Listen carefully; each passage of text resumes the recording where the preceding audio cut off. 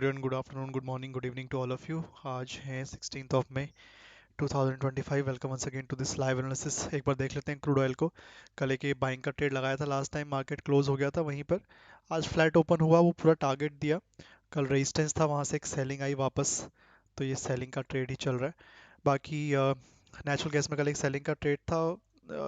एक टारगेट हो गया था, थोड़ा सा नीचे और टारगेट था, गैप डाउन हुआ, टारगेट हिट हुआ। यहाँ पर एक बाइंग का ट्रेड है, ये थोड़ा सा छोटा सा एक टारगेट लगा रखा है, स्मॉल सा टारगेट है। तो कल की लेवल है, कुछ खास चेंज हुआ नहीं है अभी। Last trading session, let's see. Natural gas का ही एक ट्रेड यहाँ पर लग रहा है, थोड़ा ऊपर आएगा तो वापस सेलिंग का प्लान रखेंगे। बाकी देखते हैं अब क्रूड ऑयल में कोई नया ट्रेड अगर बनता है। अब पे सेलिंग अच्छी आई है, एग्जैक्ट कल का रेजिस्टेंस वहाँ से हिट किया और सेलिंग आ गई वापस।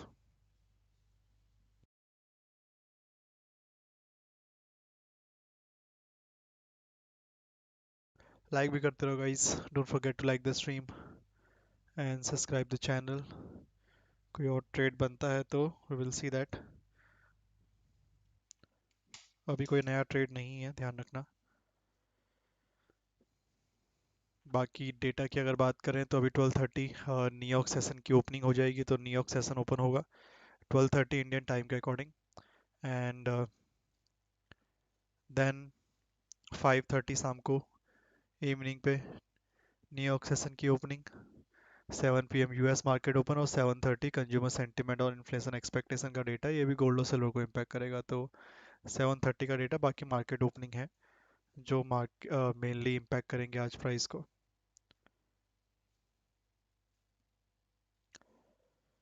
कोई क्वेश्चन हो तो देख लेना, बता देना कमेंट बॉक्स में। निफ्टी बैंक निफ्टी को देखोगे, बैंक निफ्टी स्पेशली तो साइडवेज ही चला गया, फ्यूचर तो अभी पूरा का पूरा कंप्लीटली साइडवेज ही है मॉर्निंग से।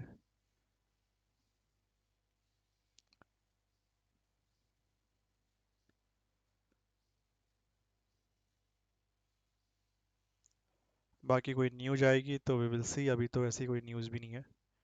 सो मेनली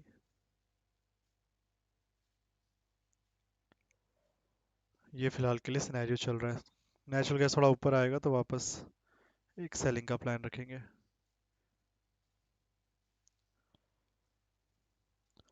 कमॉन गाइस, जिन लोगों ने लाइक नहीं किया लाइक करो फटाफट से। Don't forget to like the stream.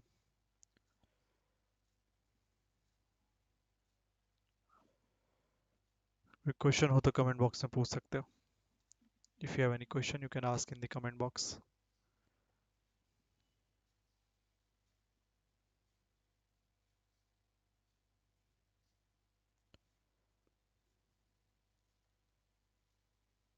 बाकी लास्ट ट्रेडिंग सेशन है, ज़्यादा रिस्क भी मत लेना आज, ठीक है। Last trading session for this week. बाकी कल करेंगे weekly analysis, so don't forget to join weekly analysis tomorrow, ठीक है। कल सैटरडे है तो वीकली एनालिसिस कल ही करते हैं।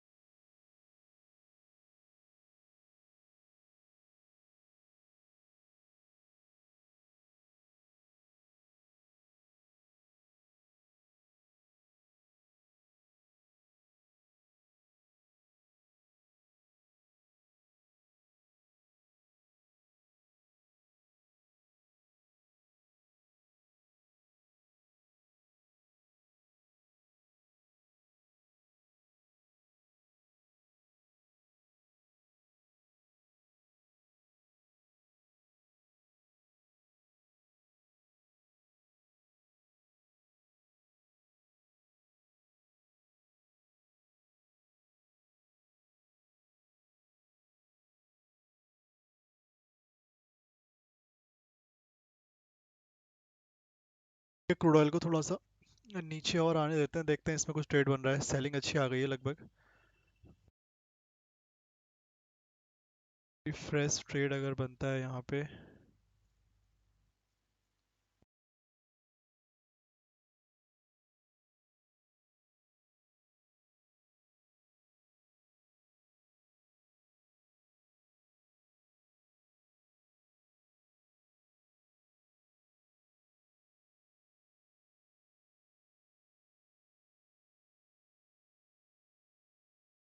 रुको, इसको रिमूव भी कर देता हूँ, बहुत ज़्यादा चार्ट बिजी लग रहा है।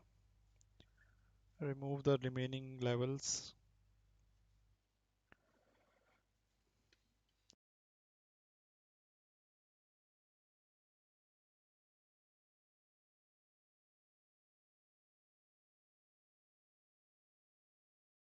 नेचुरल गैस का ही छोटा सा एक बाइंग का ट्रेड है वैसे।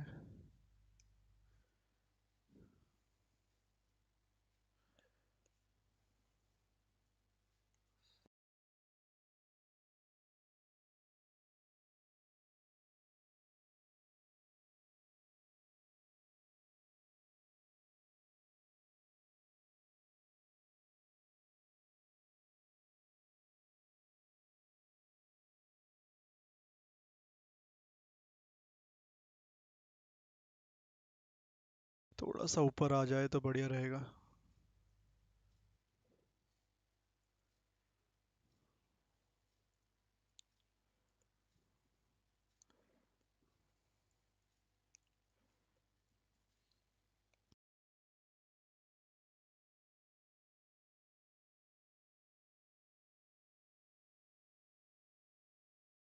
देखो, अब से एक लेवल पे एक ही बार बाई सेल करेंगे, ठीक है?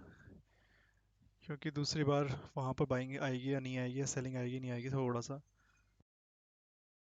50% चांस हो जाता है actually.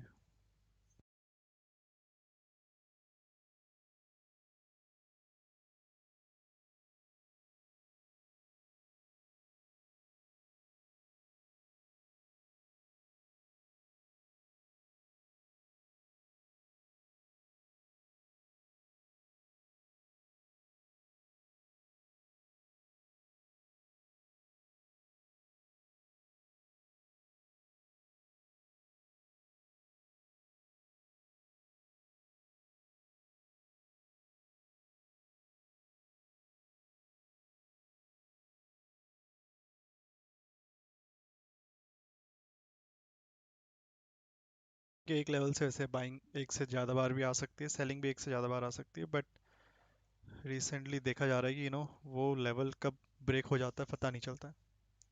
So from one level, one time buying, one time selling is enough.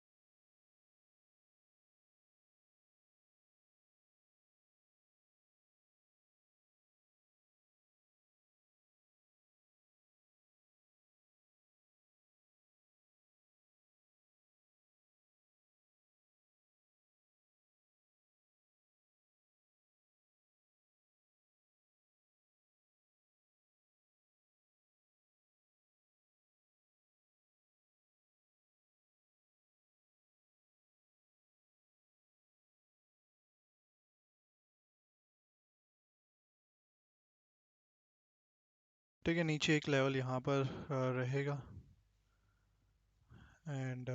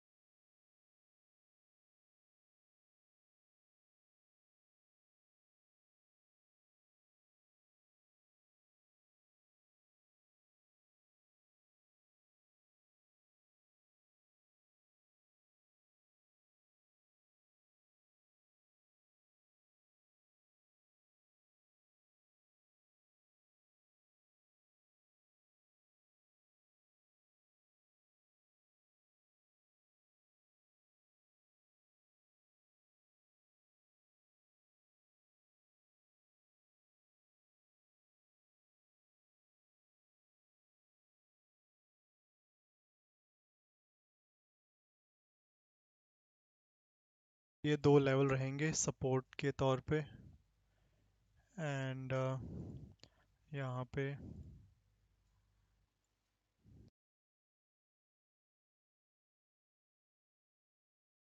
एक बाइंग का ट्रेड।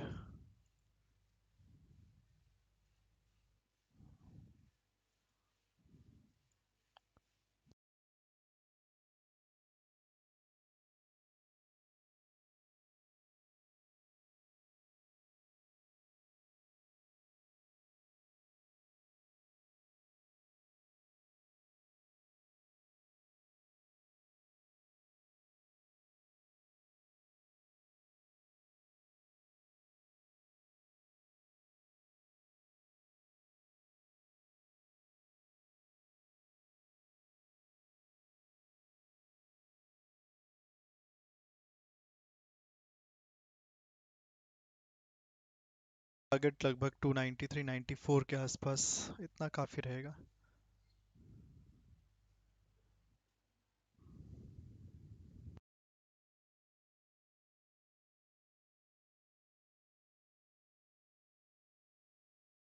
ठीक है, ये सपोर्ट जोन है, यहाँ से एक बाइंग।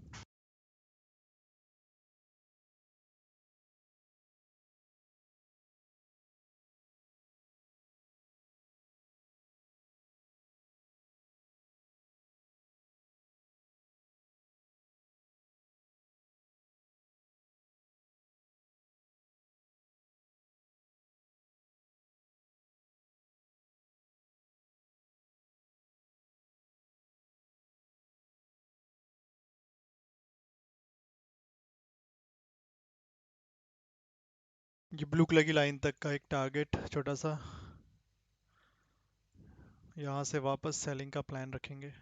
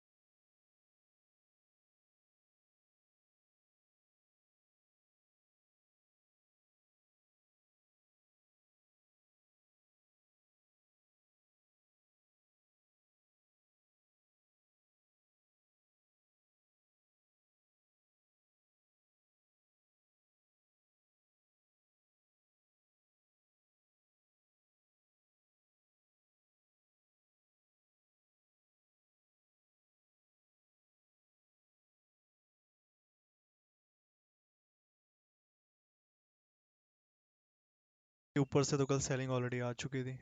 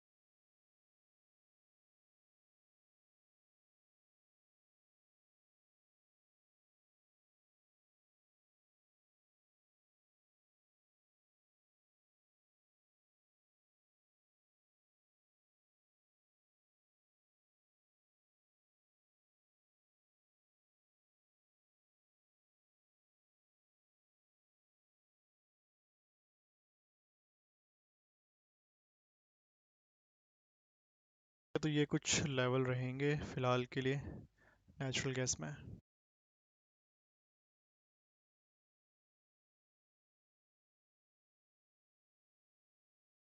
कल देखोगे, कल जिस तरह का प्राइस एक्शन बना था, थोड़ा सा बेरिस कर दिया था प्राइस को, वही कंटिन्यू चल रहा है फिलहाल के लिए।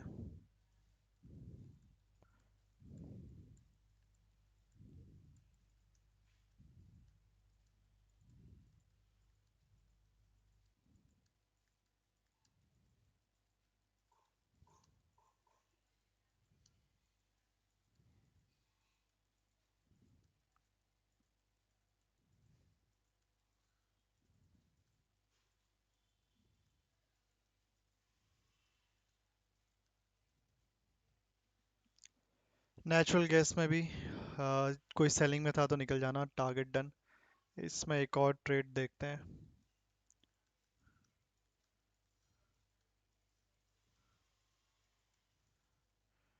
एक ट्रेड यहाँ पर कुछ और प्लान अगर हो सकता है।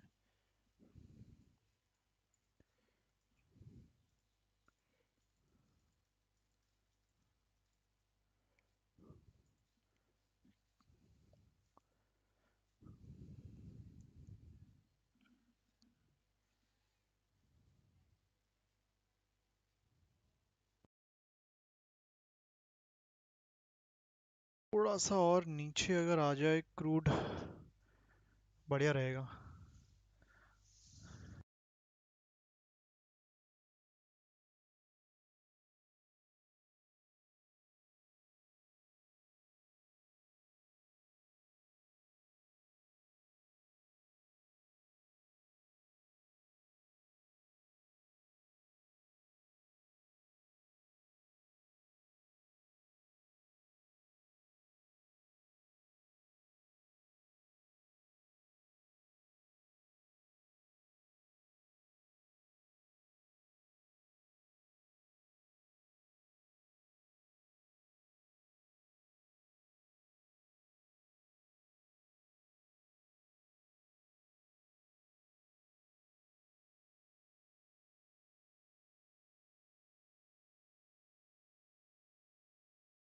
ये क्रूड का सेलिंग टारगेट इतना ही लगा रखा है, उतना ही है। कल के लेवल है, इसमें कुछ खास चेंज हुआ नहीं है। नेचुरल गैस में भी कल का ही लेवल था, वो एक सेलिंग का ट्रेड लगाया था, क्लोज होते होते उसका टारगेट हो गया था, फिर नीचे सपोर्ट है, वहां से एक बाइंग का प्लान है। ऊपर ब्लू कलर की लाइन तक का ही टारगेट रखेंगे अप्रोक्सीमेटली।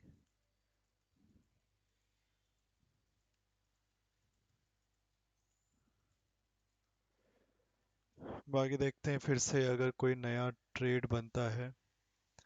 मैं एक्सपेक्ट कर रहा हूँ कि थोड़ा सा और गिर जाए तो बढ़िया ही रहेगा।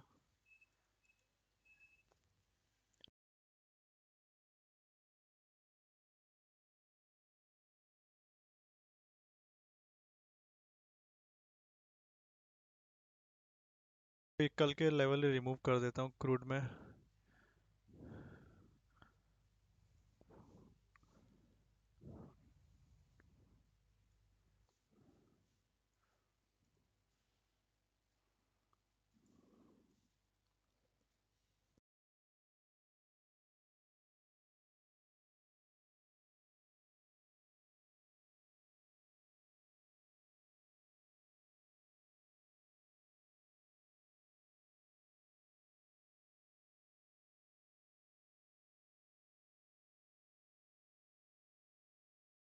लाइक भी करते रहो गाइस, लाइक नहीं रुकनी चाहिए।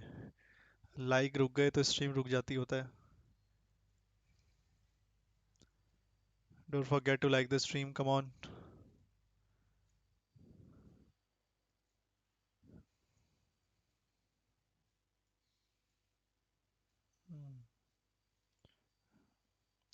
बाकी जैसा मैंने बताया कि एक लेवल से एक ही बार बाई सेल करेंगे अब। हो सकता है मल्टीपल टाइम बाइक सेलिंग आ जाए सेम लेवल से, बट हम एक ही बार करेंगे अब। क्योंकि कुछ दिनों से देखने के लिए मिल रहा है एक लेवल से कभी बाइंग आती है, एक बार तो आ ही जाती है। सेकेंड थर्ड टाइम कह नहीं सकते, 50-50 चांसेस हो जा रहे हैं। सो बेटर है कि नया लेवल बन जाएगा तो उस पर ट्राई कर लो। सो फ्रॉम टुडे ऑनवर्ड्स एक लेवल से एक ही बार बाई सेलिंग। एक बार आ गई तो फिर no other trade from that level.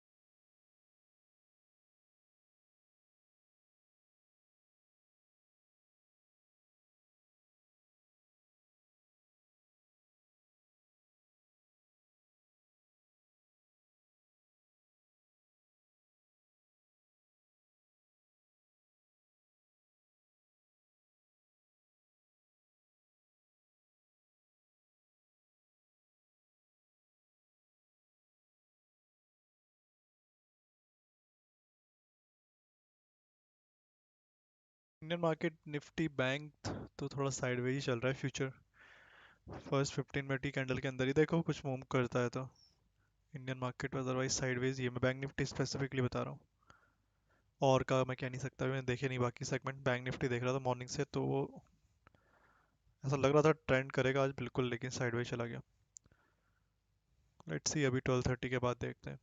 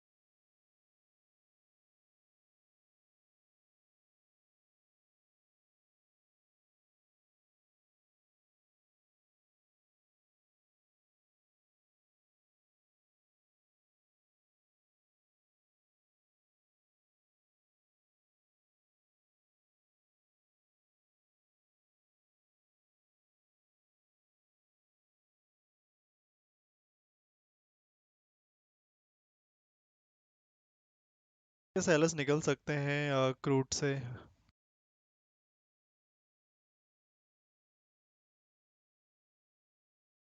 मेरे को सपोर्ट है but I am not interested. कल ऑलरेडी बाइंग आ गई है तो देखते हैं कुछ नया लेवल क्रिएट हो, वो बेटर रहेगा।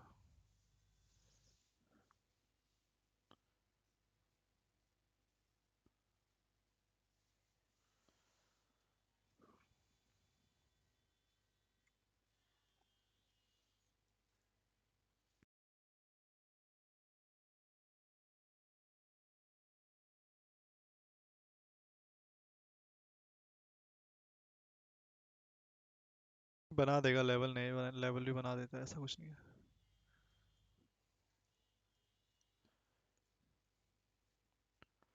लेवल बनते रहते हैं।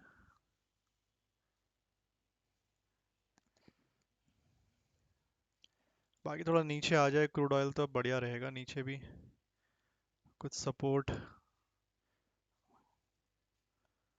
मार्केट के बचे हुए हैं जो अभी तक टेस्ट नहीं हुए हैं, 2000 वेरी गुड।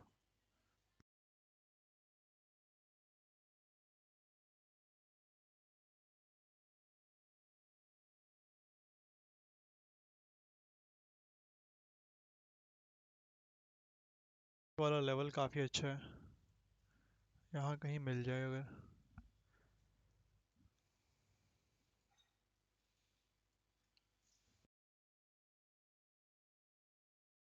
कुछ लेवल ऊपर भी टेस्ट करने रह गए हैं रीटेस्ट के तौर पे, दोनों चीज़ कर सकता है, नीचे आए well and good.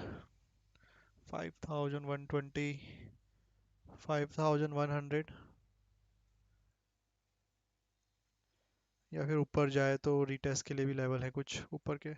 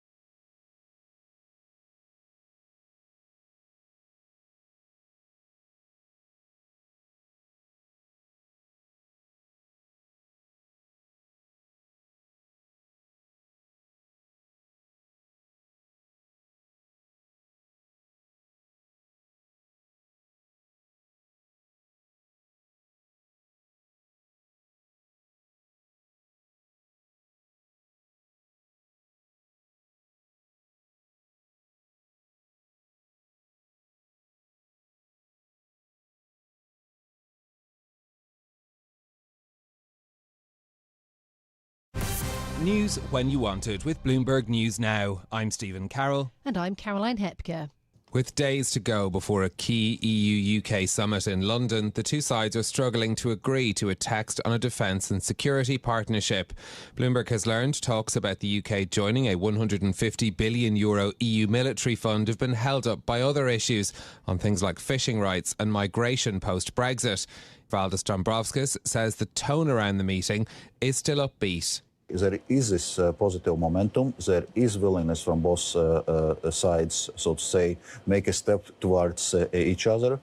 So I'm confident that we are going to see positive outcomes from the summit, and we are going to see also follow-up action from the summit. That's the EU's Economy Commissioner, Valdis Dombrovskis there.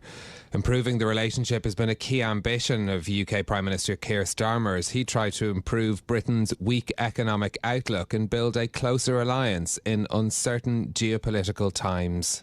America's top diplomat is downplaying hopes of a breakthrough in talks between Ukraine and Russia. Secretary of State Marco Rubio says the likelihood of progress is low without a meeting between Russian President Vladimir Putin and US President Donald Trump. But Russia has sent a low-level delegation to talks in Turkey today. Vladimir Putin spurning an offer by the Ukrainian leader to meet face-to-face. Volodymyr Zelensky was not impressed. I think that the Kremlin leader should show his leadership. If he's ready for negotiations, let's meet. We can't really run around the world looking for him. Ukraine's Volodymyr Zelensky speaking there through a translator. He also called the Russian delegation a, quote, sham. Focus now shifts to when President Trump could meet President Putin and whether the US would opt to hit Russia with a fresh round of sanctions. Republican Senator Lindsey Graham has proposed a bill with what he calls bone-crushing sanctions against Moscow, which has enough support to pass the Senate, but it's not clear if President Trump would sign it. Bloomberg understands that several sizable companies are considering listing on European stock exchanges in the coming weeks. A flurry of deals in the region could help fuel a global revival in IPO activity following recent market volatility. With more, here's Bloomberg's Chris Pitt. At least 5 sizable firms are mulling listings in the region in the near future, according to sources who've spoken to Bloomberg. The companies including Autodoc, a German online car parts retailer backed by Apollo Global, and medical technology group Brainlab. Sweden's Hacksaw and Nordic capital-backed Nova Bank are also said to be considering imminent offerings. None of the companies would confirm exact timings on any possible listing when asked for comment from Bloomberg, but a successful IPO season in Europe could be a major boost after regional activity slowed to a crawl in April. In London, Chris Pitt, Bloomberg Radio. As the UK Chancellor grapples with the challenge of her upcoming spending review here in the UK, a report by the country's independent public spending watchdog suggests that there is more scope to prize revenue from Britain's wealthiest taxpayers. Bloomberg's Ewan Potts has more. The wealthiest 1% in the UK already contribute a quarter of all personal tax revenues. But a report today from the National Audit Office says that HMRC may be able to squeeze them for more. It gives credit to the Tax Office for efforts to tackle non-compliance, which generated £5.2 billion in the year to March 2024, a full £3 billion more than just 4 years earlier. But the NAO says that the bumper revenue secured so far suggests that the HMRC's estimate of the tax gap for the wealthiest, currently £1.9 billion, is actually far too low. It's a fair bet that Rachel Reeves is casting a careful eye over today's findings. In London, I'm Ewan Potts, Bloomberg Radio. A Ukrainian national has been charged with 3 counts of arson following a series of fires at properties linked to the UK Prime Minister Keir Starmer. 21-year-old Roman Lavrinovich is due in court later today. The charges relate to a fire at the entrance of a residential property owned by Starmer in the early hours of the 12th of May, as well as 2 other blazes. Now to more global news. Japan's economy contracted by 0.7% on an annualised basis in the first 3 months of the year. The decline is more than twice what economists had estimated, and it raises concerns about the economy's resilience as President Trump's tariffs take effect.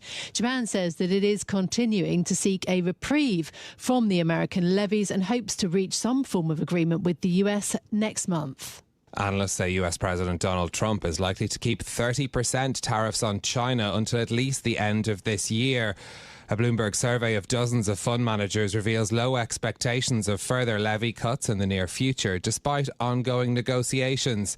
However, the Director General of the World Trade Organization, Ngozi Okonjo-Iweala, says she's still optimistic after both sides agreed to temporarily lower charges on each other's goods for 90 days. I'm very encouraged, to be honest, because we had felt that any decoupling of China-US or breakdown in their trading relationship would have quite negative spillovers on the rest of the world, but especially on poor countries, especially if trade really fragments into two trading blocks. So the fact that there's been a de-escalation, an agreement to reduce tariffs to the extent they have, I think is a good sign. Ngozi Okonjo-Iweala there speaking as Bloomberg Economics projected that current rates could still wipe out 70% of Chinese shipments to the US in the medium term. Now, those are our top stories. Let's get to the markets. The Bloomberg Dollar Spot Index is weakening for a second session in a row, 0.2% lower. The yen and Swiss franc among the beneficiaries. 10-year Treasury yields are slightly lower. Traders are now pricing in 2 Fed rate cuts this year. You've also got surging Japanese yields, especially on the long end. Stocks, though, are now trading basically like last month throughout. Didn't happen. The S&P 500 only about 4% away from an all-time record high. So just looking at the stock futures for the European market open, we're up about 0.1%. But oil markets have also just moved. We're up by 0.4% for Brent and WTI crude futures after comments from Iran. Oil takers taking this series of headlines from Iran as positive potentially for crude. The fact that that Iran is talking about hearing many contradictory US positions, that seems to have moved those oil markets. That's news when you want it with Bloomberg News Now. I'm Stephen Carroll. I'm Caroline Hepker. When it comes to investments, there's no such thing as guaranteed returns. But the U.S. has, for years, been viewed as an exception. The U.S. sits in a very special place in the global economy. American exceptionalism is a concept that has been gaining traction because the only place where you could find growth was the United States. Global investors have known that American markets are about as close to a sure thing as they can get. Markets have enjoyed 2 consecutive years of double-digit percentage gains. It's rooted in a concept that America has some sort of special sauce, that it's different in some capacity. But all of that is going away. You've ripped us off left and right, but now it's our turn to do the ripping. America first! We are getting to a period of more protectionism and more difficulty to trade abroad. Trump announced these sweeping tariffs. We immediately saw a pretty stark reaction. Tariffs rattle markets with a sweeping sell-off. Is it the end of U.S. exceptionalism? The simultaneous decline in the equity market, in the bond market, and in the U.S. dollar. All three of those together tell you that there's that sense of disquiet. So what happens when the world's favorite money-making bet is no longer a sure thing?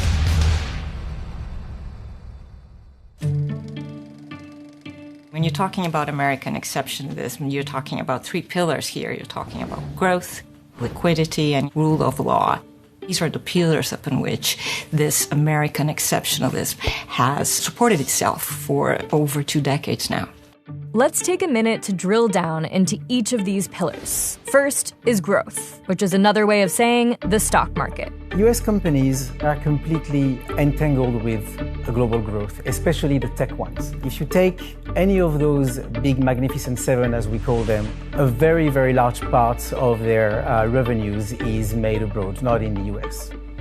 What we've seen is from 2018 to 2024, something in the order of 120% increase in the S&P 500 versus the Eurostat 600 that was only up like 30% in that time frame. The second pillar is liquidity, aka can you get your money back in a hurry? And by money, we mean dollars. The dollar occupies a really special role in the global financial system. It is the world's safe asset, the world's reserve currency. No currency is as liquid as the US dollar. The dollar is involved in 90% of FX trades. The dollar is also the global trading currency, right? Almost everything is invoiced in dollars. Third is the rule of law, which supports the safety and stability of the financial system. And this is where U.S. Treasuries and the bond market are especially important. America creates a lot of debt. The U.S. exports that debt by selling bonds, little IOUs from the mighty U.S. government, backed up by its agencies, courts, and Congress. It's basically exporting this idea of rule of law, institutional stability. Investors who are buying a U.S. Treasury don't have to worry about credit risk. And so it was that in April of 2025, we were hit with, well, this. My fellow Americans, this is Liberation Day. It's the day American industry was reborn, the day America's destiny was reclaimed, and the day that we began to make America wealthy again. Global markets reeling, losses accelerating as the U.S. indices show a sea of red. From retailers to car sellers to home builders to smartphone makers, virtually no sector spared from the tariff-induced sell-off. Liberation Day, it seems almost like an indiscriminate, outright trade war with the rest of the globe. We saw a lot of international investors sell their U.S. stocks. You also saw American bonds selling off, which is something that is not supposed to happen. If you're in the market right now, you're wondering where to hide. And I can tell you at the moment, you can't hide in the bond market. It's not working. A sell-off in bonds, the likes of which we haven't seen since the pandemic. Every single US asset, whether it's bonds, stocks, or currency, was dumped. Part of the extra added uncertainty right now is we don't have a framework of where we're going. The bond market right now is beautiful. But yeah, I saw last night where people were getting a little queasy. The rule of law has definitely come under attack. Simply, people don't know what the rules of the game are anymore. And if there's any Achilles heel, that's the one. The global financial system, it is not built for a world where stocks are falling, where bonds are falling, and the dollar is also falling. This puts the American and therefore the global economy in a very precarious place, something the markets are particularly averse to. When you have those kinds of ideas that are introduced into a system, but they're introduced in a violent and aggressive way, then you're going to have a lot of volatility. A massive rally today spurred by a shift in White House policy. You have tech ripping. You have the NASDAQ 100 seeing the biggest gain since 2008. You're going to go down to a 10% baseline tariff for them, and China will be raised to 125 due to their insistence on escalation. Even if there's like a complete reversal, confidence is damaged. And when confidence is damaged, people start to switch their portfolio to other assets. While Trump's tariffs may have put American exceptionalism in focus, the concerns are long-standing. The problem was the very heavy concentration of the US economy into these magnificent seven or those big tech stocks. And as an investor, it's a problem because you can't have so much exposure to such a small number of stocks. Overexposure to the Magnificent Seven was just part of the uncertainty. Moves away from bonds and the dollar also predate Trump's policies. Before Trump, we had seen some signs of investors backing away from U.S. Treasuries. A lot of central banks have been diversifying into gold, things like that. People buy dollars when they're nervous, but when the stock market started crashing, we did not see that flight to safety into dollar assets. We saw investors actually retreat from a lot of those dollar assets. We've seen gold hitting a new record on safe haven demand. And we can pin some of that move on Donald Trump, but really de-dollarization has been this long-running talking point in the markets for decades now. But we have to remember that U.S. markets, they're huge, and we don't necessarily have alternatives that can quickly absorb the degree of a major global disinvestment of the United States. The data supports this. 88% of all FX trades, 70% of foreign currency debt issued, 59% of the world's currency reserves, 54% of all export invoicing, and 47% of the world's interbank FX transactions all use the US dollar to this day. And so it's really difficult to see what the replacement, what the substitute would actually be for the US dollar. Time and again, when these de-dollarization concepts come up, at the end of the day, people are stuck with the dollar. However, de-dollarization in terms of your equity portfolio, that's something that we're seeing happening right now as a result of the loss of American exceptionalism. And so it's foreign stock markets that may be the beneficiaries. Outside the US, there's a lot of potential winners. Asia is one of them, emerging markets is one of them. But one that has been the big focus is Europe. The German stimulus was kind of a game changer, and the monetary policy is much more accommodative in Europe compared to the US. So companies are refinancing themselves at a much lower rate, and they are benefiting from a huge fiscal stimulus. While in the US, you have the complete opposite. You have a central bank which is kind of stuck between inflation tensions and a government which is reducing spending and doing everything it can to keep finances tight. It's not the first time that we have seen a crisis of confidence. Going back to the 70s, to Nixon administration, when you have a confidence shock where the US upended the gold standard. Now we have a new world, fortunately a much better world economically. We did have the subprime mortgage crisis in 2008, and the US has come back. There's a tremendous wealth of investment committed to the United States. So we could weather this storm. How the global economy weathers the storm remains to be seen.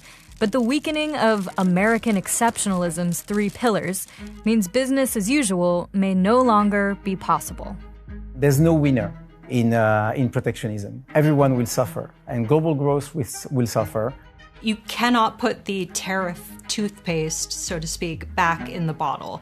And if you combine that with the Trump administration's isolationist foreign policy, you can certainly see why countries are starting to get worried. The regime has shifted. The concept that we're in a globalized world is now in tatters.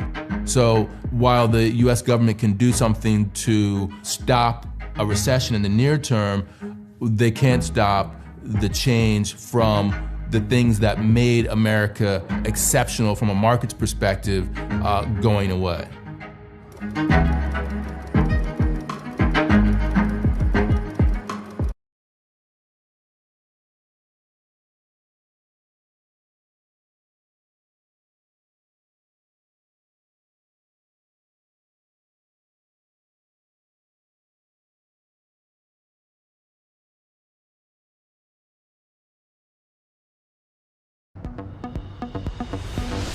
As my birthday signals another milestone in my life, I'm hopeful that if I stay true to myself and follow my instincts, my legacy will be looked on kindly for generations.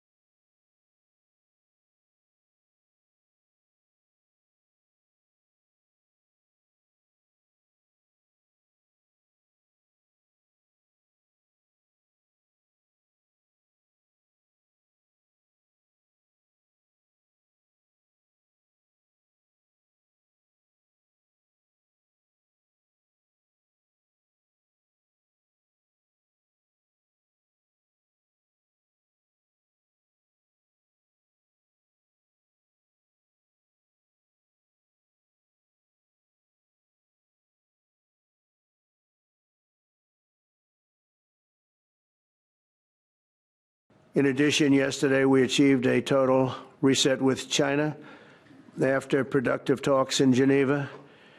Both sides now agreed to reduce the tariffs imposed after April 2nd to 10% for 90 days as negotiators continue in the largest structural issues. And I want to tell you that a couple of things. First of all, that doesn't include the tariffs that are already on, that are our tariffs, and it doesn't include tariffs on cars, steel, aluminum, things such as that, or tariffs that may be imposed on pharmaceuticals, because we want to bring the pharmaceutical businesses back to the United States, and they're already starting to come back now based on tariffs. Because they don't want to pay 25, 50, or 100% tariffs, so they're moving them back to the United States. I spoke to Tim Cook this morning, and he's going to, I think, even up his numbers, $500 billion. He's going to be building a lot of plants in the United States for Apple, and we look forward to that. I really do look forward to that, because if you think about it, we opened up our country to China. They have very few restrictions, and they didn't open their country to us. Never made sense to me. It's not fair. And they've agreed to open China, fully open China. And I think it's going to be fantastic for China. I think it's going to be fantastic for us. And I think it's going to be great for unification and peace. China will also suspend and remove all of its non-monetary barriers. They've agreed to do that. Well, they're very numerous. But again, to me, the biggest thing that came out of that meeting is they've agreed. Now we have to get it papered, but they've agreed to open up China. It's going to be great for everybody.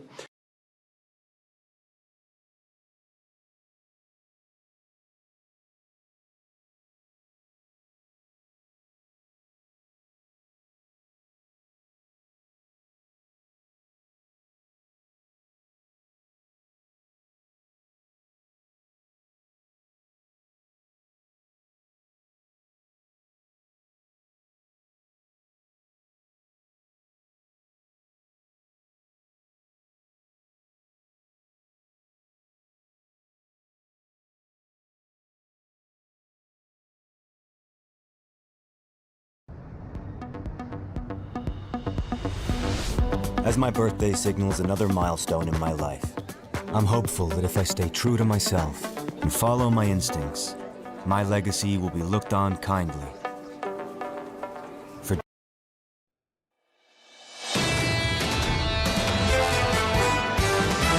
I just don't see any significant catalyst to the upside in terms of earnings growth or economic growth. Our forecast for GDP is below trend. Much of that comes from a drag on the consumer. The consumer appears to be continuing to spend. They're very healthy. We're still talking about an environment where we have higher tariffs, potentially lower growth. The next couple months could be a surprise. This is Bloomberg Surveillance with Jonathan Farrow, Lisa Abramowitz, and Anne-Marie Hordern.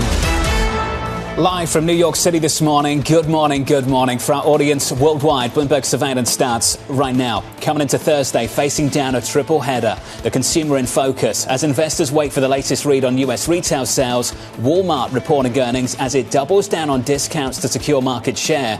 And Fed Chair Jay Powell speaks as leadership stops well short of calling the all clear. A packed Thursday coming up. And the big question is, what's actually going to move this market more? The economic data, the Fed speak, or what's going on in Washington, given what's going on with the actual deficit discussions? There is a real question here about how much this market and, frankly, even Fed officials are looking at the data or even the forward looks from a lot of companies that have very little visibility at a time of still great uncertainty. Walmart, the one. Yes. I think for many people, a little bit later this morning, we should get those numbers in about 60 minutes from now. Walmart is the one. What is happening with consumer?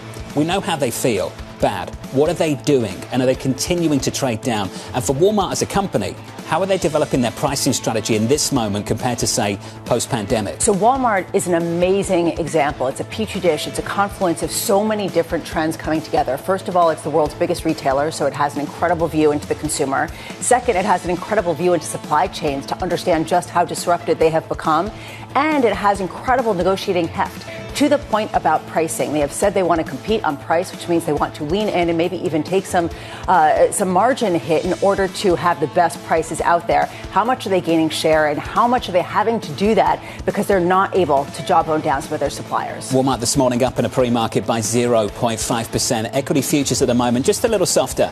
We're down by 0.5. Coming up this hour, we'll catch up with Barbara Duran of BDA Capital Partners with stocks on a 3-day winning streak. Ed Mills of Raymond James as the tax debate on Capitol Hill continues. And Gene Soroka of the Port of LA expecting a sharp drop in imports this month. We begin this hour with crude dropping as President Donald Trump says the U.S. is closing in on a deal with Iran. Iran has sort of agreed to the terms. They're not going to make, I call it in a friendly way, nuclear dust. I want them to end up being a great country, frankly, but they can't have a nuclear weapon. It's very simple. It's not like I have to give you 30 pages worth of details. There's only one sentence. They can't have a nuclear weapon. Joining us now from Abu Dhabi, Bloomberg's Anne-Marie. AMH, I have to say, this is somewhat unexpected. Somewhat unexpected, Jonathan. And there was this report in NBC News that a top advisor to the Ayatollah was talking about the fact that they are ready to do a deal with the United States. They would be willing to give up this commitment to have a nuclear weapon, but they still want to keep nuclear enrichment for civilian use. And the president said, you probably read that port in Iran, they are agreeing to some terms of the deal. Well, that deal is basically the JCPOA. There is nothing in the report that looks anything more than the JCPOA, which this president pulled the United States out of. So if that's where talks stand right now, it is very unclear if that would be enough for this president to be willing to do a deal with Tehran. We should also note earlier on the trip, his red line has always been they cannot have a nuclear weapon, but he also talked about the fact that Iran needs to stop funding and supporting the proxies around the Gulf like Hamas, Lebanese Hezbollah, and the Houthis. When you look at this report from NBC News, Tehran is not willing to do that. And Maria, on a larger scale, what has been accomplished and what remains to be accomplished on this tour of the Middle East that has been basically deal-palooza over in Riyadh and now heads to the more geopolitical front?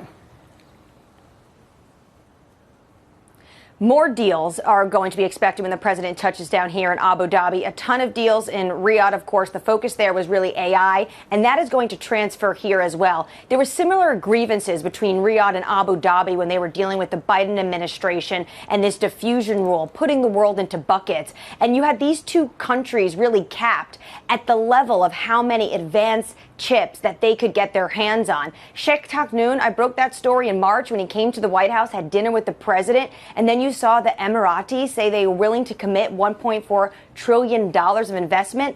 They say in order to invest in AI data centers and how they want to transform their economy, they need access to those chips. So I would take a look at NVIDIA, AMD today. They can be on display yet again as they were in Riyadh. Anne-Marie, appreciate the update. More from AMH a little bit later this morning. We'll catch up with Anne-Marie in about 60 minutes from now. Waking up to a lot of news overnight from the Middle East. Not just that news there, the prospect of a deal with Iran. Also a little bit of pressure on Tim Cook of Apple from the President of the United States regarding India, right? This just highlights how difficult it is for any company to come out with any decision about where to reshore some of their production, given the fact that it's unclear where is preferred other than the United States of America. With President Trump coming out and saying to Tim Cook, I don't like moving to India. What's wrong with the U.S.? Why doesn't he come here?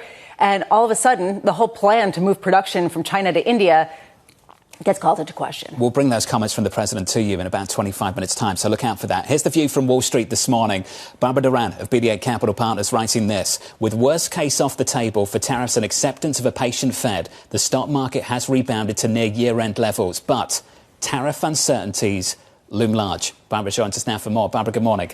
Hey, good morning. This is a take from a lot of people. We've avoided the worst case. Markets rip. You have to cover shorts. Where are we now, and what do we have to face down in the months to come?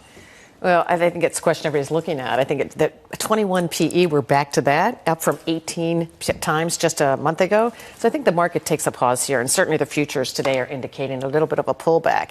And I think with the uncertainty, people are taking their eye off the ball in terms of the trade tariffs are still there. And right now, the blended rate is probably about 17.8%, 18%. 7 times what it started at the beginning of the year at 2.5%. So even if he were to come down to 10%, that's still 4 times. That's going to have an impact. And we haven't seen it. Today we're looking at retail sales, PPI number, Walmart. Walmart will have an interesting read because they're starting to see things, but I don't think we're not going to see a big impact. We've seen the soft data. Consumers are really nervous.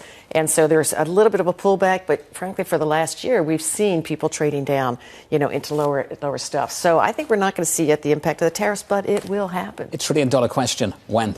When do you expect to see it? Yeah, I think that is the question because we know we've had a lot of pull forward. We've seen that in terms of the freight and all the forward ordering. So it looks like sometime in the summer, and certainly by the fall, I think we will start to see the impact of slower growth. We're going to have a better idea about inflation. And inflation we're not going to know for a while, which is why the Fed is being patient. And now all the reversals in trade shows their patience is warranted.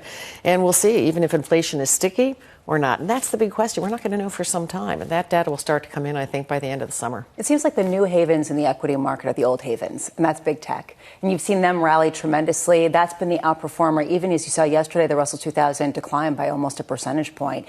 There is this feeling that once again, they can diverge meaningfully in an era of tariffs and potentially trade wars if the technology they provide is fundamental to the next phase of advancement. Is that your sense as well as an investor? Yeah, it is. I mean, if you look as far back what happened in 22 when the Fed aggressively raised rates, the growth stocks and the mega cap tech all got killed, right? But the fundamentals hadn't changed. So that when the Fed stopped and it looked like they were on an easing path, they came back, roaring back in 23 and 24. But they have been subject to periods of extreme profit taking. And that's why they run up. Even now, you've had a big bounce back. I mean, look at NVIDIA. That's up 42% in the last, since their low in April.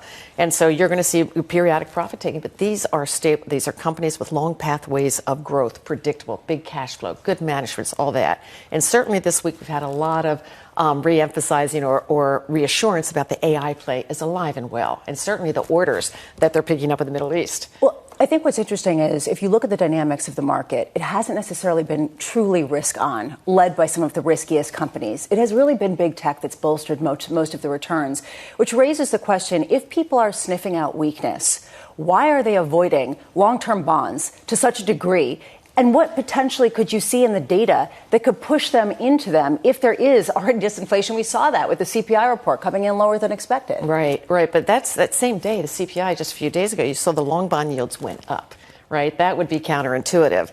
But I think we've got big issues. I mean, we're watching the tax bill negotiations unfold. So far, it doesn't look like they're making much progress. And there's a lot more to come in terms of how much are they going to cut Medicaid, et cetera, in terms of the deficit. And that's, I think, what's affecting the long bond yield. Plus, the reports of on the margin, other countries like China are trying not to buy treasuries if they can help it. They'll go to the yen, they go to the euro.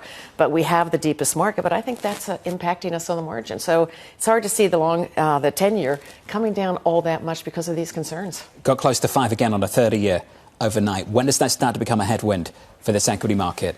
That's a question. I think, if you look at the 10-year, I think when you start to get at 4.6, people start to get really nervous about what's this mean and how do we tamp that down? And that really, I think, makes the bond market nervous about deficits and what's coming. So a lot is hanging on this tax package in terms of what happens in that regard. And that's, the immediate concern is where do we cut taxes and the deficit? But, it's going to be hard to solve. How it shapes the equity market is one thing. Another thing is how it shapes the conversation actually down in Washington, D.C., and whether it pushes people to change their mind about how far they can push this thing. Or do they just change how they push this thing? Because the bill that was discussed overnight pushes this thing in the near term, during Trump's term, through the midterms, and then all of the sweeteners come off and some of the cuts come into place. So if you just prolong it until after this political cycle, then maybe that's a solution. I've heard it described as jet fuel for the U.S. economy by U.S. officials. Do you consider it the same way? You're talking about the tax rate? Yeah. No, I don't, because what they're talking about basically is extending existing tax cuts. And then when you look at where the tax cuts could come, Social Security, if they do that, it has to be some compromise there because you're looking, by some estimates, of adding $1.2 trillion over 10 years to the debt. No taxes on tips. Well, I'm not sure so many people report their tips anyway, and overtime. I mean, it's something like 10-11% of salaried employees get overtime. So even that's not that meaningful. So where's the stimulus going to come from? And I don't think there's any serious talk about really cutting the corporate tax rate any further. So I think it's, it's a little bit over-promising here. Are we removing a potential headwind or providing a tailwind? How many times have we asked that question over the past few days? And frankly, the answer is still not clear, because potentially there are sweeteners to people who give birth to children. There's certain tax deductions that potentially will get thrown in there. There's certain benefits to investing in certain kinds of funds. It's unclear, but right now people are more worried about the headwinds coming from the bond market than they are some of the tailwinds. Barbara, it's good to see you. Thanks for dropping by. Barbara Duran there of BDA Capital Partners in the bond market. A bit of comfort for you. Yields backing off. We're lower. We're down by 2 or 3 basis points on a 10-year, just sitting in and around 450. With an update on stories elsewhere this morning with your Bloomberg Brief, here's Yahira Anand. Hey, Yahira. Hi, John. Some New York Republicans are signaling that an $80,000 SALT cap may be on the table in President Trump's tax package, which you were just speaking about. Several lawmakers even threatened to reject any package that does not include a sufficient increase. Representatives LaLota, Stefanik, and Lawler are some of the key Republicans pushing for the increase. Meanwhile, Russian President Vladimir Putin has named a group of low-level officials to join peace talks with Ukraine in Turkey, giving no indication he plans to join the negotiations today. President Zelensky had challenged Putin to meet him for talks in Istanbul after the Russian leader offered to resume direct talks to end the conflict. And United Health is under criminal investigation for possible Medicare fraud. The Wall Street Journal is reporting the Justice Department has been probing the company's Medicare Advantage business since at least last summer. United Health said in a statement late yesterday that the DOJ had not notified it about the reported investigation. That's Bloomberg Brief. John? Yahira, thank you. More from Yahira later this hour. Up next on the programme, building a consensus. I will tell you, I'm absolutely confident we're going to be able to work out a compromise that everybody can live with. Virtually no one's going to be 100% satisfied with every piece of the bill. It's just not possible. We'll get to that compromise next. We'll catch up with Ed Mills of Raymond James, live from New York City this morning. Good morning.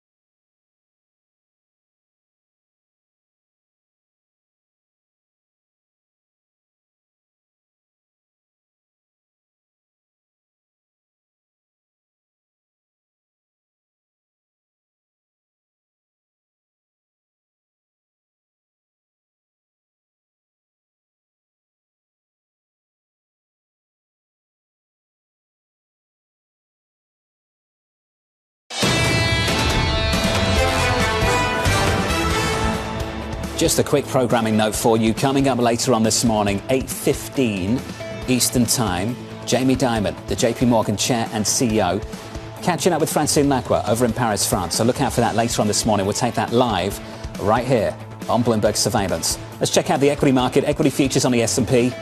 A little bit lower. We're down 0.5% following a 3-day winning streak. On the Nasdaq, down by 0.7% following an almost 25% rally off the April low. We're taking a bit of a breather this morning.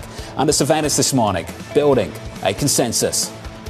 I am trying to be the sort of the neutral umpire in the negotiation and build consensus, so I won't come out here and handicap it and tell you numbers and all that. But I will tell you, I'm absolutely confident we're going to be able to work out a compromise that everybody can live with. Look, when you have a bill this big, with this many pieces and this many components and this complex and comprehensive, virtually no one's going to be 100% satisfied with every piece of the bill. It's just not possible. So here's the latest this morning. 2 New York Republicans signaled the cap on assault deduction could reach as much as $80,000 as the party works to come to a compromise on President Trump's tax package. Joining us now in Washington, D.C. is Bloomberg's Tyler Kendall. Tyler, welcome back. Let's talk about that compromise. What would that compromise actually look like? Yeah, hey, John, good morning. So the proposal you're referring to is being shorthanded here in Washington as 40-80. So it would lift the SALT cap from $10,000 to $40,000 for individuals. And then you double it for married couples, and that's how you could reach that $80,000 number. Now, to be sure, at the moment, we have not gotten indications from House leadership that that's the number that's being seriously considered. But at the same time, we heard from two lawmakers from these high tax states like New York, New Jersey, and California saying that that's a number that they could get behind. Remember, they have already said a hard no to the current proposal that's in the legislation, which would be lifting that cap to $30,000. They came into the week looking for a number as high as $62,000 for individuals. So perhaps this could be the sweet spot. But to be sure, there's still a lot that still needs to be worked out here. We could get some indications later on today. It's our understanding that House Speaker Mike Johnson will meet with these lawmakers from these high tax states. But there's also reporting that he's going to invite some House Freedom Caucus members, these fiscal hawks who say that the higher the SALT cap goes, the greater the need to find additional savings elsewhere. Now, John, a few other areas of compromise I'd be looking out for here. One would be income limits. Who does this apply to, at what price? And then also expiration dates, I think, are going to make their way into the conversation in a pretty meaningful way. Perhaps they will lift that SALT cap, but how long it stays on is going to be a big question. Tyler, let's talk about those expiration dates. It seems like there are a lot of provisions within this proposal that have expiration dates at a time when some of the sweeteners will happen immediately and some of the pay-fors will happen in 2028. What do we know about that? Right, exactly. And that is particularly kicking in also when it comes to those spending cuts, which is going to be a very big topic of discussion moving forward here, not just within the House, but of course, when the bill gets kicked over to the Senate. I'd highlight two of them. One is the immediate impacts that there could be on Medicaid. Some of those fiscal hawks want to see that funding pulled back even quicker. And then the other to keep your eye on is what happens to those IRA subsidies. Interesting enough, we've often heard Republicans say that they want to roll back those subsidies when it comes to tax credits on clean energy production. But at the same time, there are Republicans cautioning that they want to see those actually remain in place as they represent states with economies that are trying to make that clean energy transition. So it's going to be interesting to see where that shakes out here, because the timeline in particular is something to watch. I actually was on Capitol Hill yesterday. I caught up with Senator Josh Hawley. He's one of those senators who says they cannot support the House bill as it currently stands because of this issue. This is going to be difficult. Tyler, thank you. Tyler Kendall, we've talked about that aggressive timeline. The House wants this wrapped up by Memorial Day. Ed Mills of Raymond James joins us now for more. Ed, let's talk about Republican leadership, and welcome to the programme, sir, by the way. Republican leadership, how difficult is it going to be to please both the SALT lobby and the hawks? It's difficult, but not impossible, John. What I've told folks here at Raymond James is that May is for the House of Representatives to get this done. June is for the Senate. July is for them to work out their differences. And early August is getting this to President Trump's desk. The big sticking point, as you've been highlighting, is what is going to be that increase in the SALT cap. But if we look at the totality of the bill, if this is what we're talking about, we're down to that kind of final pieces of negotiations. We've been watching these committees mark it up. The Ways and Means Committee finished their markup. The Energy and Commerce Committee finished their markup. The Agriculture Committee finished their markup all this week. Last week, we got a bunch of other committees finishing their markups. This has been going pretty smoothly. This is not what we normally see, John. So I always tell folks, take the over on timing coming out of D.C., with maybe the exception of this year. The House Republicans have been together because there's a lot of pressure by President Trump, and there is really big pressure on the alternative. If you don't do this, what do you get? You get the largest tax increase in U.S. history. That's an unacceptable outcome for House Republicans. So they are going to get this together, and they're going to get a bill to President Trump's desk. Ed, if you have that confidence, I want to understand what underpins it. Some way you must believe there is a compromise. And if you believe there's a compromise, can you tell us what that compromise ultimately will look like? Yeah, so I don't know if it's going to go to that 40-80. I think that some of the SALT caucus members are taking a page out of the playbook of Donald Trump. Move the number up higher so you can get a compromise that everyone can live with.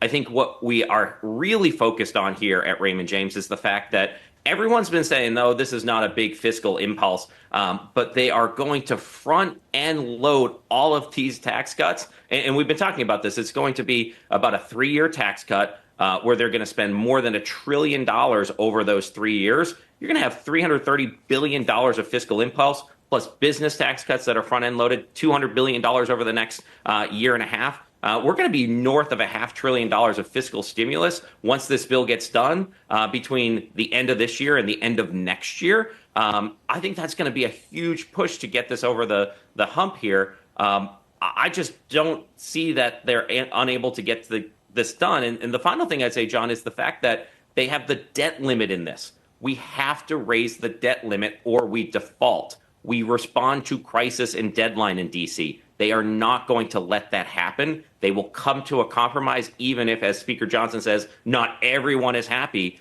But the alternative, everyone is, responsible for a complete disaster. So they don't want that complete disaster. They will get this done. They're moving pretty quickly, Ed. So is the bond market. And yesterday, the bond market seemed a little concerned about this. And I'm talking about the 30-year yields in particular, because you do have this stimulative impulse by front-loading a lot of the sweeteners. At the same time, the Committee for a Responsible Foreign Federal Budget came out with projections that called for the increase of the fiscal deficit by $5.2 trillion as a result of this package over the next 10 years. Also talking about an increase of debt to GDP of 125 to 125%. From where it is today. At what point, Ed, do you think that that's going to be the ultimate check, given that that really is something that the bond market's paying attention to? Lisa, when I talk to clients, the 30-year hitting 5% seems to be the Trump put and Trump 2.0. So we're really dangerously close to that. However, I don't think the Trump put at 5% really applies to the House and to the Senate. I do think it's really important, as you mentioned, this is going to be the most expensive bill in U.S. history. And so how are we going to offset? There's some cuts in this bill, about $1.5 to $2 trillion. And as you've pointed out, some of those don't happen until the expiration of some of the sweeteners. So are those actually ever going to happen? But Trump is out there doing tariffs. He has DOGE. He has our Treasury Secretary saying that they're really concerned about the long end of the curve. That's a political permission structure to get Republicans on board here. But it's really important because I think once we get this done, the debate for this market for the second half is the path of the 10-year and the path of the 30-year, because we've raised the debt limit. We need to refill the TGA. We have a higher debt to GDP expectation. And we have to refinance $9 trillion worth of treasuries over the next 2 years because of the way in which the prior administration and Janet Yellen in particular decided to refund and front-end load all of the Treasury purchases at the end of the Biden administration. Just real quick, Ed, how much of an offset are some of the tariff revenues that are expected? I have no idea, but because I have no, I mean, it's the honest answer. I think at the end of the day, it's probably going to be about $200 to $300 billion a year. What you have heard from the administration, it could be $6 trillion, $8 trillion. They are trying to create that political permission structure and keeping a lot of vagueness into how much it is actually going to be, trying to say that it will pay for itself. I don't buy that, but it is good politics. We value the honesty. We appreciate it, Ed. Thank you. Ed Mills there of Raymond James. Your 30-year this morning, your yield is 4.95. It's difficult to make the argument we're 5 basis points away from the fiscal dove seeing the light. Don't you think? Well, this is the reason why Stephen Jen yesterday came out, a longtime fund manager, and said it might take a Liz Truss type of moment to discipline this U.S. fiscal oversight, given the fact that right now it seems to be an orderly move. Yes, up to 5%, but it's not the same kind of freak out that we saw a couple weeks ago. Got to put a number on Liz Truss. What's a Liz Truss moment in Treasuries, given where we are already? Well, I think it's the pace also. It's the disorder that happens with it. Then maybe Washington wakes up, just not yet. Up next on the programme, and Rita said, of energy aspects as oil drops on prospects of a deal with Iran.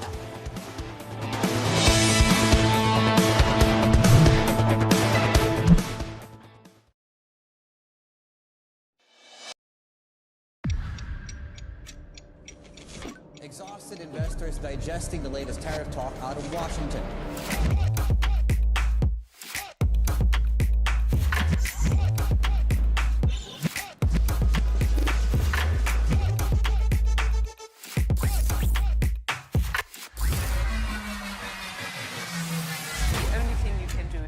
Prepare.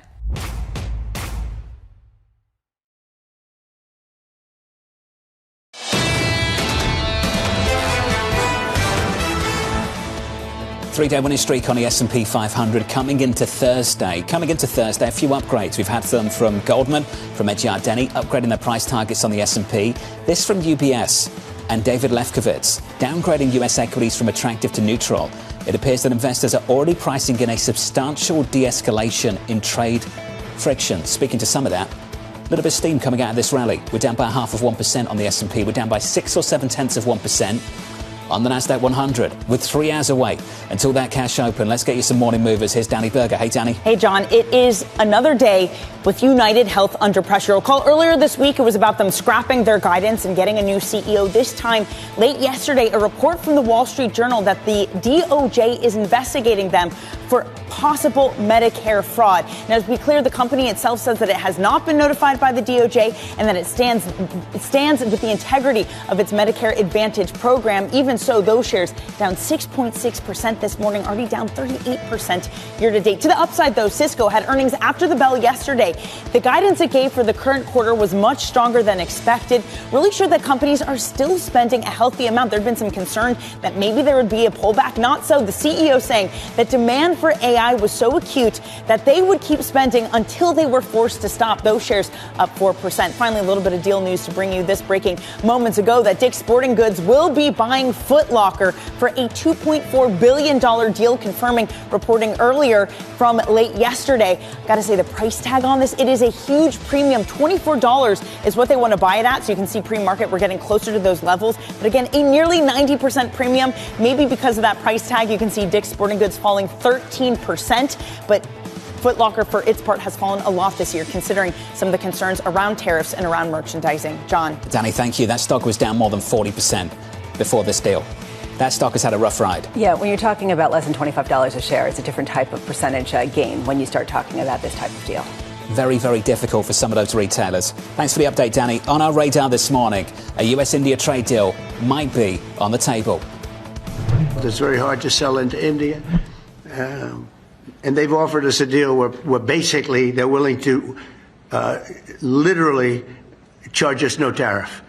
That's a view from the President of the United States. How close are we to that deal? Yeah, and how close is that to the reality from the Indian side? Because on Monday, India announced retaliatory tariffs potentially against the U.S. should these talks go south. And some analysts were speculating that they were taking a tougher tone in response to what transpired between the U.S. and China. So a real question here about how much there is an offer on the table to drop all tariffs. And then would they be willing to unilaterally do so, or would it require the U.S. also dropping tariffs to zero, which it has been made clear that that is not something that they really are willing to do, given that there is that 10% ceiling, or 10% floor, I should say, for tariffs going forward. Which brings Apple into the conversation, because the president was upset with Apple and Tim Cook for moving production to India, turned around overnight and said, we don't want to see that happen. But if we're going to see a deal between the Indians and the US, then doesn't that justify the move we've seen from Tim Cook and Apple? There is a real question around who our allies are and what kind of perks there are to being the allies of the United States. Is it business that gets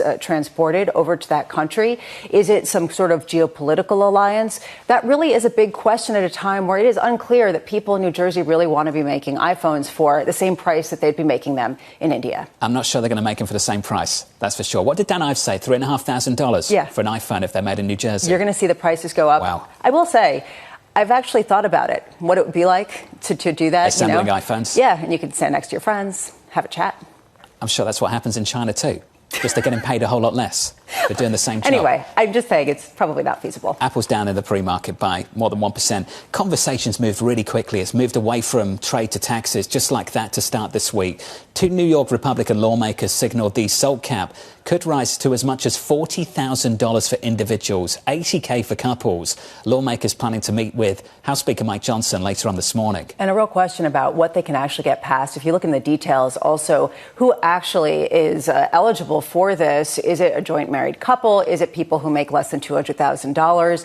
How much is this really important for some of the Republicans, particularly from high tax states, that have seen huge uproar about this particular provision? It just goes to show how many different cats they're hurting and how they're going to deal with it, which is to have all of the sweeteners up front and then the pay-fors later after the political cycle is over. I find this a fascinating tactic. It's been deployed before. Will the Senate sign off on it, though, if there is a response in the bond market that suggests probably there will never be pay-fors? Ed Mills of Raymond James thinks you can get this deal done, this bill passed, and signed before the end of summer. Speaking of herding cats, foreign policy, Russia, Ukraine. The peace talks seem to be on ice for now. The Russian President Vladimir Putin sending a low-level delegation to hold talks with Ukraine and Turkey, despite calls from Ukraine's Volodymyr Zelensky for Putin to attend. And it doesn't seem like President Trump is going to attend either. He said, we'll see, kind of busy.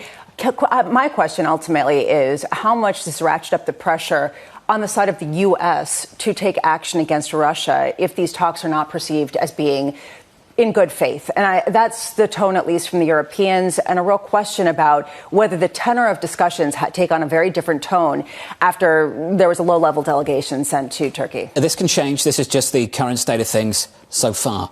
And the planned talks over in Turkey. I want to turn to commodities and look at oil. Crude is lower for a second day after President Trump said the U.S. and Iran are closing in on a deal.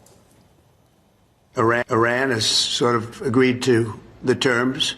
They're not going to make, I call it in a friendly way, nuclear dust. I want them to end up being a great country, frankly, but they can't have a nuclear weapon. It's very simple. It's not like I have to give you 30 pages worth of details. There's only one sentence. They can't have a nuclear weapon. They can't have a nuclear weapon. Joining us now to discuss, Amrita Sen of Energy Aspects. Amrita, welcome to the programme. Your thoughts on what the President just said there, and how unexpected is the prospect of a deal for this energy market?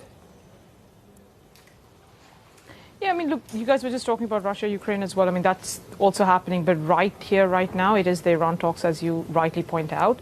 That's why oil is down so much today, because the market's at least interpreting what the president said as meaning that there is a deal that is close. But I think what we would want to highlight is that despite the flurry of headlines that we've seen, and I will also say that it's difficult depending on which bit of what he said you pick out, the nuances can be quite different. Neither side has actually made any significant movement on their red lines. The Iranians are not going to give up on enrichment. In fact, what they're talking about is much more like a JCPOA-like deal, which, you know, we understand Trump isn't particularly keen to say yes to, and he is going to come under a lot of criticism from kind of not just the Republicans, but just generally people around him as well, if he were to accept that. But I appreciate why the market's why the market's reacting the way it is, because the headlines have very much been, you know, we're in serious negotiations, there's a deal. We do believe there is a pathway for a deal eventually, but we also think that sanctions will need to tighten first, and we will probably see some decline in Iranian exports from very, very high levels currently. Well, let's talk about those export levels. Where are they currently? How does that compare to when we actually had the JCPOA before the president tore it up? Where are we now? Where were we then? And what could it mean going forward if we actually secure a deal? No, I think that's a great question. I mean, we've been, again, depends on a month-on-month basis. On average, it's been kind of hovering around 1.5 to 1.6 million barrels per day of exports, pretty much all of it going to China. It does dip a couple of months. It's been as high as like 1.7, 1.8. Under the previous Trump administration, when there was maximum pressure, it was as low as 400,000 barrels per day. It's a huge delta. If, let's just assume, all sanctions were to be lifted, the actual volume coming back to the market is not going to be that much. It's around that 200,000 to 300,000 barrels per day mark. So from where we are today, even though headlines like this are clearly negative for sentiment, the change to balances is not going to be that much, because most of Iranian oil is already in the market. The flip side is, if you were to actually get significant tightening in sanctions, we're not going to go down all the way to 400,000. You know, the networks, the smuggling networks are bigger and better, but we are likely to go below 1 million barrels per day. So the swing is actually more on the downside than the upside. But I think the problem is the headline skew can continue to remain negative, at least in the next few weeks, because Iran has every incentive to continue painting a picture that, oh, by the way, the talks are positive and it's continuing, because they don't want sanctions. Amrita, you sound incredibly skeptical of how long-lasting some of the effect from these headlines could be. At the same time, I wonder how much signal we can take from the tone of the headlines in terms of what President Trump wants in terms of oil price. We saw that yesterday from Goldman Sachs, analyzing social media posts, saying it seems like President Trump wants the price to be between $40 and $50 a barrel. How much do you get the sense that, regardless of whether it's with Iran or whether it's with production, it's going to get there if that's what he wants? I mean, look, mainly to do with tariffs, right? Like you said, if you are going to put tariffs on the whole world, yes, the ones against China have come down, but we are still at least 10% for pretty much most of the world. And even for China, it is going to continue to escalate. So the global growth picture isn't particularly positive. It's better than what it was a few weeks ago. We've revised up our demand numbers, for instance, versus a few weeks ago, but we're still below where we were at the start of the year. So we're calling for about 800,000 barrels per day of demand growth. We also have OPEC that has accelerated its unwinds for 2 months. If compliance doesn't improve, we potentially could see them doing that again. Again, it's a month-by-month decision, but again, you do have more oil. So, yes, we are likely to see prices kind of in this range that we are seeing. If we continue to build stocks, right now stocks are super low, but if we were to build stocks in Q4, which is what our balances show, then you could have even downside risk to prices, right? But I think then, to your point, we will be in that kind of $50 to $60 range, or in the 50s or in the 60s for oil prices. And if that's what, in some ways my point being is that's why Trump gets the low oil prices, but it's not that he's getting the low prices because production has surged. He's almost getting it because demand is weaker because of his own creation. And Amrita, you think that actually demand isn't going to weaken quite as much as certainly the International Energy Agency said this morning, where they see it really weakening pretty dramatically throughout the next 12 months. Why do you disagree? Why do you see it hanging in there? So from current levels, we also see it decelerating. I'm just saying versus where we were just a few weeks ago when, tariffs on China were 145%. That would have been catastrophic. We were predicting only 500,000 barrels per day of demand growth at that point for the full year. Now we've raised it to 800,000. It still means that the second half of the year will see more deceleration than the first half, because we are also getting a lot of buying, basically demand being brought forward right now ahead of it potentially, let's say, tariffs go back up again, right? We are definitely higher than what the IEA has, because we also note that a lot of countries are doing stimulus. China's doing it, Japan, Europe. There will be some offsets. There's also some offset from lower oil prices. I don't think the IEA has necessarily taken those two into account, but the general trajectory is H2 should be weaker than H1. We're getting lower prices this morning, that's for sure. Amrita, thank you. Amrita Sen of Energy Aspects. Your lower prices look like this. We're down by 3.6%, just holding on to the 60s. On WTI, $60.84. On Brent crude, $63.82. With an update on stories elsewhere this morning, here's your Bloomberg Brief with Yahara. Hey, Yahara. Hi, John. President Trump says he asked Apple CEO Tim Cook to stop building plants in India. This as Apple was planning to import most U.S.-sold iPhones from India by next year as it tries to diversify manufacturing beyond China. Trump said as a result of their discussion, Apple would be upping their production in the U.S., but gave no further details. Meanwhile, Boeing has landed its biggest ever aircraft order. Qatar Airways agreed to buy up to 210 wide-body planes in a deal worth $96 billion. The deal also provided a record order for GE Aerospace, as the pact includes 400 engines.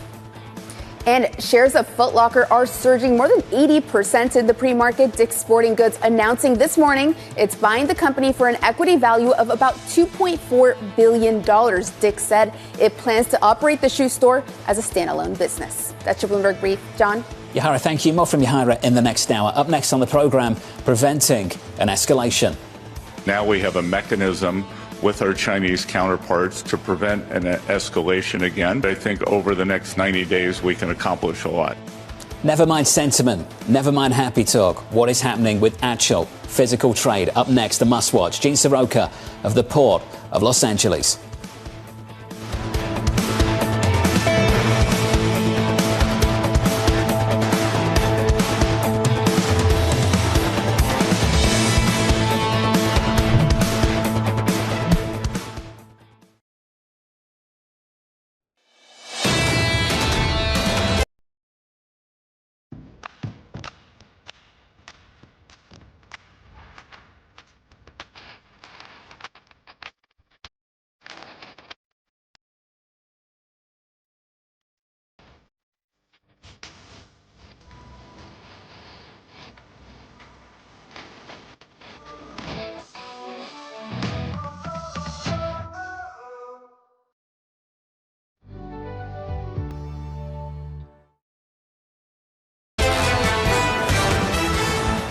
Busy morning coming up. 13 minutes away from numbers from Walmart. Look out for earnings from them. Later on, 8:30 Eastern Time, so 90 minutes after that, we'll have US retail sales and jobless claims. And 10 minutes after that, you will hear from Chairman Powell of the Federal Reserve. Now, the comments are meant to be about the framework review, but it's an opportunity to comment on the economy if he wants to take it.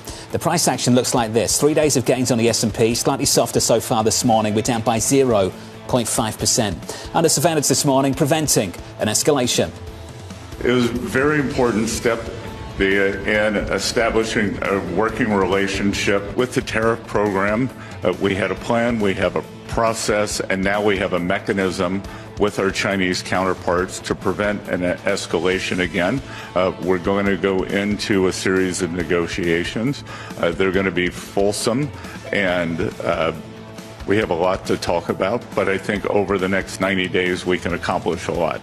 So here's the latest this morning. Talks between the US and China easing trade tensions. Port of Los Angeles Executive Director Gene Soroka with a word of caution, telling the Wall Street Journal, quote, even at a 30% tariff with a 90-day reprieve, it's not going to dramatically change what we're seeing now. Gene Soroka joins us now for more. Gene, welcome back. Good to see you, John. Tremendous feedback the last time you were on, so thank you for your time once again, sir. Let's talk about what you are seeing now. What do you see now compared to what this looked like, say, 12 months ago, a month ago? Yeah, last time we visited, I talked about a quick drop in cargo. We saw that last week, down by more than 30%. The balance of the month seems to be holding, unfortunately, to be down maybe 25% compared to year-on-year stats. Canceled sailings, 17 out of a scheduled 80, still off the books. So you've got a 20 to 40-day forward look, just based on shipping times. What leaves China now arrives in 20 to 40 days. How has that changed in the last few days off the back of, let's just say, the easing tensions over the weekend? Just last night, talking to some of my friends in Hong Kong and Singapore, bookings or reservations have ticked up. But it's going to take the liner shipping companies a few weeks to reposition vessels in places like Qingdao and Shanghai, Xiamen, Yantian. Pick up some of the products that have been manufactured and sitting. And then another 2 weeks to get to Los Angeles before we try to distribute throughout the country. So while we're starting to see some momentum, a lot of what's taking place here in the States is the finance game. Does it make sense at an average of averages, 30% tariff to start bringing in products? And what will the American consumer's willingness be to buy? So Ryan Peterson of Flexport came out and said there's going to be a shipping boom with all of these ships coming to the fore that have been waiting to come to get some clarity on tariffs. It sounds like you disagree. Why do you think that it's not going to result in a shipping boom to make up for that month, with the fact that it's going to be more expensive to make it, say, in the U.S. rather than just pay the 30% tariff from China? Now, there's a lot there, Lisa, as we've talked about before. Number one, let's pick up some of the product that's already been manufactured, sitting on factory floors, warehouses, and in containers. Get that flow going again. The manufacturers in China have got to get their folks back to work. And there'll be a considerable look at Southeast Asia, albeit at 10% tariffs is where we can go. But this 90-day reprieve, as you know, is not a long runway. That's typically the amount of time it takes for a procurement person here in the U.S. to put an order in, get the goods made, and get them on a ship in Asia. Which raises the question, does that 90-day pause do enough to make sure that shelves are not empty, say, when back-to-school sales period comes around? We're cutting it so close. Spring fashion has already passed us by. Now you're talking summer fashion, back to school. May is typically the month where purchase orders go into Asia for the year-end holidays. So now folks are kind of rolling the dice a little bit. Do I buy now at these kind of prices? And remember, when I say an average of averages, not every commodity is a 30% tariff. There are some that are extremely high compared to that. And this is cumulative on top of tariffs that have already been put in place. So once again, what's consumer sentiment? How much do I buy and how much stock do I get out there? This is a huge problem. Buyers don't know what to buy and producers don't know how much to produce, even though we've moved the tariffs over the weekend once again. So do you avoid the paralysis that many people were complaining about when businesses had no idea? Or does this just really ease things on the margins, but still create some big lapses? And that really is going to be something that we're not going to see for a couple of months. Gene, as you look at trade flows, can you describe how things have changed whether shipping routes have begun to go somewhere else, whether people are starting to think more about air freight than they are just using traditional shipping. How have things changed from your vantage point in the last few weeks? A lot. And it's about what do we need just to get by over these weeks and months ahead. And going back to 2018, China was 60% of our business at the Port of Los Angeles then. Today it's 45% and dropping. The folks on the ground in Asia are telling me you'll start seeing even more migration of manufacturing and sourcing to Southeast Asia and beyond. So the likes of Malaysia, the likes of Vietnam, is that where we're looking to finish the shift? Thailand, Indonesia? Yes. And of course, a lot has been talked about India. But remember that just last year, China exported about 250 million container units. India, about 20 million. There's a question not only about manufacturing the goods that will come over here, but also manufacturing the ships. And we know that that's been a huge focus of this administration and potential fees on ships that have been built in places like China. How have some of the proposals like that affected your business? Right. First thing is, it's another fee. It's another charge that the liner shipping companies say will be passed on and ultimately get to the factory level or consumer. But I'm really pleased with the way the U.S. Trade Representative and that office responded. There were more than 500 public comment letters, 2 days of hearings in Washington back in March to talk about what this fee would mean if implemented based on the draft form, which was $1.5 million for every port call in the United States for a ship that was built in China. Now it's on a tonnage basis, vessel voyage, albeit additive to cost. It's a lot better than it was. So the feedback was really heard by the administration. I'm listening to everything that you're saying, and it sounds like a lot's going to hinge on how much companies believe they can pass along higher prices to consumers. What, from their perspective, given your conversations with them, do you think they'll be looking for in retail sales, in Walmart earnings, to understand just how much power they have to increase prices on consumers that, yes, are tired but are still spending?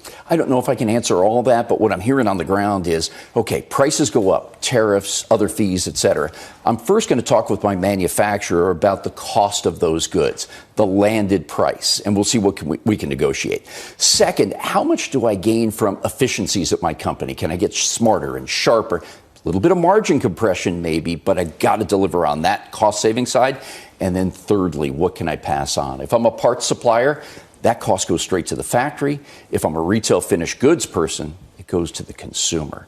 So there's still a lot to be worked out. Chances are, with what we know, lower inventories, fewer selections, and higher prices. And this is why Walmart could be so interesting in a few minutes' time. Because they've already said they want to compete on price, and they're going to take it probably somewhere else. And it also points to how much they're going to make their suppliers eat as well. So margins all around get compressed in order to offset some of what gets passed along to consumers. The fact that it comes an hour and a half before retail sales gives you a sense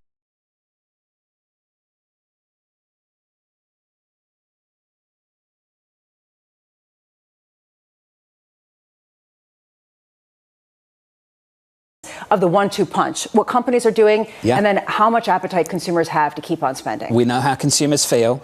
What have they been doing? We'll get retail sales at 8:30 Eastern Time. Numbers from Walmart. That stock is up by 0.7%. Numbers from Walmart in about 5 minutes' time. I'm just shocked I said route and not route. Welcome. Been here too long. Welcome. Been here too long. I did that for you, Gene. It's good to see bugger. you. Thanks, John. Gene Soroka there of the Port of Los Angeles. Trading routes. Yeah, look at that. That was good. Sound like a local, I'm really right? impressed. Yeah. Like a local. Yeah, that really made you seem like you were absolutely native. Very, very American. All right. Equity futures at the moment on the S&P down by 0.5% on the S&P 500. Talk lots about the day ahead. It includes Chairman Powell speaking a little bit later. In the last 24 hours, the Federal Reserve has talked about being a steady hand. And they don't believe that this twin shock, upside inflation risk, downside growth risk, goes away even with that truce over the weekend. And part of the reason why is exactly what Gene Soroka was just saying. There are certain things that have just fundamentally changed. I will say Mary Daly seemed to echo what Fed Chair Powell said last week when she said yesterday that the word of the day is patience. Patience to see, not guess. I think we're all losing patience. Up next on the programme, Jim Zauter of Apollo, Bloomberg's Tyler Kendall, Joe Feldman of Telsey Advisory Group, and Michelle Meyer of the MasterCard Economics Institute. The second hour of Bloomberg Surveillance. Up next.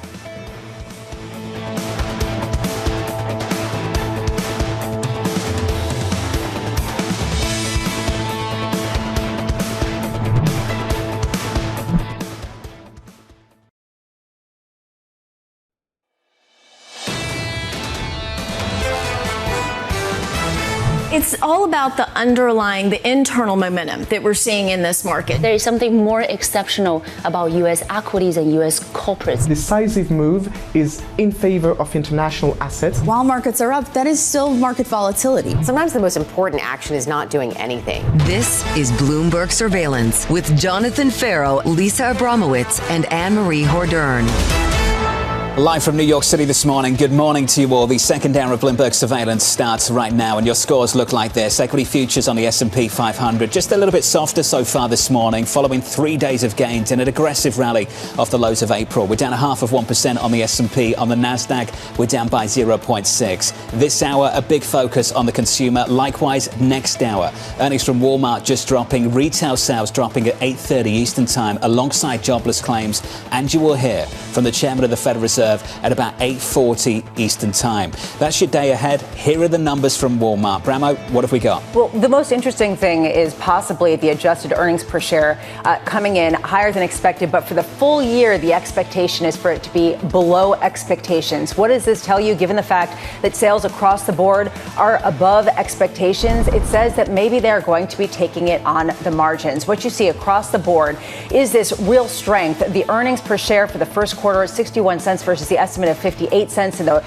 Sam's Club unit, also seeing a gain of 6.7% versus an estimate of 4.93. But again, the idea that for the full year, earnings per share is going to be lower signifies how they're going to take the hit on the margins in order to gain market share. For how long? Standout quote of the morning. We will do our best to keep our prices as low as possible, but given the magnitude of the tariffs, even at the reduced levels announced this week, we aren't able to absorb all the pressure, given the reality of narrow retail margins. The latest this morning from Walmart. This, to me, is going to be the struggle. If Walmart is having trouble absorbing all of the potential increase through discussions with suppliers and potentially taking a hit to their margins, what does that mean for everybody else who doesn't have the same number of levers to pull? And that, I think, is going to be a real question embedded in that earnings call, which I believe is happening right now as well. Stock is up at a pre-market by more than 2%. Equity futures recover somewhat. We're still lower by 0.4%. Busy hour ahead.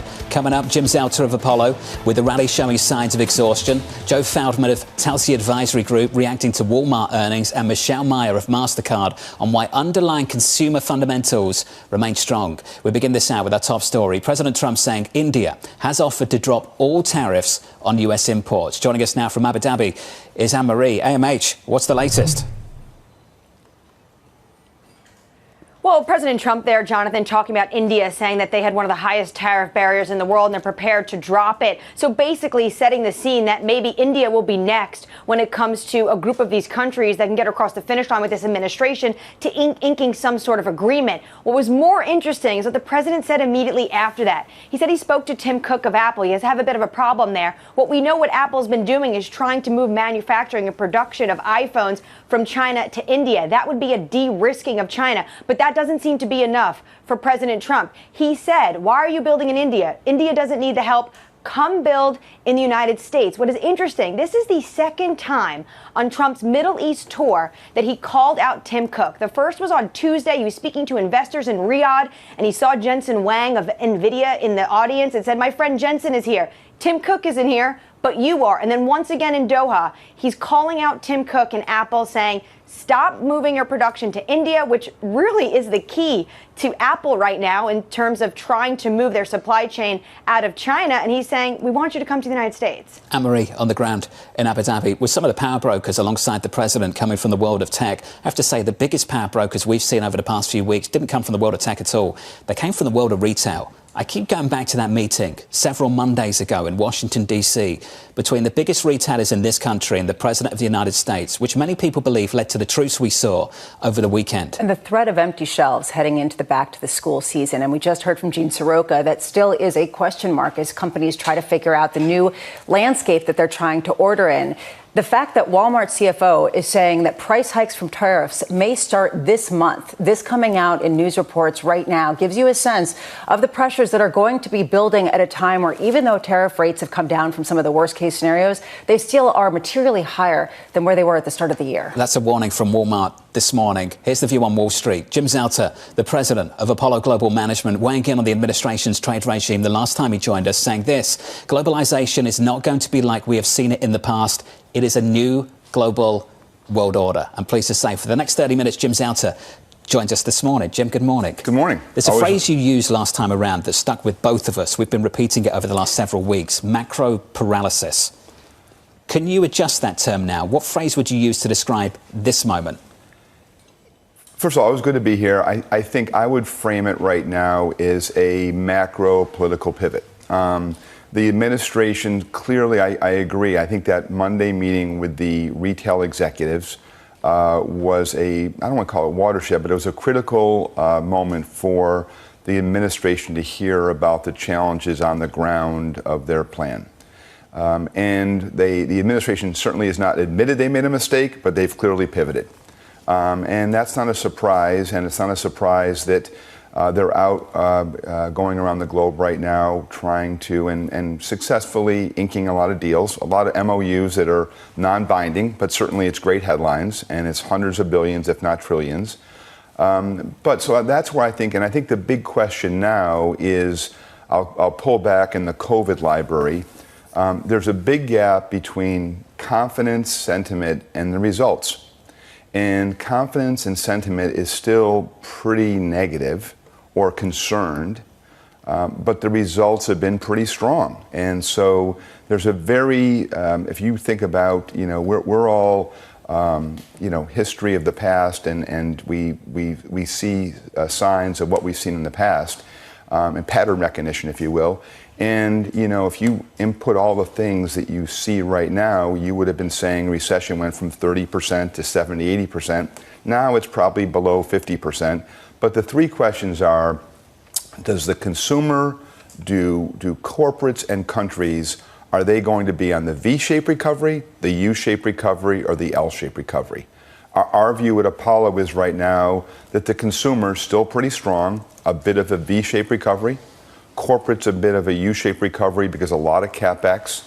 And I've been traveling around quite a bit, and I think the global response is a bit more like the L. And what you pointed out earlier, what Anne-Marie did with Tim Cook, I am not surprised. None of us should be surprised that this administration is going to put their arm around all of these tech titans and other leaders and saying, come to America.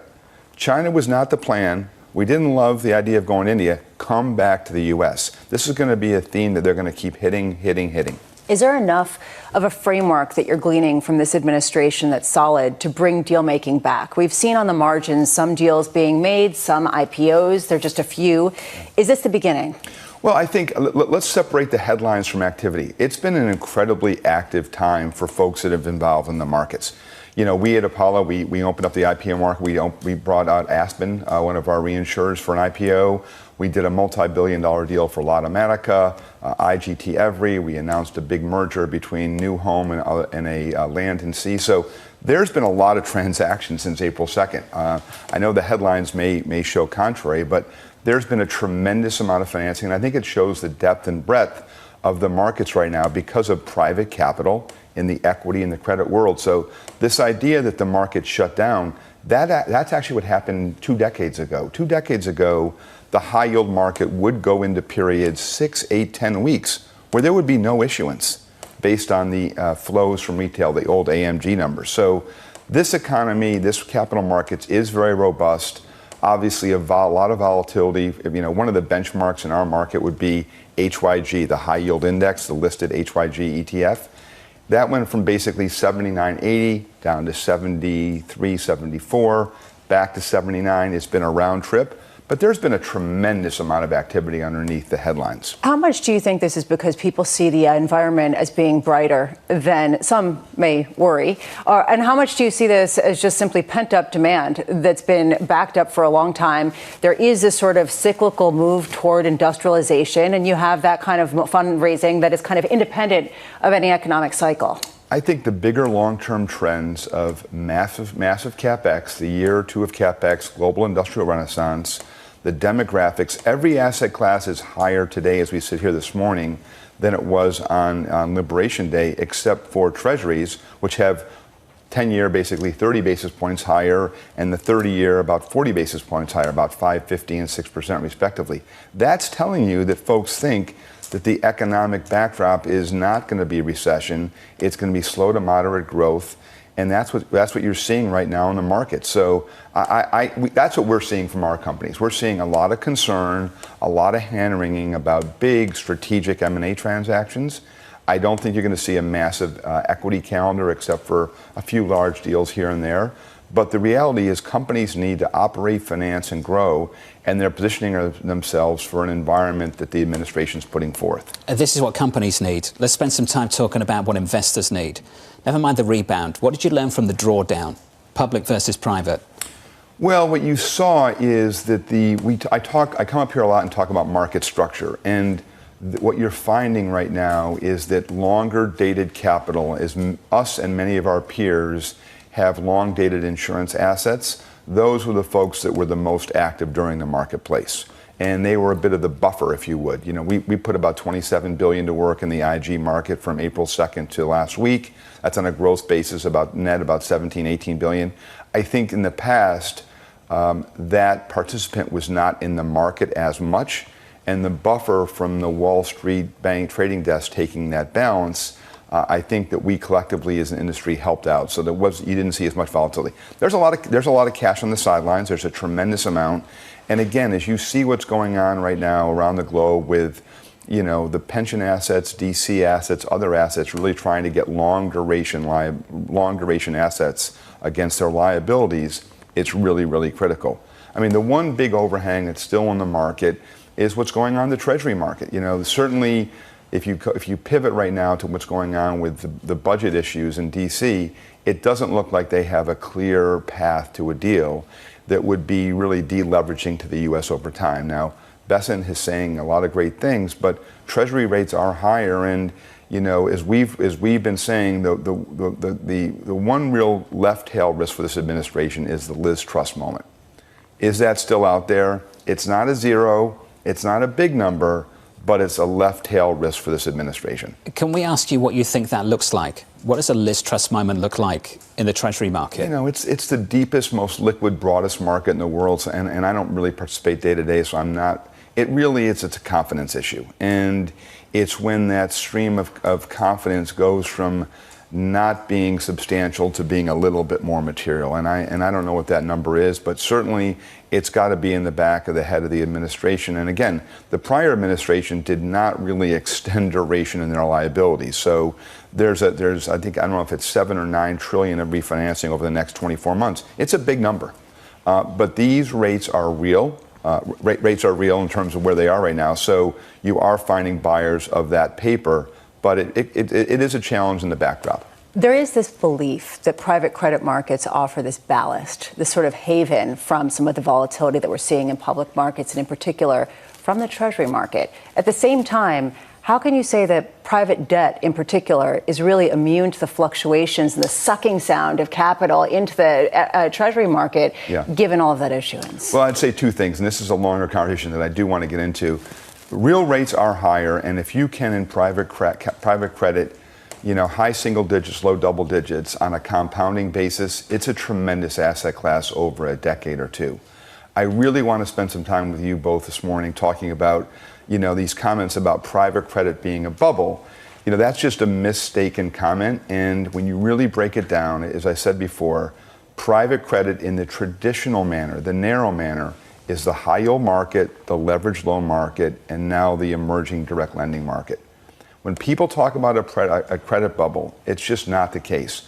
What they are talking about is there could be a credit cycle.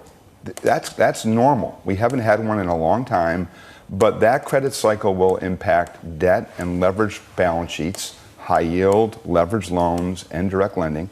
It'll also affect private equity. It'll affect equity multiples. But it's not a bubble per se. It's a good old recession and a credit cycle. We're going to have one of those.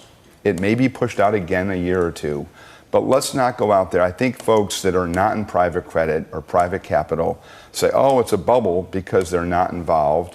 But the reality is there's lots of opportunities. There's a massive amount of opportunities. We were very active last month. Boeing decided to spin off its aircraft, one of its businesses. We worked in conjunction with Citi on it. Multi-billion-dollar deal, a tremendous asset, heated auction. There's opportunities for real companies, but there will be a credit cycle. It's always a bubble when you're not invested in it, right? I love that. Isn't Sour that the takeaway? grapes. Yeah, basically. If you don't like it, it's because you're not in it, and so too bad for you. Jim, we're going to make some time for that conversation in just a moment. Jim Zalta of Apollo is going to stick with us. Equity futures at the moment on the S&P, just an update there for you, negative by 0.4%. With an update on stories elsewhere, here's your Bloomberg Brief with Yahara. Hey, Yahara. Hi, John. We start with Walmart. Those shares are up nearly 3% in the pre-market after it reported first quarter sales and earnings that beat analyst estimates. Despite the strong results, the company warned tariffs and economic uncertainty will lead to price increases.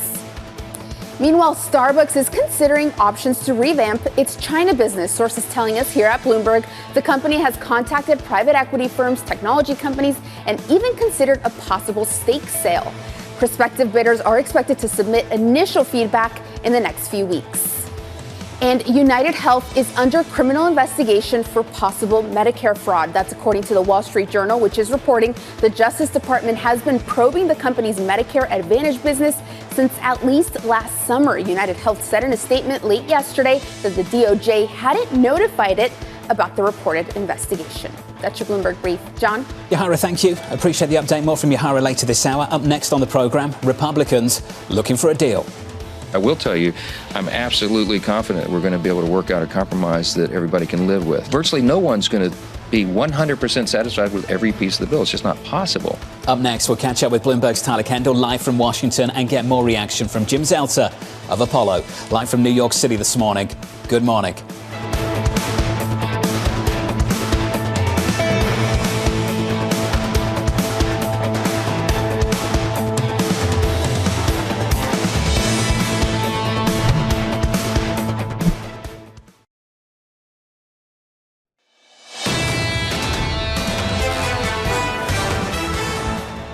US retail sales due in about 1 hour and 11 minutes time. Going into that, equity futures still softer by 0.5% on the S&P. Under surveillance this morning, Republicans looking for a deal.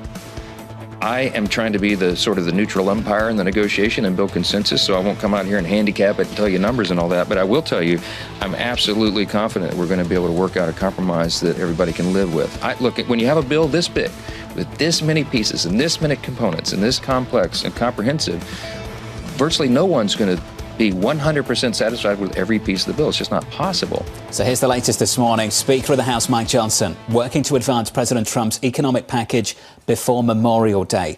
Joining us on one of the big sticking points is Bloomberg's Tyler Kendall. Tyler, let's talk about that sticking point right now, the so-called SALT lobby, and they're pushing hard. Yeah, hey, John, they definitely are. And we could get some updates later today. House Speaker Mike Johnson is set to meet with some of these lawmakers from those high tax states like New York, New Jersey, and California. But there's also reporting that he's inviting some House Freedom Caucus members, these fiscal hawks who say that the higher the SALT cap goes, ultimately, that means they're going to have to find some more savings. Now, one of the proposals that we're learning could be on the table is what's being called here in Washington 40-80. It would result in lifting the SALT cap from $10,000 to $40,000 for individuals. You then double it for married couples, and that's how you could get to as high as $80,000. Now, to be sure, House leadership has not confirmed that they are looking at it, but we have heard from at least two of these House lawmakers in the so-called SALT caucus who says that's a number that they could get behind. And that could be important because they have already said no to the $30,000 proposal that's currently in the legislation as written. So perhaps 40-80 could be that sweet spot. We're going to have to wait and see how this all shakes out. A few other areas where we could see compromise, of course, could be income limits as well as what expiration dates could look like. Because as you well know, many of these tax provisions in this bill are set to expire before President Trump leaves office in 2028. So perhaps this could be one of those areas up for negotiation. Tyler, thank you. Tyler Kendall with the latest in Washington. Still with us, Jim Zalta of Apollo Global Management. Jim, we talked about the prospect of a credit cycle. How can we have a credit cycle when we're running deficits this large in Washington? Well, I mean, as I said before, we've been waiting. For those who have been professionals in this sector for decades would have expected a few things right now. And I've talked about pattern recognition. I was here several years ago talking about the rate hike and how that would create a period of tighter financial conditions. And many of us that were expecting a serious credit cycle, predicted something that didn't occur because of the macro backdrop. Certainly right now, as we have a higher rate environment, which means a bit of economic strength in the overall economy, there always are a number of companies that just have too much leverage and are not going to grow out of their balance sheets. And you're going to see that. Last couple of years, you had actually fairly high numbers of restructurings in non-investment grade credit. It just didn't overwhelm the headlines because of the overall returns and the strength of the equity market. But I do think there are, as I said before here, when you look back at the last 4 or 5 years in private credit direct lending, a lot of the largest sector of financing was technology and enterprise software.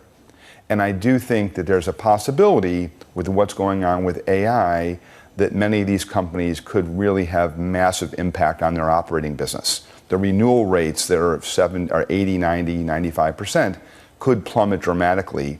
And I could see a variety of challenges in the enterprise software tech space that have been a big area of private credit. And I think there will be those who are not involved will say, aha, there was a problem, it's a hoax. That's not the case. It was just bad companies, over-levered, that didn't grow out of their balance sheet.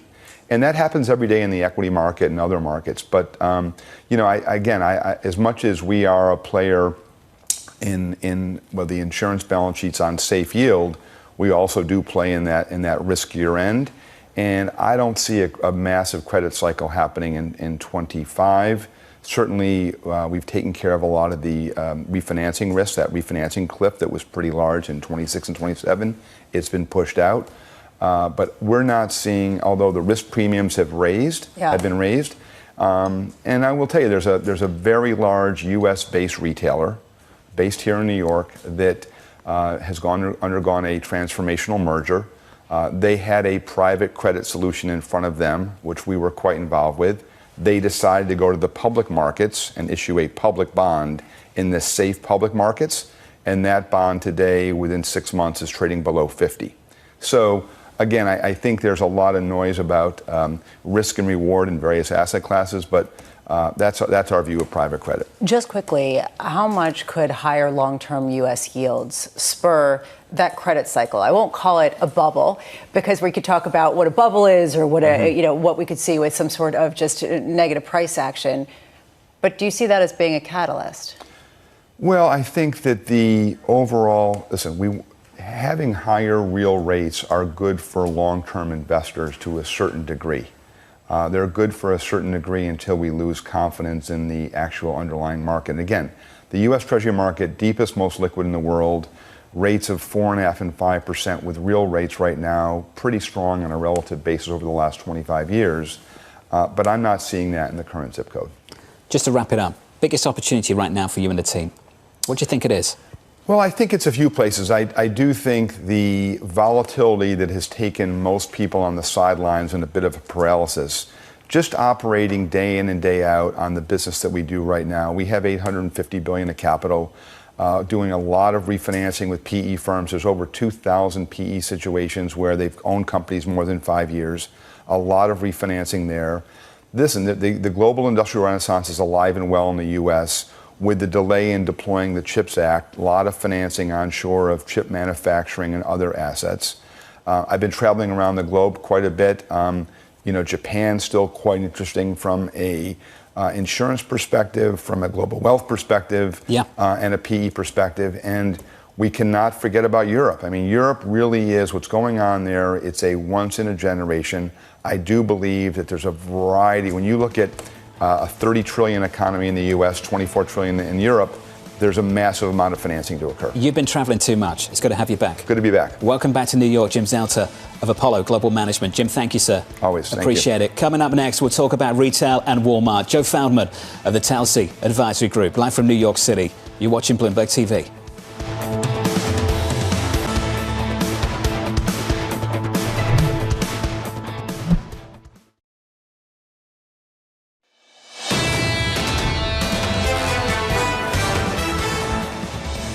Walmart, the main mover in the pre-market. We'll get to that name in just a moment. 60 minutes from now, U.S. retail sales. The consumer in focus this morning, stateside. Equity futures down 1/3 of 1%, off the lows on the S&P 500 with 2 hours until the opening bell Here are your morning movers with Danny Berger. Hey, Danny. Hey, John, let me show you that move in Walmart. It is higher in the pre-market, 2.3%, a really solid set of results. The numbers on the upside of what was expected, but perhaps it's the commentary that was the most interesting. The CEO saying that they can't keep absorbing price pressures forever, that sales were choppy, and because of the thin margins, at some point they just can't keep prices as low as they currently are. I know you'll be discussing more in detail of those earnings in a moment. In the meantime, we're also looking at Coinbase falling down this morning, down 1.7% in the pre-market trade. The company says it was the target of what it is calling cyber criminals who have demanded $20 million in ransom pay. Coinbase says that it refuses to pay that amount. It is compensating customers who've been affected by that attack. It says that nothing like funds or, for example, really sensitive information was taken by what it calls cyber criminals. Finally, we also got some earnings from Deere this morning, the agriculture tractor company. It is unchanged. It was higher just moments ago, but the fact it's unchanged is a good sign in itself because it lowered the low end of its range of forecasts, saying that it might be lower now what the results will be for this year given the tariff uncertainty, but perhaps that's not as bad as expected given that Deere is often caught in the crosshairs of Donald Trump, and its forecasts do fully incorporate what it says will be the damage from tariffs. John. In the headlights, Danny. Caught in the headlights. Deere in the headlights. Ooh. Next time. All right. On our radar this morning, President Trump with some choice words for the Apple CEO. I had a little problem with Tim Cook yesterday. I said to him, Tim, you're my friend. I've treated you very good. You're coming in with $500 billion, but now I hear you're building all over India. I don't want you building in India. You can build in India if you want to take care of India. We want you to build here, and they're going to be upping their production in the United States, Apple. So Apple's already in for $500 billion, but they're going to be upping their production. It's one of my favorite versions of Donald Trump, the president of the United States, when he riffs like that and just reveals a conversation he had with a major CEO in corporate America and the pushback he gave them. I had a little problem with him. Hey, Timmy, I want to talk to you for a second. This whole thing about moving production to India, not a great idea. Look, this to me highlights the uncertainty that persists among a lot of corporations, how they get manufacturing back to the United States that a lot of people say is just not possible from a financial standpoint unless you raise prices dramatically. And certainly that's what we heard from Dan Ives, right? That the price of an iPhone would more than double if they made them over in New Jersey. There's also a question of the whole worker base, right? And people are trained to do these kinds of things. And what would you have to pay someone? And then would you even have the stable of talent to do it? They've got fat margins. They've got options. Other retailers do not. I want to get to this Walmart quote again. We'll spend some time on Walmart in a few minutes' time. But this quote that came from them this morning: we'll do our best to keep our prices as low as possible given the magnitude of the tariffs. Even at the reduced levels announced this week, we aren't able to absorb all the pressure given the reality of narrow retail margins. That's the warning shot, again, from retailers in America. Saying that potentially they could start raising prices as soon as this month. They also said the lack of clarity that exists in today's dynamic operating environment, there's that word dynamic again, thank you, McKinsey, makes the very near term exceedingly difficult to forecast. This is the world's biggest retailer. This is the one with the biggest negotiating heft. This is the one that really tries to have the best prices and has said they want to compete on price. They cannot do that without having to raise prices, at least on some level. Which is why the Fed can't signal the all clear. The billionaire Steve Cohen can't either. He says the chance of a US recession is 45%, thanks to, quote, significant slowing growth. Cohen adding he doesn't see the Fed cutting rates anytime soon because, quote, they are going to be worried about inflation from tariffs. This is something that a lot of people are building on, that yes, you have seen the range of outcomes shrunk to some degree, but there still is a very real risk of a stagflationary type of environment. Back in February, I think it's important to mention that Steve Cohen said at a conference in Miami, I think this is one of those moments where there's really a lot of uncertainty. Tariffs cannot be positive. I mean, it's a tax. And you can imagine tit for tat if the U.S. does something and implements a tax on somebody, someone else is going to raise the response. Meanwhile, what you're going to get, slowing immigration, it's not going to be a positive backdrop for the economy. They can be positive, depending on the goal and depending on how they're calibrated and how you execute. If you want to protect a growing industry, tariffs can work. I think if you're going to go broad-based, universal tariffs and introduce lots of volatility where people don't know the rule from 1 week to the next month to the next year, when you've got to build a factory over 5, 10, 15, 20 years, that's where things get really complicated. The uncertainty is the tax in addition to the actual tariffs, and that uncertainty is persisting. I mean, even though we've gotten these delays of 90 days, there still is a lack of understanding of what the goal is, especially as we talk about the budget and we talk about how much a potential offset could come from tariff revenues. How do you then use them in this sort of targeted way to support specific industries? More on that in just a moment. I just wanted to squeeze this in, a really important developing story. United Health under criminal investigation for possible Medicare fraud. The Wall Street Journal reporting the DOJ has been leading a probe into the company's Medicare Advantage business since last summer. Their stock is down in the pre-market by 6.5%. It has cratered, literally crashed over the last several months. It's had a lot of bad news coming at it from a whole host of things, from the gutting down of its CEO to potential stepping down of the current CEO and questions about its visibility into the future. They had a previous long-running Medicare fraud trial that they actually got dismissed in March. A real question here about how much this is the structure of billing that is under question, because a lot of these insurance companies get paid a lot more for the sicker patients. So if you end up saying someone's sicker, does that give you bigger revenues? And this is something that is a trend that people have been following. Questionable incentives, let's put it that way. That stock is down in the pre-market by more than 6%. We've mentioned Walmart a few times, so let's get to it. Reporting a solid first quarter, but withholding income guidance for the current quarter. The retail giant warning price increases are on the way due to trade uncertainty. Joe Feldman at Telsey Advisory Group has an outperform rating on the stock with a price target of 115. Joe joins us now for more. Joe, that stock is up this morning by 1.9% in the pre-market. Just your initial thoughts off the back of these numbers we got 36 minutes ago. Yeah, so I thought that the quarterly report was very good. It was a little better than expected in terms of sales and on earnings. And they maintained their guide for the full year, another thing that we were anticipating them to do. Now, the second quarter guide, sales came out better than expected, at least the constant currency guidance, 3.5% to 4.5% sales growth. That's definitely pretty solid. So they're still seeing the top line. Though they gave or didn't give guidance on operating profit, they said, you know, there's a wide range of outcomes, which I think we're going to hear a lot from others that as they report.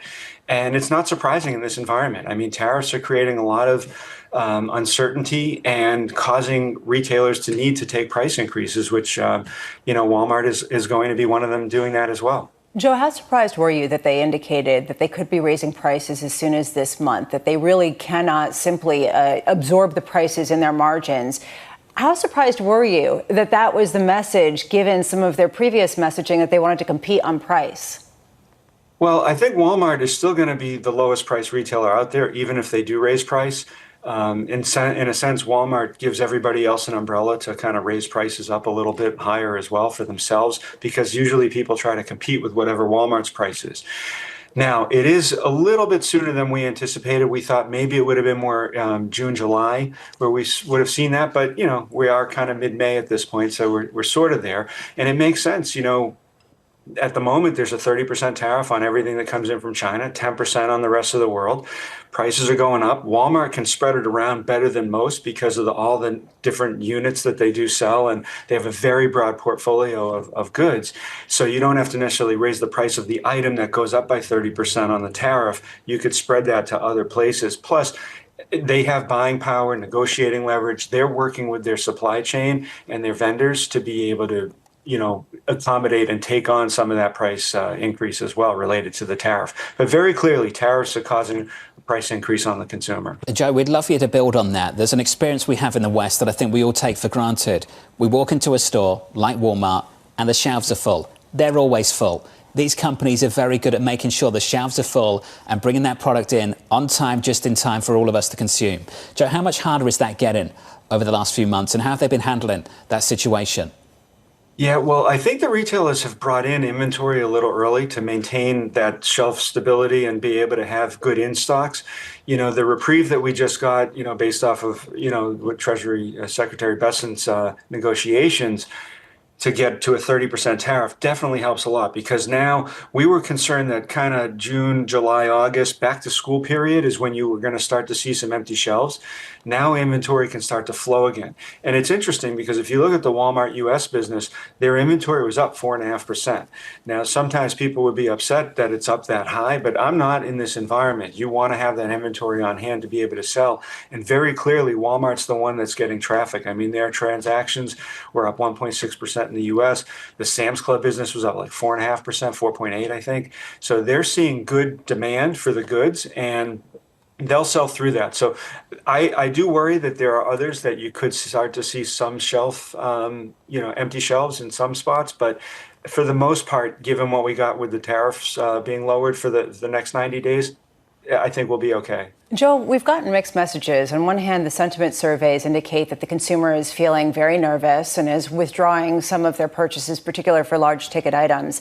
At the same time, we haven't seen that consistently across the board in either retail earnings or some of the data that's come out of the United States. I'm just wondering, given the fact that Walmart is showing a willingness to raise prices this quickly, does that indicate to you that the consumer can absorb it, that they are strong enough to actually say, okay, I'll keep buying at the same pace? Well, we haven't seen a very resilient consumer. Unfortunately, all of us have gotten used to higher prices over the past 4 or 5 years, and continuing to see higher prices. And, at the grocery store, you see that pass through pretty quickly when commodity prices like eggs or milk change. And so I think that, unfortunately, we are more used to it. We are able to handle it. Now, that is starting to fray a little bit. You're seeing a more pronounced paycheck cycle for that lower income consumer. The more middle to upper income consumer, you're seeing some trade down activity. You're seeing more purchases of private label goods or bulking up on multi-pack purchases when they're in the store. The good news from Walmart's perspective is they do, even with raising prices, will have the lowest price. Plus, they sell 60% of what they sell is groceries. The largest grocer in the U.S. They're getting the customer every week to come in, and they'll be able to maintain that strength. I do worry about other areas in retail. Some of the more discretionary names are going to have some pressure in this environment, because you have seen, really for the past year plus, the consumer has been has held back a bit on discretionary goods. Who are you worried about, Joe? Said it a couple of times. Who specifically are you worried about? Well, look, there are definitely those that are quite discretionary. I think there's a lot of concern from the investor community what Target might look like when they report. We think that the consumable side of their business will stay robust, but there's some concern that the discretionary side of the business will be tougher. The department stores remain pretty soft, and we think that's going to continue. So those are a couple areas where there is a little bit of incremental concern. Target next Wednesday. Joe, appreciate your time. Joe Feldman there of the Telsey Advisory Group. I had Target in mind for a different reason. Inventory had a few problems over the last few years. I'm thinking back to May 2022. I think at the back end of 24, struggled to make sure they had things on time, then got it wrong the next time around. This is just impossible. I mean, you have too much, you have too little. They were penalized for having too much. Are they going to get penalized for having too little? It is incredibly difficult managing through this cycle. But now, if you also have the lack of the grocery business to really uphold some of the just foot traffic, how do you deal with a business cycle, an economic cycle, a trade cycle, and then a technological cycle on top of it? It's not easy. A price warning from Walmart this morning, the big takeaway from retail. We'll have more comments on that in just a moment. Let's get you an update on stories elsewhere this morning with your Bloomberg Brief. Here's Yahira. Hey, Yahira. Hi, John. President Donald Trump said India has made an offer to drop tariffs on U.S. goods as part of its ongoing trade negotiations. Trump made the comments today at a meeting with business leaders in Qatar. An Indian official told reporters later in the day that trade talks between India and the U.S. are ongoing, and any judgment on it would be premature. Also today, President Trump said the U.S. is close to reaching a nuclear deal with Iran. The president referred to an NBC News report that said Iran would be willing to give up nuclear weapons in exchange for sanctions relief. Iran's foreign minister suggested the two sides are not close to a deal, saying he hoped for a more realistic approach from the U.S. in the next round of talks. And Shein lowered U.S. retail prices this week after the Trump administration temporarily cut duties on Chinese imports. Shein sent a price drop alert to U.S. consumers yesterday, touting reduced prices across a range of styles. They promised that shoppers wouldn't be asked to pay any tariff-induced fees or additional costs at checkout. That's your Bloomberg Brief. John? Yahara, thank you. More from Yahara in the next hour. Up next on the programme, a fragile consumer. The consumer is still fragile, and that consumer confidence has been a cautious point. It's something we're watching in the seesaw of consumer confidence is key. Up next on the programme, Michelle Meyer of the MasterCard Economics Institute. We've had the earnings from Walmart, a warning on prices, just around the corner, 46 minutes away, US retail sales.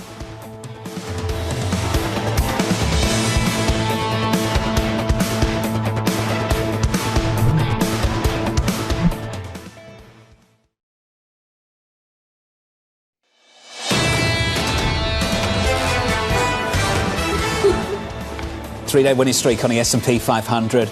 A bit of an interruption this morning. We're down by 0.4% on the S&P. Check out Walmart. Numbers were pretty decent. Stock is higher in the pre-market by 1.6%. But the standout quote of the morning from the CEO: "We'll do our best to keep our prices as low as possible, but given the magnitude of the tariffs, even at the reduced levels announced this week, we aren't able to absorb all the pressure given the reality of narrow retail margins." What this really makes evident, and Joe Feldman pointed this out, this basically gives a free pass to all of the retailers. It's okay to raise your prices because there really is no other way to absorb these tariffs. And that is going to be something a lot of retailers will hear. It's a warning shot this morning, that's for sure. Under surveillance this morning, a fragile consumer. The consumer is still fragile, and that consumer confidence has been a cautious point. And as people have paid more for food and still feel inflation now, they've been skipping trips on apparel, skipping trips on things they don't necessarily need. It's something we're watching in the seesaw of consumer confidence is key. So here's the latest this morning. A slew of companies warning of a spending slowdown. This as investors wait for the latest read on US retail sales. Michelle Meyer of MasterCard Economics Institute writing, "There are significant risks, but at the moment consumers are still engaged and spending." Michelle joins us now for more. Michelle, good morning. Good morning. We know how they feel. Not great. Seen that in the sentiment surveys. What are they doing and how have they changed behaviour? So that is so important in this discussion is what the data is telling us they're doing now versus what they're saying or what the fears are of both companies and of consumers. In terms of what they're doing now, they're spending. And they're spending in a fairly trend-like basis relative to what we've seen over the last year. And I think the main reason for that is that they still have purchasing power. The labor market is still supported. If you look at the last several jobs report, we're still seeing strong job creation, a low unemployment rate, wage growth that is running above underlying price pressure, even with the threat of tariffs at the moment. So why are we hearing that consumers are fragile? Yeah. Where's the disconnect? I mean, I think that's been the narrative for a really long time. The consumer's going to crack. The consumer's going to crack. Just wait for it. And then you see this resilient consumer continue to come out time and again. And I think a lot of it is because you have a labor market that has been strong. You have labor force participation that's been robust. And you've had a lot of choice for consumers over the last several years. Consumers have been able to navigate the pandemic very well. And now we're looking ahead to see how they'll be able to navigate this tariff environment. So this really goes to the ultimate question, which is how much of the price increases that seem to be evidently coming not only from Walmart, but other retailers as well, as soon as potentially this month. How well will consumers be able to absorb that? So that is the big question, and that is where the risk lies. As you talked about that opening quote, there's lots of risks out there, of course. And the pricing environment is a big one. So the question is, what do consumers do with that, given that they're not going to see the same degree of increase in wages? So they're going to have to try to absorb in some way. And I think what we'll end up seeing is consumers that try to shift their basket as nimbly as they can. So if it's for discretionary items, discretionary goods where prices increase, they may try to buy a little bit less of that or buy different items. They're very savvy consumers. We've seen that over the last several years. When faced with the pandemic, they bought goods, then they went to services, then they bought certain types of experiences where they found the most amount of value. And I think that's what we're going to see to some extent with the consumer to the path that they can't do that for more of the discretionary items. For the necessities, it's going to be harder. The first warning we saw didn't come from the retailers. It came from the airlines. It came from the doubters, not the Walmarts. Are you seeing that already? Never mind the outlook. Are you seeing people shift from discretionary to make sure they can afford everyday items, the necessities? So here's what's really interesting about two things that you mentioned there. One, in terms of the retail sales report that we got yesterday, we're going to get the update, not yesterday, last month. Yeah. Time is flying. We're going to get it's all the same thing. It's a blur. I'm with you, really Michelle. We're going to get the next round of data out any moment. And what you saw there is discretionary goods were up very strongly. You had a big increase in furniture. Apparel did well. Electronics did well. Maybe that's some evidence of a pull forward of spending. Well, let's talk about that. Is it evidence of just a front loading? Is it just flattering the underlying data? Again, I think it's evidence that the consumer is going to do their best to try to navigate this. They are aware and worried about higher prices. They are aware and worried about being able to get their goods in the future. So the extent to which they can prepare for that, I think they're trying to do that. But that takes me to the travel economy as well. And we just published a report out this week. It's our big annual report on the health of the travel economy and what consumers are doing and how they're participating in travel. And yes, there's been some shifts clearly that have happened in the last few months. But if you look at forward-looking bookings data, if you look at where consumers have been traveling and why, you still see a consumer that is out there traveling and increasingly, what we found, traveling for purpose, for value. There's been a question about the upper income consumer and how much it can continue to power this economy in a massive way. And that even though you are seeing those cracks that you talk about, and you really are seeing them in significant ways, particularly for lower and lower middle class families, how much do you see the upper class continuing to spend at the same pace that they have in the past few years, which has been one of the stalwart features of this bull market? Yeah, well, certainly the story of higher income consumers driving spending was transparent the end of last year, the holiday season. That is significant above expectations numbers that we saw for holiday sales had a lot to do with the upper income consumer who had just experienced a very favorable equity market and had a lot of wealth to be able to lean in on.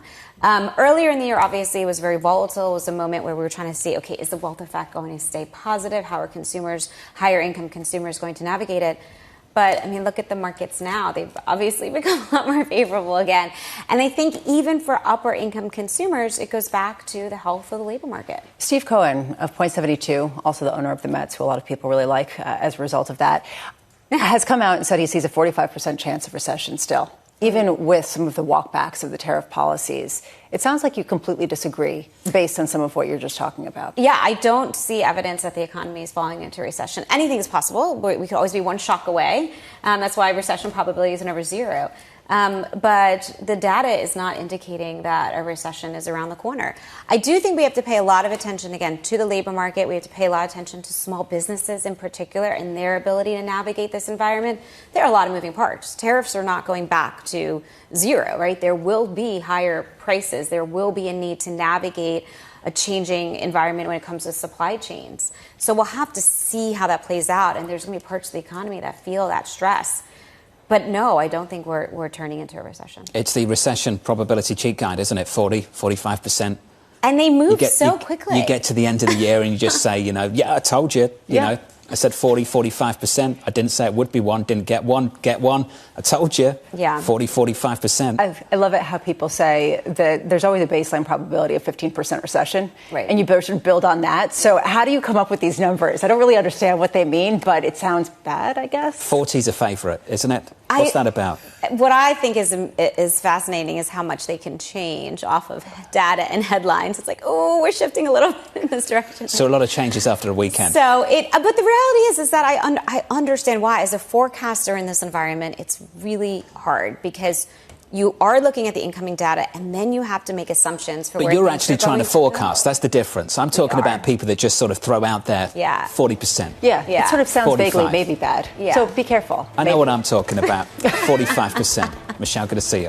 You know what you're talking about. Michelle Meyer at the MasterCard Economics Institute. And so does Stevie Cohen, of course. He does. I'm not throwing and shade. I'm just he's saying. done a great job with the Mets. Yes. Can I just say, Uncle Stevie has done really well. All right, go Mets or whatever that's Thanks. about. Good. Okay. That was good. I really like that. Up next, Samir Samana of Wells Fargo, JP Morgan CEO Jamie Dimon, Neela Richardson of ADP, Christina Campmany of Invesco. From New York, this is Bloomberg.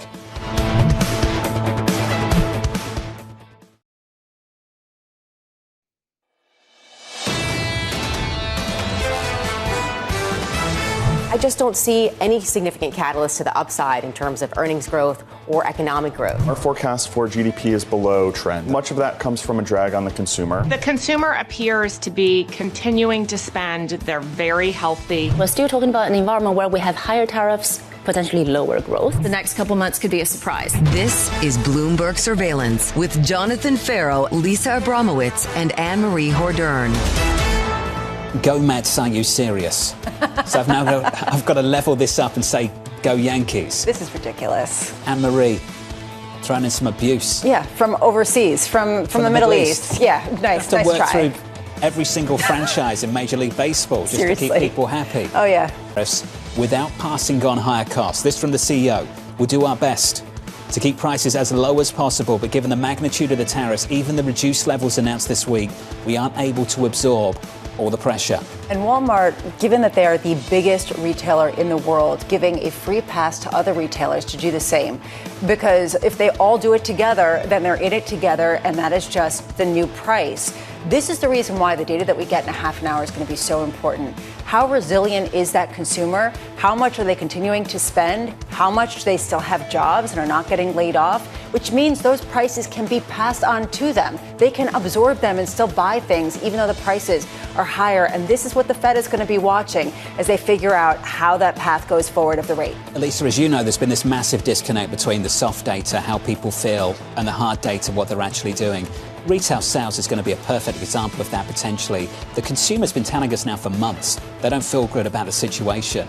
Retail sales has been holding up. Is it the same story at 8:30 Eastern Time? This is the reason why core retail sales is going to be really key for a lot of people. How much are people continuing to spend in the same way that they've been spending over the past few months?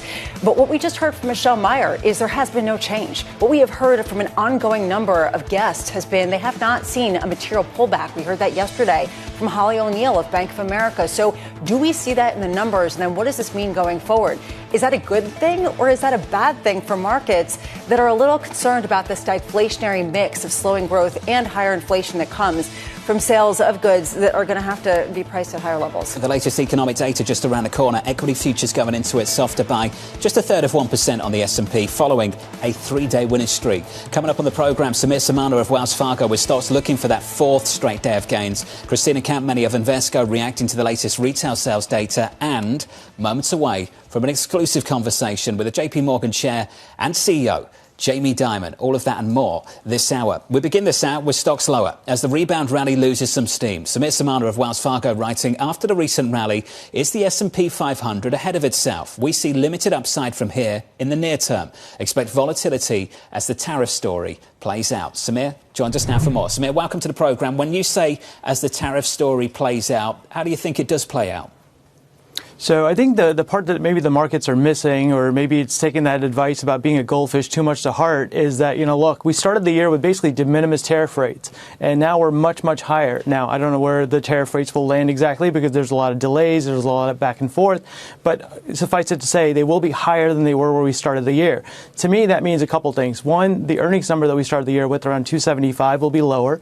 And then two, the fact that the S&P is back where we started the year is probably about as good as it gets. So now, with us pretty close to the year-end target of 6,000, I think it's a good idea to maybe, take a little bit of money off the table, put it into cash, put it into maybe fixed income where yields are starting to back up. So I think that's the right thing to do going into the summer. Well, Samir, let's get to where, how, and how much. If we are going to see a deceleration in growth from 2 to 3%, maybe to 1 to 2, doesn't have to be drastic, doesn't have to be a recession. Which part of the equity market is most exposed to that deceleration? So in the U.S., it's got to be small caps, right? I mean, that's the area that hasn't really played in, kind of the best of times. And I can't imagine it playing during the worst of times. Outside the U.S., I would say that's emerging market equities. I think people are still much too sanguine on the risk to emerging markets with kind of this global reordering of the trade picture. And then I would also say that consumer discretionary, even if the consumer was to hold in okay, the thing is somebody's got to pay the taxes with respect to tariffs. And it might end up being consumer companies. It seems like you think the old playbook is applicable in this new moment of a tariff regime. Samir, you talk about buying bonds, buying income, and going back in some ways to the United States if you're worried about the emerging markets equities. I'm just wondering why you think that playbook will work this time around. So it comes back to composition. I mean, if you look at the fact that the U.S. market is so tilted towards kind of those growth companies with those secular drivers, I mean, one of the things that we can take away from earnings season is that the AI story is still very much intact. And so it's one of the few areas that you can still access growth, and they have that cash flow and those really strong balance sheets. So I guess we're looking at it as that's the best way to participate in further upside if it happens. But if there's downside, you've got kind of those stalwarts, which can kind of rely on kind of the strength of their balance sheets if there's a bigger downturn. How concerned are you, Samir, that those stalwarts will not be stalwarts in the next cycle? And I say this at a time where we were talking to Jim Zelter earlier of Apollo and said the tail risk right now is of a Liz Truss moment in the United States, of some sort of disruption in bond markets in the face of big fiscal deficits, potential inflation, or even stagflation. Why do you reject that? So I think it's possible that you could see higher bond yields due to term premiums, et cetera. It could be that valuations in some of those growth areas do get reset. I think the tricky part is, look, none of us are using less technology in our lives, right? And so from the standpoint of a secular growth driver on the earnings side, I guess that's maybe what I would rely on. Now, to your point on valuations, we recently upgraded tech on April 4th, right in kind of the throes of the downturn. So yeah, we wouldn't buy those areas at any multiple. But I think if you can get them on the right pullback, I think they make a lot of sense. We're back to discussing defensive properties of tech stocks, Samir. Lisa's been talking about this all morning. We all have. The bond market. Can you run us through the so-called defensive properties of the bond market? And when you said take some money out of equities, you were very precise with your language. You said go to cash. You didn't say take on duration in the bond market and position for an economic growth slowdown that would support fixed income. What's the difference between the call, Samir? Why not go out and take on some duration? Yeah, the problem is you're not getting paid for the risk, right? We talk often about how there's like a growth premium and an inflation premium and a term premium, and then you could argue there's kind of an uncertainty premium that should be, available kind of on the long end of the bond market, and it's slowly normalizing. But if you look at term premiums, they're still historically low. So for us, it still makes much more sense to be kind of on the shorter part of the curve, maybe the intermediate part of the curve, because you can get much of the yield. It's not until, to your point, recession that you really want to access kind of that long end, and we're not in that camp. We do think the economy moves closer towards, kind of a stall speed, which does make it vulnerable to shocks. But really, because of kind of some of the issues around deficits and debt, you don't want to own bonds except for kind of episodically. Samir, you said that it's a time to maybe shed risk around the margins, but this is as good as it gets. How bad could it get? I mean, is this something that you're expecting to be really a negative picture, or just that there could be a bit of a better entry point, or just a sell-off that you want to buy? I mean, the tricky part is so fluid around tariffs and tariff rates and kind of what eventually kind of makes it through kind of the gauntlet of the negotiations. I would say at the very least, you should see some kind of retracement. Wouldn't surprise me if we saw 53, 5,400 again. Now, that being said, if there's some kind of worst case scenario where there's just no deals, or a lot of the deals are really just on paper, but they don't actually show up with respect to rolling back tariffs meaningfully, I mean, it wouldn't surprise me if you had kind of a full retest. But again, I think that's right now more of an edge case than the base case. Samir, I just want to finish on what we heard from Walmart and that quote that we got from them about passing on higher prices, and pair that with what we could get from Washington, D.C. with a tax effort. Do you see enough support down in Washington to continue this economic resilience that we've really underestimated now for years and years coming out of this pandemic? I mean, the tricky part is, look, there's winners and there's losers, right? I mean, it's clear to see that consumer companies and consumers are probably the losers in tariffs. Now, that's not to say that there won't be some shouldering on the part of international producers and international companies. And then there's kind of this wealth transfer where those kind of tariff rates get retranslated into lower tax rates for corporations, maybe, higher income earners. I think the tricky part is at the end of all of that, what are you left with? And I think it's a slower economy. Samir, appreciate the update on your thoughts. Samir Samana there of Wells Fargo. Looking for a slower economy, not a recession, a slower economy. And there's a difference. There's a big difference between recession that almost is a washout moment and something that's stall speed that leads to both higher inflation and slower growth, lower margins for companies. This is kind of what we're grappling with as we hear some of these earnings reports, particularly from the retailers. Which is why the tax bill is so important down in Washington. Completely. Extending current law. As Neil Dutta of Renmac and many others have said repeatedly, is just removing a potential headwind. You go above and beyond that, then we can start talking about a tailwind. How much of a tailwind is this tax bill actually going to provide this economy in the years to come? Can it provide a tailwind without also providing the headwind from the bond market? I know this sounds a little bit like head spinning, but at the same time, if they do pull forward all the sweeteners, you end up with a deficit that's a lot bigger. You could end up in a very different situation than, say, 5 years ago when rates were basically from zero. Let's get you an update on stories elsewhere this morning. Let's cross over to Yahira Anand with your Bloomberg brief. Hey, Yahira. Hi, John. Some New York Republicans are signaling that an $80,000 SALT cap may be on the table in President Trump's tax package. Several lawmakers even threatened to reject any package that does not include a sufficient increase. Representatives LaLota, Stefanik, and Lawler are some of the key Republicans pushing for that increase. Meanwhile, a check on Walmart shares, those are up about 0.4% in the pre-market after it reported first quarter sales and earnings that beat analyst estimates. Despite the strong results, the company warned tariffs and economic uncertainty will lead to price increases starting this month. And United Health is under criminal investigation for possible Medicare fraud.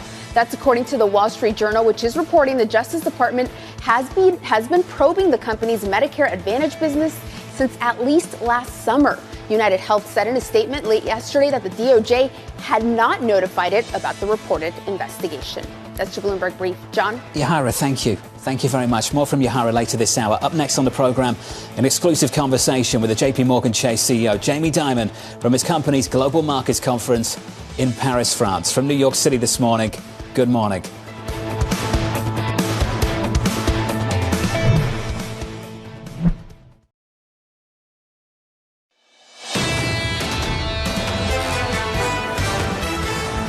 Equity futures slightly softer. We're down by 0.4% on the S&P 500. On the Nasdaq, we're down by 0.6. In 16 minutes' time, U.S. retail sales. Lisa, those numbers drop just after we got numbers from Walmart an hour ago. The key question here will be how much is that resilience in the U.S. consumer going to absorb the price increases that Walmart says that it has to make, given the fact that their margins cannot absorb the entire effect from tariffs. For a deeper conversation on the economy, on markets, on the state of banking, I'm pleased to say that Bloomberg's Francine Lacqua is at the JP Morgan Global Markets Conference in Paris with a special guest. Hey, Fran. Yeah, a special guest, John. He's called Jamie Dimon. He runs JP Morgan, and I'm delighted to speak to him. Jamie Dimon, thank you for joining us. Francine, happy to be here. Hey, there's a lot going on. It's trade wars, markets up and down. What did you learn in the last month? Not much, other than we have all this uncertainty. You know, some preceded the new administration, like we had large deficits, interest rates going up, inflation going up, and some are, tariffs and things. And of course, the geopolitical situation is very tense, very difficult, and hard to resolve. Okay, so if you forget projections, numbers, what's your hunch? Is the U.S. going to go into recession or not? Look, I'm going to defer to economists who give it about a 50% chance. I think all these things are probably inflationary a little bit more and slowing down the economy. If there's a recession, I don't know how big it'll be or how long it'll last. Hopefully we'll avoid it, but I wouldn't take it off the table at this point. If you look at, the trade war and then the somewhat reconciliation between the U.S. and China, does it hold? I think it's the right thing to do is to back off of some of that stuff, to have an engaging conversation. I'm grateful they did the U.S.-UK deal. It's an agreement in principle, so, there's a lot of uncertainty still. And there's a lot of uncertainty still in the China thing, but at least we started. It obviously calms down the markets. That's not the reason to do it, but the markets, do vote or something like that. And so you'll still have uncertainty to resolve. There's 90-day triggers in a lot of these things, and hopefully they will be resolved. But they're complex. I don't expect immediate resolution, to the satisfaction of everybody in 90 days. But do you expect markets to settle from here because we have a little bit more of a blueprint, or could volatility pick back up in any second? Markets are quite unpredictable. I think there's a lot of uncertainty out there that you can't discount. War in Ukraine, terror in the Middle East, Iran, huge deficits, our tax bill, which I would like to see a good tax bill pass. The tariffs, the reaction of countries to tariffs. The EU and the UK are about to negotiate, and I think they have a chance to actually develop a great relationship, partially making up for, the disaster that Brexit became. And those are uncertainties. You can't eliminate them because you want to. But what are your biggest clients saying about this market volatility? Have they made money on the back of it? Yeah, some do and some don't. And volatility could be good or bad depending on who's facing it. So, but I would expect continued volatility. I think it's a mistake to think we can go through all the things we're going through and the volatility itself will calm down. Has it been good for JP Morgan? What's your trading revenue looking like? Yes, because when there's volatility, this is a very simplistic way to look at it. Spreads gap out and traders make more money if there's more volume. So we had both this time, more volatility, more volume. But very often when you have a lot of volatility and spreads gap out, there's much less volume. So you've seen examples where there's good volatility and there's bad volatility. This one happened to be good. The next go around may not be so good. Jamie, when it comes to financials, I mean, a lot of, I guess, non-bank entrants are making quite a lot of way. Citadel, Jane Street. Is that a concern for the banks? Should it be a problem for the banks? I wouldn't call it a problem. They're both clients and very capable. But I've always had the view there are a lot of competitors out there, and all the major banks are back. I think that's a good thing for the world. Maybe not so much for JP Morgan. You mentioned those two. There's Apollo. There's a lot of fintechs, some very good ones. There's Stripe, there's PayPal. Yeah, my view has always been the same. I tell the management team, assume competition.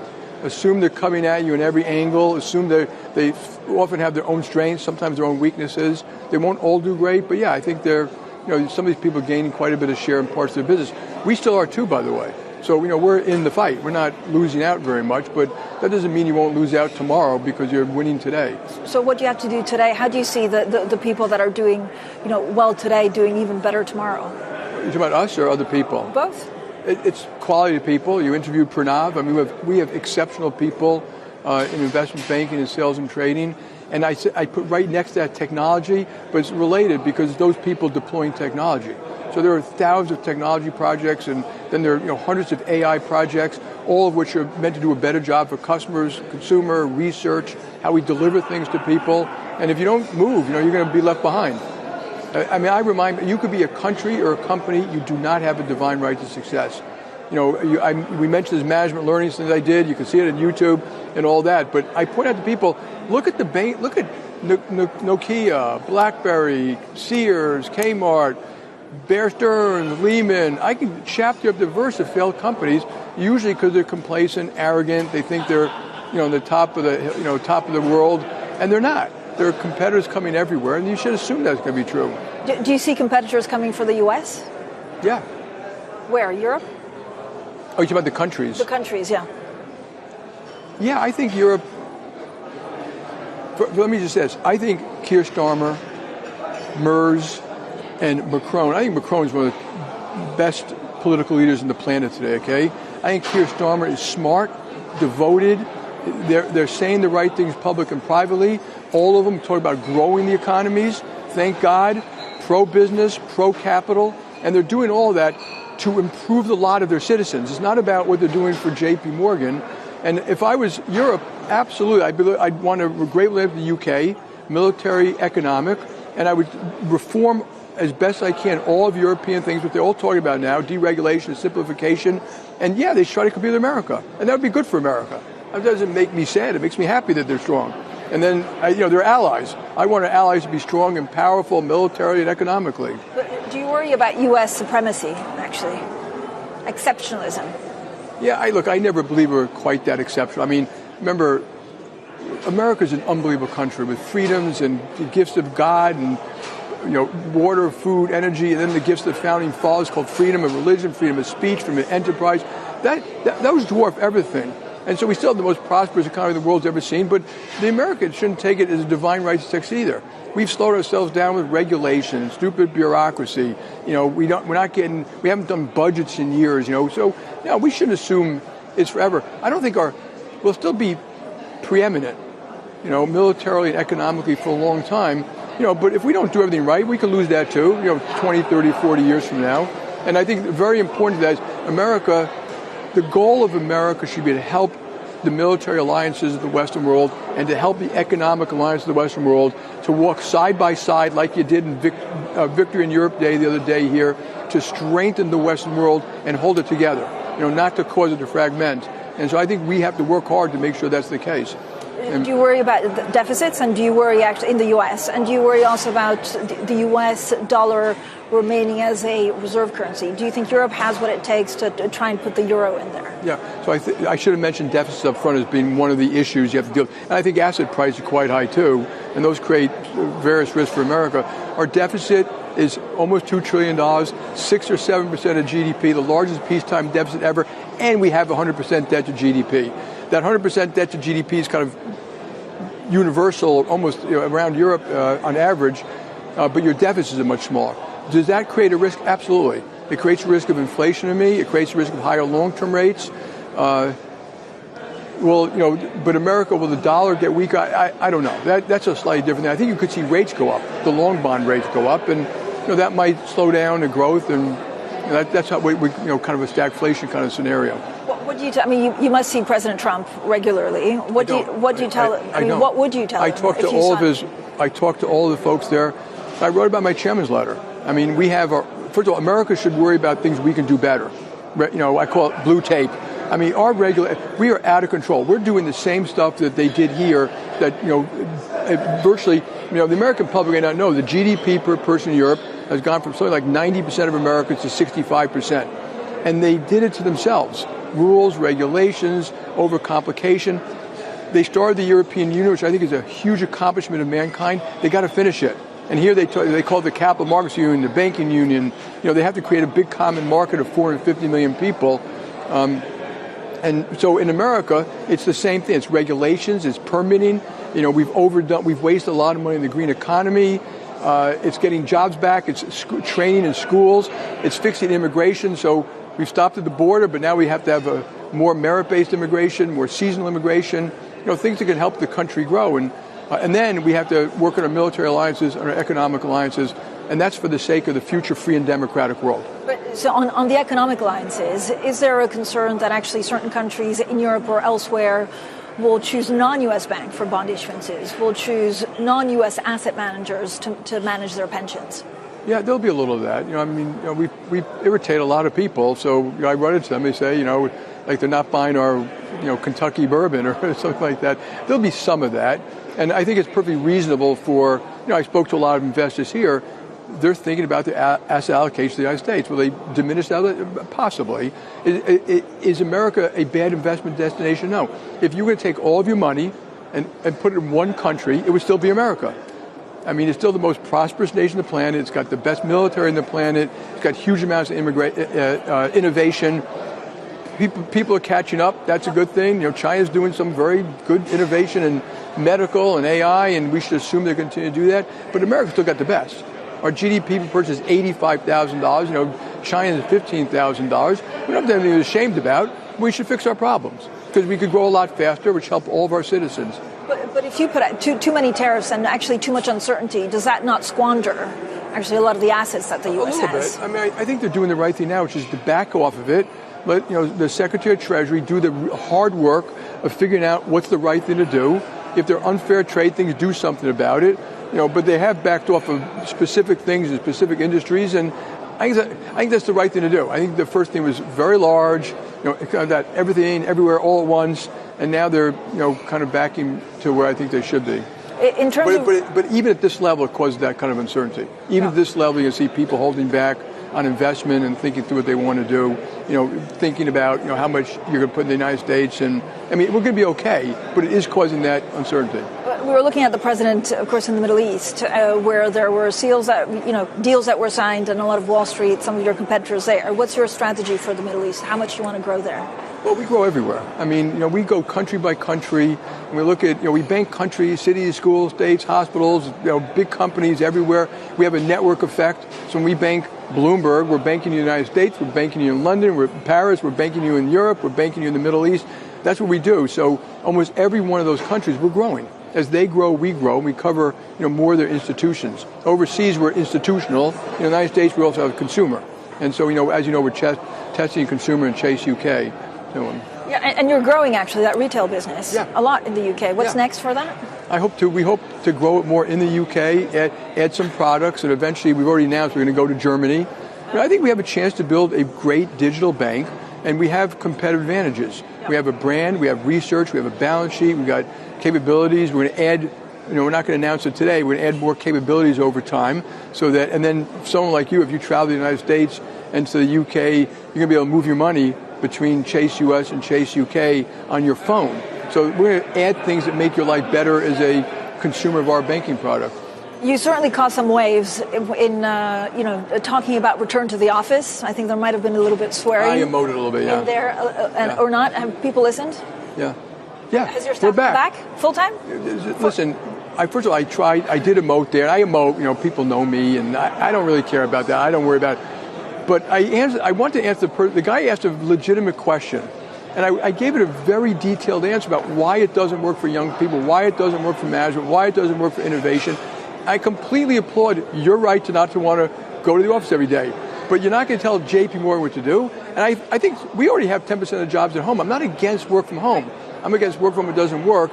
And then, of course, the press made a big deal about the petition and all that. It was like not even a mosquito. Okay. Most people are back. Some people, we've had no additional attrition. We had to make some modification. We didn't have enough seats in certain areas, and we'll be a better company. And I think our employees will be happier over time. And the younger people learn the right way. It's an apprenticeship system, and you can't learn working from your basement. Jamie Dimon, thank you so much for joining us today. That was, of course, the Chief Executive Officer of J.P. Morgan. I'm going to send it back to you in New York, John. Francine, thank you. Appreciate the update. Francine Lacroix over in Paris, France, with Jamie Dimon, the CEO and Chair of J.P. Morgan. As we approach some economic data just moments away, waiting for a cleaner read on the U.S. economy, not how we feel about the economy, what we're doing, retail sales, and we know the consumer has not been feeling great. Well, they haven't been feeling great, but they've been doing retail therapy, which has been the difficult aspect when you're trying to understand what this means for the road ahead. I do think that Walmart's earnings really place the spotlight on whether the resilience of the consumer is a good thing or a bad thing. If you have a resilient consumer that is still spending and able to absorb higher prices but not feeling great, is that kind of stagflationary moment that a lot of people have been talking about? Let's get you a snapshot of financial markets going into those numbers. Equity futures on the S&P negative by 0.5%. We're coming off the back of a three-day winning streak on the Nasdaq 100. We're down by 0.6. Big focus on the bond market now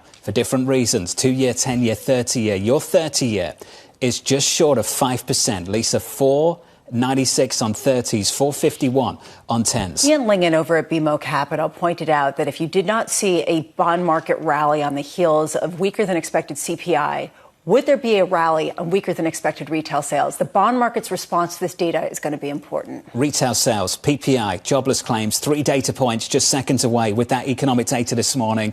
Let's cross over to Bloomberg's Mike McKee. Good morning, Mike.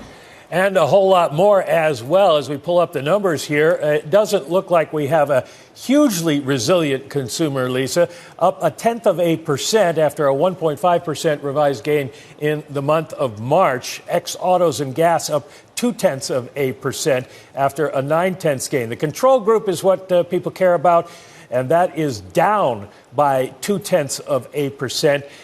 The expectation there was that we would rise 0.3 after 0.4 rise the month before.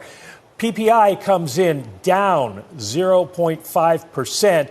That's for final demand on the headline number. The core is down 0.1%. And so it looks like at this point we get final demand year over year 2.4% for the headline, 3.1% for the core, and core X trade 2.9%. So improvement in the economic data for producer prices, but we'll have to see what was higher and whether there was any tariff effect in there. A couple other data points dropping now. The Empire manufacturing number comes in at negative 9.2, down from negative 8.1. And the Philly Fed is at negative 4. That is an improvement from negative 26.4. And the all-important prices paid index jumps to 59.8 from 51.0. So clearly some issues with tariff prices probably in the Philly Fed number. And that's the only one that's listed for May. So that's the latest data, and make of it what you want in the markets. Mike McKee, thank you, sir. It looks like PPI is the main character in this movie this morning. Off the back of this economic data, a downside surprise there, just unlocking slightly lower bond yields across the curve. If you turn to the bond market, just look at a snapshot of the curve, the 2-year, 10-year and 30-year. Yields briefly dropping below 450. Back to those levels at the moment. We're down about 2 or 3 basis points across the curve on a 2-year, just north of 4%, where we have closed every single day so far this week on a 2-year yield. Lisa, just a slight downside surprise on PPI. Yeah, so you have that coming after the slight downside surprise on CPI. I'm going back to the control group of retail sales. I think that's important. The fact that it came in a negative figure. Came in at negative 0.2% versus the expected 0.3% gain. And the fact that this is not causing more of a rally in the long end of the yield curve is notable. You do see a little bit of a bid into 30-year yields, but still 4.96%. This to me highlights something else is really driving this, and it's hard to really understand the forward look from data that portrays that yeah, there are some cracks in the consumer right now. We can go back to Mike McKee for a second look. So let's choose just that. In just a moment, we can talk to Mike about retail sales, PPI and jobless claims. Mike, you're taking a second look at things. What do you see? Well, there is some effect of the tariffs in some of the PPI goods numbers, a 9.4% rise in the index for cold rolled steel. Indexes for electric power, utility natural gas. We already saw that in the CPI all went down a little bit. Prices for primary basic chemicals also moved lower. But it's really a services story in the PPI here. Prices for services were down by prices for services were up 0.7, or down 0.7, and the goods were unchanged. I got that right now with all this jumping around here. And a lot of that was airfares and also portfolio management. So we did see, as Jamie Dimon said, perhaps not as good a quarter for the banks so far as people might think, given the volatility in the markets. Mike, thank you. We'll come back to you in about 6 minutes' time to get an update with Chairman Powell, expecting him to speak a little bit later this morning. I want to turn to the equity market, Lisa, recovering. Equity futures down by just 0.25% now. There is this feeling that the disinflation is a positive thing, and the fact that the headline figure for retail sales coming out positive is also a good thing. I'm not sure what to make of it, though, really, because I don't really have an understanding of just what this data means, how much people are relying on it, how reliable it is for a forward look.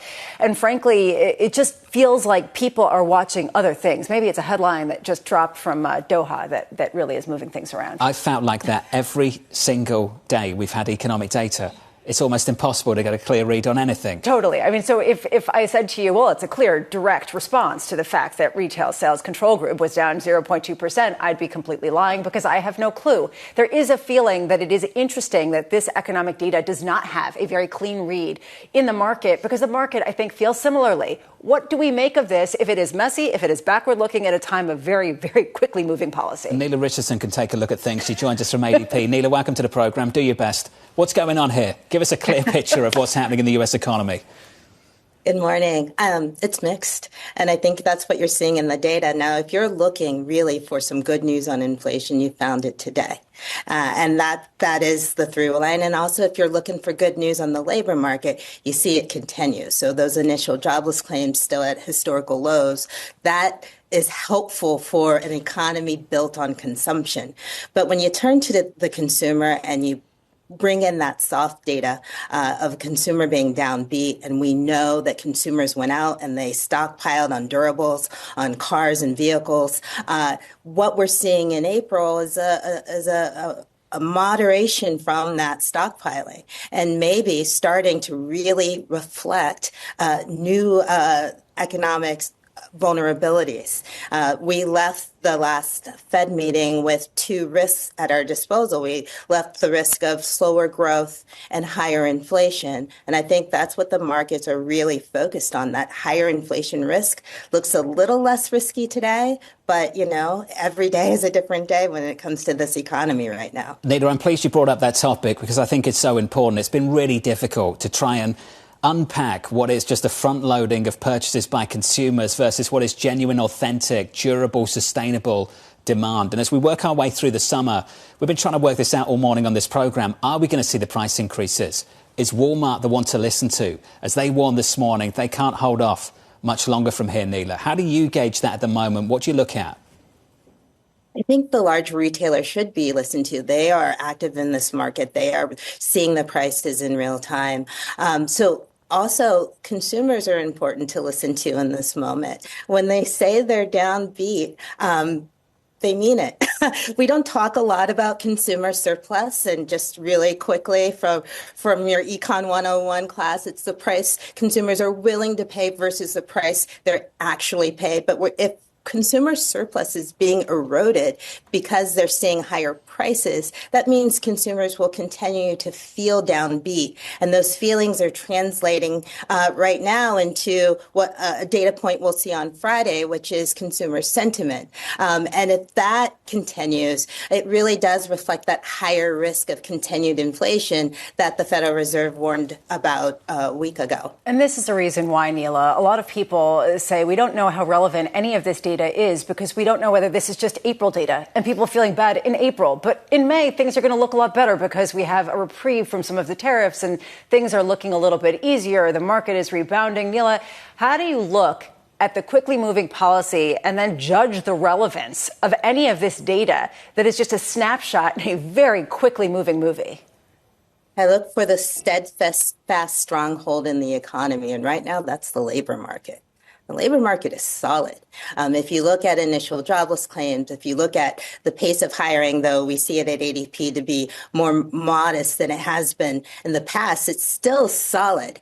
We're still seeing strength, and that is the underpinning of the bulk of the consumers. So as long as the labor market stays strong, stays solid, we still see growth in jobs, we still see wages above inflation, then you have an economy that could weather some of these higher level risks. How much, Neela, do you see because of that stability in the labor market, in addition to what we are hearing from some of the biggest retailers in the world, that prices are going to go up? How much is a stagflationary-like environment becoming increasingly your base case for the remainder of this year?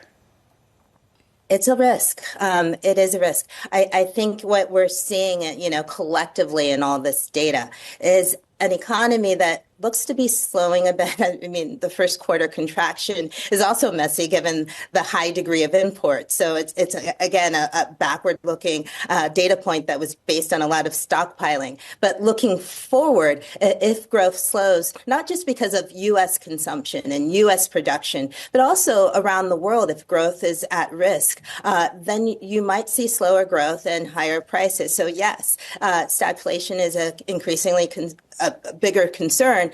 In my mind, it was always a concern. I think the dynamics that kept inflation down for 4 decades going into the pandemic have changed dramatically. We don't talk about these longer trends that are affecting inflation. So even without trade policy, that was always a risk. Now that risk is amplified because of some of the uncertainty that we're still seeing on the trade side. Neela, thanks for jumping on. Thank you very much. Neela Richardson there of ADP off the back of the latest economic data. We saw jobless claims not making much of a headline at all, which is good news. Jobless claims still in and around 230. Slight downside surprise on PPI and both retail sales as well. In the bond market, it means we unlock lower yields. At the front end of the curve, down by 5 basis points, just north of 4%. That front end of the curve has been pretty anchored through much of this week, anchored around the view this Federal Reserve cannot cut interest rates anytime soon. On the Federal Reserve, I want to cross back over to Bloomberg's Mike McKee. Mike, Chairman Powell is talking right now. He's addressing the framework review at the Federal Reserve. Any comments at all, as far as you can tell, on anything else? No, he is not talking about the economy or current monetary policy. This is a sort of a history of the framework review, how they put it into place last time, what went wrong, and what they're looking to maybe fix the next time. Basically, he said the framework was based on the history up to that point, which had showed inflation very, very low, even with strong growth. And so they felt they could let it run for a while. Obviously, that didn't work. He said, actually, they dropped out of this new format, this new framework, in about 2021-22 when inflation started to go up. They didn't say that, but they started going back to the old way of doing it and raise rates quite a bit. And so they're going to think about this for the next time. They're not going to be doing the let it run kind of thing. They realize that inflation's higher on a secular basis now, and they're going to keep an eye on that and watch out for volatility in the markets is what they got to come up with a framework to deal with those things. And he said, of course, we could always do a better job of communicating. We've had a lot of that, haven't we? Mike, thank you, sir. An update from Michael McKee, the chairman of the Federal Reserve, addressing the framework review. So no comments on the near-term economic outlook or the rate path, at least for now. But this headline might be entering a period of more frequent supply shocks, coming from the chairman of the Federal Reserve. That is something a lot of people have talked about. We know that Bob Michael, for example, from JP Morgan Asset Management has talked about this as well. What the Fed's response is really a huge question mark. I will say that Andrew Hollenhorst over at Citigroup came out with this, that after the PPI numbers that you pointed out, John, we project 0.19% month-over-month core PCE for inflation.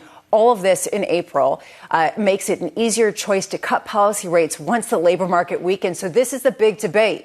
Does that give them the breathing room to kind of get ahead of what a lot of people think will be a big slowdown in growth? Let's have that debate right now. Joining us around the table, Christina Campmany of Invesco. Christina, good morning. Good morning. Thanks so much for having me. Thank you for being here. At the start of the year, the 10-year was about 456. This morning, we're at 450. The world's changed a lot. It's been a snoozer. What do you mean? Nothing's happened. What's the bond market doing in the same place as the start of the year? Look, there's been, I think, the one continuity that we've had all year is continued uncertainty and massive changes of like, what is the direction? Where are we going?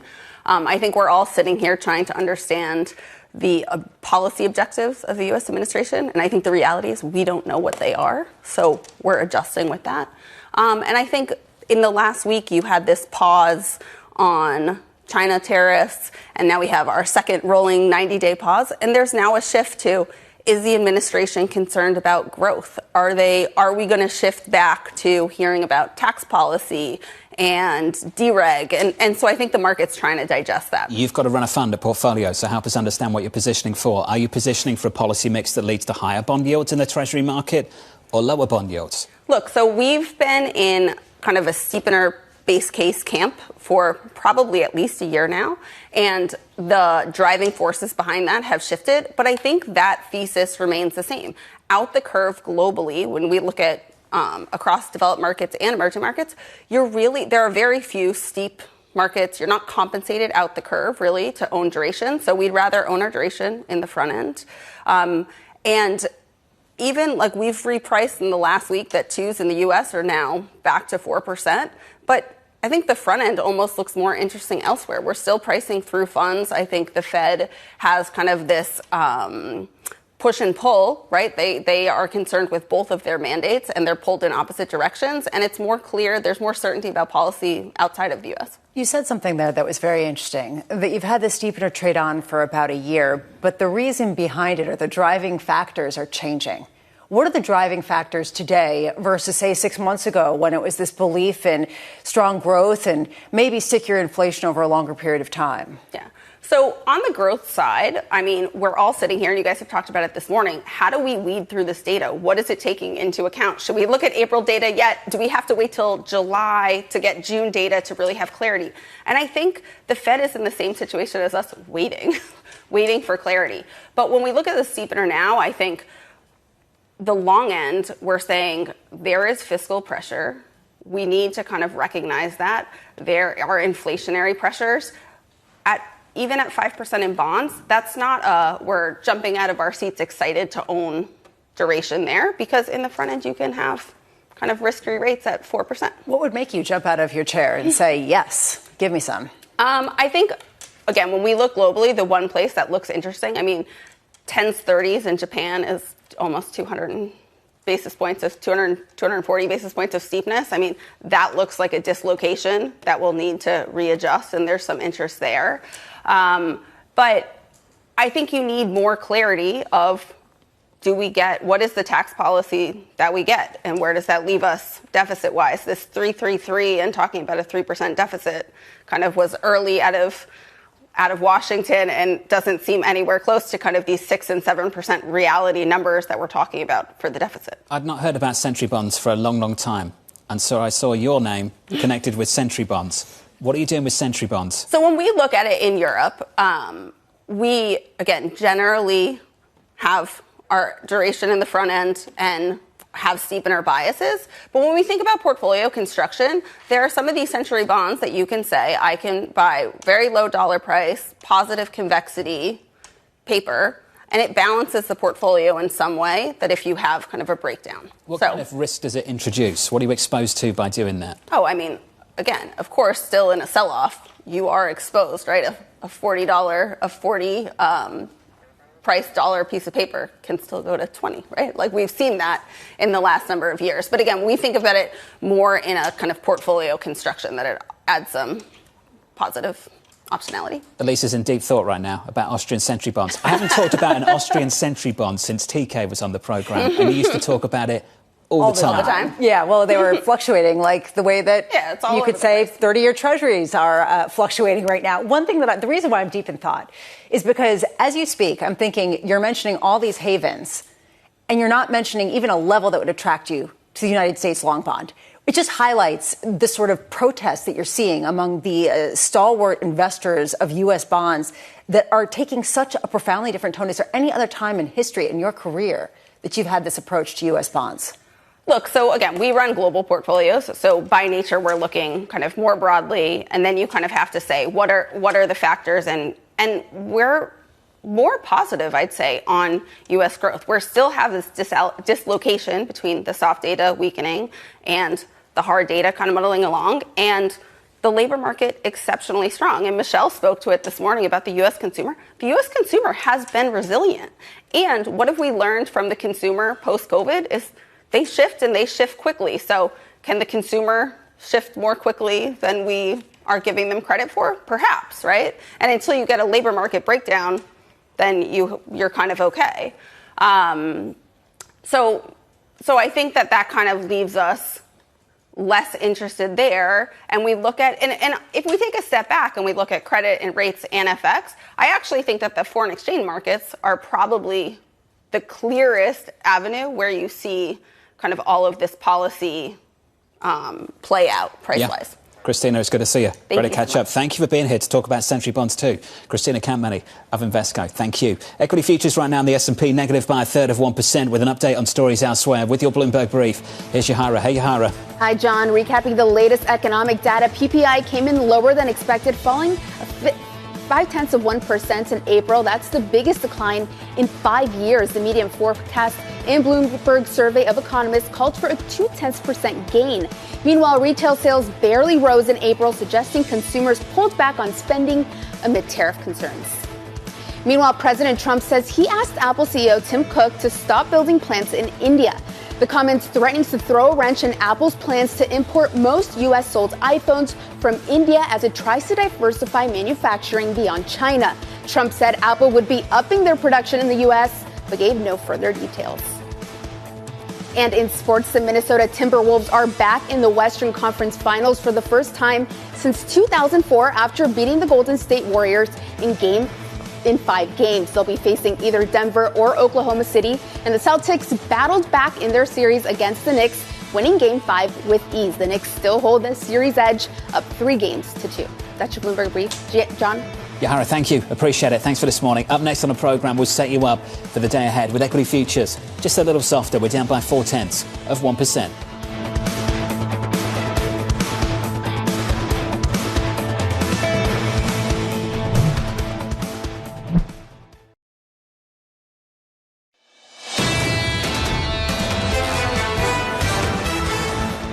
The open about 36 minutes away. Equity futures negative here by 0.4% following a 3-day winning streak on the S&P 500. The week ahead, the next 24 hours plus, looks like this. Today, President Trump in Abu Dhabi as his Middle East trip continues. Tomorrow, going into the weekend, UMich sentiment. Sneak peek in next week.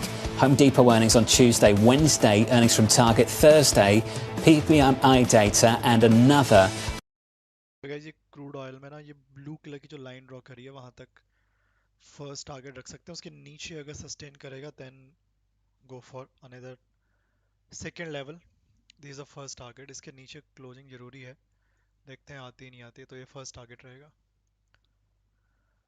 बाकी Indian market भी close होने वाला है. Indian market को देखोगे bank nifty future तो completely range के अंदर ही early morning 15 minute time frame पर ओपन हुआ था रेंज के अंदर मॉर्निंग पे, और क्लोजिंग भी उसी रेंज के अंदर हो रही है। तो बैंक निफ्टी फ्यूचर तो आज बिल्कुल ही साइडवे चला गया। मॉर्निंग पे जब फर्स्ट कैंडल ओपन हुई थी और रेजिस्टेंस पे गई थी, वहां से सेलिंग जरूर आई, बट वो सेलिंग कंटिन्यू नहीं कर पाई। 300 पॉइंट मार्केट नीचे जरूर आया, बट उसके बाद पूरा ही साइडवे चला गया। एंड ओवरऑल देखोगे तो लाइक वी कैन से नीचे भी सपोर्ट था, तो नीचे भी नहीं आया प्राइस एग्जैक्टली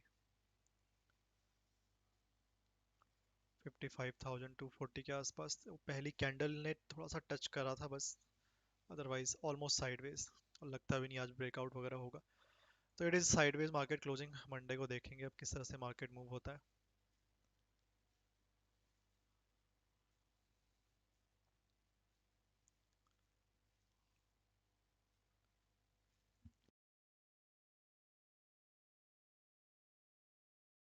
क्रूड ऑयल बड़ा इंटरेस्टिंग है, साइडवेज लग रहा होगा लेकिन फाइट चल रही है यहाँ पे बायर और सेलर के बीच में। बहुत ही स्मॉल सी रेंज है, कहीं ना कहीं बड़ा मोमेंटम होने के चांसेस काफ़ी हाई लग रहे हैं अब।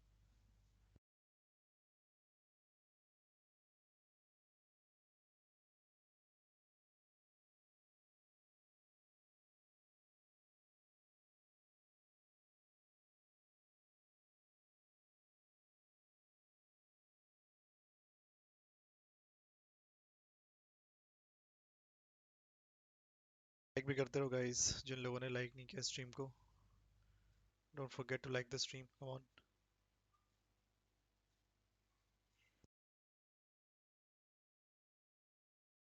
Vardhan ji, now chart is good या अभी भी स्टक दिख रहा है? अब तो सही दिख रहा होगा। सेलेन साली जी, thank you so much for joining channel membership. If you have any question you can ask in the comment box. Holding the call option in natural gas market, तो साइडवे चला गया सर फिलहाल के लिए। Natural gas is completely sideways on support. Option buying may not give that much premium to you, so be cautious. हो सकता है थोड़ा सा और जंप कर जाए डाउन साइड की ओर और फिर ऊपर जाए।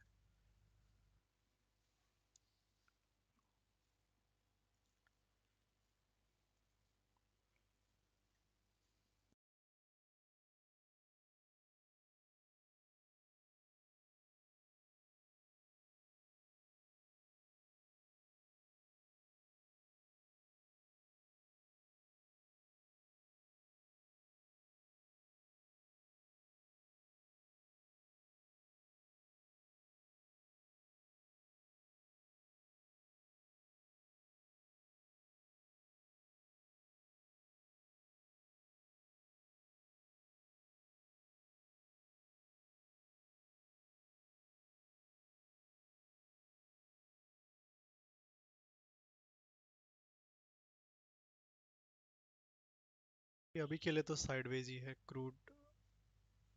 थोड़ा बहुत रेजिस्टेंस से सेलिंग आ रही है, बट स्टक हो गया ऑलमोस्ट।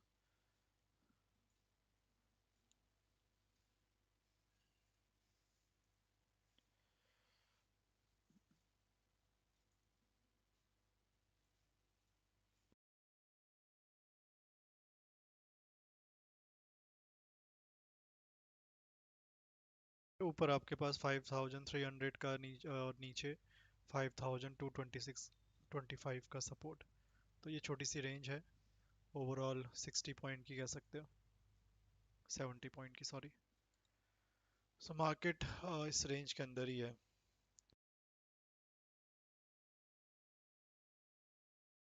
आता है फिर से सेल कर सकते हैं ऊपर। कैंडल का ध्यान रखना बस, ओपन इक्वल टू लो ना बने।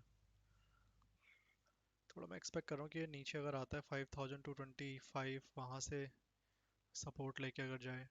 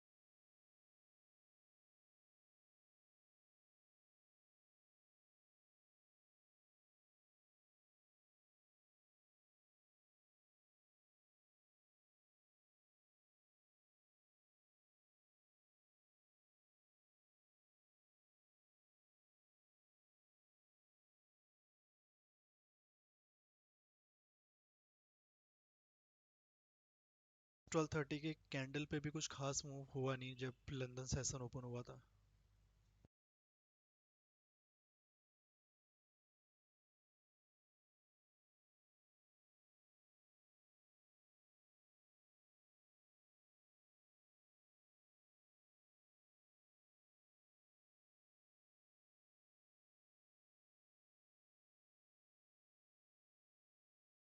बाकी और कोई न्यूज़ भी नहीं है फिलहाल के लिए major.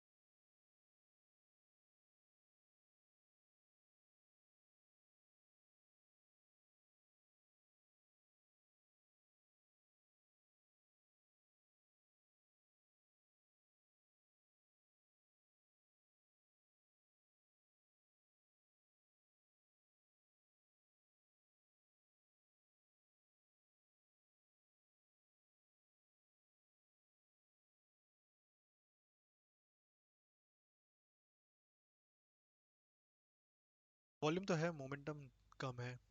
Volume is good both in crude. Natural gas में उतना नहीं है, क्रूड में तो ठीक ही है. बट मोमेंटम नहीं आ रहा है, बहुत ही स्लो. मुझे लग रहा है शायद यूक्रेन और रशिया के बीच जो टर्की में बातचीत हो रही है, शायद मार्केट में भी उसका वेट कर रहा हूँ. बिकॉज इतना तो नहीं रुकना चाहिए.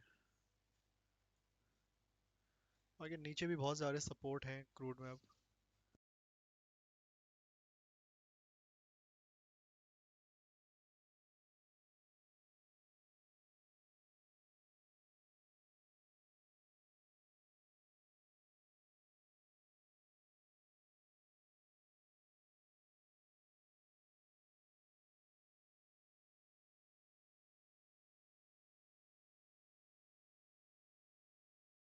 Says US will set tariff rate for other nations in a week.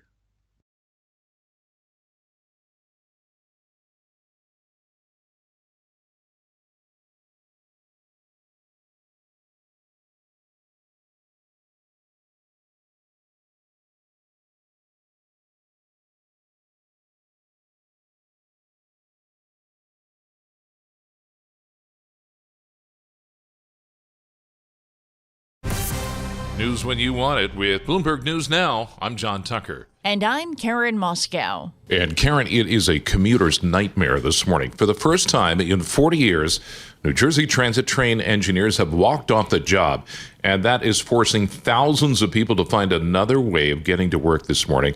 Bloomberg's Michael Barr is joining us live in the studio with this update. Michael, good morning. Good morning, John. NJ Transit engineers walked off the job just after midnight.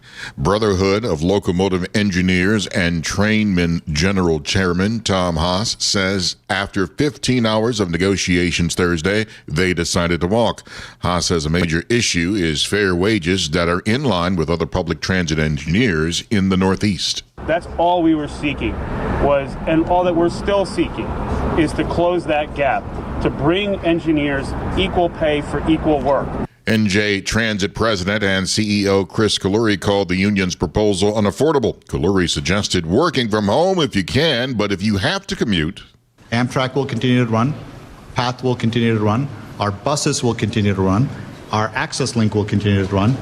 Light rail systems will continue to run, and the ferries will continue to run. New Jersey Governor Phil Murphy says he's not shocked by the union's decision. We were hoping for the best. We're prepared for the worst. More than 350,000 rail service commuters are affected. In New York, Michael Barr, Bloomberg Radio. Thank you. We now turn to the Middle East, where Donald Trump is wrapping up his trip. As heard right here on Bloomberg Radio, the president said it was a good one for deal-making. We're making great progress toward a $1.4 trillion that UAE has announced that it intends to spend in the United States over the next couple of years. Yesterday, the two countries also agreed to create a path for UAE to buy some of the world's most advanced AI semiconductors from American companies, a very big contract. This will generate billions and billions of dollars in business and accelerate the UAE's plans to become a really major player in artificial intelligence. President Trump made the comments at the U.S.-UAE Business Council Breakfast Roundtable in Abu Dhabi. And Karen, the leaders of nearly 4 dozen European countries and organizations, they're gathering for a one-day summit in Albania to discuss security and defense challenges across the continent, with Russia's full-scale invasion of Ukraine at the top of the agenda. Ukrainian President Volodymyr Zelensky is among the leaders invited to the event. Now, on the eve of the summit, Russian President Vladimir Putin spurned an offer by Zelensky to meet face-to-face in Turkey to try to secure a ceasefire with Moscow. I think that the Kremlin leader should show his leadership. If he's ready for negotiations, let's meet. We can't really run around the world looking for him. Ukrainian President Volodymyr Zelensky speaking through an interpreter. Secretary of State Marco Rubio says the likelihood of progress in ending the war is low without a meeting between Putin and President Trump. John, back here in the U.S., Republican House members are still hammering out details for Trump's tax bill and how to pay for it. There are several sticking points, including the state and local tax deduction. Bloomberg's Amy Morris has the latest from Washington. Ways and Means Committee Chair Jason Smith says lawmakers should accept the $30,000 limit on SALT deductions, calling it fair. But New York, New Jersey, and California Republicans are holding out for a higher limit, one of a few unresolved issues preventing them from advancing Trump's tax bill. After meeting with GOP lawmakers, House Speaker Mike Johnson says they're close. We've got a few pieces yet to solve, but I think we're going to do that over the weekend. So Republicans plan to work through the weekend. Johnson had expected a deal on Wednesday. We're negotiating with a number of members, a number of caucuses. And you know me, I'm an optimist. We move forward. We've been demonstrating that every step of the way, and we're going to do it again. He plans to bring the bill to the House floor next week. In Washington, Amy Morris, Bloomberg Radio. All right, thanks, Amy. And another GOP lawmaker is signaling the party needs to reach an agreement on the tax bill. This is New York Republican Representative Nicole Maliotakis telling Bloomberg she remains confident the bill will get passed, saying disagreements over the SALT, the state and local tax deduction, should not be a deal breaker. The tripling of the deduction to $30,000 covers 98% of my district. In Lacroix in Paris. I think all these things are probably inflationary a little bit more and slowing down the economy. If there's a recession, I don't know how big it'll be or how long it'll last. Hopefully we'll avoid it, but I wouldn't take it off the table at this point. J.P. Morgan Chase CEO Jamie Dimon added that some clients are holding back on investments because of all the volatility. And you can hear the full conversation on the Bloomberg podcast page on YouTube. Time now for the Bloomberg Sports Update, and we bring in John Stashower. John. Thanks, Karen. A bunch of relative unknowns atop the leaderboard after the opening round of the PGA Championship in Charlotte, including Jonathan Vegas, the 40-year-old from Venezuela who finished his round with 3 birdies and shot a 7 under 64. He's got a 2-shot lead over American Ryan Gerard, playing the PGA for the first time, and Australian Cam Davis. The Oklahoma City Thunder, the Denver Nuggets are going to a Game 7 on Sunday. Nuggets won Game 6, 119-107. That's your Bloomberg Sports Update. Thanks, John. And that's news when you want it with Bloomberg News Now. I'm Karen When Moss. the Supreme Court heard oral argument in the birthright citizenship case, the justices were really focused on a single question.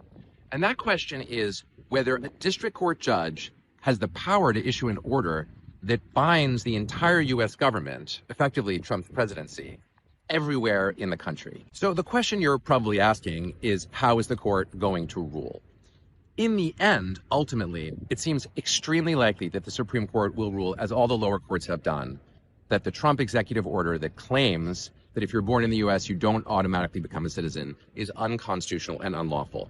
And that's going to be the right outcome. If you read the 14th Amendment, it says that if you're born in the United States, you're a citizen. And that's also been Supreme Court precedent going all the way back to 1898. On the narrower question of whether a federal district court judge can issue a so-called universal injunction, there it's a bit harder to say, but my best guess based on the oral argument is that the justices will find at least some limited set of circumstances where the government's actions are so outrageous that a district court judge can ultimately issue such an injunction.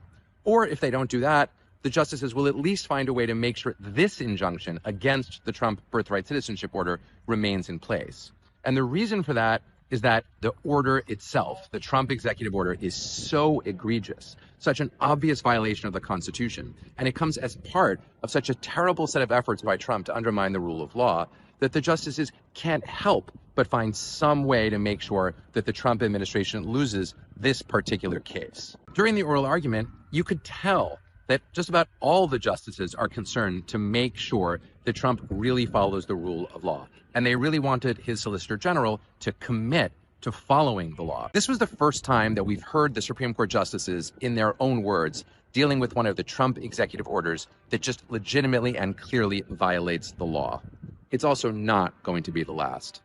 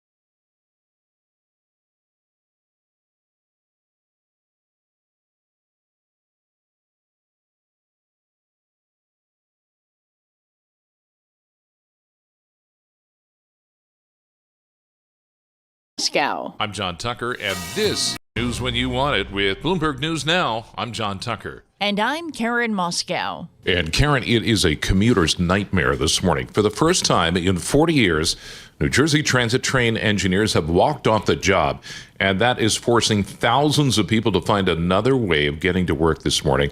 Bloomberg's Michael Barr is joining us live in the studio with this update. Michael, good morning. Good morning, John. NJ Transit engineers walked off the job just after midnight.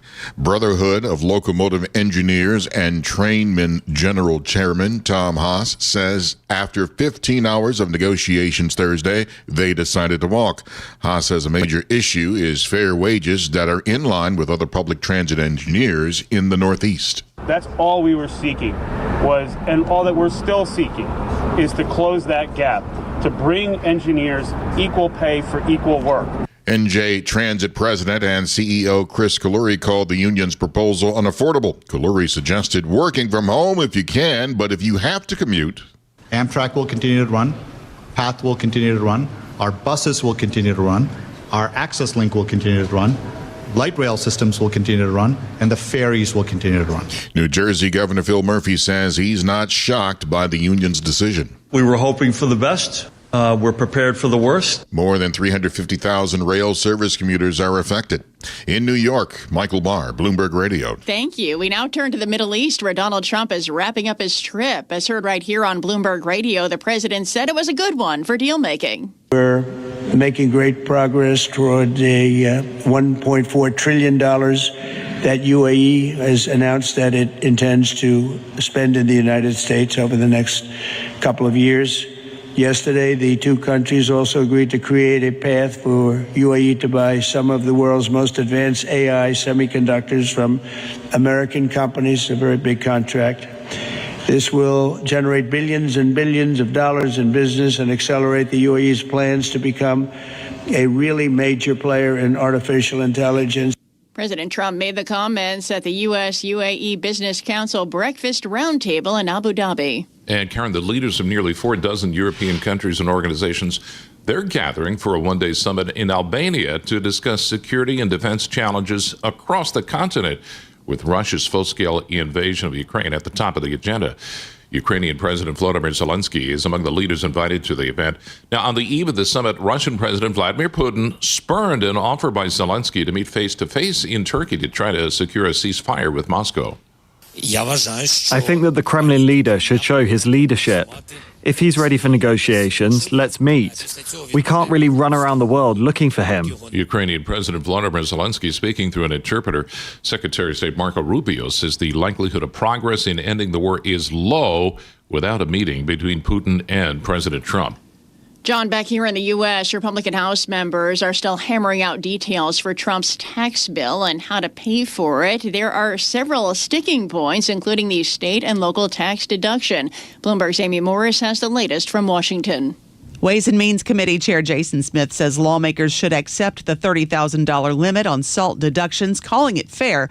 But New York, New Jersey, and California Republicans are holding out for a higher limit, one of a few unresolved issues preventing them from advancing Trump's tax bill. After meeting with GOP lawmakers, House Speaker Mike Johnson says they're close. We got a few pieces yet to solve, but I think we're going to do that over the weekend. So Republicans plan to work through the weekend. Johnson had expected a deal on Wednesday. We're negotiating with a number of members, a number of caucuses, and you know me, I'm an optimist. We move forward. We've been demonstrating that every step of the way, and we're going to do it again. He plans to bring the bill to the House floor next week.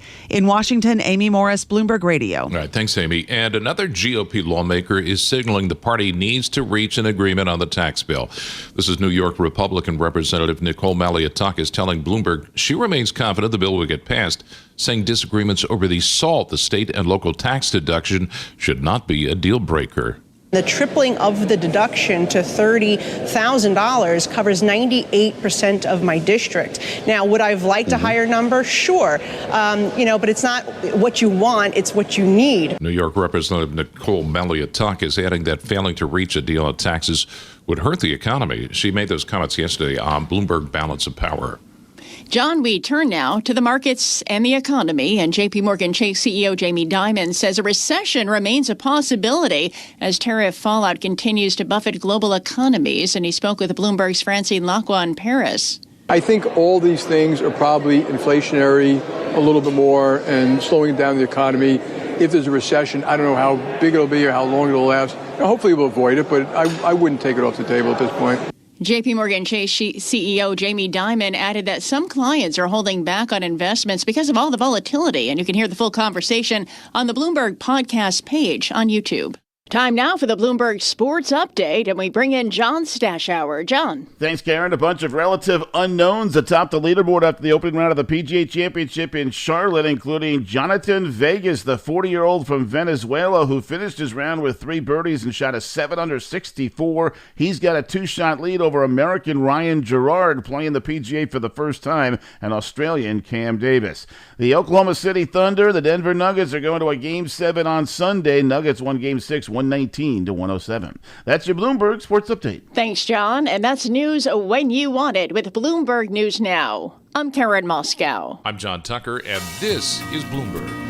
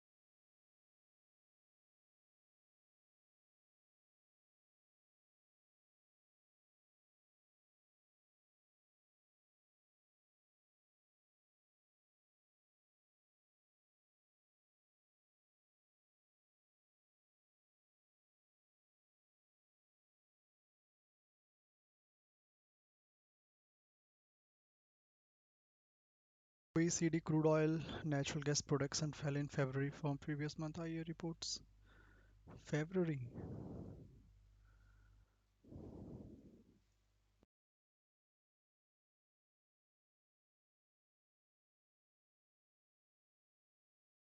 So guys, don't forget to like the stream. Crude oil भी sideways चला गया, natural gas तो पहले से sideways है. Let's see अब किसी एक साइड आता है तो नीचे अगर क्लोजिंग आ गई 5228 के नीचे तो और गिर सकता है. बाकी ऊपर भी ये रेजिस्टेंस है तो ये it is a range of 70 point.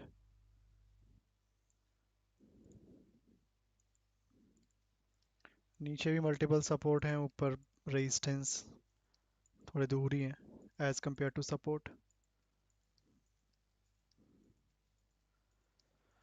लगता है अब सीधा 530 के बाद ही मार्केट मूव करेगा, उससे पहले चांसेस ही कम लग रहे हैं मार्केट के मूव करने के.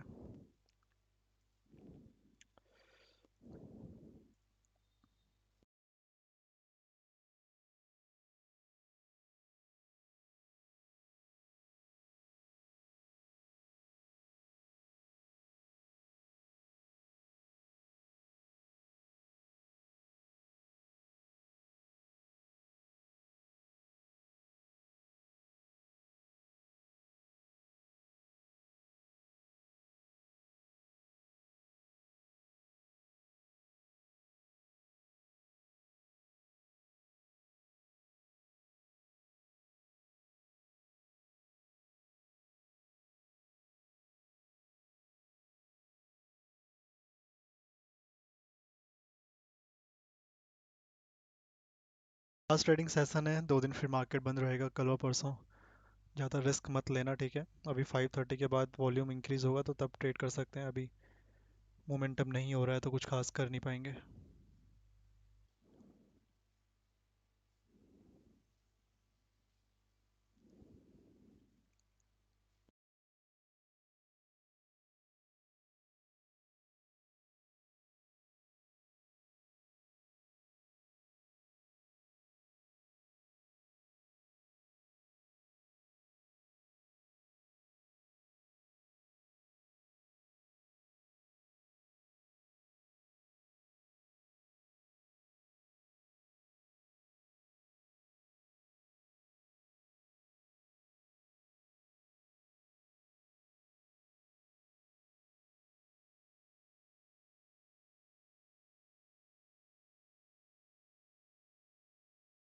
भाई कोई न्यूज़ आती है तो देखा जाएगा, अभी के लिए तो कोई न्यूज़ भी नहीं है जिसका मार्केट पे कुछ इम्पैक्ट हो.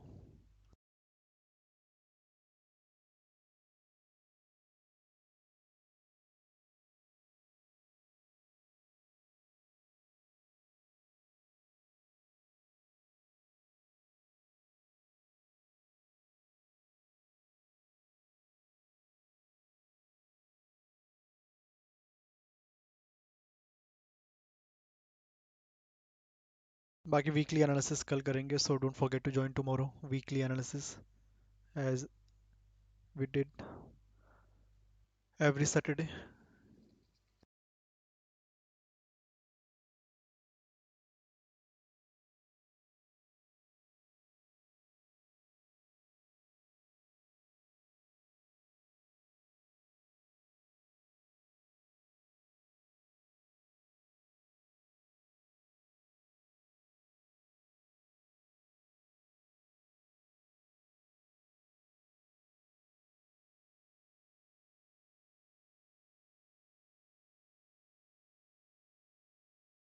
कम ऑन गाइस, लाइक भी करते रहो.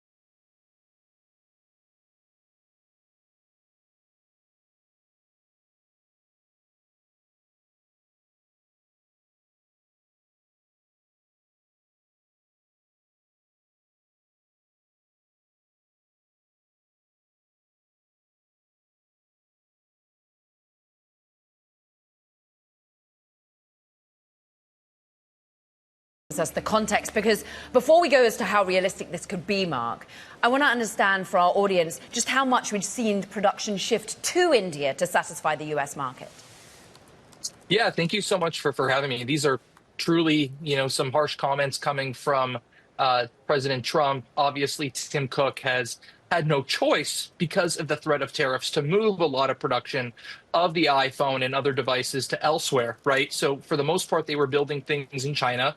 But now they're building probably a third of iPhones in India. They said on the earnings call that the majority of iPhone production for the U.S. market in this coming quarter is going to be done in India. They certainly have aggressive plans to expand even further in India for iPhone production. Again, that's for the U.S. market. And this is about avoiding trade war type of situations between the U.S. and China, geopolitical issues having to do with China, but also because of these tariffs. A lot of this came into place because of the anticipation of these tariffs and how much more it would cost Apple to produce iPhones and how much that would snip into their margins if they continued to export from China to the U.S. So definitely something Apple had to do, and it's understandable that with Donald Trump's agenda, why he would not be so happy about it. Mark, I want to recap some of the data you just shared, which is that basically almost 90% of iPhones are currently made in China, and the balance of iPhones are made in India, around 30 million units per annum. Did we learn anything from Apple's most recent earnings or in any of your reporting since on how Apple is planning for the long term on its production of the iPhone, irrespective of what the White House says? Well, right now the plan is to produce the vast majority of iPhones in India for the U.S. market by the end of 2026, so about a year and a half from now. There's still going to be a nice chunk of iPhones made in China. That is the higher-end Pro models. They're working on basically 2 new iPhone models for the 20th anniversary. Obviously, Steve Jobs unveiled the first iPhone at the beginning of 2007. So across the end of 2026 and the end of 2027, they have 2 major new iPhones coming out. They have a foldable iPhone, which would compete with the Samsung Fold, the Google Pixel phone, some of the other, Chinese-made foldables. They also have a 20th anniversary glass wing phone coming out at the end of 2027. Uses very advanced curved glass, very advanced new chips, very advanced new technology. They're not going to be able to pull that off outside of China, so those aren't coming to India from the get-go. But to I guess the larger point, there is no plan in place to begin building iPhones in the United States. I have an article that I wrote in early April which outlines why this wouldn't happen, the engineering talent, the manufacturing skill sets, the manufacturing space, the cost implications. All of that essentially makes it impossible for Apple to produce iPhones in the U.S. at any rational or reasonable rate or scale.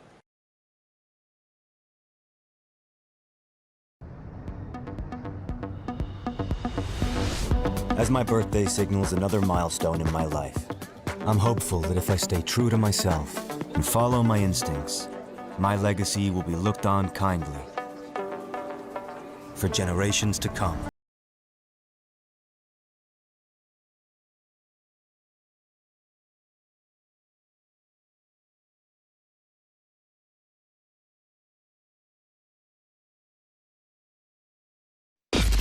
From the heart of where innovation, money, and power collide, in Silicon Valley and beyond, this is Bloomberg Technology with Caroline Hyde and Ed Ludlow.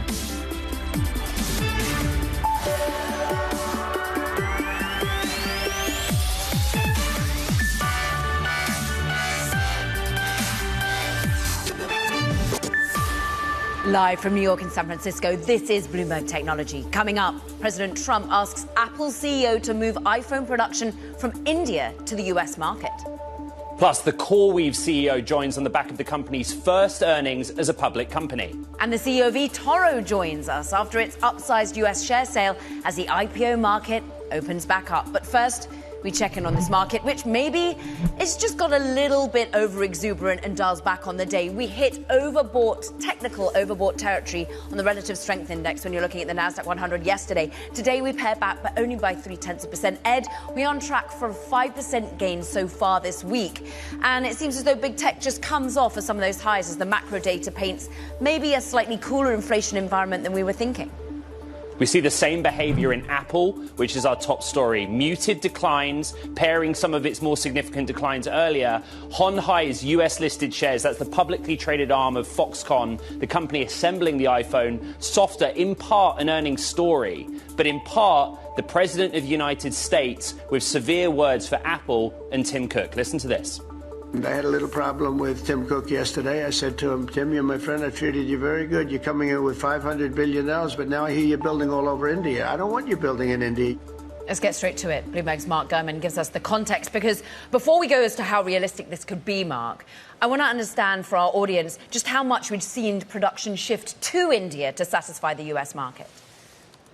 Yeah, thank you so much for having me. These are truly, some harsh comments coming from President Trump. Obviously, Tim Cook has had no choice because of the threat of tariffs to move a lot of production of the iPhone and other devices to elsewhere, right? So for the most part, they were building things in China, but now they're building probably a third of iPhones in India. They said on the earnings call that the majority of iPhone production for the U.S. market in this coming quarter is going to be done in India. They certainly have aggressive plans to expand even further in India for iPhone production. Again, that's for the U.S. market. And this is about avoiding trade war type of situations between the U.S. and China, geopolitical issues having to do with China, but also because of these tariffs. A lot of this came into place because of the anticipation of these tariffs and how much more it would cost Apple to produce iPhones and how much that would snip into their margins if they continued to export from China to the U.S. So definitely something Apple had to do, and it's understandable that with Donald Trump's agenda, why he would not be so happy about it. Mark, I want to recap some of the data you just shared, which is that basically almost 90% of iPhones are currently made in China, and the balance of iPhones are made in India, around 30 million units per annum. Did we learn anything from Apple's most recent earnings or in any of your reporting since on how Apple is planning for the long term on its production of the iPhone, irrespective of what the White House says? Well, right now the plan is to produce the vast majority of iPhones in India for the U.S. market by the end of 2026, so about a year and a half from now. There's still going to be a nice chunk of iPhones made in China. That is the higher-end Pro models. They're working on basically 2 new iPhone models for the 20th anniversary. Obviously, Steve Jobs unveiled the first iPhone at the beginning of 2007. So across the end of 2026 and the end of 2027, they have 2 major new iPhones coming out. They have a foldable iPhone, which would compete with the Samsung Fold, the Google Pixel phone, some of the other, Chinese-made foldables. They also have a 20th anniversary glass-wing phone coming out at the end of 2027. Uses very advanced curved glass, very advanced new chips, very advanced new technology. They're not going to be able to pull that off outside of China, so those aren't coming to India from the get-go. But to I guess the larger point, there is no plan in place to begin building iPhones in the United States. I have an article that I wrote in early April which outlines why this wouldn't happen, the engineering talent, the manufacturing skill sets, the manufacturing space, the cost implications. All of that essentially makes it impossible for Apple to produce iPhones in the U.S. at any rational or reasonable rate or scale.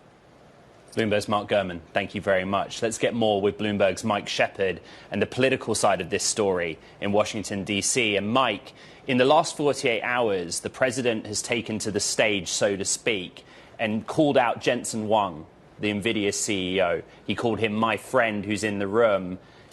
48 hours later, he calls out Apple CEO Tim Cook with less kind words. This is a president who is using the public forum to try and get tech companies, American tech companies, to do things his administration wants. Well, that's right, Ed. He is using the public space to pressure these companies, and he is not shy about doing it. And it is a tactic we have seen before. Think back to the very early days of the administration when SoftBank was pledging $100 billion of investment in the U.S., and Donald Trump turned to Masayoshi Son. This may have even been before he took office.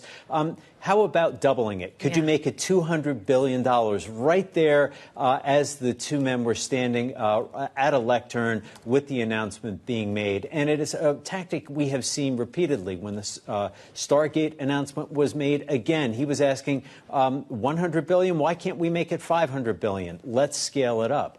And so the president really is pushing companies to help fulfill his agenda here, which is to expand the manufacturing base. And he is leaning heavily on the tech industry to do so. Obviously, others like aviation and car making, too, are feeling that pressure. But tech is really taking center stage in this. And you can see that with the connections he's tried to make, as you mentioned, Ed, with Jensen Huang and, of course, with Tim Cook, someone he's had a relationship with since the first administration. And Mike, thus far, Tim Cook, or Apple indeed, has not responded publicly to the president's comments. But they have front-run, perhaps, the president's comments in terms of trying to signal the investment to come. $500 billion, they say, that was going to be invested in the U.S., but that's for chips, or indeed the AI focus. It's not for making iPhones.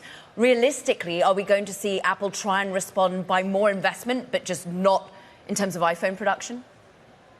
Well, it's a difficult question. The president made very clear what he wanted. He wants U.S.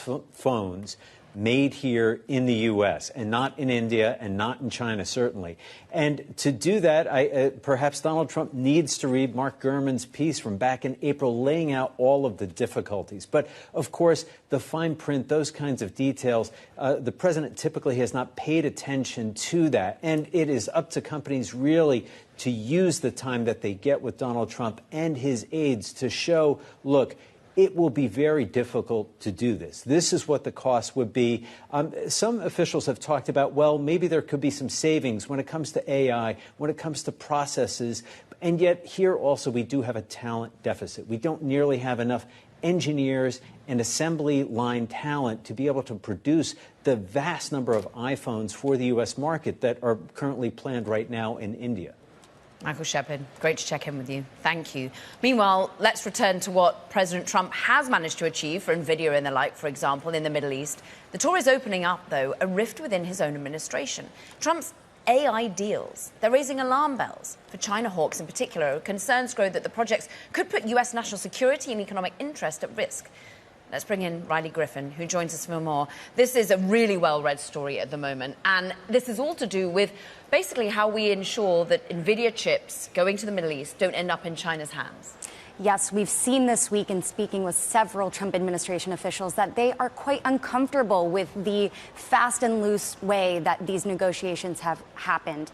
And particularly, we're interested to see that there is concern about the way White House AI advisor David Sachs is a part of these negotiations. Trump administration officials feel that he is not paying sensitive attention to the economic and national security concerns that you mentioned.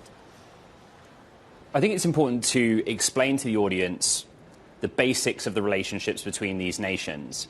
The original AI diffusion rule took into account third countries, right? Which was the idea that if you sell a technology to a nation like Saudi Arabia or the UAE, those nations also have a close relationship with China, an economic relationship. There are Chinese nationals working in the fields of AI in the UAE, for example, and that they might give access indirectly to China, to US technology.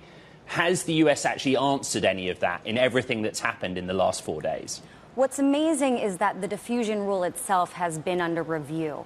In a way, these negotiations have front-run the answer to that question, Ed. And we're seeing congressional Republicans raise concerns about this process as well. This isn't just happening behind closed doors. It's being discussed out in the open. But there are two sides of the Trump administration, one in which we're seeing concerns about these chips simply being in other countries, potentially threatening American dominance. But David Sachs himself, the AI White House advisor, believes and has said publicly that having American technology being used abroad helps to ensure the dominance, helps to ensure that countries aren't turning to China for that same technology. One example, G42, an investment firm focused on AI that has close links not just to the nation of China in the UAE, but also a relationship with Huawei, the national tech champion. Bloomberg's Riley Griffin, top reporting. Thank you very much. Now, coming up on Bloomberg Technology, CoreWeave's profit forecasts are disappointing investors. We're going to speak to the CEO, Mikhail Intraday, next. This is Bloomberg.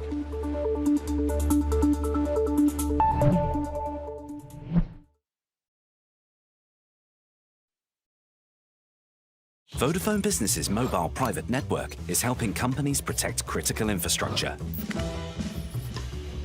It's essential to have a secure network, which is separated from outside communication. The technology is more effective for the entire team. Technicians can do it all remotely using virtual goggles. Using 5G, we follow the digitalization processes, makes the working environment safe and enhance the operational effectivity.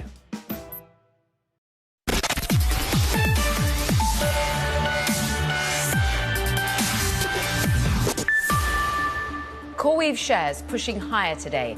They're posting their earnings after the bell yesterday. There were some concerns around profitability, the forecast. But really, this is as CoreWeave works to bring forward spending in an effort to meet consumer demand that is just ratcheting higher and higher. CoreWeave CEO Michael Intraday joins us now on the back of yet a deepening tie-up with OpenAI. Their own Ed Ludlow's been writing about a deal worth yet another $4 billion.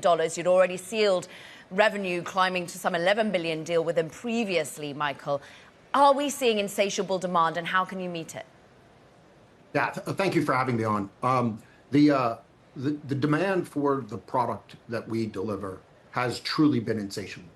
It's resulted in us having an opportunity to beat our guidance and raise our guidance for the year and beat our earnings for the quarter.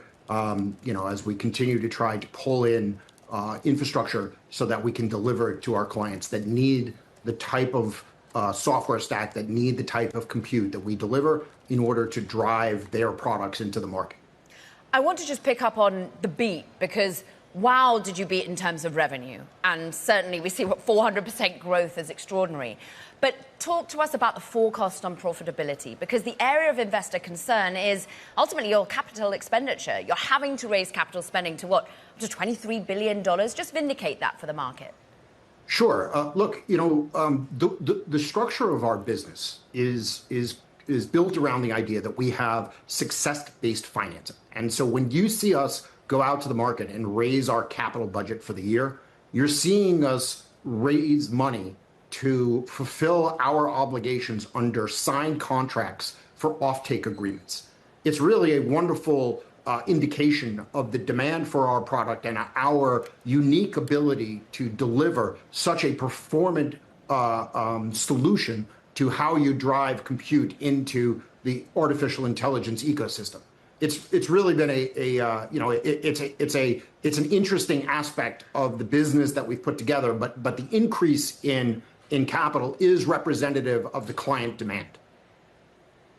Michael, I think the sole outstanding question that industry has for CoreWeave is what is the proportion of workload you're running that is inference versus the proportion of workload you're running that is training? They're searching for a very specific number, and we can get into why. Yeah, so I'm going to disagree with you. I'm going to say there's a few more questions that we're still working through with I got more. But look, I said this on yesterday's earnings call, right? There is no trend that makes me more excited about the prospects of our business than the continued increase and velocity of inference. Because at the end of the day, what inference represents is the monetization of all of the investment that's going on into artificial intelligence. It is a representation of the AI labs, of the enterprise clients that have invested enormous sums of money into the compute, into the software, into all the aspects of it, actually turning it on and having clients use it to improve the quality of their products delivered to their clients. It is by far the most important trend that I watch every day. This is your first quarter as a public company, right? And if you scale back to the basics, it's buying GPUs and renting out the GPUs. And that becomes a little bit like a low-margin commoditized business, prima facie. What is it that you're doing that's the value add? What is it that's making data centers more efficient? Yeah, so this is one of the kind of recurring trends, is that people trying to understand the compute requirements for artificial intelligence are relying on the best proxy they have, and that is the legacy cloud. And they're looking at it and thinking about it as if it is a commodity service. The reason that these clients, the reason the most demanding consumers of this infrastructure come to CoreWeave is because of the way that we integrate the commodity hardware into our specific software solution, which extracts such incredible performance gains and makes it so incredibly effective to build models, to run models, to be able to ultimately build their business. It is not a commodity. It's really difficult to run this infrastructure. It's really difficult to build this infrastructure. And CoreWeave's entire business, truly from the data center all the way up through the software stack, has been built around the concept that we are decommoditizing it, that we are providing enormous value on top of the compute. Our latest acquisition of Weights and Bias, that's a great example of how our software stack will fundamentally decommoditize the products that we're delivering and imbue the products that we have with incredible value. CoreWeave CEO Michael Intraday, it's great to have you on Bloomberg Technology. Congrats on your first quarter as a public company. Now, coming up, shares of trading platform eToro went public yesterday in an upsized listing. We're going to talk to the company's CEO about the debut next.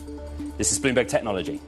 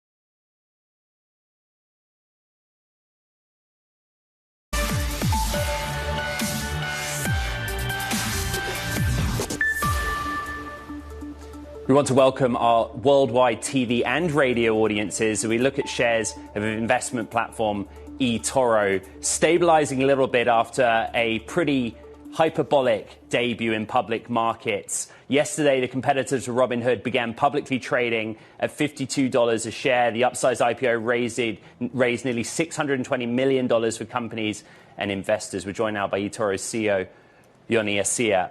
Yoni, for both Caroline and I, it's a little bit of a sort of full circle story because I'd say over the last decade or more, eToro is a company we've probably most consistently talked about. Finally, you've gone public. Actually, when shares started trading, it was well above $52. How does that feel for you? It's an amazing feeling. You know, the last 2 weeks on the road show, being inside capital markets here in the U.S., now listing on NASDAQ, a super exciting journey, 18 years in the making of building eToro, the world's largest social investment network, and now our customers can trade eToro on eToro. Educate the audience that doesn't necessarily know about eToro. What is the proportion of stock activity on the platform versus, say, crypto? What is the mainstay of your business? So we're doing both. Customers today on eToro can trade stocks from over 20 different capital markets, as well as more than 130 different crypto assets. We started the business in Europe and the UK. Our largest market expanded to Asia, UAE, and now the US as well. And our customers, when they trade, they share all of their trading activity, and you can actually see the portfolios and the track record of our customers, and you can automatically copy the most successful investors on the platform. So it's not only about trading yourself, both crypto and stocks, it's about being able to see others that are successful and copy them automatically. And the ratio between stocks and crypto changes in market dynamics. Last year, 25% of total net contribution was actually crypto trading activity.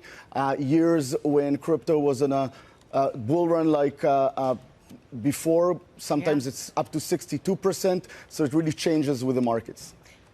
We keep comparing you to Robinhood. And at the moment, you have a social nature, of course, which you were spelling out in the way that you can copy those and invest like them.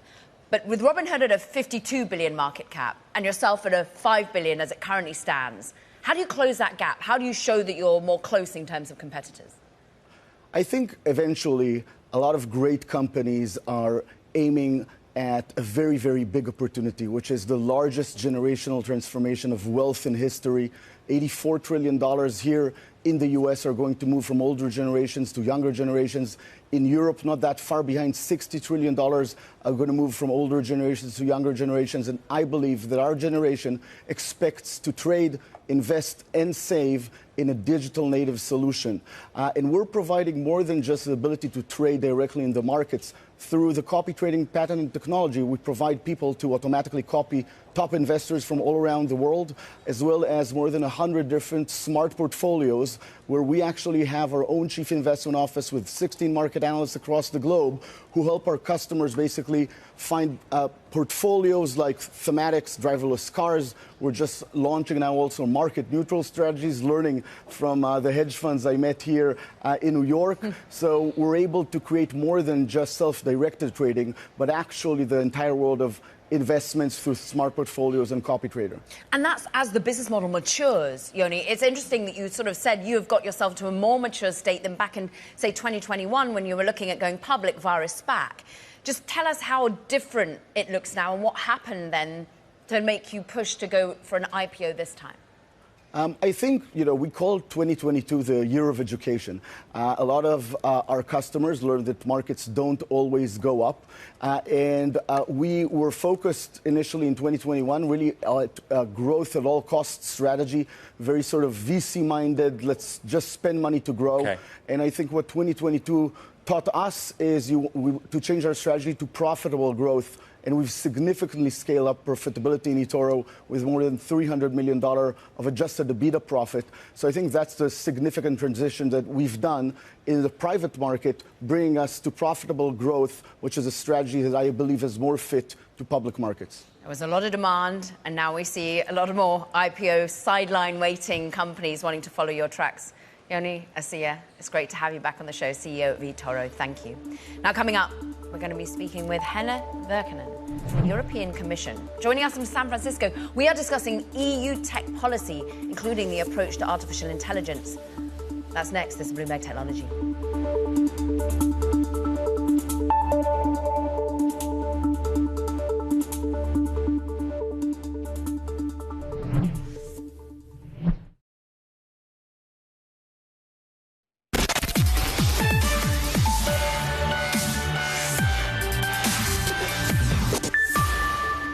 I had a little problem with Tim Cook yesterday. I said to him, Tim, you're my friend. I treated you very good. You're coming in with $500 billion, but now I hear you're building all over India. I don't want you building in India. You can build in India if you want to take care of India. We want you to build here, and they're going to be upping their production in the United States, Apple. So Apple's already in for $500 billion, but they're going to be upping their production.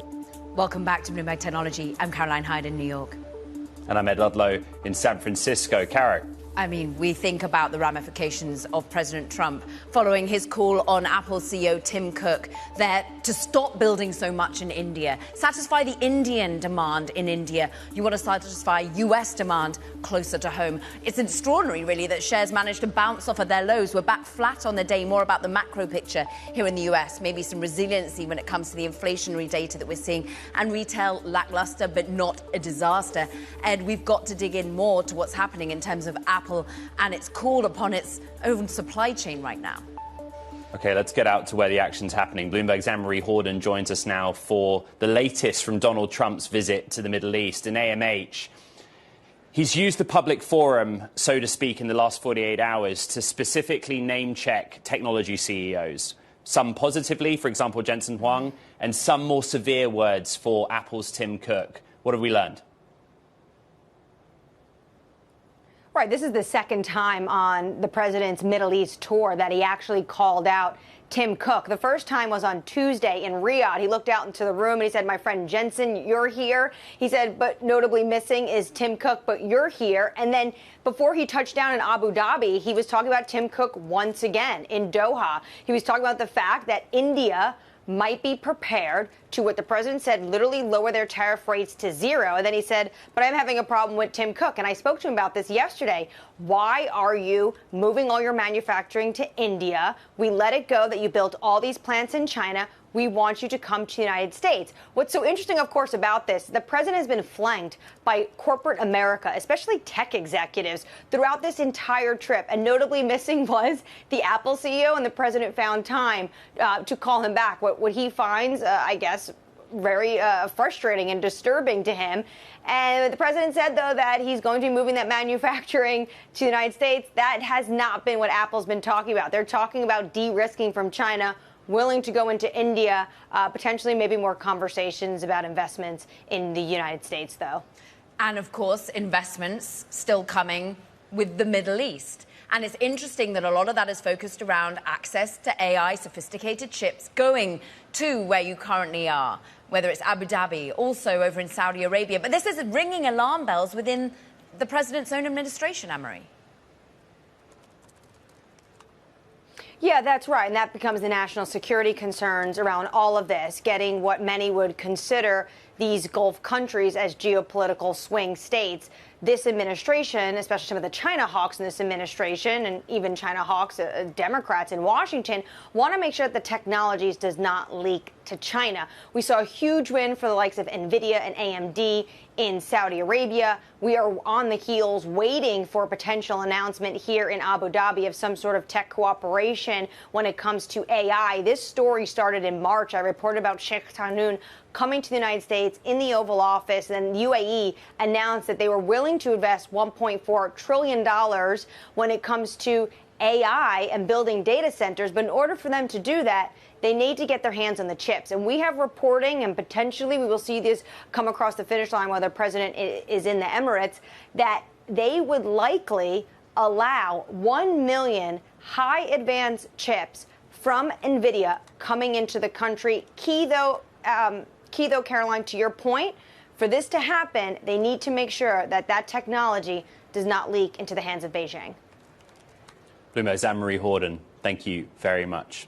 The European Union today accused TikTok of breaking digital rules by not being transparent enough about advertisements. Chinese-owned social media platform says it's reviewing the decision. It's the latest regulatory move by the bloc against so-called big tech. I want to get to more on how the European Union is approaching tech regulation and development, like AI, and bring in Henna Virkkunen. She's the European Commission's Executive Vice President for Tech Sovereignty, Security and Democracy. Executive Vice President, welcome to San Francisco and to the program. Actually, you heard Anne-Marie there discuss a number of issues on the global stage. On your agenda and your calendar this week, I believe you've met already with Tim Cook and Sundar Pichai. You will meet with leaders like Anthropic's Dario Amodei. What were those conversations about, and what was the focus for your visit? Especially, of course, I want to meet American tech companies because for them, European Union is the biggest external markets, and many of them, they are having more users in the European Union than in USA. So, of course, it's very important that we have good dialogue with the tech companies. And especially in the European Union, we want to boost investments and innovations when it comes to technologies, and we want to make sure that, for example, in AI, we are building our own capacities also on AI. So especially we are speaking about our innovation agenda, where we are willing to boost investments, innovations, create one single market, simplify the processes. So we want to make Europe faster and easier for businesses. The top story in the world today is the idea that the President of the United States has made an appeal to Tim Cook to move production of the iPhone, many millions of iPhones in Europe, from India to the United States. Does the European Union have an offer to American technology companies to think about moving some of their industrial base to the bloc? We have, of course, our own strengths when it comes to European Union. So we are a very stable place for investments, of course. And I think we have also very predictable regulatory framework also. And, of course, very talented workforce. So I think these are our great strengths in the European Union. And we really want to encourage also more investments and innovations in the European Union when it comes to technologies. Executive Vice President, it's interesting that you say a predictable regulatory environment, because many executives from big tech companies find it a frustrating regulatory environment. They think that it's too tough. What would your response be when you're going to meet Mark Zuckerberg in particular, who has lobbied the President of the United States, we understand, because of some of what he sees draconian regulation coming from the EU? What we want to make sure in the European Union is that we want to have a fair and safe and democratic environment, well, also when it comes to digital world. So we have very clear rules. So we don't think that it's good to have, for example, monopolies, because those gatekeepers, they are often blocking them new innovations to enter to the market. So we want to make sure that we have fair competition, we have level playing field for everybody, and also when it comes to big online platforms, they also have to take the responsibility there to make sure that they are not, for example, spreading illegal content or selling illegal products, and they have to take care, of course, for example, of safety when it comes to protection of minors, for example. So we have some very important priorities now we are also discussing with our online platforms, and especially the priorities are very much connected to our democratic processes and protection of minors, for example. And transparency is something that we are also obliging from the very large online platforms, because they have a great economic power nowadays in the world, and also a great power in our society. So that's why it's important that they are also respecting our rules and values. And your fines. And you did just levy, what was it, 500 million euro fine to Apple recently, 200 million euro to Meta, because you feel that they didn't align themselves with the Digital Markets Act in particular. But some would say those fines were smaller than expected because we're worried about the repercussions within the tariff negotiation. How do you respond to that, Executive Vice President, that perhaps you're going softer because suddenly Trump is going harder? It's not something that we are seeking, that we are posing fines for the companies. Of course, the main idea is all the time to make sure that everybody is complying with our rules. And the main tool, how we are working with the digital companies, is to have all the time dialogue with them and look at what we are expecting from them and how they could comply with our rules. And of course, all of them are always defending their business interest, but I think we have also good dialogue with them and constructive discussions. Executive Vice President, last month Bloomberg reported that President Trump was pressuring Europe to get rid of the AI Code of Practice, which is the framework attached to the EU's Artificial Intelligence Act. What conversations have you had with this administration about that issue? The administration feels it is too burdensome on US technology companies operating in the bloc.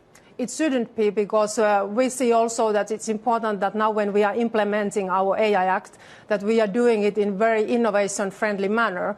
And Code of Practice is really something that is supposed to help also businesses and industries and SMEs to comply with our rules. So we are still finalizing Code of Practice, but there has been months of discussion with the different stakeholders and public hearings about it, and we are still working on it. But how we want to implement our AI Act is very much that we want to support our industries and SMEs to really develop AI in the European Union. But in the same time, we see that it's important to be aware of the risks.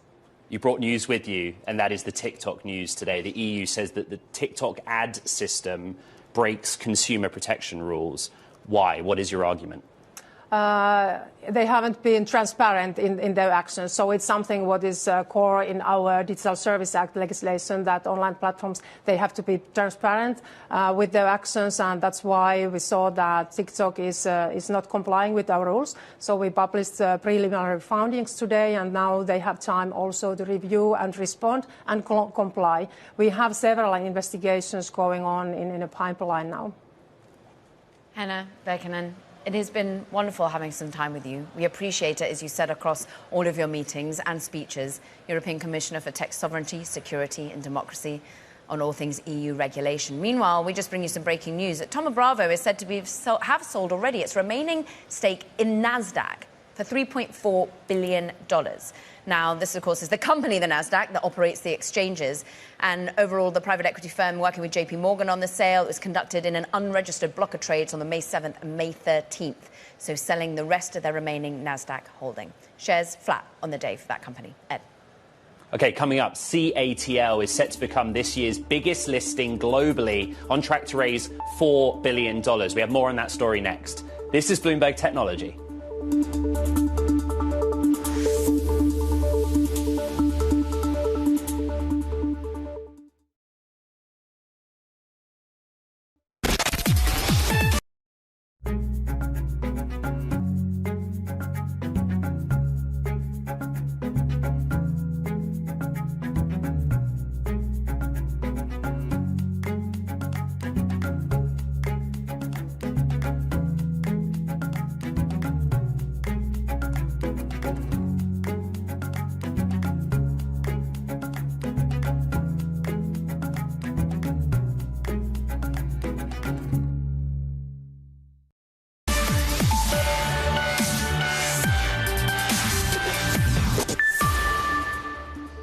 Alibaba earnings failed to impress investors as it faces slowing growth in its e-commerce arm and missed earnings projections for its cloud business. Let's get out to Bloomberg's Henry Wren. Those are the two key categories, but what do we learn about the underlying reasons, Henry? Yeah, sure. Some worrying signs for Alibaba this quarter, and let's start from the core e-commerce business.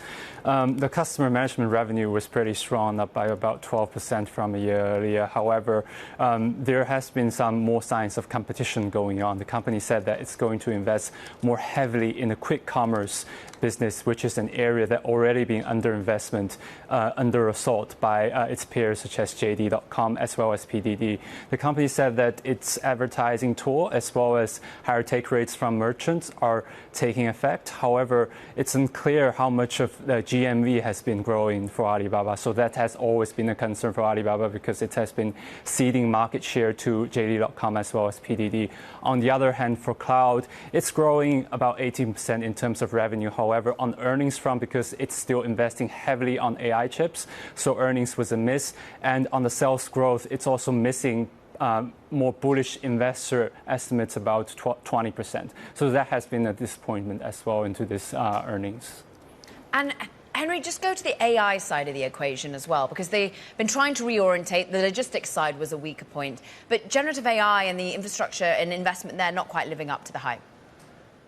Yeah, indeed. So remember last quarter that Alibaba told us that it's going to be a so-called AI-first company. It's going to be pivoting its strategy to owing not AGI. However, we didn't hear so much about AGI from the management in this quarter. And the company, to its credit, it's still seeing strong demand for AI inferencing. However, it probably takes time to invest because it's still it told us that it's still in the investment phase of this business. And in the meantime, its models, its Q models is generating some revenue. However, it just takes some time to gain traction. Bloomberg Henry Wren on all things Alibaba and e-commerce. We appreciate it.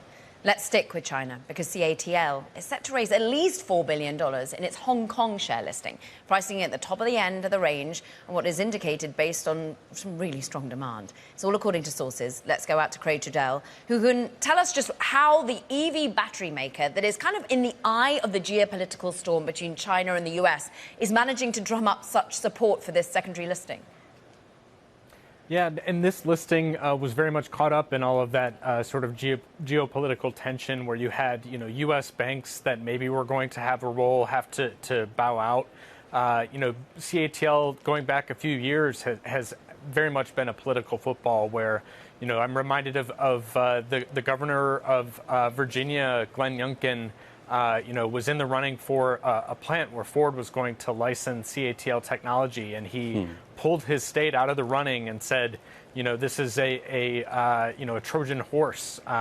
These are just batteries, to be clear, and yet because of the dominance of China in this space, there's a lot of concern elsewhere in the world about how the West can possibly sort of catch up or compete with the scale that this company has now reached. I remember that story and that interview with Youngkin very well. The frank reality is that CATL is the world's biggest. It is core to the EV battery cell supply chain.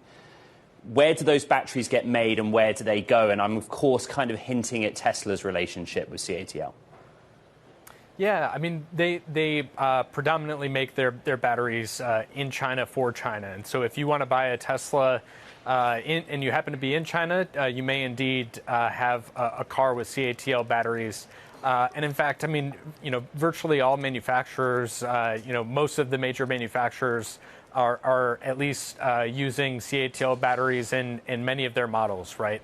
And so, this is a company that is going overseas a little bit. It is, opening in Germany. It's not entirely reliant on China, but it is very much a dominant aspect of their business. I think that's part of why you have so much concern on the part of governments. It's not so much, completely being, unwilling for this company to supply. It wants, I think especially over here in Europe, there's a desire for, okay, we're open to you supplying to our manufacturers, but you need to build here. Bloomberg's Craig Trudell. That's a theme for the day, it seems. We appreciate you. Ed, what's next? Okay, it's time for Talking Tech. And first up, Pony AI has confidentially filed for a Hong Kong listing with an offering set to take place this year. That's according to sources. The move comes as the autonomous driving company announced a partnership with Uber last week.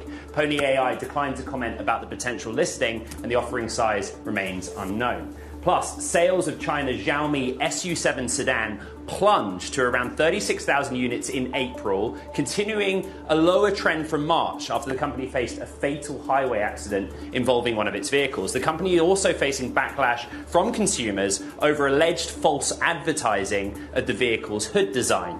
And Baidu is planning to test and eventually launch its autonomous ride-hailing service called Apollo Go in countries like Turkey and across Europe. That's according to sources. The company is in talks with Swiss Post to roll out a robo-taxi service in Switzerland, with testing to start by the end of the year. Karen. Love it, Ed. And apologies for some of the audio issues there. Now coming up, Bloomberg Technologies' ones to watch list.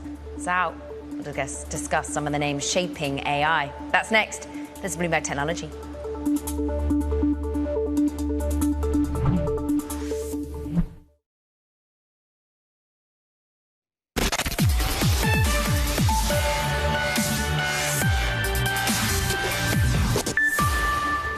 Bloomberg Technologies' ones to watch list. It's out today. This year highlights 10 people shaping the artificial intelligence sector. And Joshua Brustein joins us to talk us through what is a myriad of investors, entrepreneurs, regulators, thought leaders. And I'm really interested in, well, let's start with three we're going to signal out. Luke Faraday. Now, he's a software engineer. We know him for his Doge work, but we should know him for what he's doing with an ancient scroll previously. Yeah, we actually wrote about Faraday last year when he won a contest to use artificial intelligence to read the words on a series of ancient scrolls that had been burnt during the explosion of Pompeii. And this brought him to prominence. Faraday, also a former SpaceX intern, then got a new position working with Doge. We don't know a lot about what he's doing now, but we do know that a lot of people are trying to watch it, at least. Sarah Guo has been coming on this program with respect for almost 2 years, so I think I identified her as one to watch well before this list. But, Joshua, she's connected. She's influential in Silicon Valley as an investor, but particularly in the realm of AI. Absolutely. I think she was one of the most nominated people when we went out looking for calls here. Had a history investing in other sectors, notably crypto. Recently has been looking into the AI sector. She's made investments into companies that, if you follow AI closely, you may have heard of, not the OpenAIs and Anthropics, but Mistral, the European AI company, and Harvey, a company that's doing AI for legal work. I think it's really notable that you've got 50-50 women and men across this particular list. And one of the most leading voices when it comes to the new era of social is Jay over at Blue Sky, and the way in which he's perhaps taken on Mark Zuckerberg at his own game. Yeah, absolutely. Jay Graber, the CEO of Blue Sky, which actually is a social network that started within Twitter and has spun out. The idea here is to have a social network that you have more control over what you're seeing, what's in your feeds. It's decentralized so that you can't have the control that someone like a Mark Zuckerberg has. And Graeber really was notably wearing a shirt that had some Latin writing in it, sort of mocking Mark Zuckerberg for taking to wearing a shirt that compares himself to Julius Caesar. Bloomberg's Joshua Brustein, thank you very much. Now that does it for this edition of Bloomberg Technology. Do not forget to check out our podcast. Of course, you can find it on the Terminal, Apple, Spotify, iHeart. This is Bloomberg.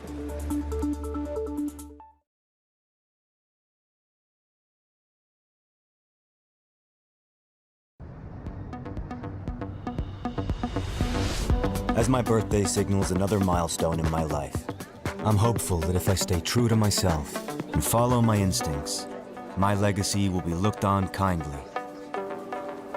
For generations.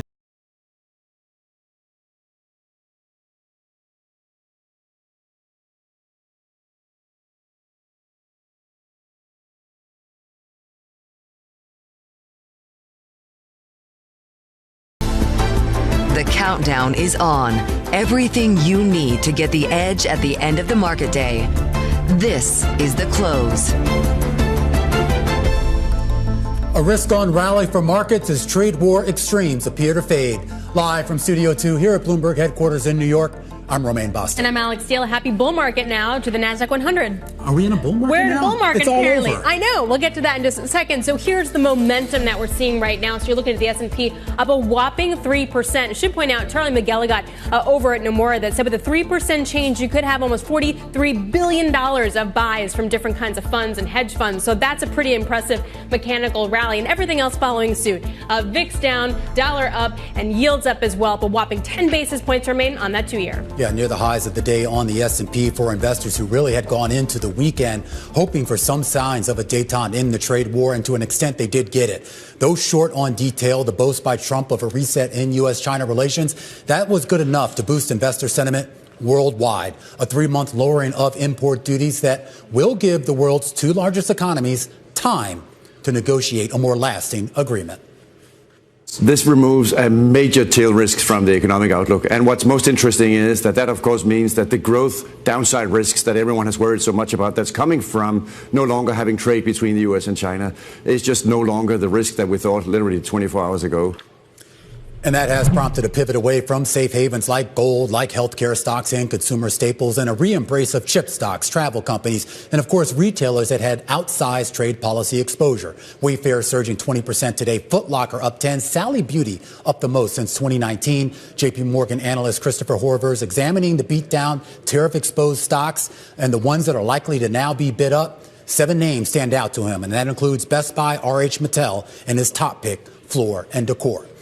Now, whether the euphoria lasts will likely be determined by 2 big economic data points this week. A consumer price index report on Tuesday that is expected to show a slight resurgence in inflation, and a retail sales reading on Thursday that is projected to be tepid for April as those front-loaded purchases in March occurred to get ahead of those tariffs. Yep. And does that continue, or is the pull forward kind of done? So let's get back to that.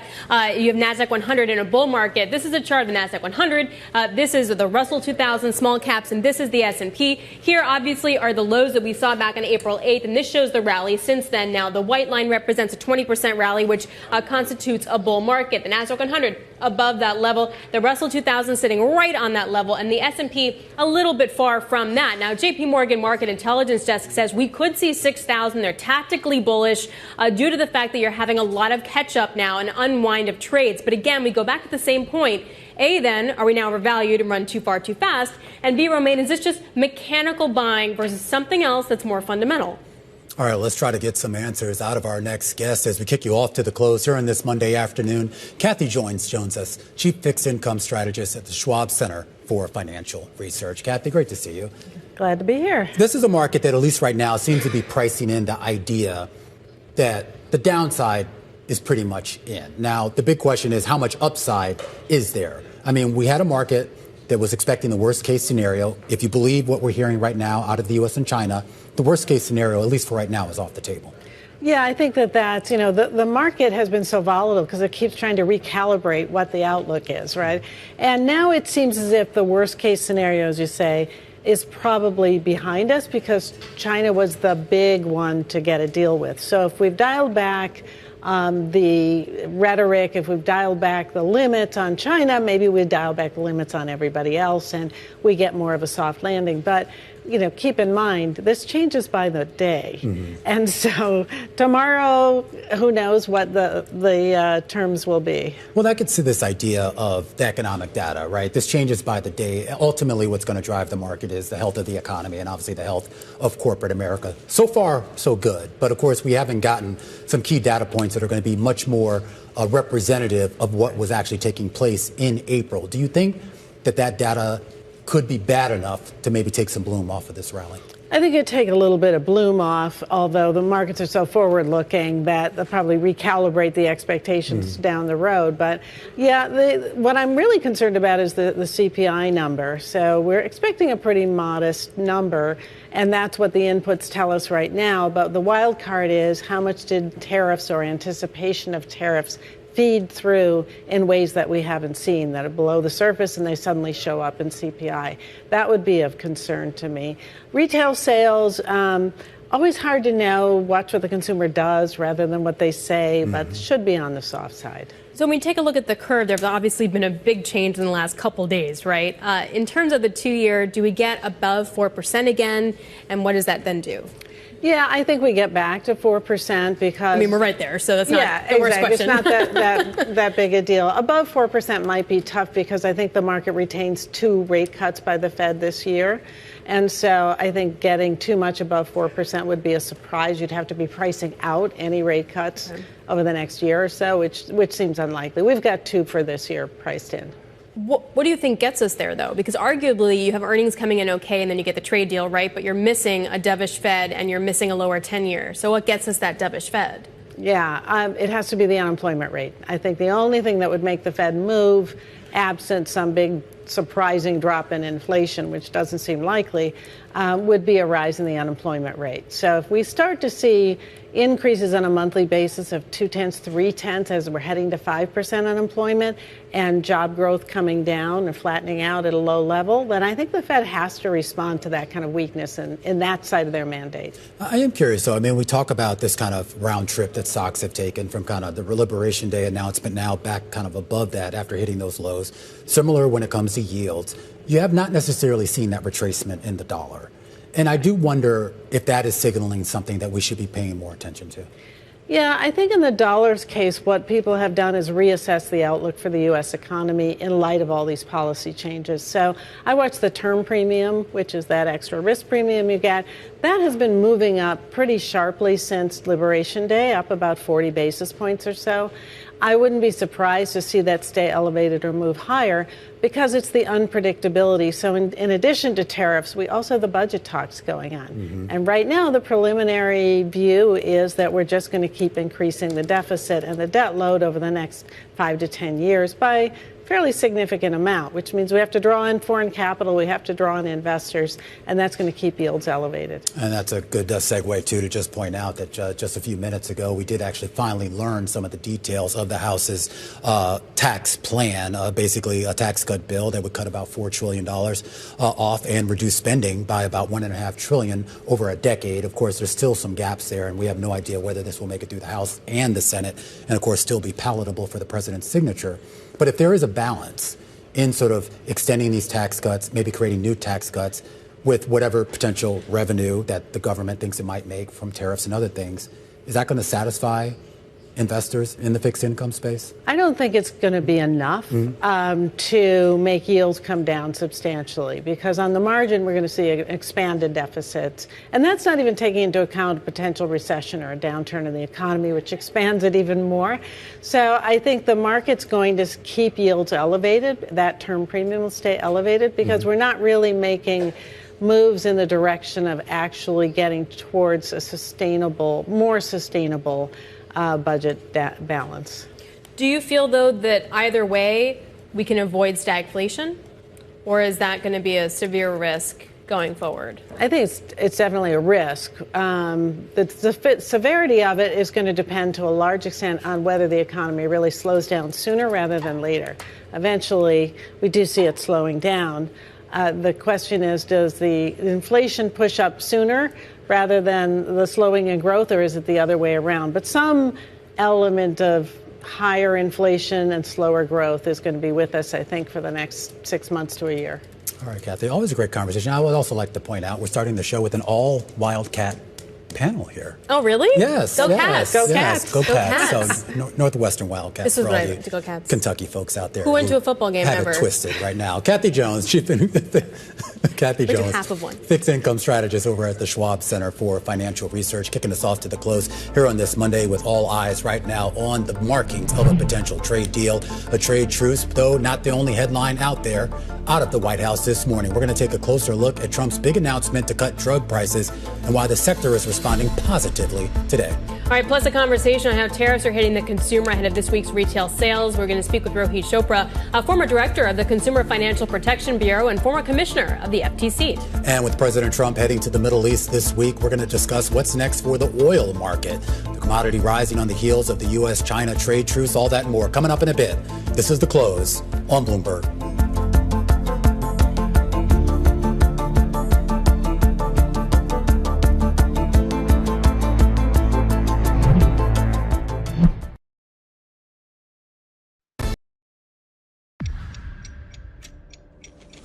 Exhausted investors digesting the latest tariff talk out of Washington.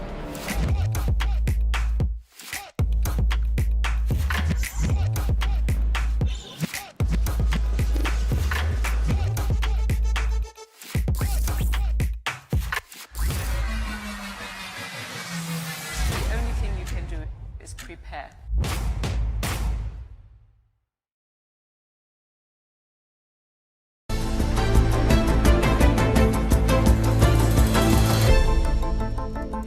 All right, major moves in the pharma stocks, maybe not exactly what you would think related to the news. This is after President Trump said he planned an order to cut to U.S. prescription drug costs by 59% plus. But shares of many big pharmaceutical companies are actually rising on that news. You got drug makers feeling the executive order is far from the worst case scenario that they were anticipating. Here with more is Jared Holtz, a healthcare sector strategist at Mizuho.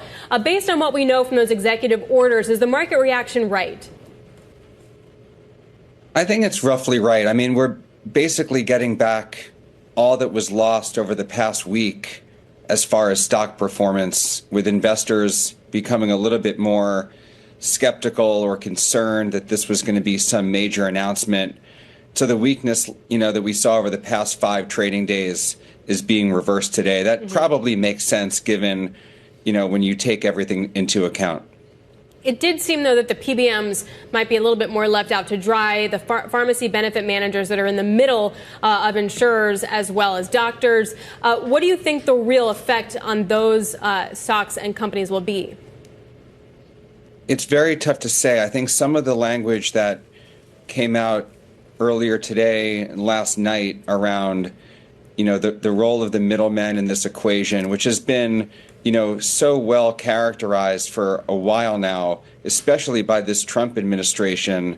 It's not really surprising to see. It's one element of many when you consider the economics of how this industry works. So I'm not at all surprised to see them down today, distributors, PBMs, et cetera. Yeah. But it's really unclear what the true impact is going to be. It will be one of many.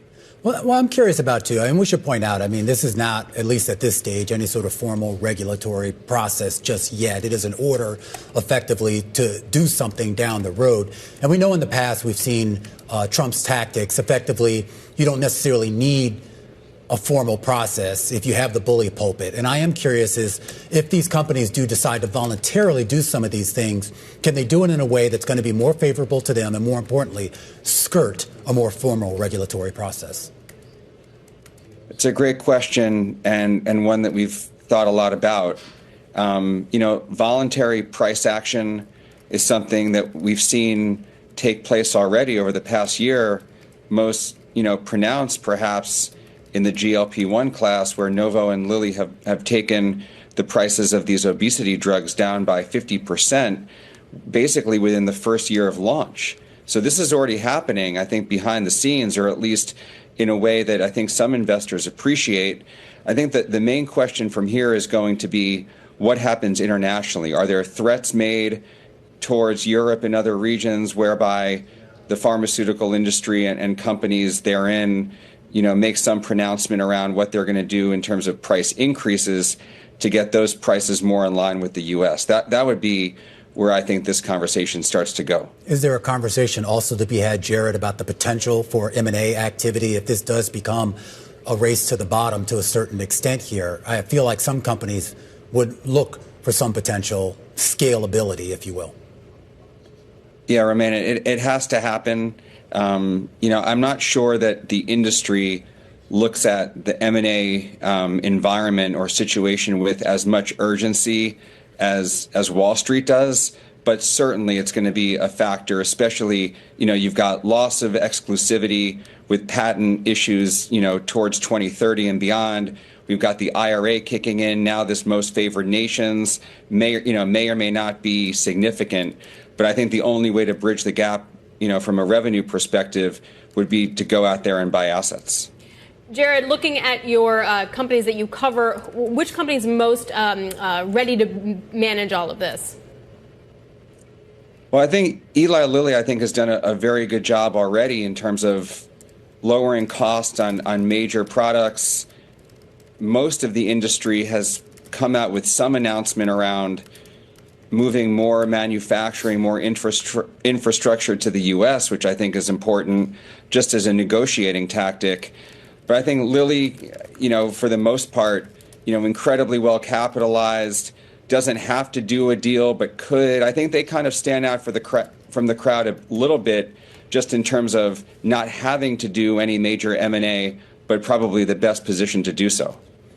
All right, Jared, great stuff. And another great note, Jared Holtz, healthcare sector strategist over at Mizuho. A closer look at those names on a day where you're seeing some of the healthcare providers, the hospital companies move higher, but to the downside. It is those pharmacy benefit managers, basically the middlemen here, trafficking in those drugs, Cigna, CVS, Pediatrics, Centocor, some of the big decliners to the downside. When we come back, we're going to take a look at some of the other big movers on the day, and that includes Target. Bernstein actually lowering their rating on the company to underperform. We're going to talk to the analyst behind that call and see why she thinks the retailer has missed the mark. This is The Close on Bloomberg.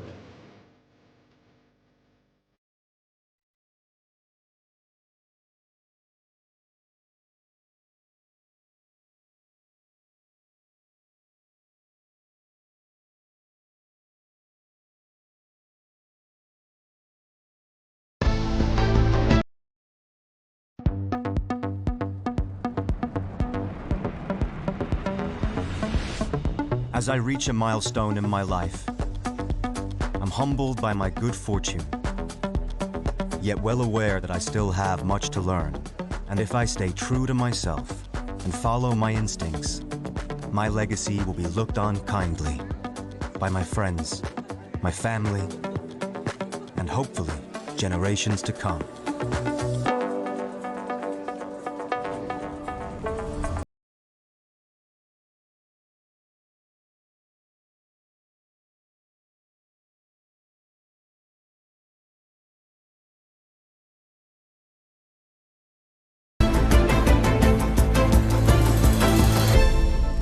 All right, let's get a view from the sell side. Top calls, big movers on the back of analyst recommendations. And we start off today with Marriott International. Jefferies upgrading the hotel operator to buy. The price target going to 303 from 226. Jefferies saying that Marriott, along with Hilton Worldwide, have business models that are set to grow despite the uncertain business climate. We should point out this note, of course, came out before we learned about the reprieve on Chinese tariffs. Marriott shares up 5% and has rallied now almost 30%. Off that 52-week low set on April 8th. Astera Labs up next. Morgan Stanley upgrading the chip manufacturing company to overweight. The analysts encouraged after the company's strong earnings and says the stock going to benefit from the AI enthusiasm returning to the sector. Those shares up about 12% on the day and more than 52% from its year-to-date low set in April as well. And finally, Target. Bernstein lowering the stock to underperform, from market perform and cutting the price target by $15 down to 82. The analyst worries the retailer faces a difficult trade-off between preserving margins and increasing sales growth. Nevertheless, those shares getting caught up in today's rally, up about 5% on today. But we should point out, still down 60% from its last all-time high, which was set all the way back in 2021. We want to stick with Target right now because the analyst behind that call joins us right now. Jian Ma is Senior Research Analyst for U.S. retailing broadlines and hardlines over at Bernstein. And a lot of people are looking at this stock and looking at this company, Jian, and just wondering what exactly is ailing it, because this goes way beyond trade issues and macro issues. There are some idiosyncratic issues, and I wonder if you see any hope of them resolving that anytime soon. Yeah, I would say that's absolutely right. Our downgrade call today is really not about a tariff call. It's impossible to time anything in this environment. It's more reflecting our longer term concern about, exactly to your point, whether Target can grow both top line and margin at the same time. And our answer is that's going to be a tall order for Target, especially because the company has been losing share to Walmart, to off-price retailers, potentially to Amazon in some of its highest margin categories like apparel and home goods. And the bulls would argue, if and when discretionary demand bounces back, Target is going to be able to benefit on both the top line and margins. Now, I would say where we differ is because of Target's structural share losses, right? We think it's fundamentally squeezed between the value providers like a Walmart, off-price retailers, and a more convenient e-commerce platform like an Amazon. Target's share losses at this rate means that they're not going to participate too much on the upside if and when discretionary demand rebound. I would also say that for Target to then reaccelerate the top line growth, you'll need them to invest more in pricing where they have not been competitive, and you will see people also engaging with them much more online, and both of which are margin dilutive. That's what I'm curious about, exactly what Target's identity is. In the most recent note that you had out, you point out that on average, Target's pricing is probably about 11% or so higher than some of its more direct competitors. I mean, they had an image for a long time that they were sort of a little bit higher end, but still affordable. And I don't understand what the image is now. Where do they fit in? I mean, that's the structural challenge, right? They used to be, think about Walmart, Kmart, Target back in the days where Kmart kind of was the one who got stuck in between, where Walmart was the value provider, Target was the affordable, trendy, fashionable retailer that people like to shop at. Now today, Target kind of find themselves being squeezed in the middle where Walmart's still the value provider. And if anything, with Walmart's e-commerce offerings, Walmart is able to appear much more so to the middle to high income consumers with more convenience, better assortment. And meanwhile, you've got Amazon and a bunch of e-commerce pure plays providing a much more seamless, convenient online shopping experience. So I think that's exactly to the core of the issue, which is they have lost some of their traditional appeal to their core customers. So if they have to get it back, that feels like that's going to become more of a top line issue, focusing on that versus margin. Is that fair to say? Yeah, so in my mind, right, if they want to reaccelerate the top line, it's not going to be as easy as, here's Target, let's shop in store anymore, right? We've got something to drive people into stores. You need better pricing, you need better grocery assortment in store to compete with Walmart.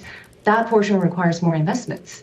You also need to have a much more seamless online shopping experience for people to engage with the apparel, home categories, and that is also margin dilutive. So in my mind, there's unfortunately not a quick fix to a lot of the structural challenges that Target has. And if we're talking about an activist involvement or potential new management teams to fundamentally change the structural positioning of Target, there's a lot more long-term investments they'll have to make. On the flip side, though, Target is a lot cheaper when compared to, say, Walmart. I mean, I'm looking at the screen here, and Walmart trades about 36 times estimated PE, whereas Target trades at 11 times. Is there a valuation trade to be made? Well, in my mind, though, it's a function of, the valuation is P over E, right? It's a function of how much upside or downside there is to the earnings estimates of a company. So if we see more structural downside to Target's earnings estimate, you could argue that the PE multiple is artificially compressed. If the E comes down further, it's not as cheap as it looks on paper, and vice versa. I'll make the reverse argument for Walmart. Walmart has done a decade-long omni-channel supply chain investment. They're finally starting to reap the benefit of such investments, and we're seeing structural profitability improvement driven by more profitable e-commerce growth from here. So if that E, the denominator of PE, goes up for Walmart, then it's not as expensive as it looks. I see. All right, Jian, thanks a lot. Really appreciate it, Jian Ma, a senior research analyst for U.S. retailing, broadlines, and hardlines over at Bernstein. And of course, it doesn't really take into account any sort of issues in relation to tariffs all on top of it. Yeah, and I mean, this is just a stock that has really just gotten hammered. Remember, they kind of got caught up in the culture wars a couple summers ago, and I think they're still kind of reeling from that. Now they're kind of getting battered from the other side of the political spectrum. Who knows what's going on? Who knows what's going on? All right, coming up, a conversation with Rohit Chopra, former CFPB director and former commissioner of the FTC. This is Bloomberg.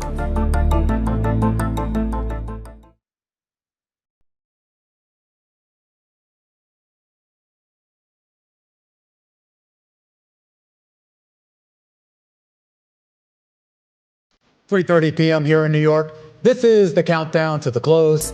I'm Romaine Bostick. And I'm Alex Steele, obviously seeing an enormous relief rally underway at 3% on the S&P. Does it continue as we get a slew of economic data out this week? Yeah, 4% on the NASDAQ composite, 7% on Dow Transports. And this does seem to be people sort of making a call on a better economic environment with the idea that tariffs, or at least the worst of the tariffs, won't actually get in the way. Right, and we get the hard data. A lot of hard data this week. We get CPI tomorrow, and then Thursday feels like that's going to be the kicker with PPI and retail sales. Raises the question, are consumers actually pulling back like they say that they are? Well, I mean, that's the question, right? And I think a lot of people are concerned that not only are they pulling back, but the idea that they might have front-run a lot of purchases, which might make things even worse as we get deeper into the year. If they bought everything they already needed in January, February, March, then what happens the rest of the year? Then what happens and things get more expensive? Joining us now to discuss is Rohit Chopra, former CFPB director and former FTC commissioner. Rohit, it's really good to see you. Thank you so much for coming in. So the Budget Lab had a report out, and Torsten Slok of Apollo sent it around, that said the current tariff rate, consumers face an overall average effective tariff rate of 17.8%, the highest since 1934. What are you seeing as the potential impact on the consumer? Well, I think everybody wants a trading system that they can really understand. Consumers and the markets are both trying to make sense of all of this.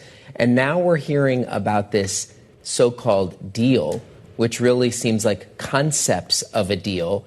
And I'm not sure any of the real big ticket items are even being addressed, whether it's currency manipulation or flooding the markets, as China has done, with goods so that countries can't even compete to labor practices and more. And the net effect, if we cannot get some clarity, consumers will end up facing some panic, maybe some shortages. And we are starting to see in our consumer credit market signs of distress that I do fear will get worse unless there's more clarity in the system. We just got a draft of the GOP tax bill from the House.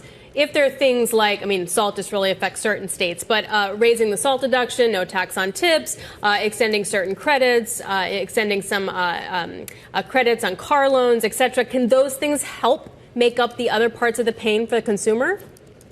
Well, we don't know. It depends where all the pain is going to land when it comes to some of the trade chaos. We don't really know how this is going to play out in terms of which key goods are going to cost more. We are already seeing people panic about strollers, key goods for their kids, toys. And, you know, without that knowledge, it is really hard to see how it plays out. Now, I will say, even if there is some tax cuts, my worry is that those tax cuts are overwhelmingly going to be given to those at the top and not going to really help the big bulk of consumers. We see that consumer spending amongst the bottom half of the income distribution is looking very, very uncertain. And you have to worry about those families as the economy moves through the cycle. I am curious as to if we are seeing a potential deterioration in the consumer, whether it's their ability to spend or even just their willingness to spend. We have to kind of overlay that, too, with the idea that a lot of the protections, consumer protections that fed through your former agency, whether it's, the fees that credit card companies charge or banks charge, as well as remedies for negotiating old debts, if that's removed, and most of those measures have already been removed, either by executive order or some other sort of fiat mechanism, then what happens if we do hit crisis? Is there a safety net there? Yeah, so we always want to look, and this is important for markets and for consumers, how does any recession or slowdown transmit through the mortgage market? And we saw the consequences of that in the financial crisis where millions of people ended up losing their homes. So I am looking really closely, not just at credit cards and auto loans, but also how are consumers handling their mortgage? And are those mortgage servicers putting them in to the right types of plans to avoid foreclosure? We're seeing some problems in student loans. We're seeing FICO scores tick down. We are seeing the average payment on credit cards. More and more people are just paying the minimum.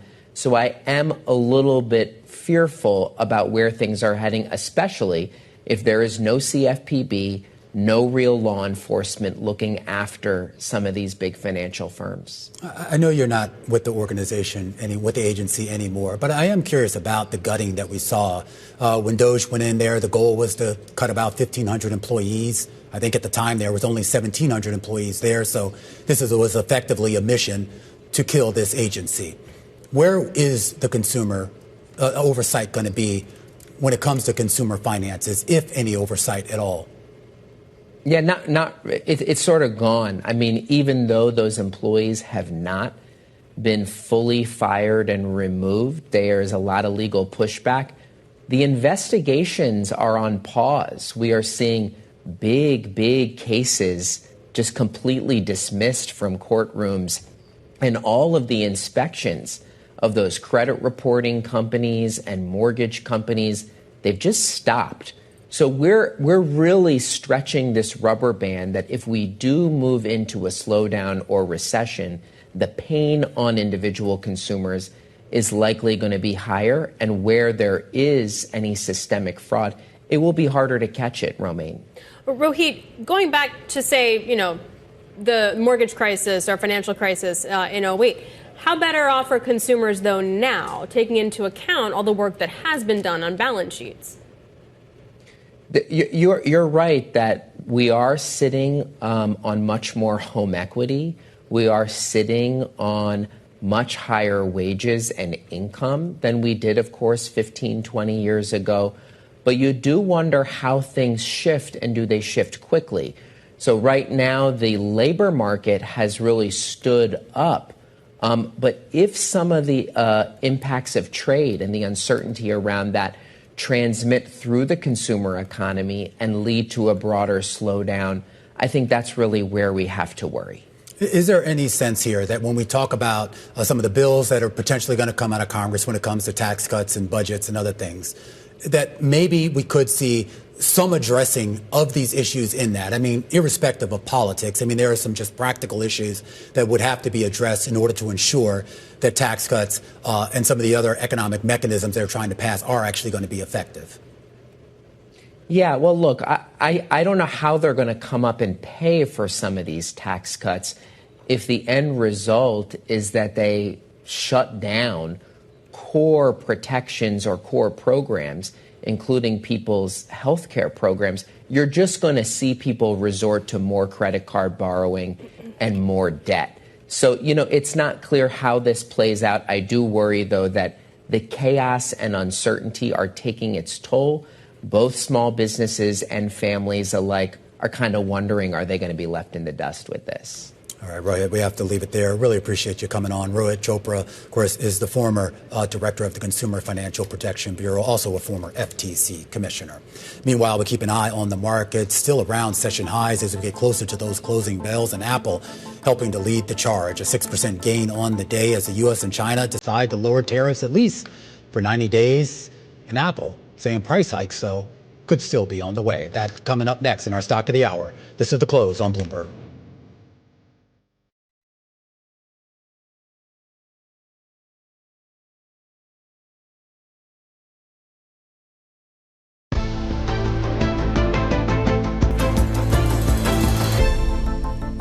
Shares of Apple rallying today on reports that the iPhone maker is considering price hikes on its next lineup of iPhones, which typically come out in the fall. News that the U.S. and China came to a temporary tariff truce also helping to boost the stock as well.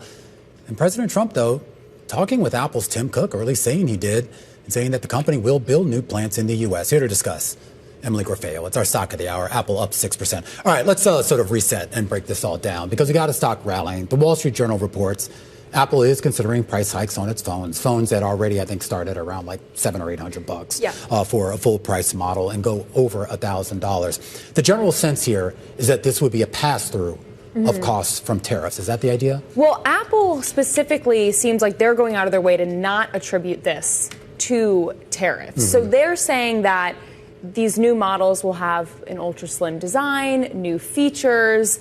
That seems like, that's why they're going to be more expensive. But they've been really careful.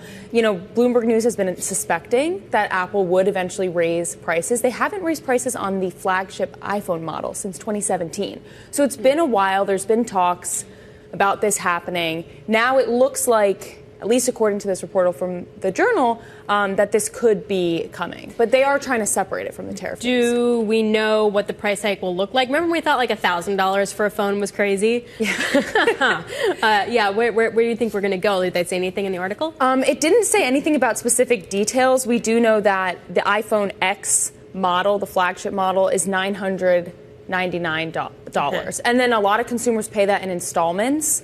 So it's kind of like they could raise it quite a bit more. And if you're someone paying in installments, you're paying for your phone, notice. for your phone company. Right. Sometimes you don't notice. You're not paying that like large sticker price. I am curious, though, how much of the rally today is also just about the détente that we're seeing right now between the U.S. and China. Obviously, Apple has huge China exposure from both its supply chain as well as the customers it sells to.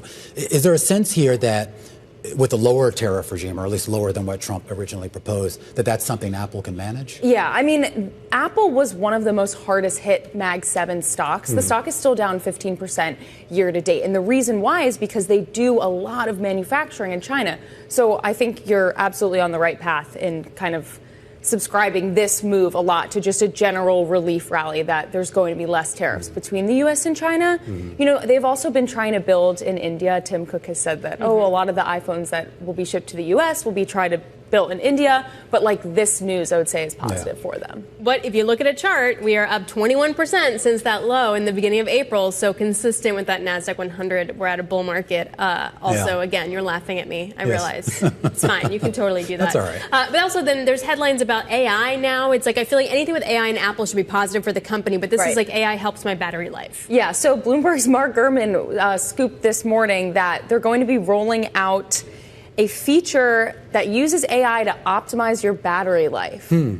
So I think what it's going to do is monitor. So what does it do? It just turns off the phone? It doesn't turn off the phone. It uses AI to monitor how you use your iPhone. Oh. And then when it knows that you're maybe not using it, it pulls back the amount of battery that it's using in the background, which you would think that it shouldn't would use battery be using to in do. the background to begin with. But BOL, like battery optimization life. Battery optimization it's the core. It's the core now of the new iPhone. All right, Emily, thanks a lot. Really appreciate Bloomberg's Emily Grafeo joining us there. 15 minutes to the closing bell right here in the U.S. We're looking at a rally that's continuing. You're looking at S&P up by about 3%, the NASDAQ up by almost 4%, and the Dow up by 3.5%. Take a look at what's happening in the bond market. That front end continues to sell off with the 2-year yield up by 10 basis points, sitting right below that critical 4% level. We're going to take you to the trade. This is the close on Bloomberg.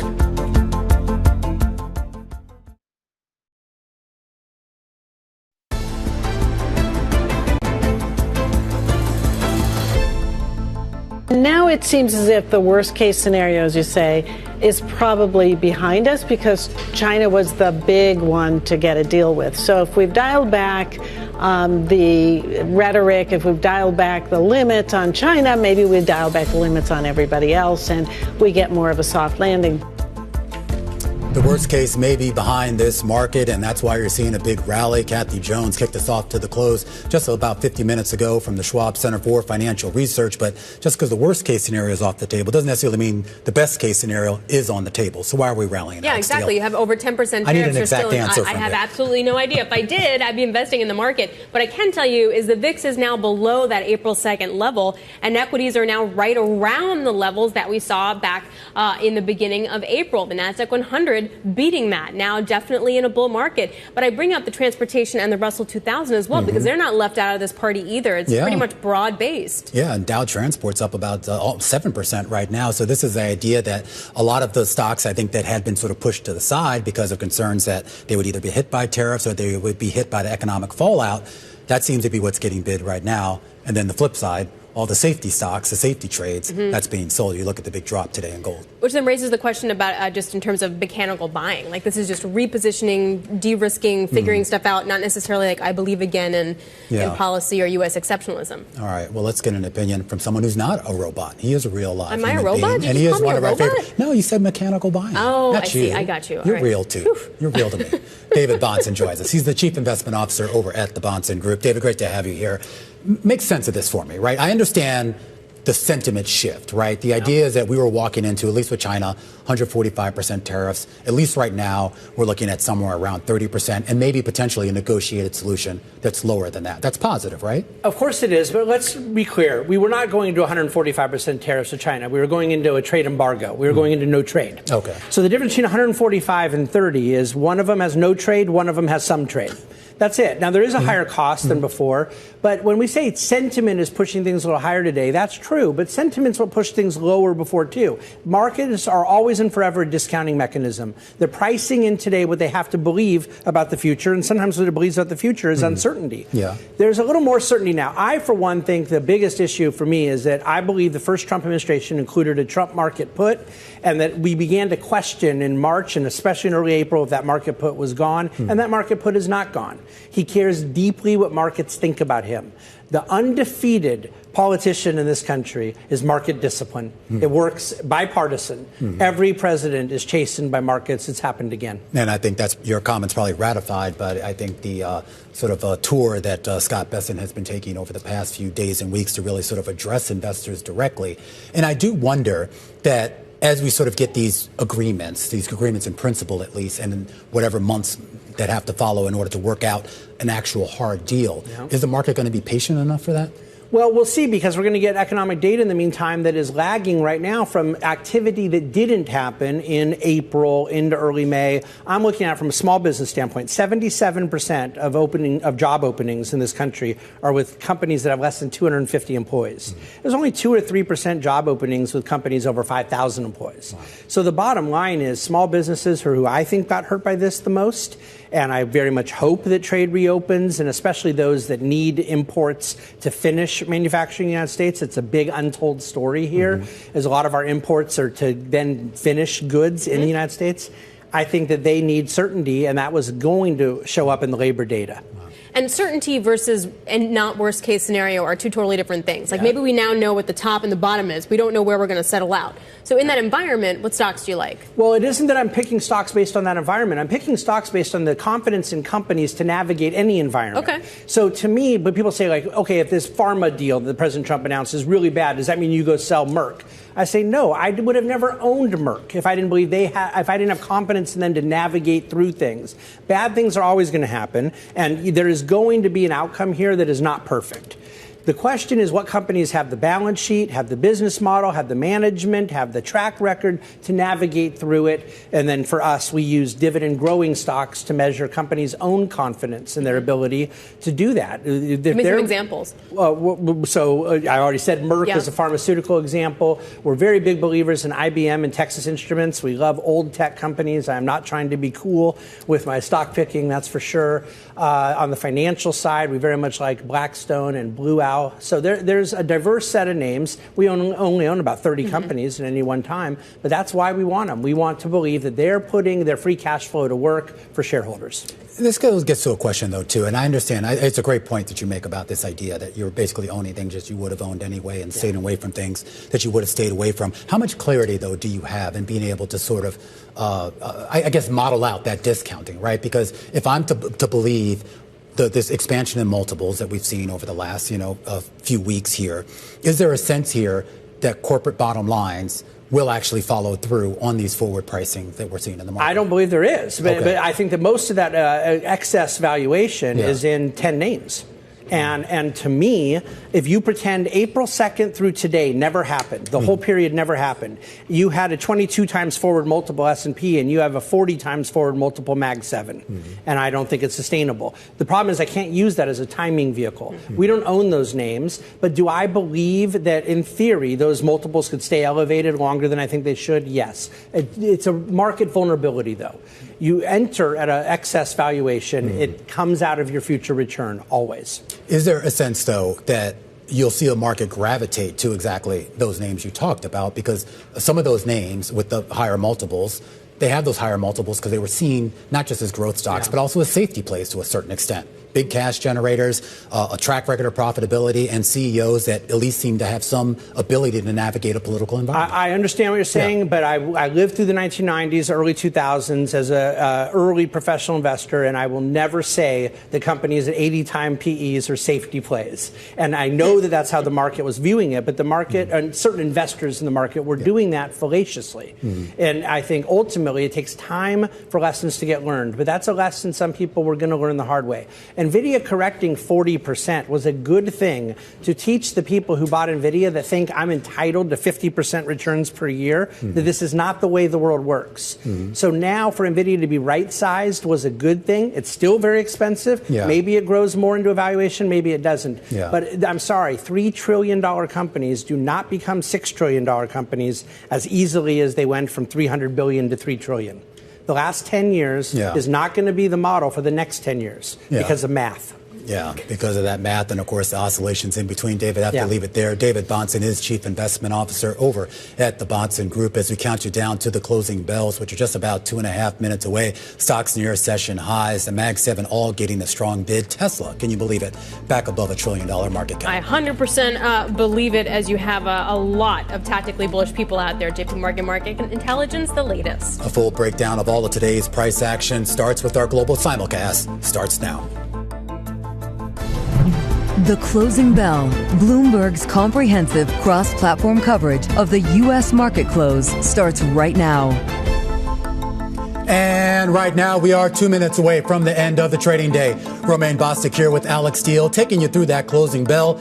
It's a global simulcast, and it starts right now with Scarlett Fu in the TV studio, Carol Masser in the radio booth, and Matt Meller filling in today for Tim Stenovic as we welcome our audiences across all of our Bloomberg platforms, television, radio, our partnership with YouTube, looking at what, at least for right now, Carol Masser, appears to be a bit of a round trip when it comes to financial markets, and S&P up 17% off of those April lows, and NASDAQ up 22%. Yeah, like Liberation Day never happened. Hey, Mag 7 really outperforming today. All of them up in today's session, up about 5.6%. Our own Eric Weiner, though, reminding us that you take a look at a lot of the individual names, still down a lot for the year, and the group is still down. Tim, did I just say that? Yeah, you called me Tim again. That hurts. That hurts. The group is down about 7.5% year to date. Matthew Miller. They forget about the first husband so quickly, right? I'm so sorry. Yeah, no, this rally has been, I think, a really quiet rally. I was anchoring the opening bell this morning on Bloomberg Open Interest every weekday from 9 to 11, and you really didn't feel the excitement. You didn't feel the exuberance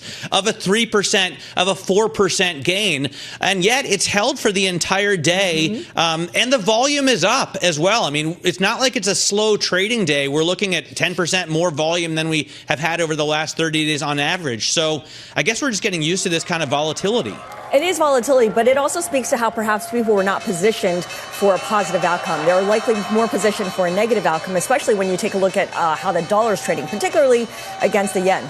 Absolutely. Here, we should point out stocks closing out the session at the highs of the day. In fact, the highs of the day were set just about 2 minutes ago at 358. And S&P 500 posting a gain of more than 180 points or 3% on the day. The Dow Jones Industrial Average up almost 1,200 points, a gain on the day of about 2.8%, while the NASDAQ Composite adds about 800 points or 4.3%. And we should point out the small mid-cap stocks also getting a strong bid. Mid-caps up 3.5%. The Russell 2000 small caps up 3.5%. And Dow Transports, just to throw that in there, a gain on the day of 7%. Yeah, a lot of areas of the market certainly gaining today. Hey, digging a little bit deeper into the S&P 500, guys, 409 names to the upside, Scarlett, and just 93 names losing some ground today. All right, a very broad advance in the IMAP as well. This is the 11 sectors of the S&P 500. One sector in the red, and that is utilities, down about 0.6%, 0.7%. Classic defensive group getting sold off today because it's not a risk group. You also have real estate investment trusts and consumer staples lagging behind the broader market gains. The best performers are consumer discretionary, and that's really driven by the auto companies. Tech and communication services all gaining at least 3.5%. All right, a lot of green there. Let's get to the number one gainer in the S&P 500.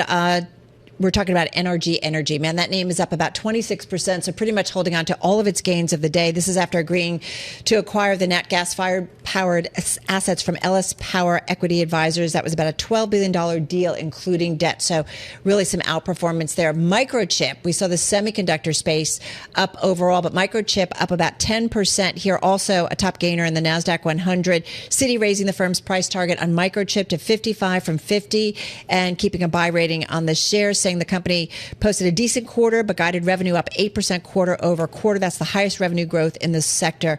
Again, the analysts over at Citi putting out a note.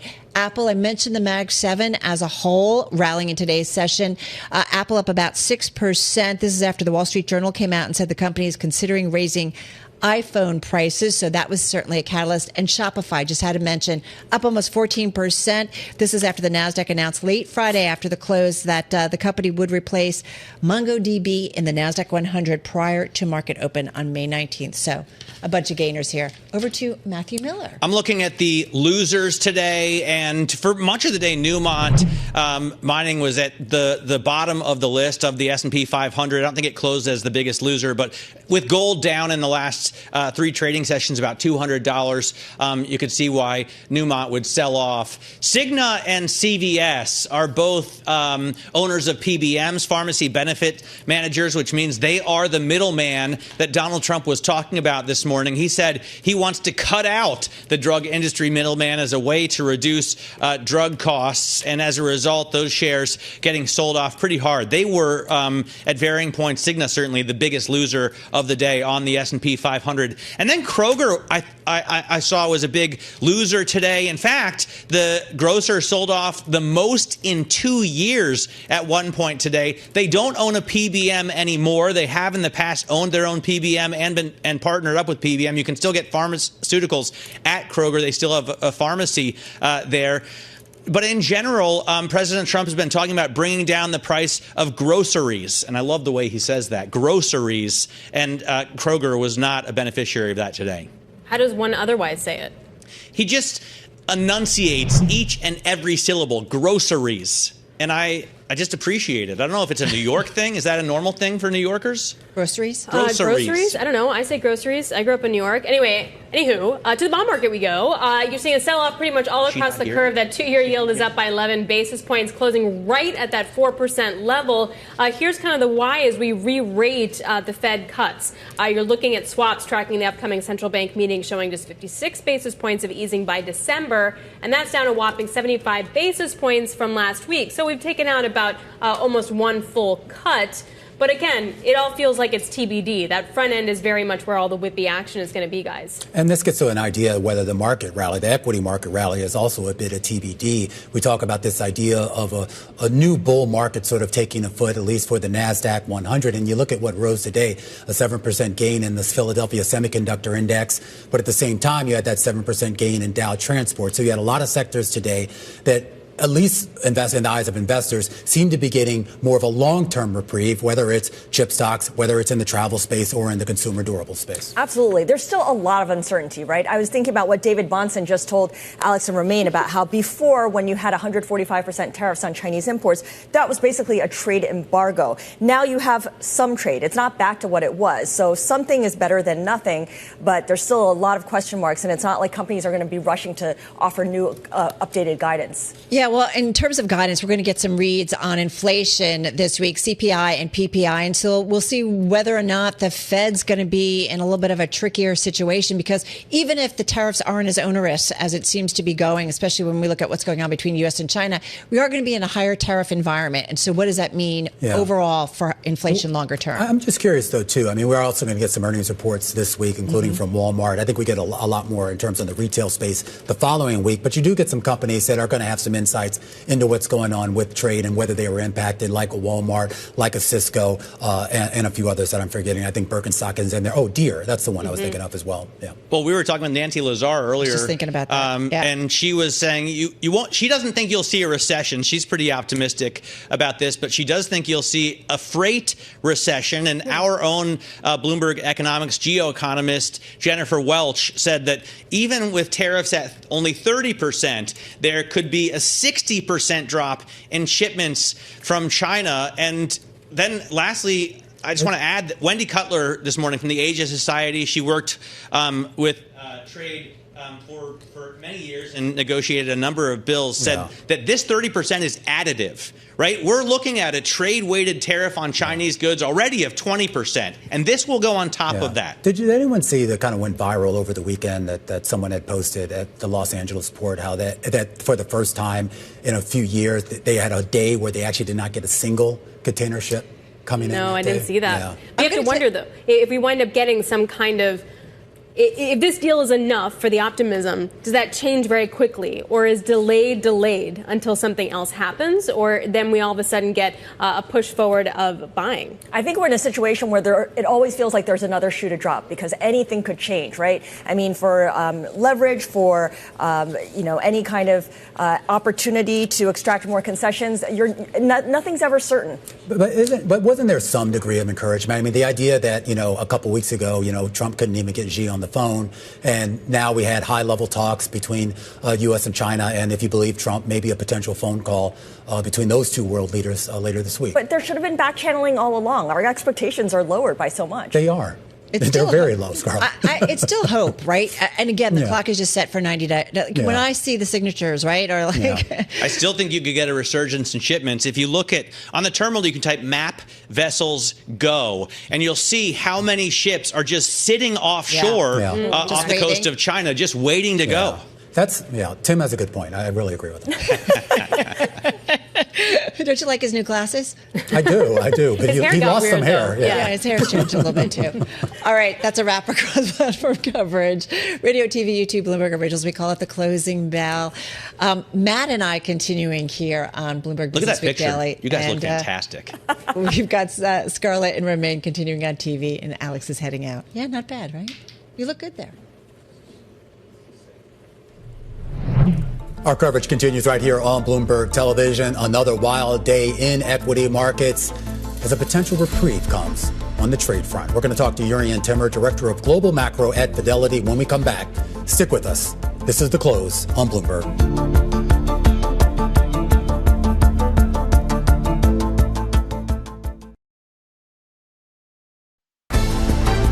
The countdown is on. Everything you need to get the edge at the end of the market day. This is The Close. Welcome back to The Close. I'm Scarlett Fu. And I'm Romaine Bostic. Of course, those headlines over the weekend. Trade war's over. Trade war is apparently over, or at least a sort of the worst case scenario now is being priced out.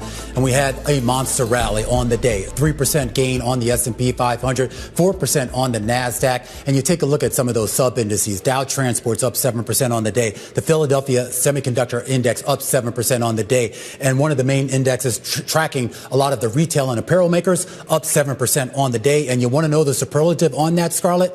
Best day going back to last month. It gives you an idea of just how volatile this market has been. In fact, best day, to be very precise, going back to about April 9th, when we saw people start to come back into this market after stocks hit that bottom on April 8th because of the trade war concerns. But we should point out, when I was looking at the big gainers on the day, the best performing stock in the S&P doesn't appear to have anything to do with No, trade. it all has to do with M&A, which kind of died down because there was this sense that there was enough movement in terms of deregulating and in terms of providing certainty. But you do have energy up 26%. By the way, that is the most since 2017, and the stock is now trading at a record high. It's buying 18 natural gas-fired power plants to expand its footprint in the Northeast and Texas.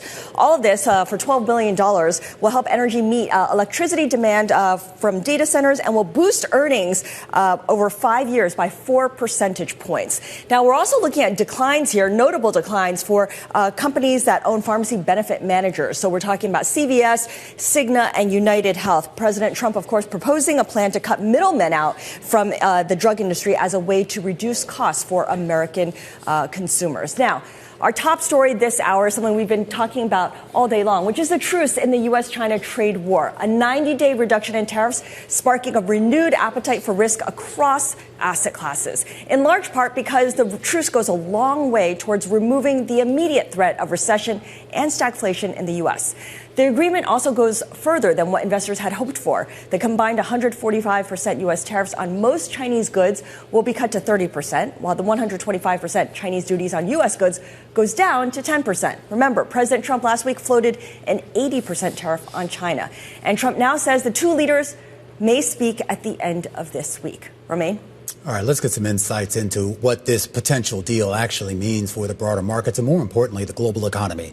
Jurrien Timmer joins us right now. He's Director of Global Macro at Fidelity Investments. And Jurrien, I am curious about the euphoria that we're seeing in equity markets and for that matter, other financial markets, and whether that's actually going to translate into, I guess, a more stable economic environment, at least more stable than the one that was being priced into this market just, well, a few days ago.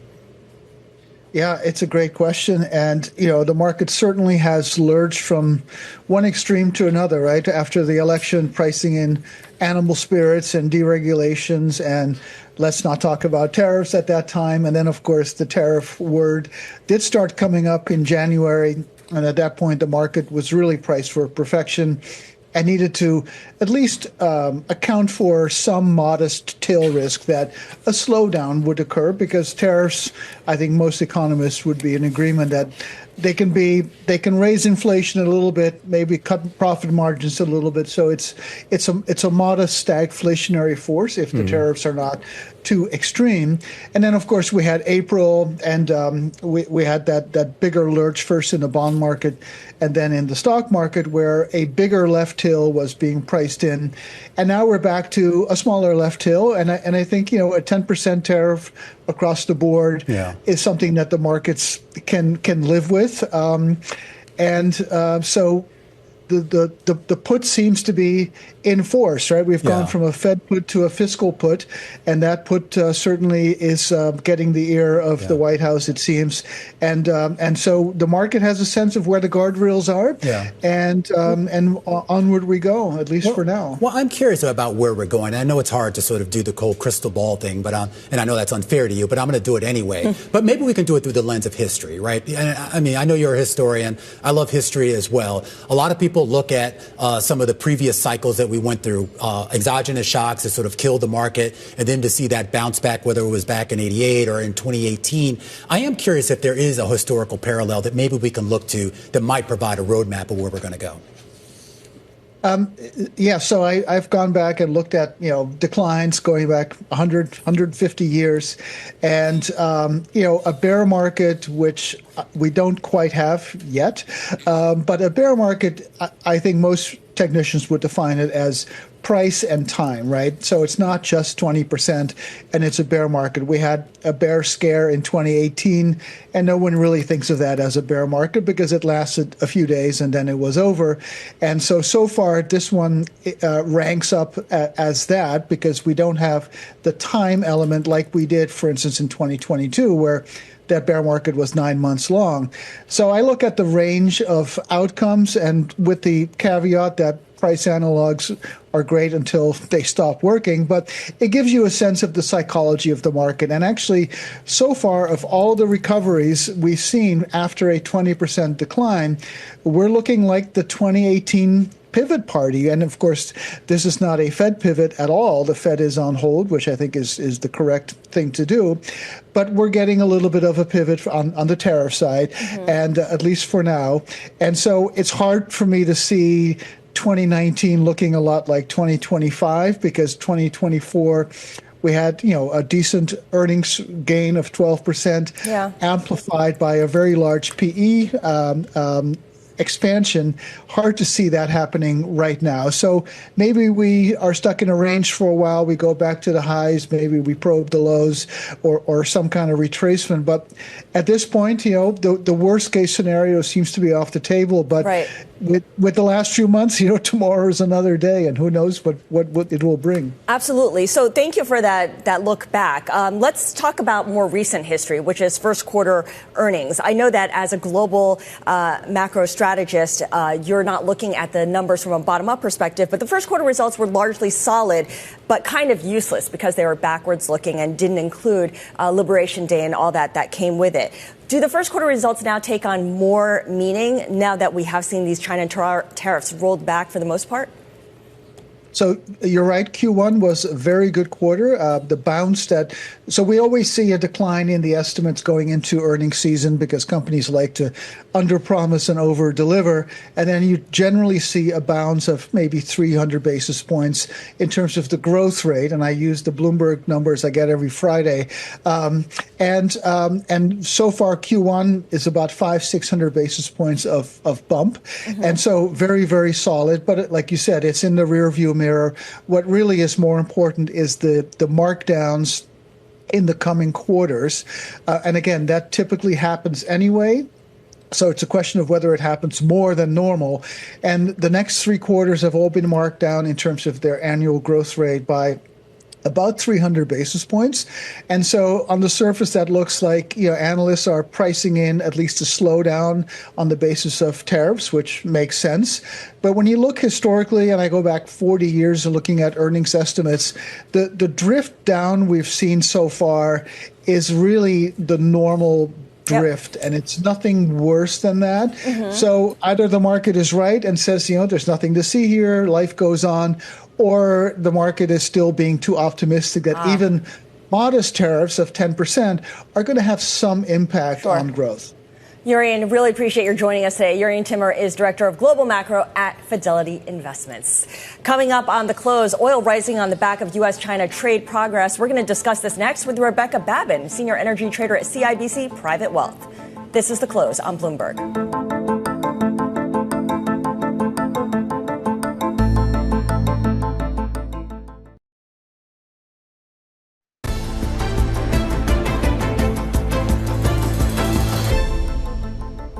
Oil gaining higher on the back of the U.S.-China trade truce, temporary slashing of tariffs. WTI gaining for a third straight day, at one point climbing 2.4%. Now, according to Rebecca Babin of CIBC Private Wealth, despite the bounce, crude remains around 10% lower since early April, making this more of a technical breather than a true turnaround. Rebecca joins us now. Rebecca, not so long ago, last Monday, in fact, WTI closed at its lowest in almost 4 years. So I wonder how much of this recent rally, I mentioned 3 straight days of gains here for WTI, is short covering versus a true repositioning for a better macro environment. I think a very good percentage of this was short covering. And I think the real tell that you're seeing in the marketplace is when I walked in this morning, we were up almost 4%. And as the day wore on, we kind of were lower and lower. And the notes I read when I came in, almost commentary uniformly across the street, was use this as an opportunity to reset hedges or reestablish, some downside exposure, because ultimately crude doesn't just have a demand problem. It also has a supply problem. So we might have removed some of the demand risk, not all of it, but maybe the worst case scenario. But we're still looking at some of that supply risk that we have from OPEC Plus. Okay, so that's where I want to go next. We've seen OPEC Plus steadily increase production.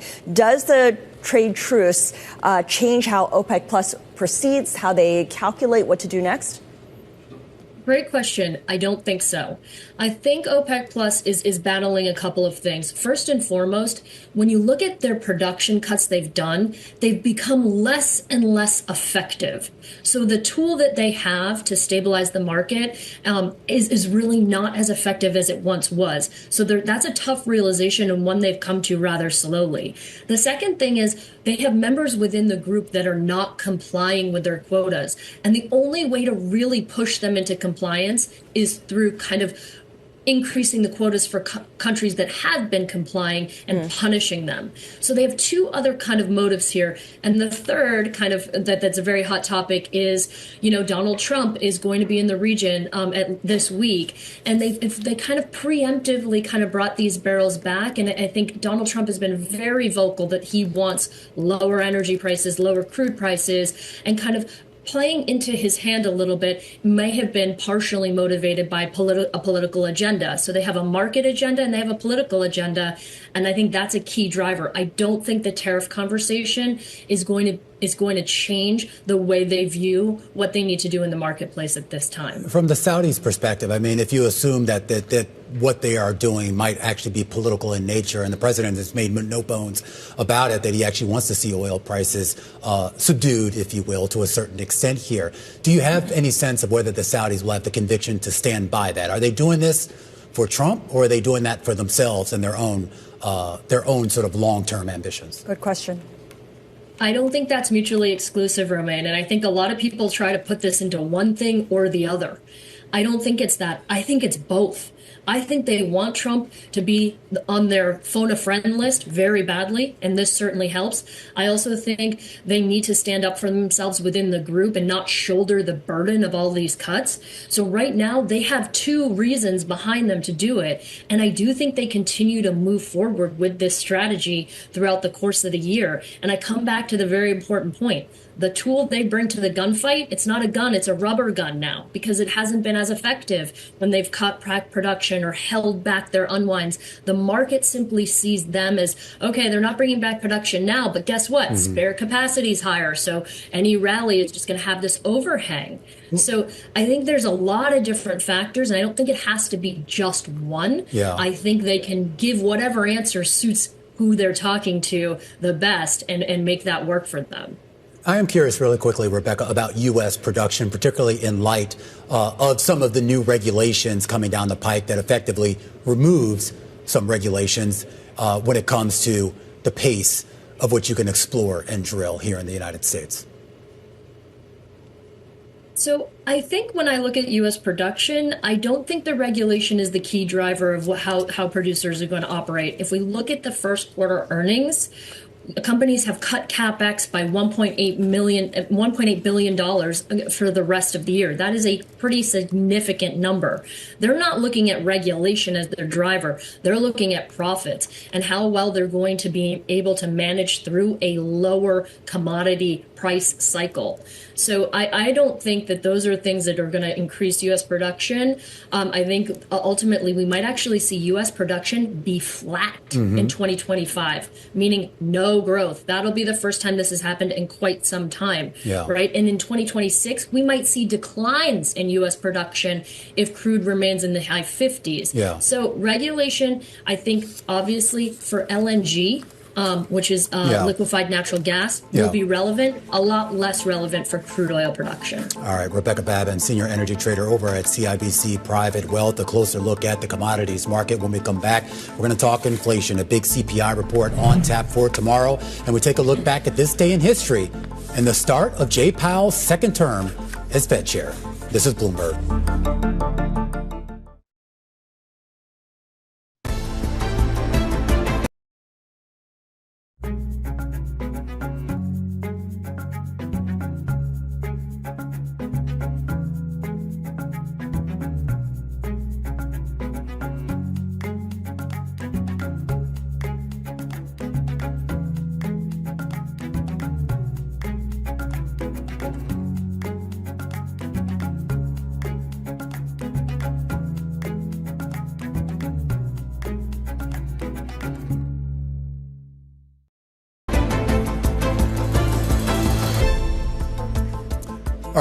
few institutions are more important to help steer our economy and to fight inflation than the Fed.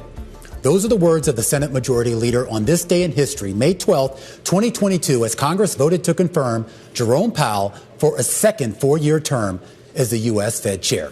Now, it was an overwhelmingly rare bipartisan vote, 80-19, that effectively was a vote of confidence in Powell's ability to tackle what at the time was the highest inflation this country had seen in 4 decades.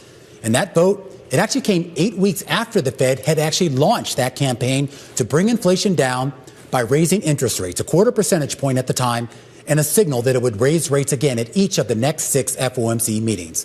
And Powell did just that, and then some. A year-long tightening of monetary policy that helped knock headline CPI down from 9% in 2022 to under 3% in 2024. And Powell did it without actually impeding economic growth or stifling the labor market, as many had predicted. A path to that lauded economic soft landing. But of course, a hiccup arrived just a few months ago before Powell could stick that landing as the slowdown in inflation became stuck, hovering above the Fed's 2% target and consumers' inflation expectations starting to become unanchored from the reality Jay Powell wanted them to hear. And now with the big CPI report due out on Tuesday morning that is likely to show consumer prices picked up in April, investors are now worried that the data may foreshadow a broader re-acceleration in consumer prices as many companies seek to pass on those higher tariff costs. While recent progress on trade deals with China and even the UK, yes, that has shown there is a potential respite ahead. Even with lower tariffs, though, lower than what the White House at first threatened, the Fed may find it impossible to thread that needle of its dual mandate to secure low inflation and maximize employment, an eye of the needle that gets even narrower when you factor in the uncertainty of these trade disputes and the fact that they're still unresolved, an uncertainty that has already caused companies to postpone investments, delay new hiring, and of course has prompted consumers to pull forward some purchases while defraying others. Scarlett? All right, so a lot of different dynamics here at work. So sticking with tomorrow's CPI report, our next guest says the print will, quote, reflect initial impact of Liberation Day tariffs. Going forward, we see tariff-driven goods inflation to be partially offset by services sector disinflation. Joining us now to discuss is Elena Shelyecheva, senior U.S. economist over at the Conference Board. So, Elena, economists are projecting a 0.3% gain month over month for CPI. If you back out food and energy, it's also 0.3%. That's certainly a pickup from what we had seen in the previous month. How much does this really tell us about what's going on? Not much. It's just the initial stage of what happened after the Liberation Day. But we can probably get a glimpse of what actually happened. So I think it's really important to understand that prices are going up anyway. Right, we are going to see an increase in inflation in the months ahead. And despite the reduction from 145% to 30%, it's still an increase in tariffs. It's going to be a really big increase if you compare it to a baseline without tariffs. So I think that's an important one. And, you know, the April report will tell us a little bit, but probably not describe the full picture. Okay, I'm not looking, it's not that I want to dismiss CPI, but the day after we get PPI, and together these two reports give us a sense of what PCE might look like, which is what the Fed really pays attention to. What do you think the dynamics will be for the PPI report? Again, that will probably reflect tariffs to a larger extent. We're probably not going to see the full extent of what is going to happen. What we think is going to happen is we will see increases in goods prices, perhaps offset by some moderation in the services sector. And that's an important one because, first of all, you will see the lack of demand in the discretionary services sector because people will have to. Guys, market almost sideways चला गया, आज completely कोई momentum ही नहीं है. काफ़ी देर हो गई है. Let's see कुछ move आता है तो अब 7 PM के बाद 5:30 already हो चुका है. And there is no momentum.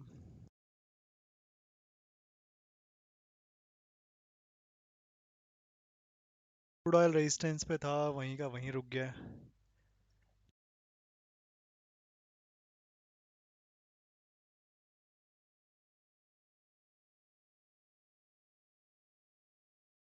जिन लोगों ने सेल किया है एसएल कॉस्ट पर रख लो अपना, ठीक है. जिन लोगों ने सेल किया है क्रूड ऑयल में अपना एसएल कॉस्ट पर रख लो. मुझे लग रहा है कहीं ना कहीं अभी ब्रेकआउट करने वाला है प्राइस. Very high chances. या तो ऊपर ब्रेकआउट होगा 5300 के ऊपर या फिर नीचे ब्रेकडाउन होगा 5260 के नीचे. So put the SL on cost to cost at in crude oil. Too much sideways momentum, कुछ momentum ही नहीं है. 530 भी कुछ करा नहीं पाया मार्केट को.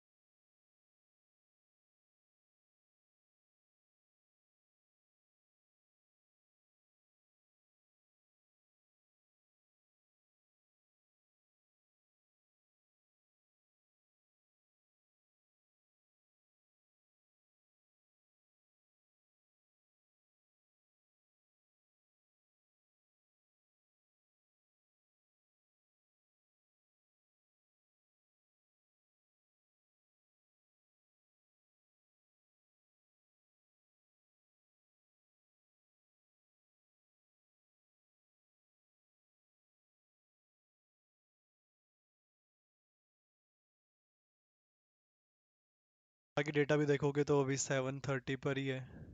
उससे पहले कोई डेटा भी नहीं है.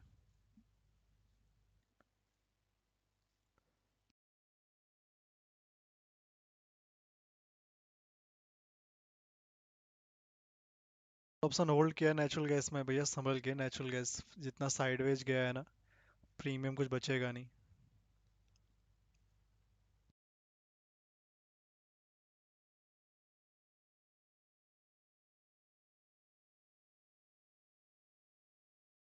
मॉर्निंग से देखोगे तो मॉर्निंग पे ओपन हुआ था कल के सपोर्ट एरिया के अराउंड, वहां से बाइंग आई. कल का ही रेजिस्टेंस था, वहां से एक सेलिंग अच्छी आ गई थी. फिर एक और रेजिस्टेंस था, वहां से थोड़ी बहुत सेलिंग आई. मार्केट फिर साइडवेज ही चला गया है. अब या तो ये इस साइड का ब्रेकआउट करे या फिर नीचे यहाँ ब्रेक डाउन करे कोई, तभी कुछ बड़ा मूव आएगा. किसी एक साइड का एसएल जाना जरूरी है, क्योंकि रेजिस्टेंस से भी सेलिंग आ गई है, सपोर्ट से बाइंग आ गई है. तो अब मल्टीपल टाइम टेस्टेड लेवल पर ही वेट कर सकते हैं. अगर मार्केट को मूव करना होगा तो कहीं ना कहीं रेजिस्टेंस या आप सपोर्ट का ब्रेकआउट या ब्रेकडाउन एक ना एक जरूर होने वाला है.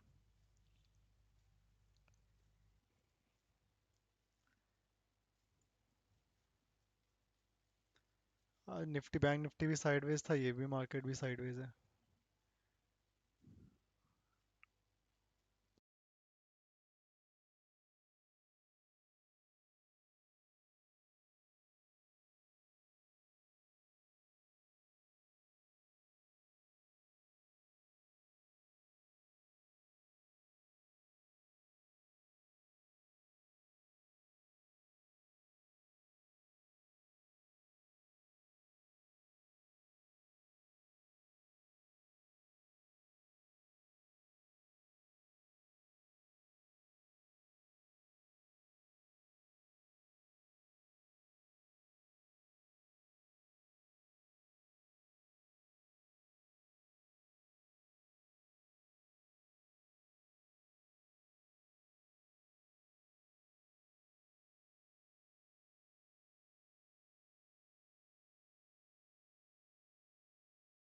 थोड़ा मोमेंटम होता हुआ लग तो रहा है.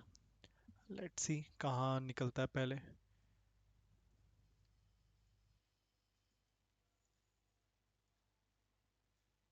हाँ, ये लेवल भी टेस्ट हो गया मल्टीपल टाइम.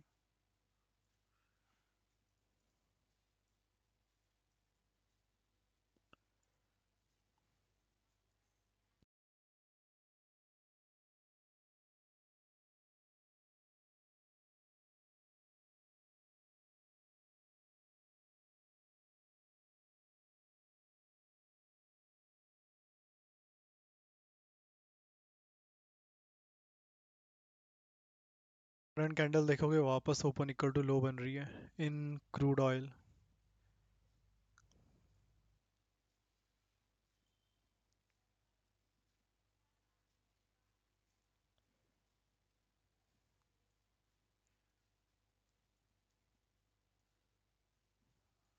ऊपर का ये की लेवल है जो टेस्ट नहीं हुआ अभी. ये भी हो चुका है, ये भी हो गया. ऑप्शन सेलिंग का टाइम चला गया भाई. अब मॉर्निंग पे करना चाहिए था ऑप्शन सेलिंग.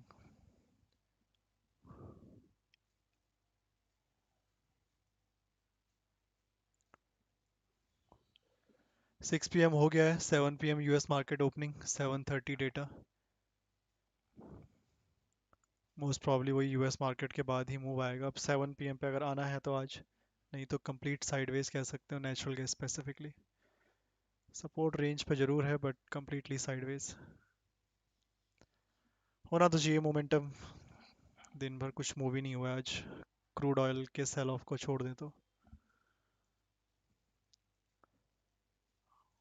पर कहाँ जा सकता है?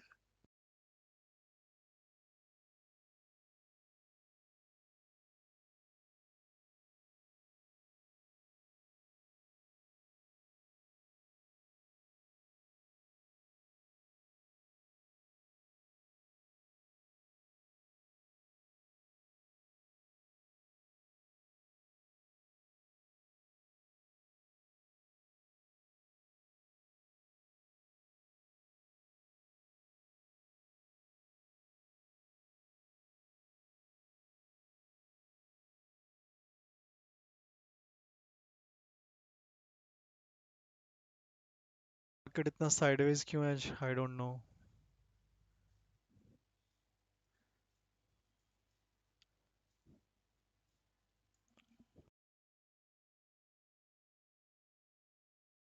कल जितना अच्छा मार्केट था आज उतना ही साइडवेज है।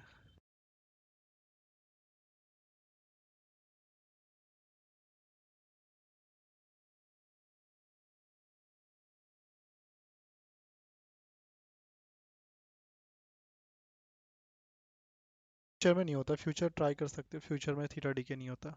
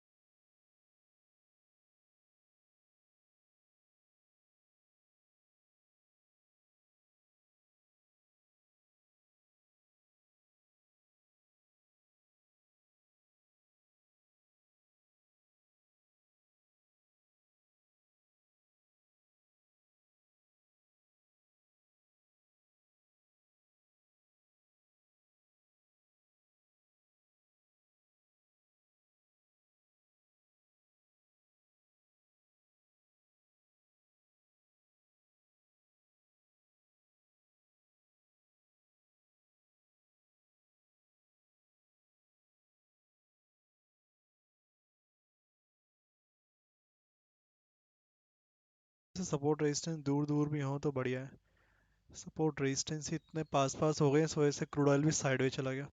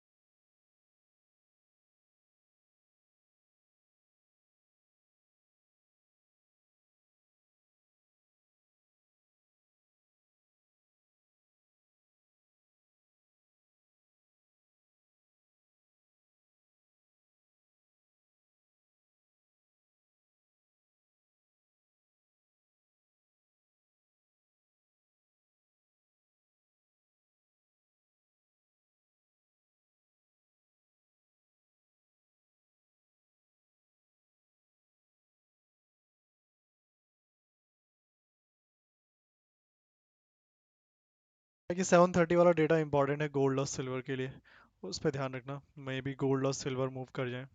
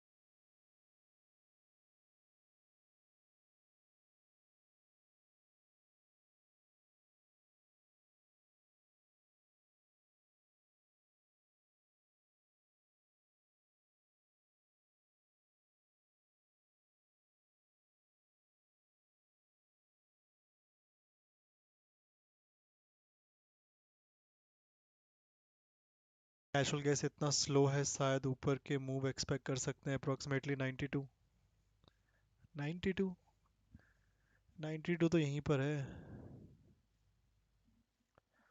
जाए तो 95 300 तक जाए तो कुछ मूव कहेंगे उसको,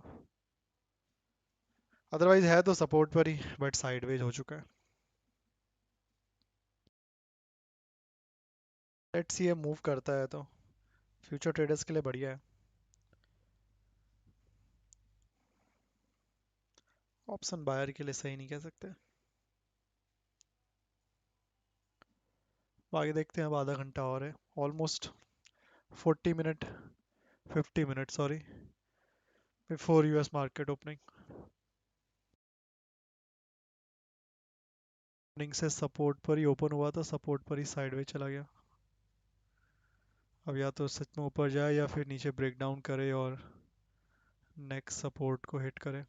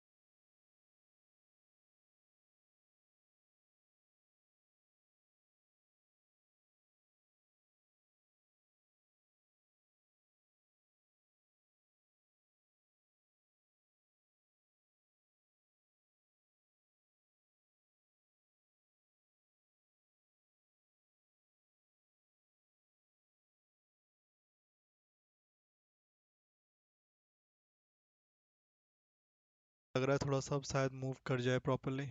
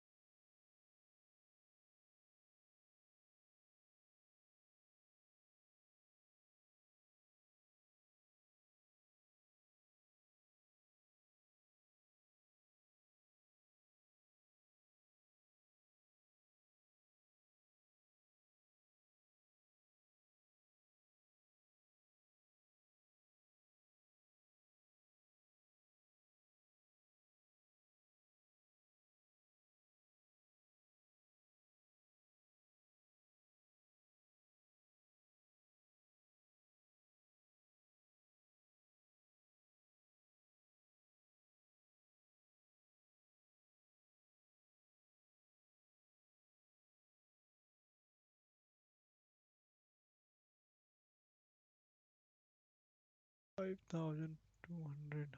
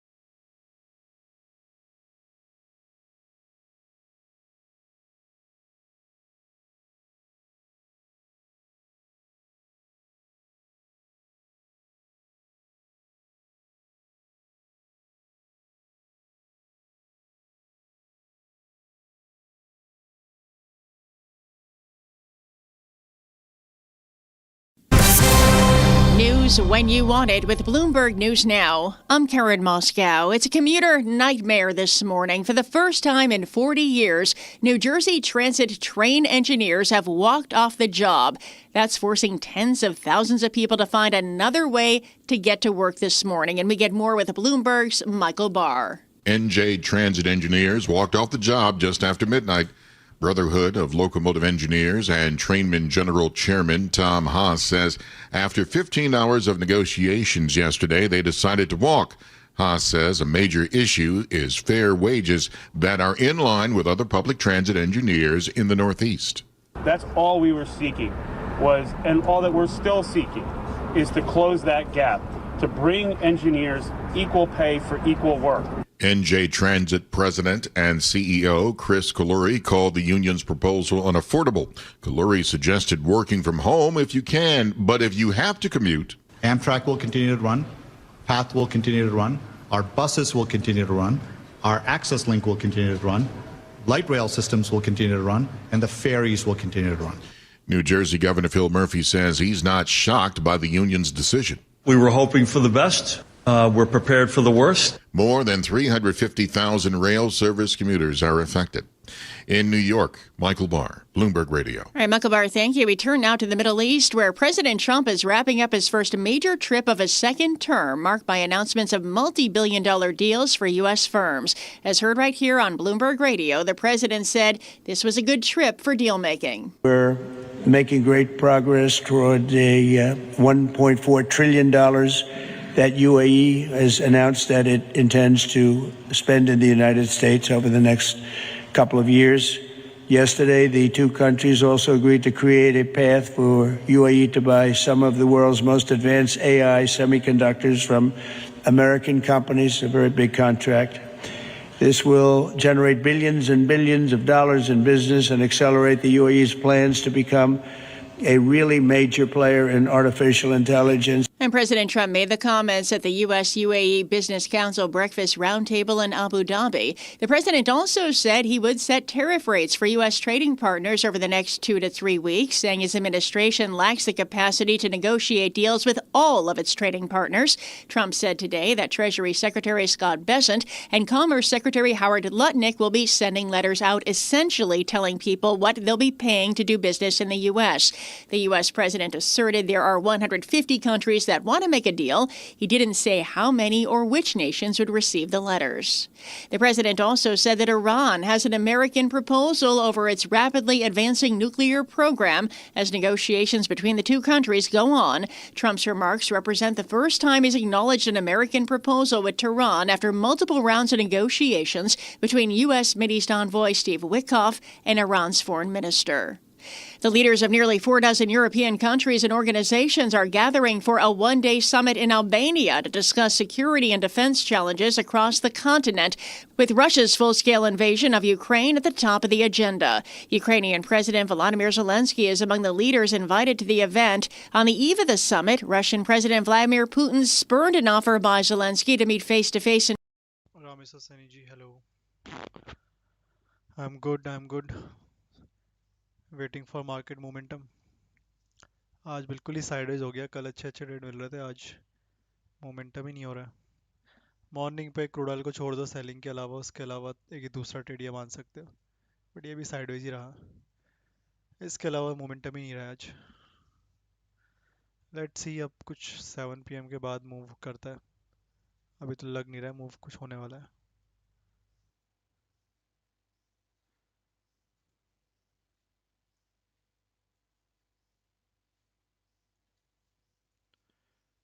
ये एक ट्रेड प्लान करते हैं दिस वन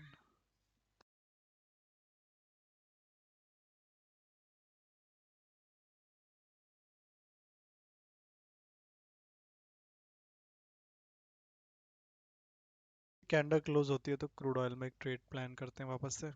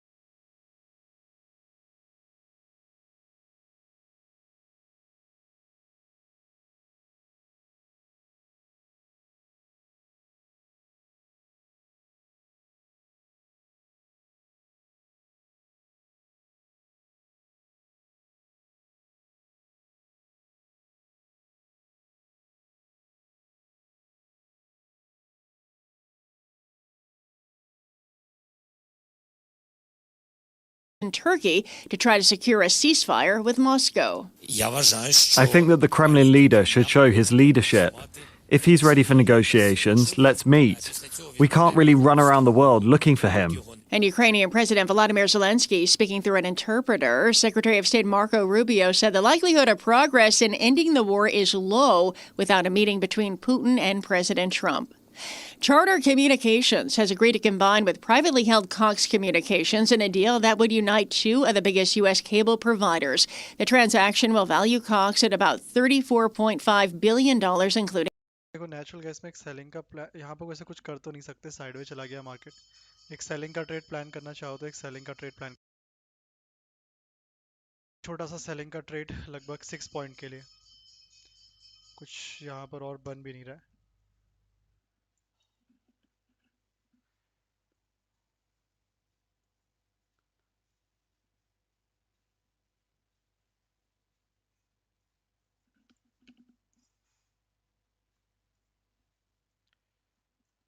बाकी अभी और कोई ट्रेड नहीं है इसमें कि छोटा सा स्कैल्पिंग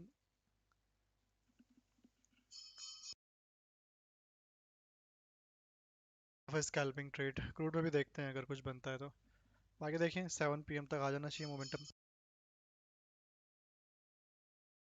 7 PM तक भी मोमेंटम नहीं आता है तो फिर अवॉइड करेंगे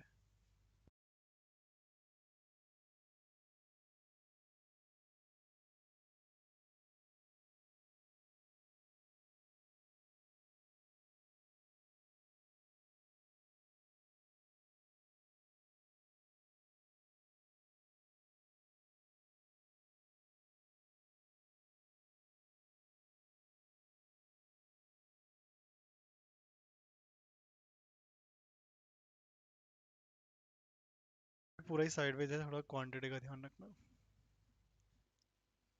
मोमेंटम नहीं आया तो फायदा नहीं हो रहा ऑप्शन बाइंग में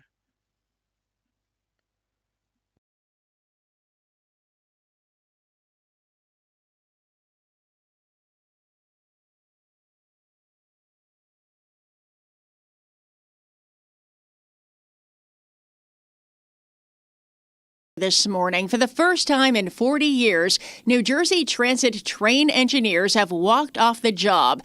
That's forcing tens of thousands of people to find another way to get to work this morning. And we get more with Bloomberg's Michael Barr. NJ Transit engineers walked off the job just after midnight. Brotherhood of Locomotive Engineers and Trainmen General Chairman Tom Haas says after 15 hours of negotiations yesterday, they decided to walk. Haas says a major issue is fair wages that are in line with other public transit engineers in the Northeast.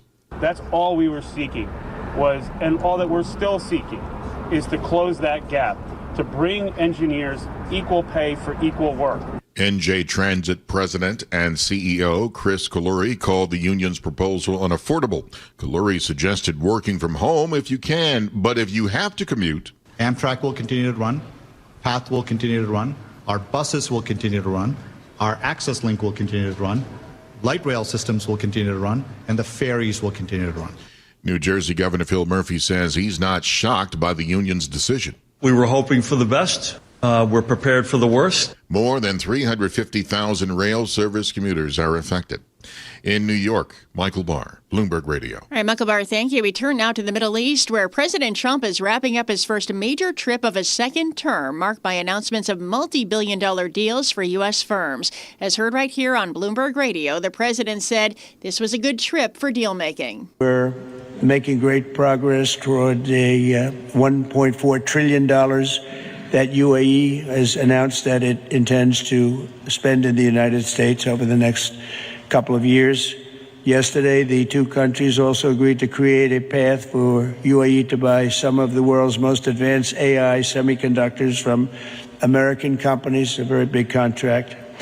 This will generate billions and billions of dollars in business and accelerate the UAE's plans to become a really major player in artificial intelligence. And President Trump made the comments at the U.S. UAE Business Council Breakfast Roundtable in Abu Dhabi. The president also said he would set tariff rates for U.S. trading partners over the next 2 to 3 weeks, saying his administration lacks the capacity to negotiate deals with all of its trading partners. Trump said today that Treasury Secretary Scott Bessent and Commerce Secretary Howard Lutnick will be sending letters out essentially telling people what they'll be paying to do business in the U.S. The U.S. president asserted there are 150 countries that want to make a deal. He didn't say how many or which nations would receive the letters. The president also said that Iran has an American proposal over its rapidly advancing nuclear program as negotiations between the two countries go on. Trump's remarks represent the first time he's acknowledged an American proposal with Tehran after multiple rounds of negotiations between U.S. Mideast envoy Steve Witkoff and Iran's foreign minister. The leaders of nearly 4 dozen European countries and organizations are gathering for a one-day summit in Albania to discuss security and defense challenges across the continent, with Russia's full-scale invasion of Ukraine at the top of the agenda. Ukrainian President Volodymyr Zelensky is among the leaders invited to the event. On the eve of the summit, Russian President Vladimir Putin spurned an offer by Zelensky to meet face-to-face in Turkey to try to secure a ceasefire with Moscow. I think that the Kremlin leader should show his leadership. If he's ready for negotiations, let's meet. We can't really run around the world looking for him. And Ukrainian President Volodymyr Zelensky, speaking through an interpreter, Secretary of State Marco Rubio said the likelihood of progress in ending the war is low without a meeting between Putin and President Trump. Charter Communications has agreed to combine with privately held Cox Communications in a deal that would unite two of the biggest U.S. cable providers. The transaction will value Cox at about $34.5 billion, including debt. The Cox family will be the largest shareholder in the combined company with a stake of about 23% and will have seats on the board. Novo Nordisk ousted Chief Executive Lars Fruergaard Jorgensen as the drug maker struggles with growing competition for its obesity treatment Wegovy that's weighing on the share price. The Danish company said Jorgensen is leaving by mutual agreement with the board, though he'll continue as chief for a period to support a smooth transition to new leadership. HSBC Holding is reorganizing its capital markets and corporate advisory units into a new business. This is part of a plan aimed at helping Europe's biggest bank grab a larger share of the booming private credit industry. Futures, meanwhile, higher this morning with the S&P 500 on track for one of its best weeks this year. S&P futures up 0.33%, so are Dow and NASDAQ futures, and the 10-year Treasury yield at 4.39%. And that's news when you want it with Bloomberg News Now. I'm Karen Moscow, and this is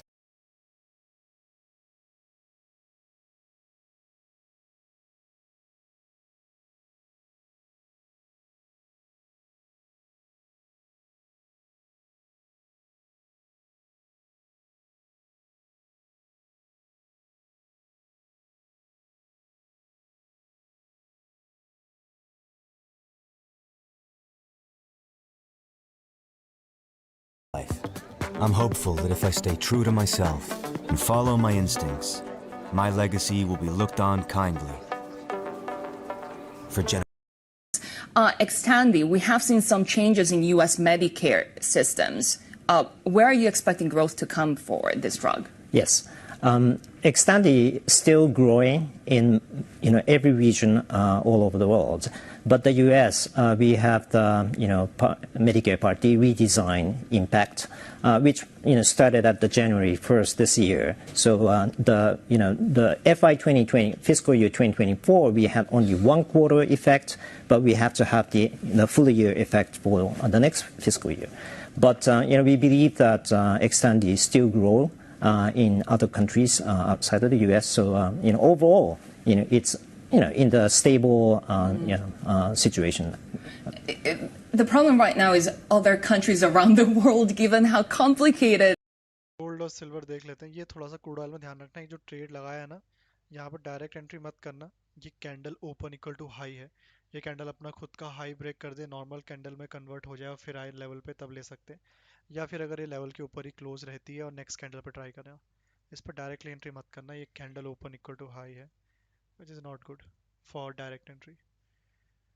gold में क्या है? Gold में कुछ 730 का data का wait कर लो. मेरे according तो बेटर रहेगा.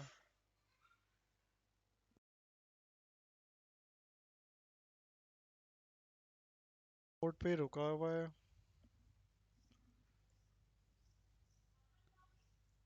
ये तो नॉर्मल है।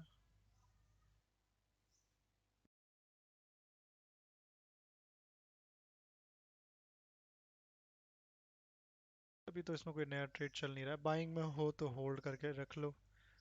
वापस अगर थोड़ा सा पुल बैक देने आता है डाउन साइड पे तो फिर से बाई कर लेना डाउन साइड पे। अप्रॉक्सीमेटली 3160 156 से 166 के बीच में अगर पुल बैक आता है तो ठीक है। बाकी ऊपर रेजिस्टेंस सच ये रेजिस्टेंस भी टेस्ट हो चुका है।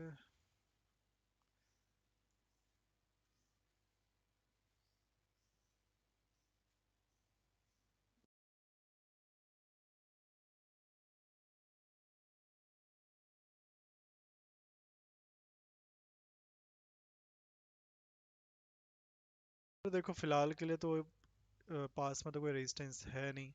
3240 के आसपास अगर मिले वहाँ ट्राई कर सकते हो वापस सेलिंग के लिए। बीच में कोई रीटेस्ट भी नहीं है तो ये लेवल है कुछ यहाँ पर ट्राई कर सकते हो।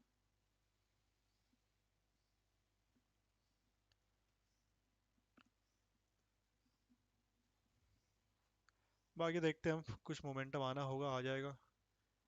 टिल 7 PM अगर 7 बजे तक मोमेंटम नहीं आया तो फिर यूएस मार्केट का ओपनिंग का ही वेट करेंगे क्योंकि यूएस मार्केट की कैंडल ही अब लगता है मार्केट को थोड़ा सा मूव करा सकती है। अदरवाइज तो आज जिस हिसाब से चल रहा है मार्केट बड़े रिस्क रिवॉर्ड के लिए जाना सही नहीं लग रहा। Let's see. No. Actually, the frequency is, on a regular basis. Most of the time, after the earnings calls and, any significant announcement that we, made. Let's talk a little bit more about your products because we know that last time you were here, we were talking about the non-hormonal drug for hot flashes, menopausal drug, Veoza, I think. How is that drug doing so far? And we've also seen that the FDA now wants a big warning when it comes to potential liver damage on the packaging. How much could that affect your business? Yeah. Veoza, we unfortunately downgraded our, long-term forecast for Veoza, but, after that, the product is, running on track. And even after the, black box warning, we still see, increase in the prescription for the, women with the, vasomotor symptoms for menopausal women. So that's in the U.S. Are you thinking of development here in Japan, and would that work? Yes, we are running clinical studies in Japan. Are the regulations different in Japan? Yes, a little bit. When it comes to potential warnings that could go into place? That's a different story. What about the cultural mindset that we talked about last time, right? I mean, menopause is a big deal that is not talked about as much. Do you think the cultural atmosphere in Japan will continue to change? I think so, because, compared to, say, 30, 50 years ago, because the women are in the social situation a lot. So when it comes to working life balance and how women can contribute to society, probably the situation will dramatically change in the future. Yes, this is something that we should be talking about a lot. Menopause. What about other drugs in the pipeline that you're optimistic about? Where do you see future growth? Yes. So, we are facing the loss of exclusivity for Xtandi in a couple of years. And we have been preparing for replacing the Xtandi revenue with the 5 strategic brands. One is Veoza. Another one is Padcev for bladder cancer. Number 3 is Izervay for geographic atrophy for age-related macular degeneration. We have a long-standing Zospata, which is the acute myeloid leukemia drug. And last year, we launched Vyloy for gastric cancer in Japan, US, and Europe.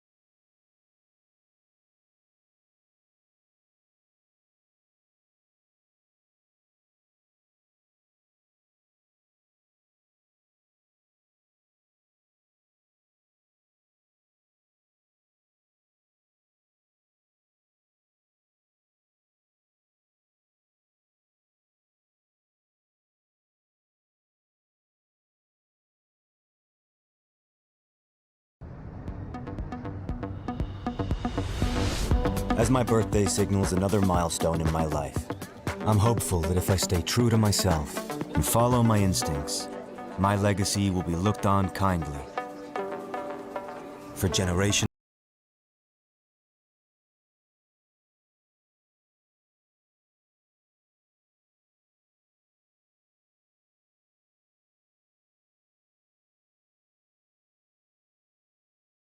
Posting record quarterly revenue on the back of recent market volatility, echoing a boost seen by other exchange operators. The European Bourse reported first quarter revenue up 14% year on year and ahead of estimates. For more, we are joined exclusively by Euronext CEO Stefan Bujna. The stock is up about 37% year to date. There's a beat on the earnings. Stefan, are you seeing similar volatility in the current quarter?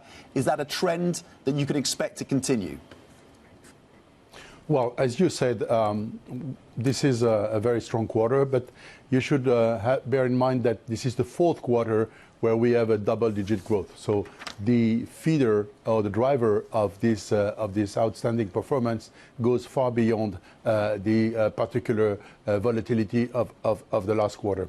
What you can see since the beginning of April is for sure the same dynamic. So we are confident that for the part of our business which is volume driven across the various asset classes, equity, fixed income, power, commodities, Forex, we are seeing very similar trends since the beginning of this quarter. So we are confident that for the volume part of our business, we are on the right track for the second quarter of the year.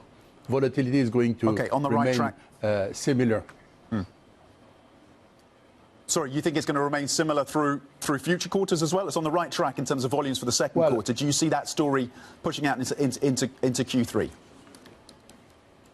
I don't know. A part of the volatility that we are seeing on equity markets is driven by the volatility of political decision making in the US. So the US administration is feeding volatility in decision making, is delivering volatile news flow, and this volatile news flow driven by volatile decision making is driving volatility in markets. So that the metric to watch is whether there is stabilization in volatility of decision making or whether it's the new normal. And you've talked about the unwind, at least for some investors, out of the US and into Europe, even mentioning in a recent interview movements of physical gold out of the US into Europe. Is that a trend that is continuing, Stefan? Well, people who do move physical assets from the US to the rest of Europe do not make a lot of noise about it, and they don't communicate publicly about it. What I can tell you is that as the US is developing in a way which is not really recognizable compared to the environment that we were used to, as the rule of law is being shaken, as the decision making is being fundamentally redefined, some investors are revisiting the way they allocate their global assets, and many investors across the planet are either moving their assets from the US to the rest of Europe or not renewing their investment or reducing their exposure to the US until the dust settles. This is real, and that translates into valuation of private assets in public markets, and also in terms of location, physical location of physical assets, like who is the custodian of securities and who is the custodians of physical assets like gold. So this is happening, although people don't communicate about it. And this seems like a perennial question now, Stefan. When do the IPO markets come back? Well, the IPO market, the pipeline.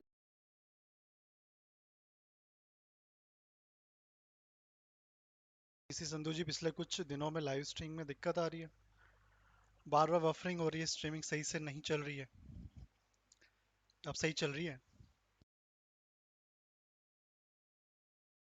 अभी कोई problem आ रही है तो बता दो, अभी सही चल रही है। देखो गाइस 6:45 हो गया है, 15 मिनट बचे हैं और ठीक है, यूएस मार्केट की ओपनिंग से पहले किसी को ओपन पोजीशन चल रही है तो एसएल कॉस्ट पर डाल देना बिफोर यूएस मार्केट ओपनिंग, फिर देखते हैं यूएस मार्केट के बाद किस तरह से मूव करता है, बिकॉज अभी मॉर्निंग सेशन पे तो कुछ मोमेंटम आया नहीं ढंग से। लेट्स होप इवनिंग सेशन पे कुछ आ जाए।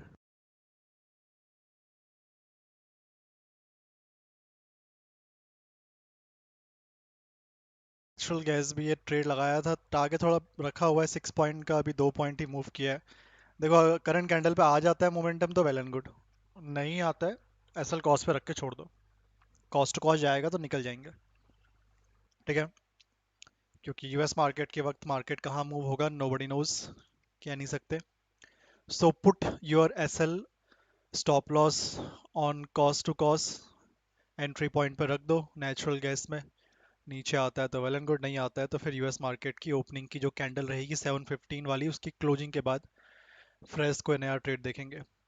क्रूड ऑयल में भी नीचे आएगा तो वापस एक बाइंग का ट्रेड रहेगा, ध्यान रखना candle open equal to high ना बने जब बाइंग एक्टिवेट हो। फिर से ऊपर जाता है तो फिर ऊपर से एक सेलिंग का प्लान हो जाएगा 5360 5370 के around, all depend upon the US market now. तनिक जी यूएस बफरिंग हो रही है, अब तो सही चल रहा होगा, अब भी बफरिंग हो रही है क्योंकि मेरे वहां से तो सब कुछ सही दिखा रहा है।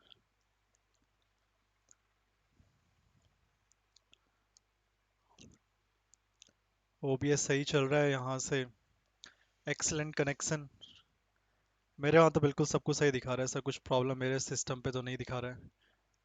यहाँ भी देखोगे तो ये बिल्कुल बढ़िया है, कुछ प्रॉब्लम नहीं है, ओबीएस भी सही दिखा रहा है। आज इंडियन मार्केट भी साइडवेज ही था बिल्कुल, ऊपर रेजिस्टेंस था नीचे सपोर्ट था, बैंक निफ्टी तो समझ में आया, निफ्टी का समझ में नहीं आया बिल्कुल भी। बैंक निफ्टी देखोगे तो मॉर्निंग पे जो डे हाई बना था वो रेजिस्टेंस था, नीचे डे लो सपोर्ट, देन ऐसा लग रहा था कहीं ब्रेकआउट या ब्रेकडाउन हो जाएगा, बट हुआ ही नहीं।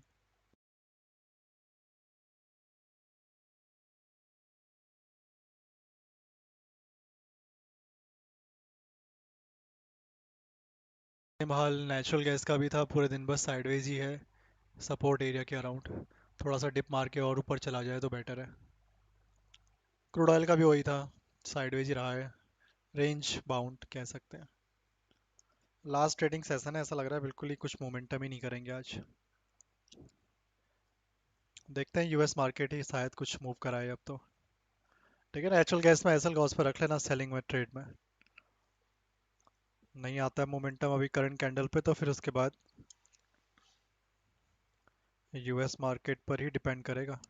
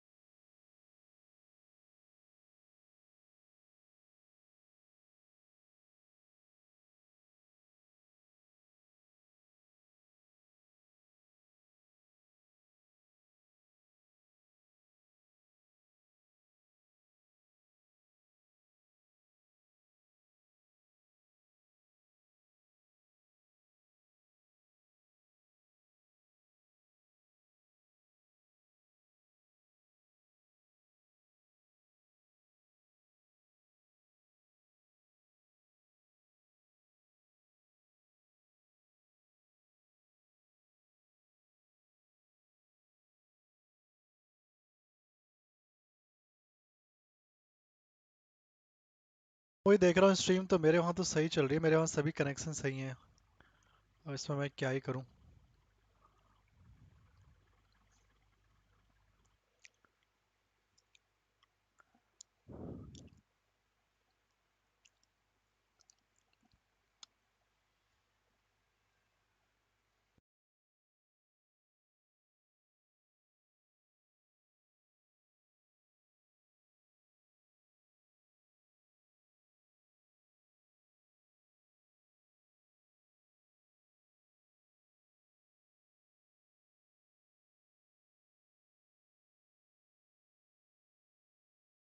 अब दिख रहा है मेरे को बीच बीच में शायद ये सर्कल आ जा रहा है ना घूमता हुआ।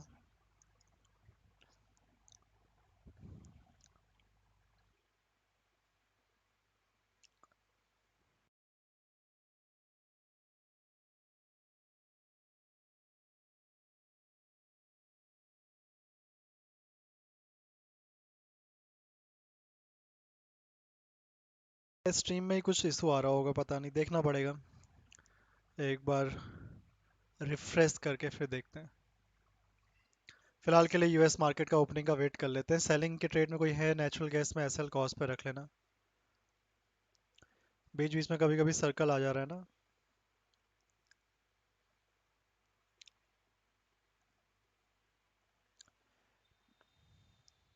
ठीक है, नेक्स्ट कैंडल पे यूएस मार्केट ओपन होने वाला है, ध्यान रखना।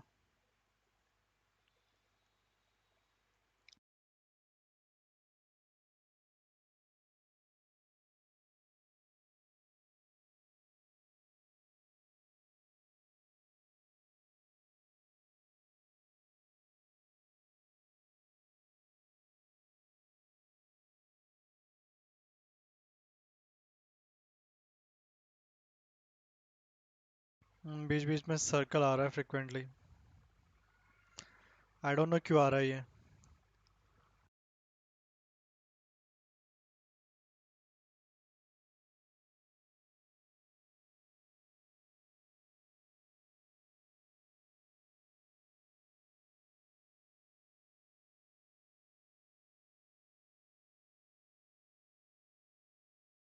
कॉस्ट टू कॉस्ट का एसएल जाएगा, निकल जाना, ठीक है, नेचुरल गैस से डोंट वरी।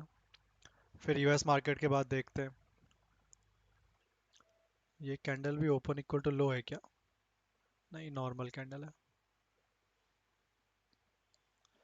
ठीक है, कॉस्ट टू कॉस्ट चला गया, एसएल एग्जिट कर लेना sellers. Let's see the US market. अब यूएस मार्केट का वेट करते हैं, फिर देखेंगे। इस ये एग्जिट हो गए कॉस्ट टू कॉस्ट।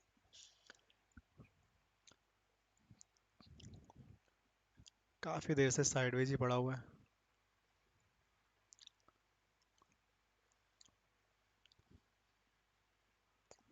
आज मोमेंटम ही नहीं है।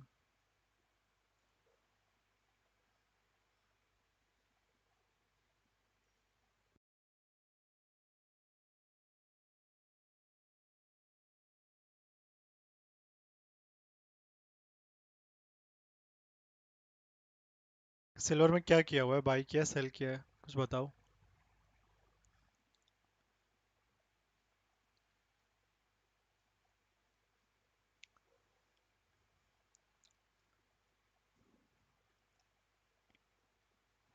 ये कौन सा वाला है? ओह, ये नीचे और इस लेवल का है ना।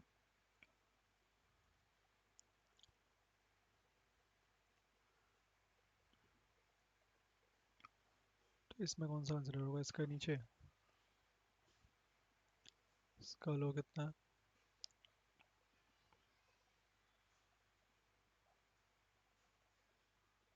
इक्वल ही है।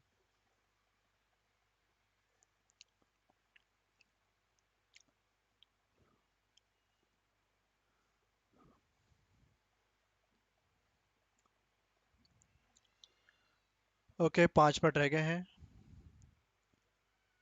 यूएस मार्केट की ओपनिंग में ना। वो भी सही है, दोनों सेम ही आता है ना। कितने पे किया भाई, वही पूछ रहा हूँ सिल्वर को।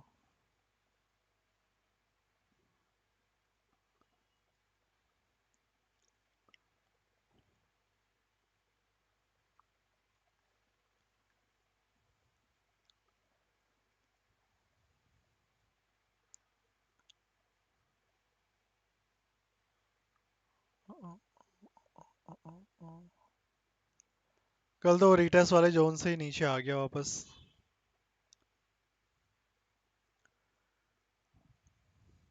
करंट लेवल से अगर बाई किया नीचे, जो भी आज का डे लो बना हुआ है,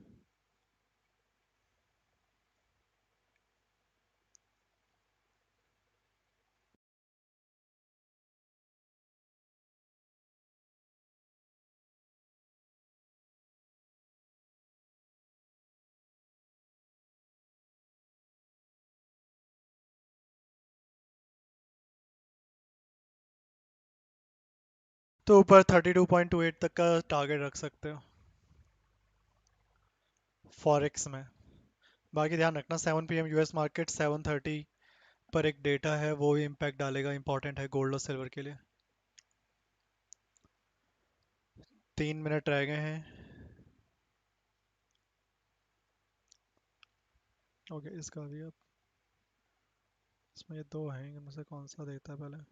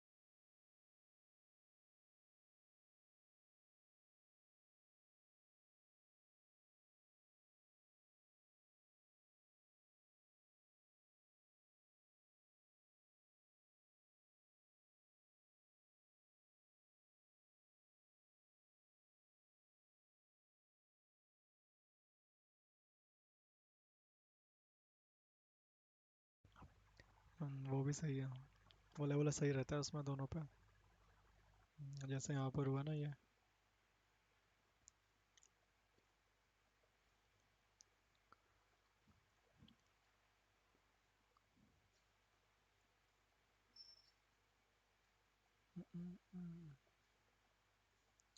हाँ हाँ, वो भी सही है।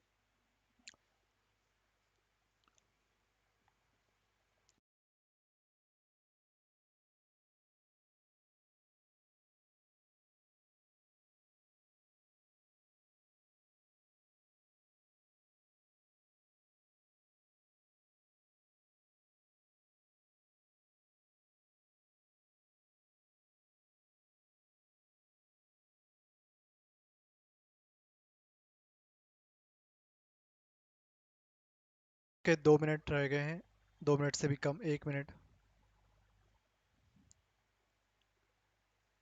नहीं नहीं, नॉर्मली है।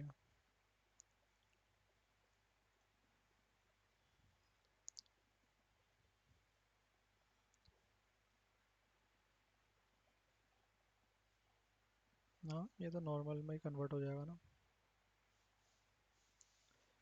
ठीक है।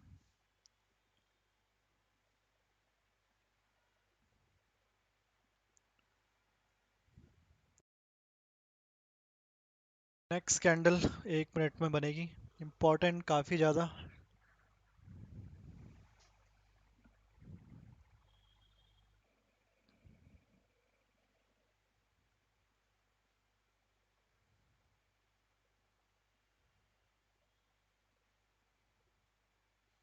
यहाँ से हो गया, इसमें अब नहीं आने वाला। अब ये है पेंडिंग यहाँ पर।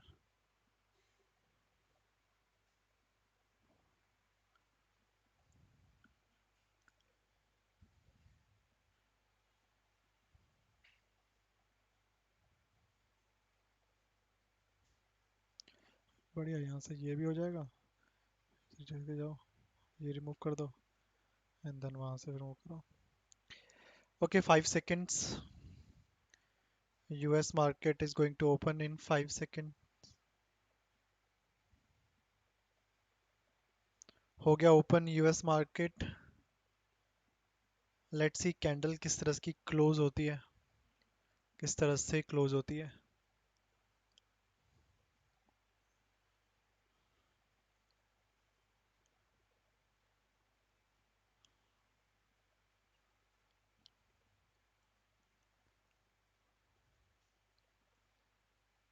अगर ये इसमें है तो फिर यहाँ पर भी है, डेफिनेटली है।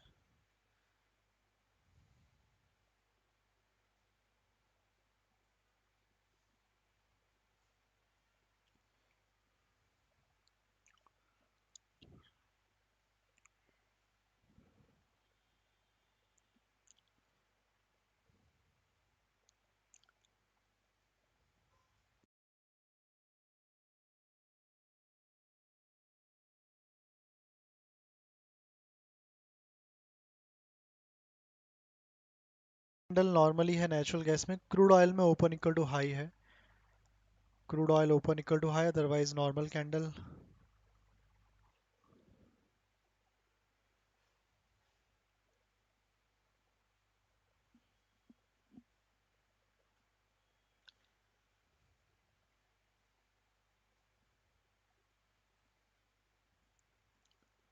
ये है यहाँ पर सेकंड, ये भी है।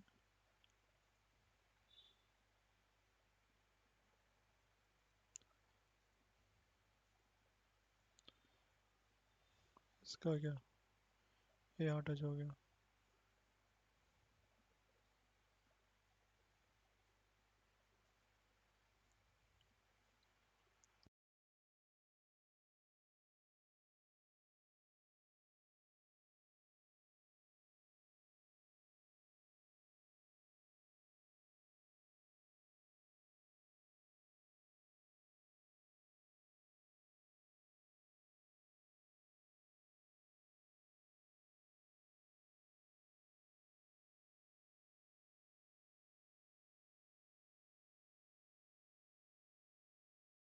इस क्रूड ऑयल की candle open equal to high, natural gas की तो नॉर्मल है।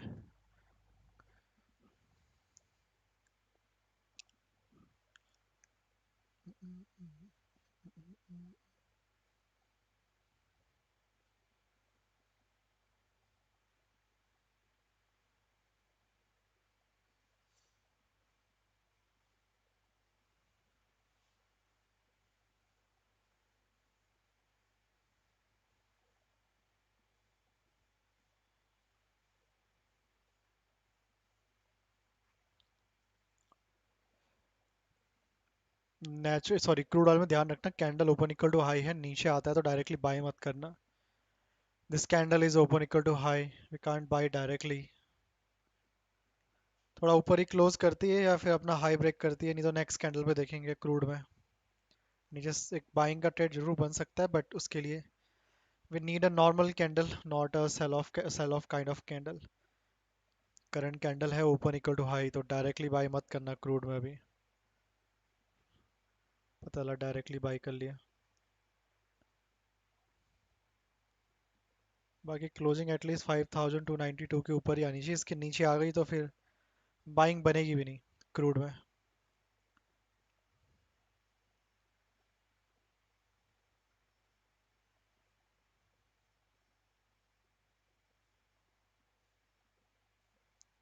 ये कितनी पॉइंट की रेंज में है? 70, ये 7 पॉइंट है और ये 96।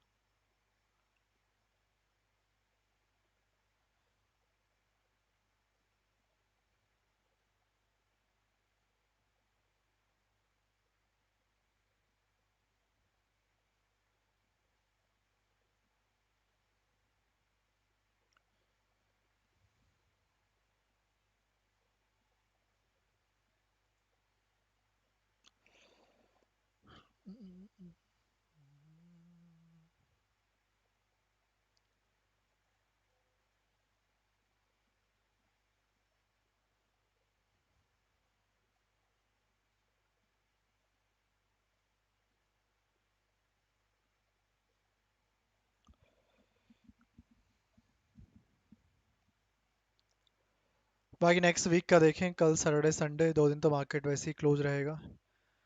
नेक्स्ट वीक का data for commodity purpose, Monday को कोई डेटा नहीं है। ट्यूसडे को G7 की मीटिंग है एंड डे 1।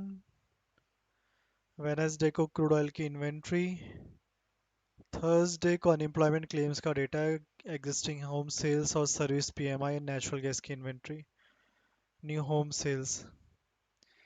तो मेनली वही नॉर्मल डेटा ही है, crude oil natural gas inventory. थोड़ा सा एक ज़्यादा डेटा 22 ऑफ मई थर्सडे को देखने के लिए मिलेगा, otherwise not, no other major data.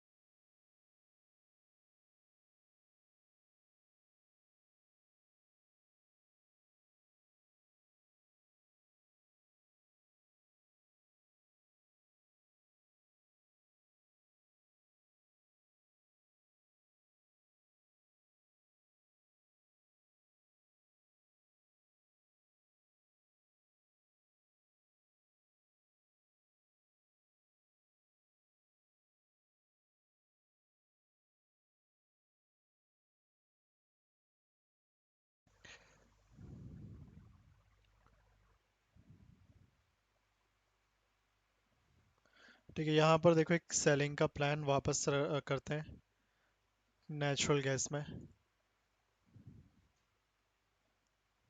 इसको थोड़ा सा और ऊपर रखो। हाँ इस एरिया पे, हाँ यहाँ पे।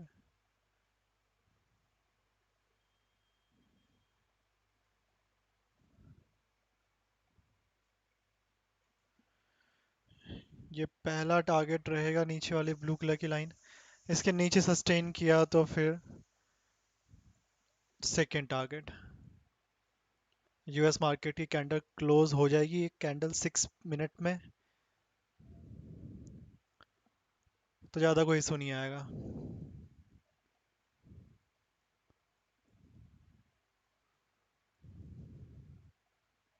ठीक है, नीचे जो ब्लू कलर की लाइन है 288.5, वहाँ तक का एक छोटा सा पहला टारगेट, उसके नीचे अगर क्लोज हो गई तब फिर थोड़ा टारगेट बड़ा रख सकते हैं, अदरवाइज इतना ही टारगेट रहेगा।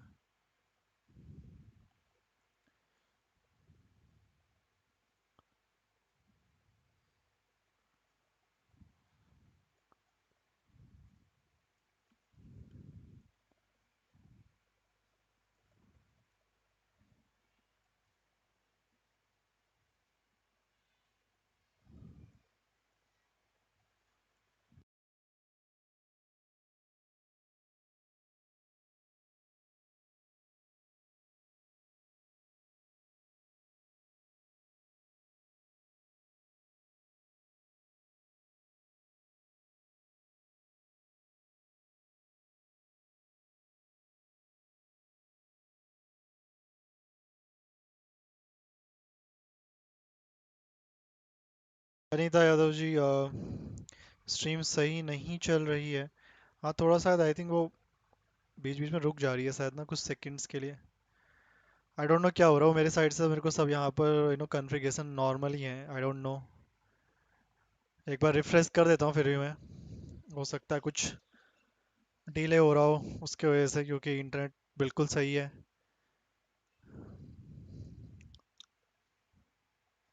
बाकी जितने इंस्ट्रूमेंट हैं वो भी सही हैं। एफ भी, और सॉरी एफ कह रहा हूँ, ओबीएस भी सही दिखा रहा है। तो एग्जैक्ट इशू क्या आ रहा है वो मुझे भी पता नहीं चल रहा है वहाँ पे।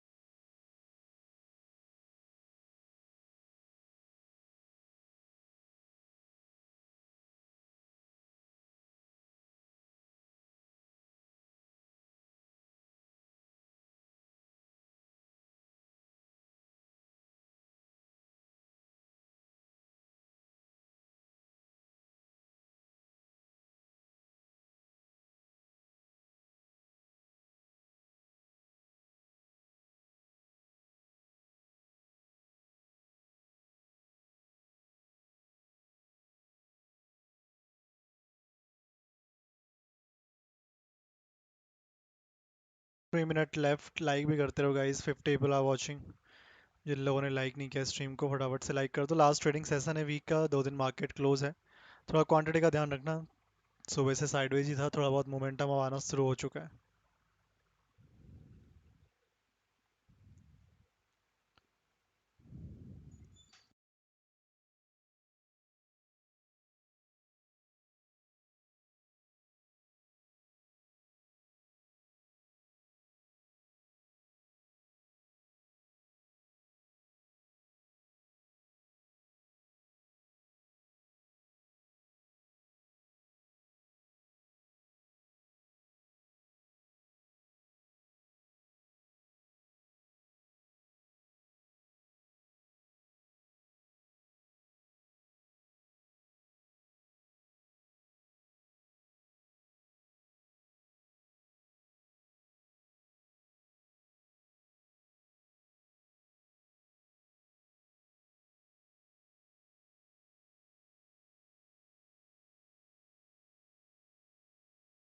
नहीं नहीं, क्रूड ऑयल में बाय मत करना डायरेक्टली। ये कैंडल देखो ना, open equal to low, high बनी है, sorry, open equal to high पर डायरेक्टली बाय नहीं करते हैं, wait for the candle closing. ये कैंडल अगर 5292 के ऊपर कहीं क्लोज होती है तो बढ़िया है, नेक्स्ट कैंडल पे देखेंगे। अगर वो नॉर्मल कैंडल होती है, सपोर्ट पे ओपन इक्वल टू हाई पे बाय नहीं कर सकते, नहीं करना चाहिए। इस तरह की कैंडल सही नहीं होती है।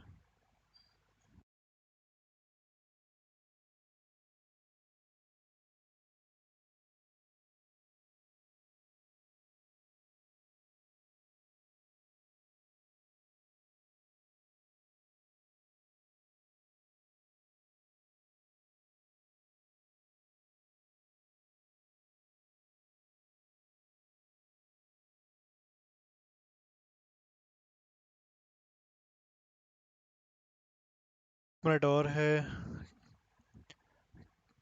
यूएस मार्केट की कैंडल क्लोज होने में, 1 minute left.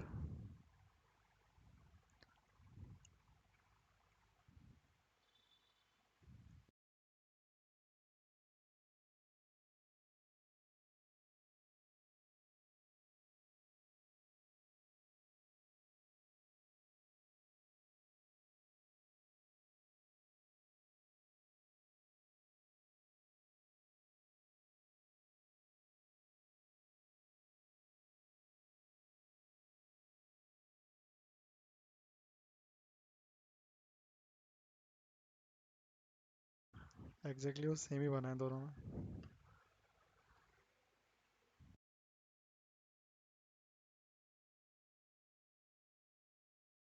US market open हो, न्यूयॉर्क सेशन ओपन हो, लंदन सेशन ओपन हो, वहाँ पर थोड़ा सा वॉलेटाइल कैंडल होती ही होती है। ठीक है, कैंडल हो गई क्लोज। ये नेचुरल गैस का एक ट्रेड लगा रखा है यहाँ पर सेलिंग का। क्रूड ऑयल में कहाँ आ गया क्रूड ऑयल?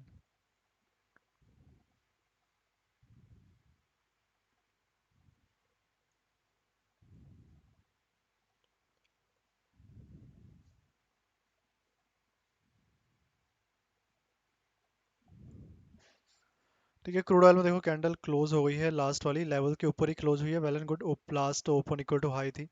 ठीक है, थोड़ा सा नीचे आती है कैंडल तो इसमें बाई कर लेंगे वापस क्रूड में।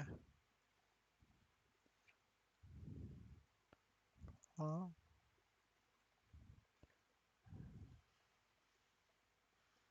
नहीं ओपन इक्वल टू ऐसा नहीं है, नॉर्मल ही है, नॉर्मल कैंडल।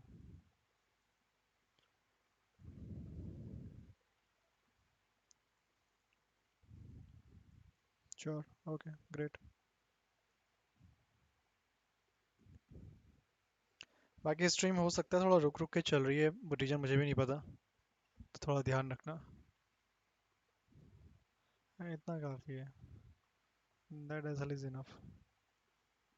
इससे बड़ा ऐसा लेना भी सही नहीं रहेगा।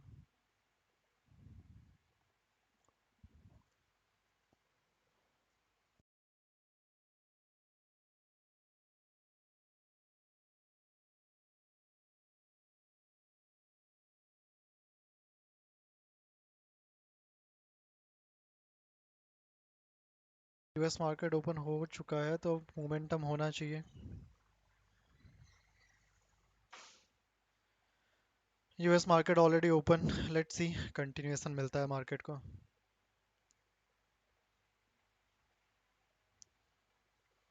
कितने पे? 236 पे, 72 का भी है।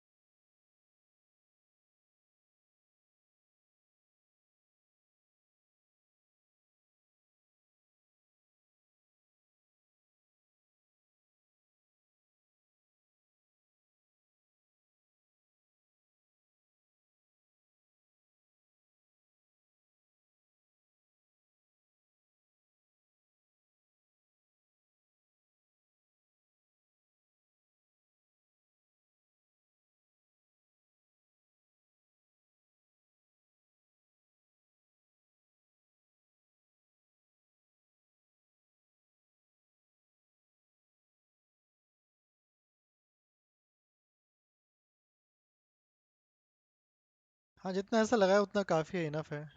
उससे ज़्यादा बड़ा एसएल की जरूरत नहीं है। उतना ही भी एसएल जाता है तो फिर निकल जाना बेटर है। फिर नया ट्रेड बनेगा तो फिर तब देखेंगे। उससे ज़्यादा बड़ा एसएल बहुत बड़ा हो जाएगा। ये ऑलरेडी 2.5 पॉइंट का एसएल है, 2.6 फ्यूचर में।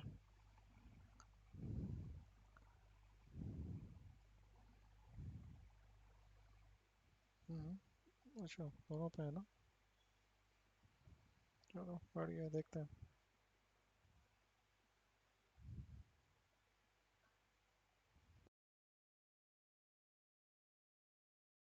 Russia Ukraine talks end after less than 2 hours in Turkey.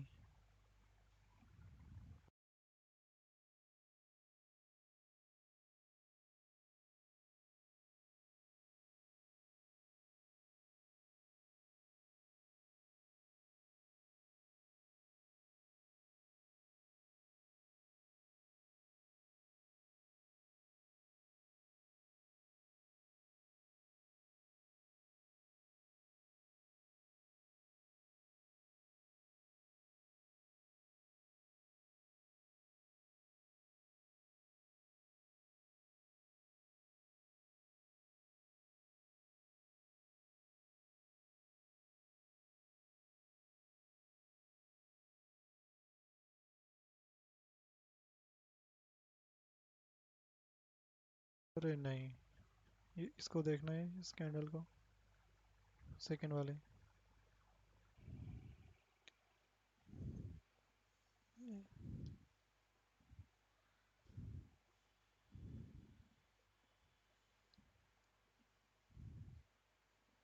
कोई फायदा नहीं, वो जाएगा ऊपर जाएगा फिर वहां से वापस रिटर्न, फायदा क्या। मोमेंटम में नहीं है ना वहाँ पर। लिक्विडिटी ग्रैब करके जाएगी तो फिर हो सकता है 530 का राउंड निकले, अदरवाइज तो करेक्ट। इसको ऊपर नहीं जाना चाहिए, फायदा नहीं होगा इसमें। यहाँ पर ये जो लेवल है ना, ये फॉरेक्स चार्ट में देखोगे तो दैट विल बी, हाँ इसके ऊपर चला जाए डायरेक्टली तो फिर तो बढ़िया है। फिर उस केस में ये अभी भी बचा रहेगा, बट ये कैंडल जो बनी है ना वो कंसिडर हो जाएगी बिकॉज आज बनी है वो कैंडल।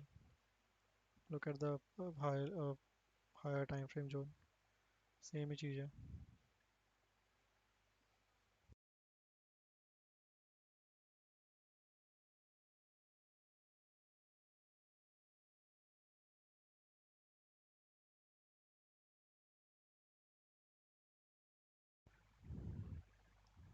तो वो मूव कहाँ करेगी, all depend upon that right, continuously. क्योंकि वो थोड़ा सा हायर टाइम फ्रेम पे उसमें है नहीं ना, ओवरऑल टर्न अराउंड इस पर्टिकुलर जोन पे है। तो ये आई थिंक कंसिडर नहीं किया है इन लोगों ने, कल हुआ था आज नहीं है। यहाँ पर तो हुआ है, नहीं हुआ है।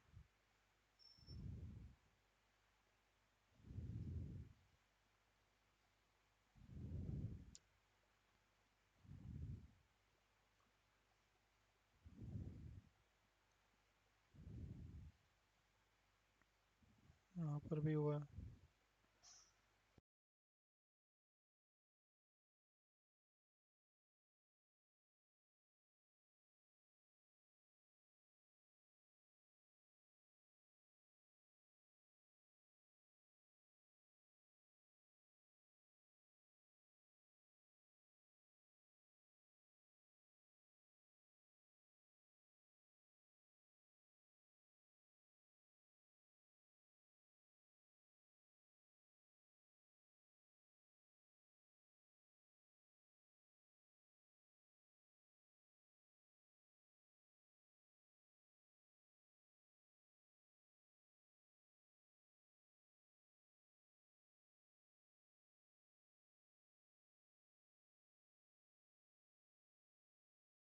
नहीं, अगर नहीं आया उसमें मोमेंटम फिर तो वो साइडवेज ही है पूरा।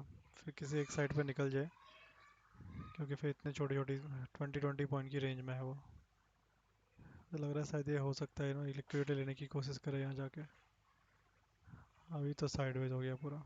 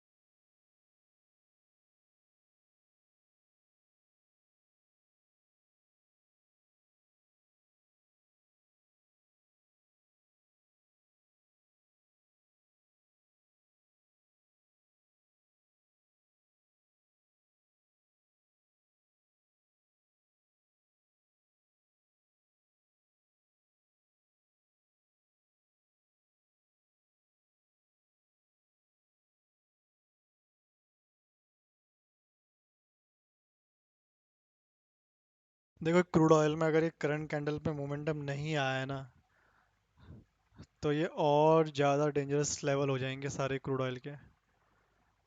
एटलीस्ट करंट कैंडल को जाना चाहिए 5313 के ऊपर, नहीं तो फिर इसमें इंटरेस्टेड नहीं है क्रूड ऑयल के ट्रेड में। यूएस मार्केट भी ओपन हो गया, अब भी मोमेंटम नहीं आ रहा है, तो कहीं ना कहीं कुछ तो लिक्विडिटी इतनी है नहीं उस पर्टिकुलर जोन्स पे। इतना स्लो मोमेंटम में फिर प्रीमियम भी नहीं बढ़ते। बेटर रहेगा किसी थोड़े दूर दूर सपोर्ट रेजिस्टेंस एरिया के पास मिल जाए प्राइस। अगर इस करंट कैंडल पे क्रूड ऑयल में एटलीस्ट 5313 के ऊपर तक नहीं जाता है प्राइस।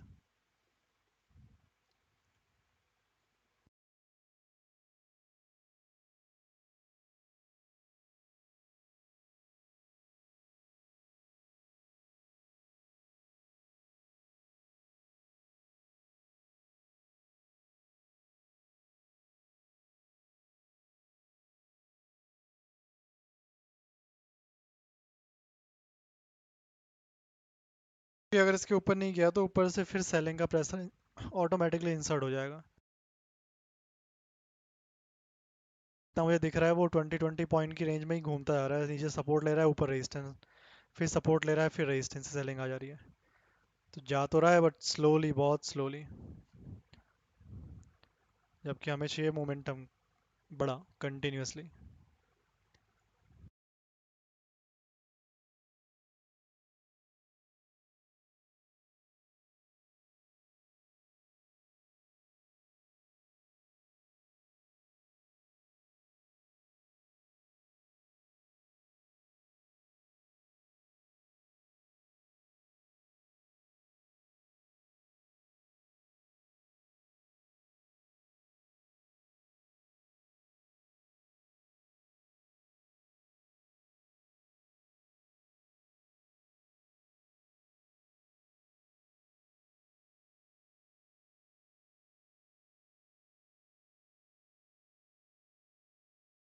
फायदा नहीं, मोमेंटम ही नहीं हो रहा क्रूड में।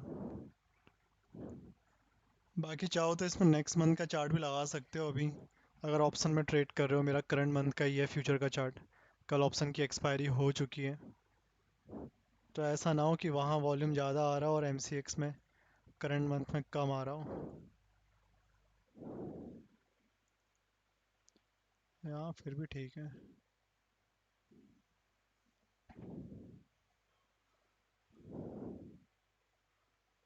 नहीं, एग्जिट करो।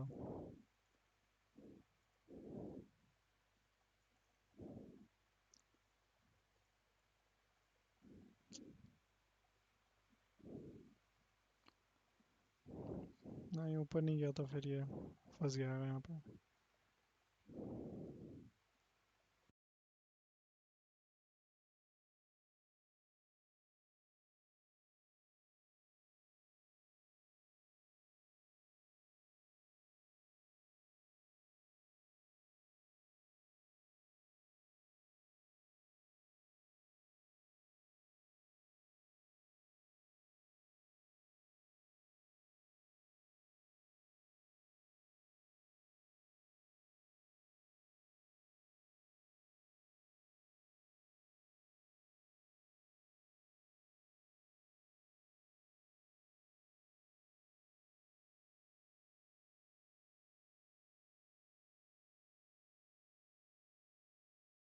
रसिया के सीपीआई डेटा से भी कोई इफेक्ट पड़ेगा क्या? वैसे पड़ता तो नहीं है। सीपीआई का डेटा नॉर्मली यूएस का ही इम्पैक्ट डालता है। बहुत ही कुछ एक्स्ट्राऑर्डिनरी आ जाए तो चाइना और इंडिया का भी थोड़ा बहुत डाल देता है कभी कभी, अदरवाइज यूएस का ही इम्पैक्ट डालता है ओवरऑल मार्केट में। करेंसी वाइज हो सकता है कनाडा का आया तो कैनेडियन करेंसी में इम्पैक्ट डाल दे and all, but overall market का इम्पैक्ट देखोगे स्पेशली गोल्ड सिल्वर डॉलर पे, वो यूएस का ही पड़ता है।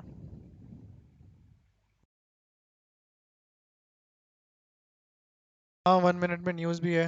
न्यूज़ क्या, डेटा आने वाला है, कंज्यूमर सेंटिमेंट का डेटा 20 सेकेंड्स में। नहीं है, देखो क्रूड ऑयल नहीं गया ऊपर, एटलीस्ट जाना चाहिए था 5313 पे। ये नहीं गया ना एक नेक्स्ट 8 सेकेंड पे, इंटरेस्टेड नहीं है फिर इस लेवल पे, फिर जहाँ जाता है जाने दो। हो गई कैंडल क्लोज।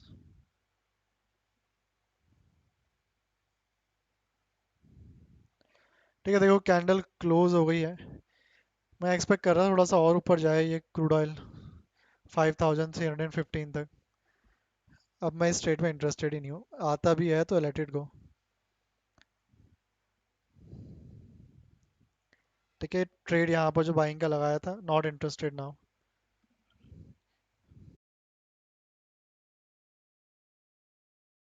बहुत पास पास बनते जा रहे हैं विच इज़ नॉट गुड। थोड़े दूर दूर सपोर्ट रेजिस्टेंस बने हैं।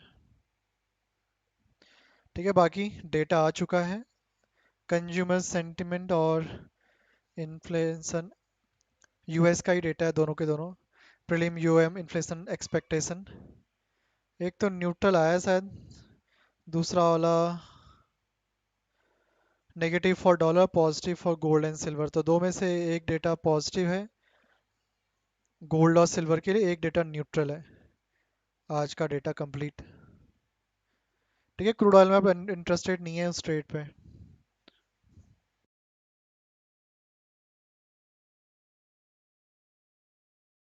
डेटा देख लिया, एक है न्यूट्रल एक है positive for gold and silver.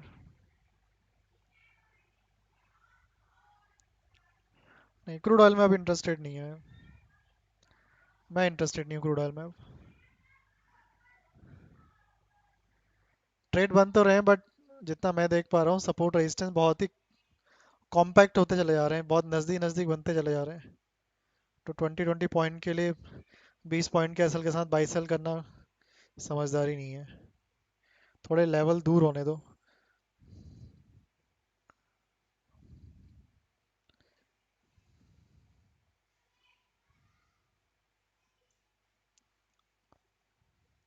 Natural gas में लगाया है सेलिंग का ट्रेड,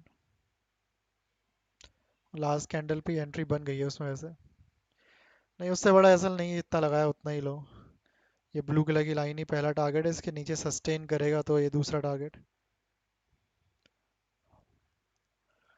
क्रूड में कोई इंटरेस्ट नहीं है अब।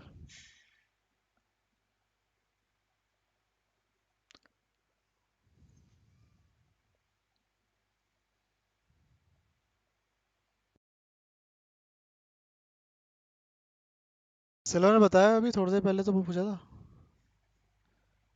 डेटा वैसे पॉजिटिव आया है अभी देखोगे फिलहाल के लिए। हाँ हाँ ओके श्योर।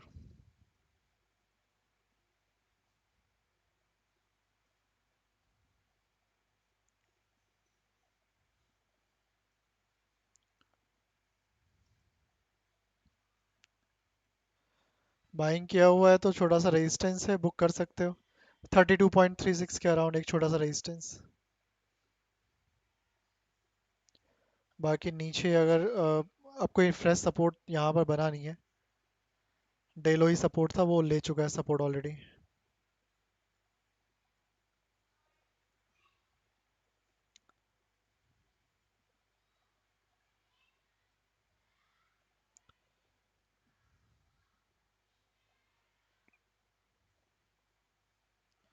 वही है, एक लेवल से एक ही बार बाई सेल करो बढ़िया है, दूसरे बार का यहाँ पर होल्ड ही नहीं होता वो, ऐसे को देख लो।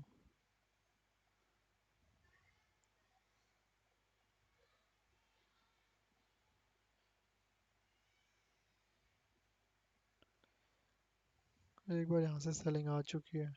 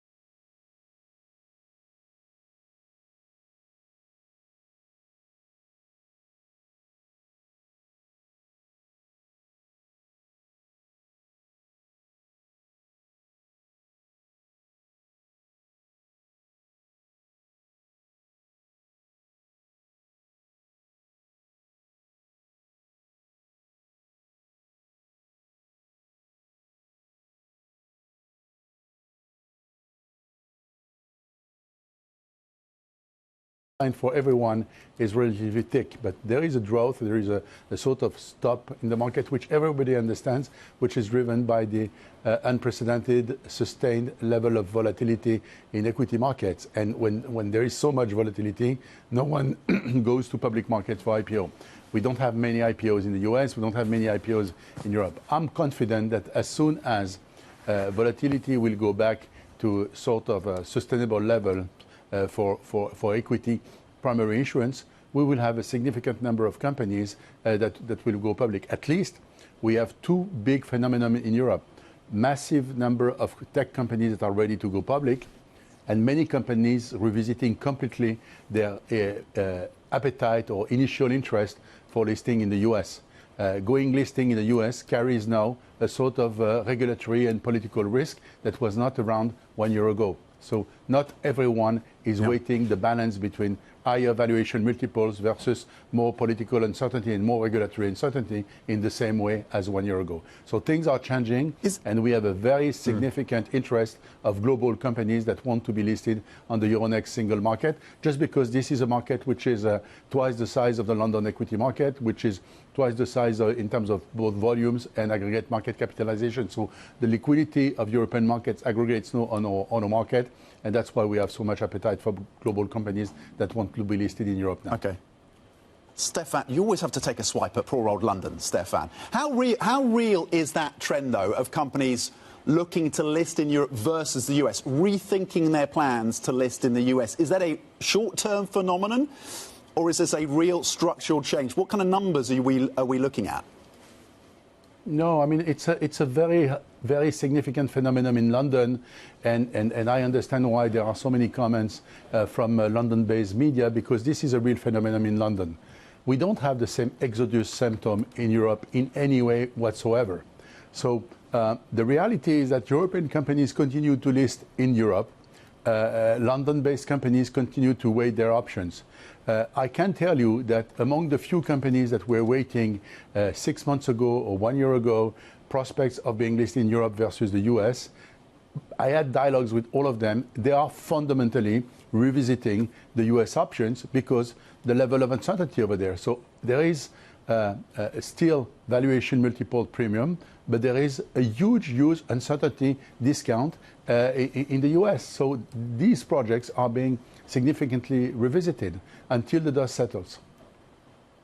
And you've announced initiatives to align with the defence spend, it seems, in Europe, coming through from countries like Germany. You've got new indexes focused on defence. How much interest are you seeing for some of those changes and some of those new initiatives? And do we need ETFs focused specifically on defence? Is there more you can do, and is that one potential option? Absolutely. The reason why we have launched a new family of indices, what I call the new ESG, Energy, Security, Geostrategy, is twofold. Companies in Europe have to be stronger and to raise equity from European investors to build the European strategy, because Vladimir Putin wants Europe to be weak and divided. Donald Trump wants Europe to be weak and divided, but we want Europe to be strong and united. So we are producing tools to capture European savings towards European strategic autonomy projects. In addition to that, there is a huge appetite from investors to capture the value that is going to be created by some companies in Europe that are part of these rearmament projects. And many investors, many asset managers told us, please build tools for us to be exposed to this huge trend of aerospace and defense sector boom in Europe.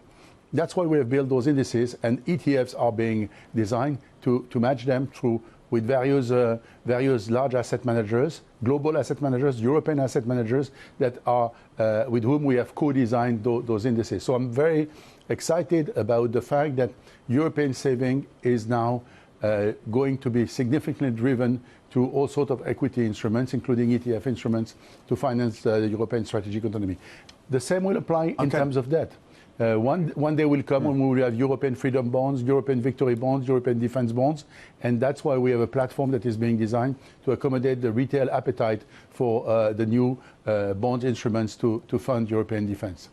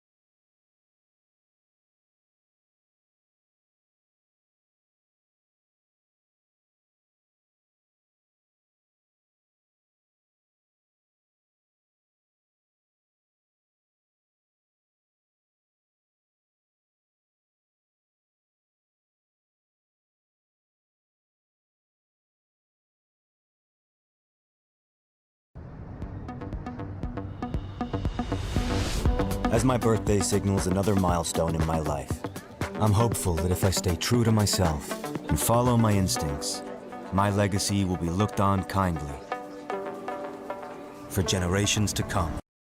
Let's talk about what you are seeing now. What do you see now compared to what this looked like, say, 12 months ago, a month ago? Yeah, last time we visited, I talked about a quick drop in cargo, and we saw that last week, down by more than 30%. The balance of the month seems to be holding, unfortunately, to be down maybe 25% compared to year-on-year stats. Canceled sailings, 17 out of a scheduled 80, still off the books. So you've got a 20 to 40 day forward look just based on shipping times. What leaves China now arrives in 20 to 40 days. How has that changed in the last few days off the back of, let's just say, the easing tensions over the weekend? Just last night, talking to some of my friends in Hong Kong and Singapore, bookings or reservations have ticked up. But it's going to take the liner shipping companies a few weeks to reposition vessels in places like Qingdao and Shanghai, Xiamen, Yantian. Pick up some of the products that have been manufactured and sitting, and then another 2 weeks to get to Los Angeles before we try to distribute throughout the country.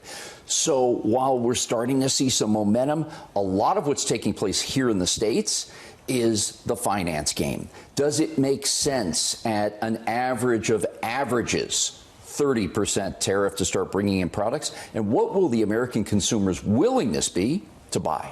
So Ryan Peterson of Flexport came out and said there's going to be a shipping boom with all of these ships coming to the fore that have been waiting to come to get some clarity on tariffs. It sounds like you disagree.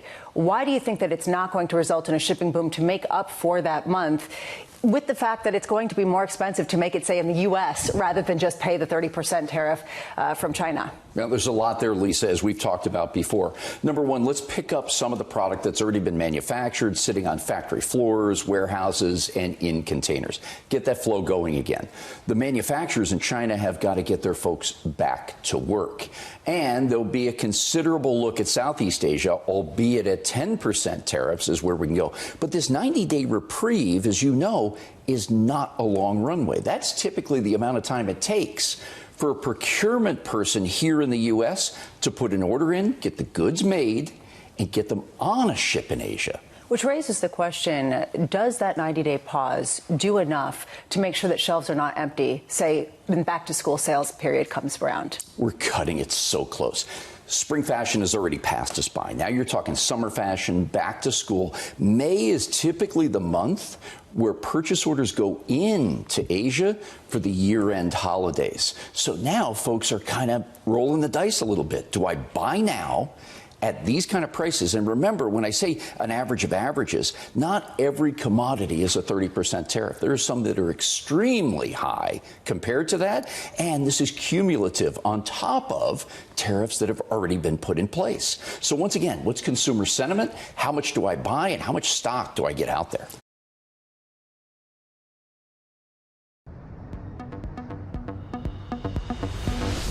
As my birthday signals another milestone in my life, I'm hopeful that if I stay true to myself and follow my instincts, my legacy will be looked on kindly for generations to come.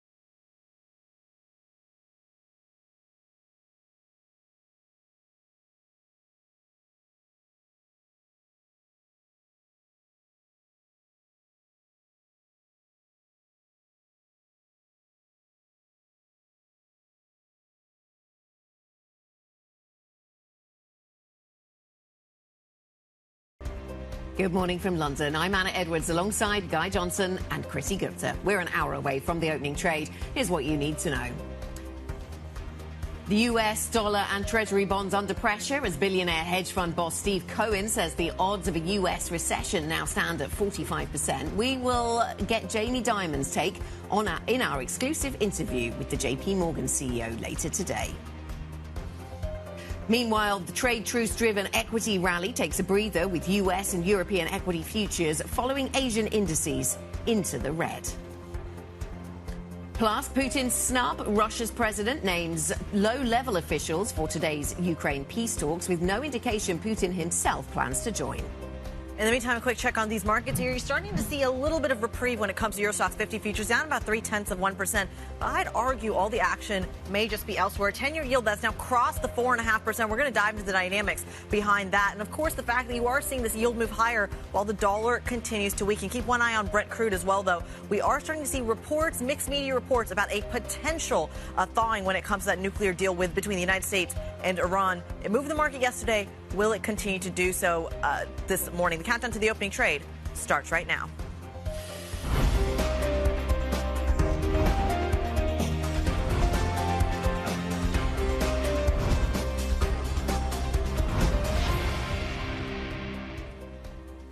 Thursday morning, good morning. I have so many questions about what is happening in the bond market right now. I'm not entirely sure what message the bond market is trying to send, particularly in the United States. The front end, the back end, inflation, all those kinds of other good things that we need to be discussing. We'll come on to that a little bit later because in the meantime, we have some UK data that is dropping.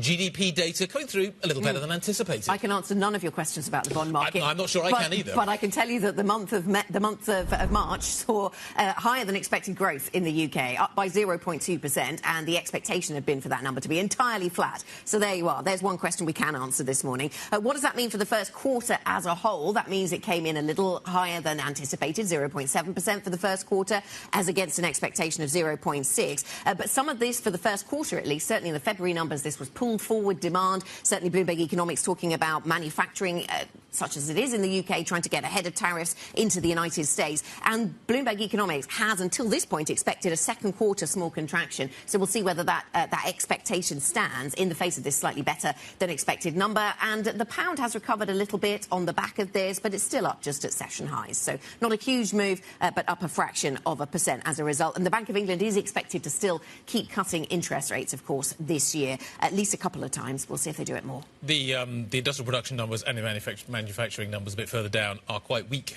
and certainly weaker than anticipated. And I think also government spending looks like it was down a little bit more than maybe anticipated, certainly by the survey number. So that's also worth bearing in mind. Should we talk about the bond? I really want to talk about it. I really want to talk about the bond market and talk about what is happening here. So what is happening? You got a significantly higher yields in the United States, both at the front end and at the back end. The back end, I think, is really fascinating. What is it telling us? Is it telling us that we're worried about the deficit? We've got this huge, beautiful, big bill, whatever it is, going through Congress at the moment. Is that going to increase the deficit? It certainly looks like it's going to at the moment. Is that a problem that the bond market is currently having? Is it worried about inflation? Now we've taken the growth risk out, are we worried about inflation? Is that what's being signalled, both at the front end and the back end? Because basically you're worried about longer-term inflation, but you've also got to kind of factor in the Fed into this story as well. Are foreigners buying? Are they not buying? Will they continue to buy? If they don't buy, will US investors buy? What kind of yield are they going to be demanding going forward? Is that being factored into this thinking as well? And it all relates back as well to what is happening with the dollar, which has been weak. So there's like lots of really big things going on here. And can you have a stock market that continues to rally from here with yields at these kinds of levels? Could all of these things be true, Chrissy? I was reading a piece yesterday that said 10 reasons, count them, 10 reasons why Treasury prices are falling on Wednesday. So there you go. If somebody found 10. I'm sure there's more, to be completely honest. I mean, I'm having a little bit of deja vu here because you laid out this deficit story. I'm going to zero in on deficits simply because, one, we talk about it a lot here in Europe, but also because this particular set of issues that are moving the bond market and the dollar is something we saw in France a year ago in the summer of 2024, where we talked about this kind of deficit story. We talked about these kind of, yes, the politics were in there, but it was really a question about the deficit and whether a Le Pen presidency would come in or Le Pen kind of majority would come in and not be able to shrink that deficit problem. That is the exact problem that the GOP is having right now because they are shelling out subsidies on places that a lot of people didn't expect. Farming is a great example because at the end of the day, if you are worried about trade deals with the rest of the world, the farmers get hit. So the GOP trying to cover that as well. They're trying to talk about funding to the oil industry, even solar in there, taking out the wind piece, but the solar piece as well. So they're talking about funding parts of their base that a lot of people didn't see coming in this extent,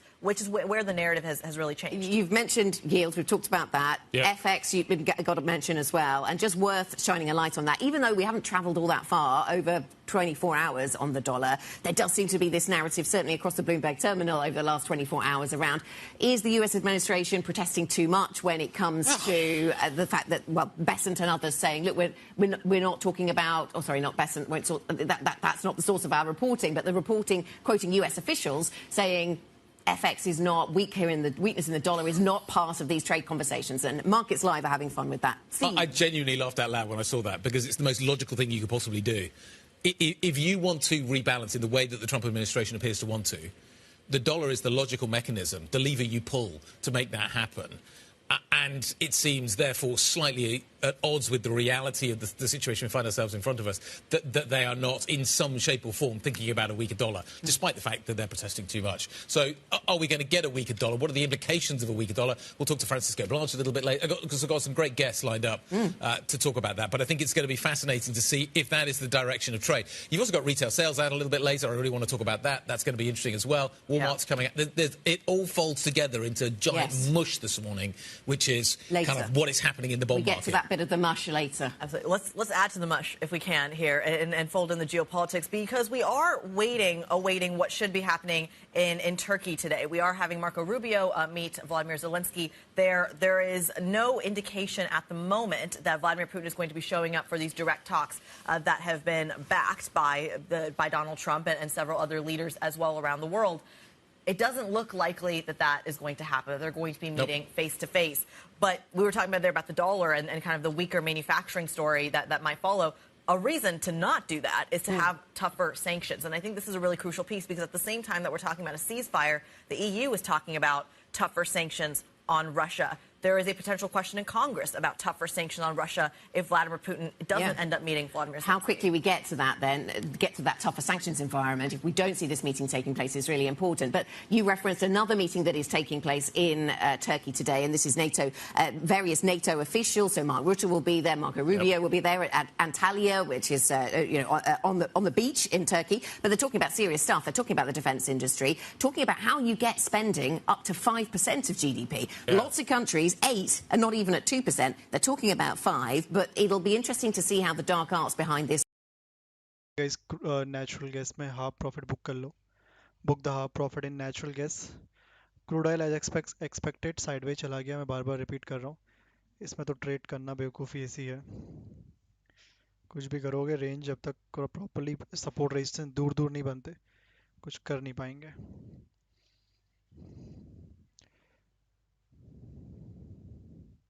ठीक है, half profit book करके trail कर लो natural gas में. अगर breakdown हुआ 287 के नीचे candle close हो गई तो फिर और गिरेगा, नहीं तो फिर इतना ही है. लगभग ओवरऑल 13 पॉइंट का टारगेट, तो ये लगभग 6 पॉइंट का पहला target. 1:5.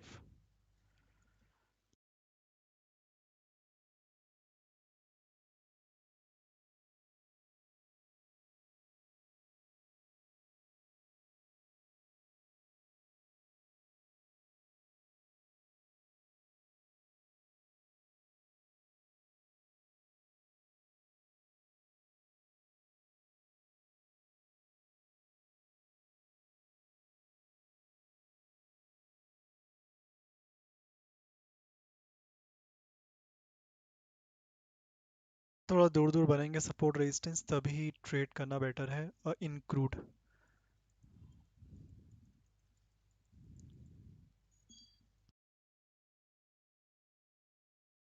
operate, because 1.5% of that 5 could be on defence-related spending, and how you define that is going to be the subject of some of these conversations taking place in Antalya. Walk down the road and go to the Ministry of Defence, and I think you'll find out a lot of answers. Defence-related, that could be pensions, that could be, it's all kinds of different things. Military mobility, dual-use goods, cybersecurity, perhaps possibly even aid to Ukraine, all of these things being discussed. Yeah.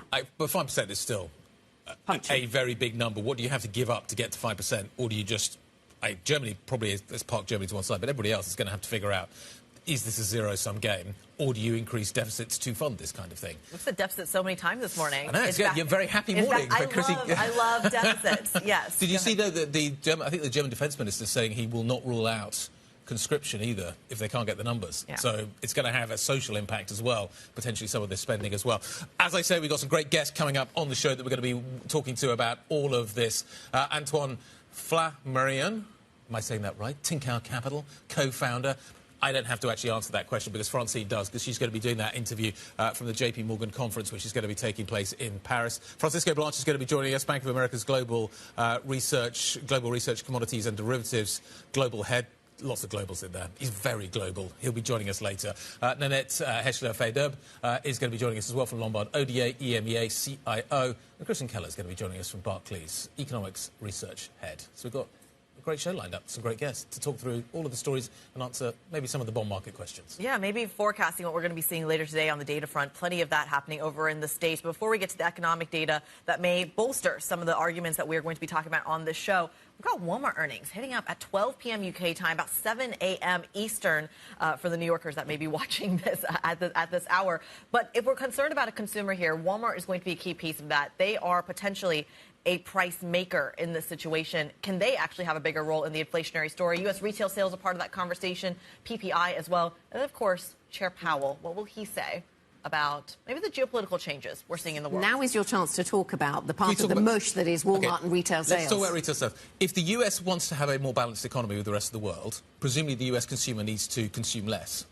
So in theory, at some point, retail sales has to drop and kind of reflect that reality. At the moment, the US is the consumer of choice for everybody. Here's all our stuff, you consume it. At some point, that narrative has got to change. I think short term, there'll be a lot of interest in what is happening with tariffs as well. Yes. Which I think will be interesting as well. But I think the bigger picture here is that US consumers consume a lot of stuff. And Tom drew our attention to the fact that you might get different trends in goods if you're trying to get ahead of tariffs on goods, but therefore pulling back on other things to make space for that pulled forward goods demand. Absolutely. And we still don't know who's bearing the brunt of this cost. Is it the end consumer? Is it, I'm going to use Walmart as an example. Is it Walmart in the middle ground that then is paying for that as the goods kind of land at the LA port, for example? Or is it ultimately the ports that are paying it? Is this going to show up in the PPI prices, for example? We get all of that data set today. Yeah, I mean, where that cost falls is really fascinating. And all the lessons that a business like Walmart is learning through this experimental phase in tariffs will be incredibly interesting. What have they learned about inventories? What have they learned about supply chains and how vulnerable they are to this kind of political action? The Wall Street Journal's got this great piece this morning. I think it actually came out yesterday. But it's about basically the fact that US consumers have consumed so much stuff that there's now battles within families about how you get rid of all the tat that you've bought that was cheap, and kind of people storing stuff in cupboards and kind of... Anyway, there's this... That's not restricted to the US, I'm sure. I appreciate... We have smaller houses here, so we are less able to... Well, the buying in bulk theme is very American, isn't it? Exactly. So does that come to an end now? Are we reaching the end of cheap stuff for America? Does stuff Scott get more Bessent expensive? has said that's not the American dream. Yeah, precisely. And Donald Trump was talking about that little girls in America are going to be having $1 rather than $30. This American loves cheap stuff. Can I just say that? Well, but that's the thing, is that the cheap stuff story has driven a lot of this.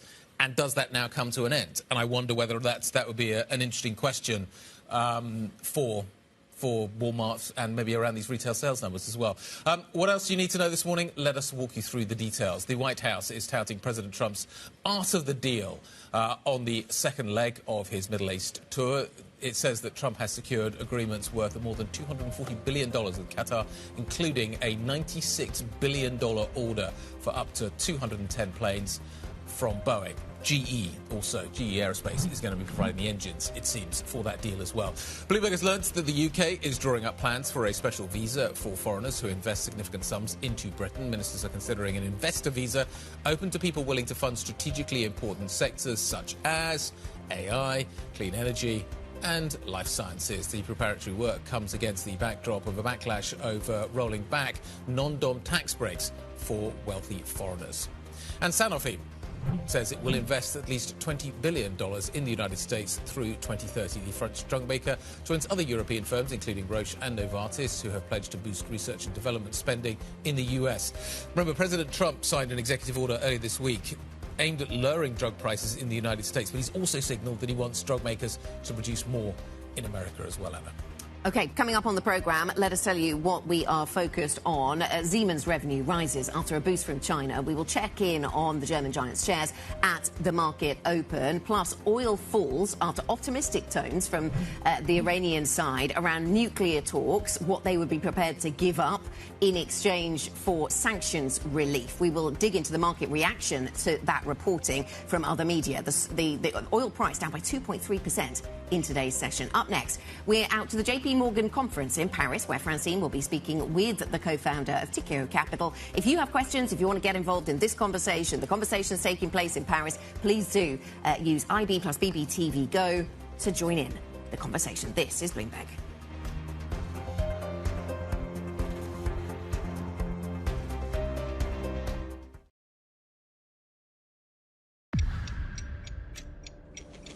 Exhausted investors digesting the latest tariff talk out of Washington.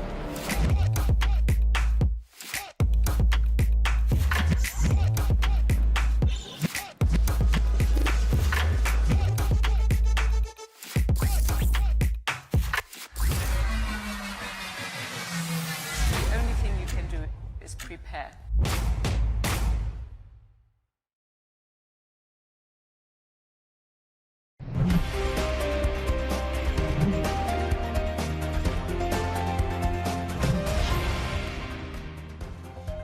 Thursday morning, good morning. 42 minutes to the equity market open. Futures are a little soft, as you can see. They're not that soft, but they're a little bit soft. Keep an eye on this. It does seem as if the recent rally in equities has run out of a little bit of steam. I suspect that's going to be very much a subject of conversation at the JP Morgan Global Conference, which is taking place in Paris. Of course, Francine Lacroix is there, and of course, she's got some great guests, so let me hand it over to her.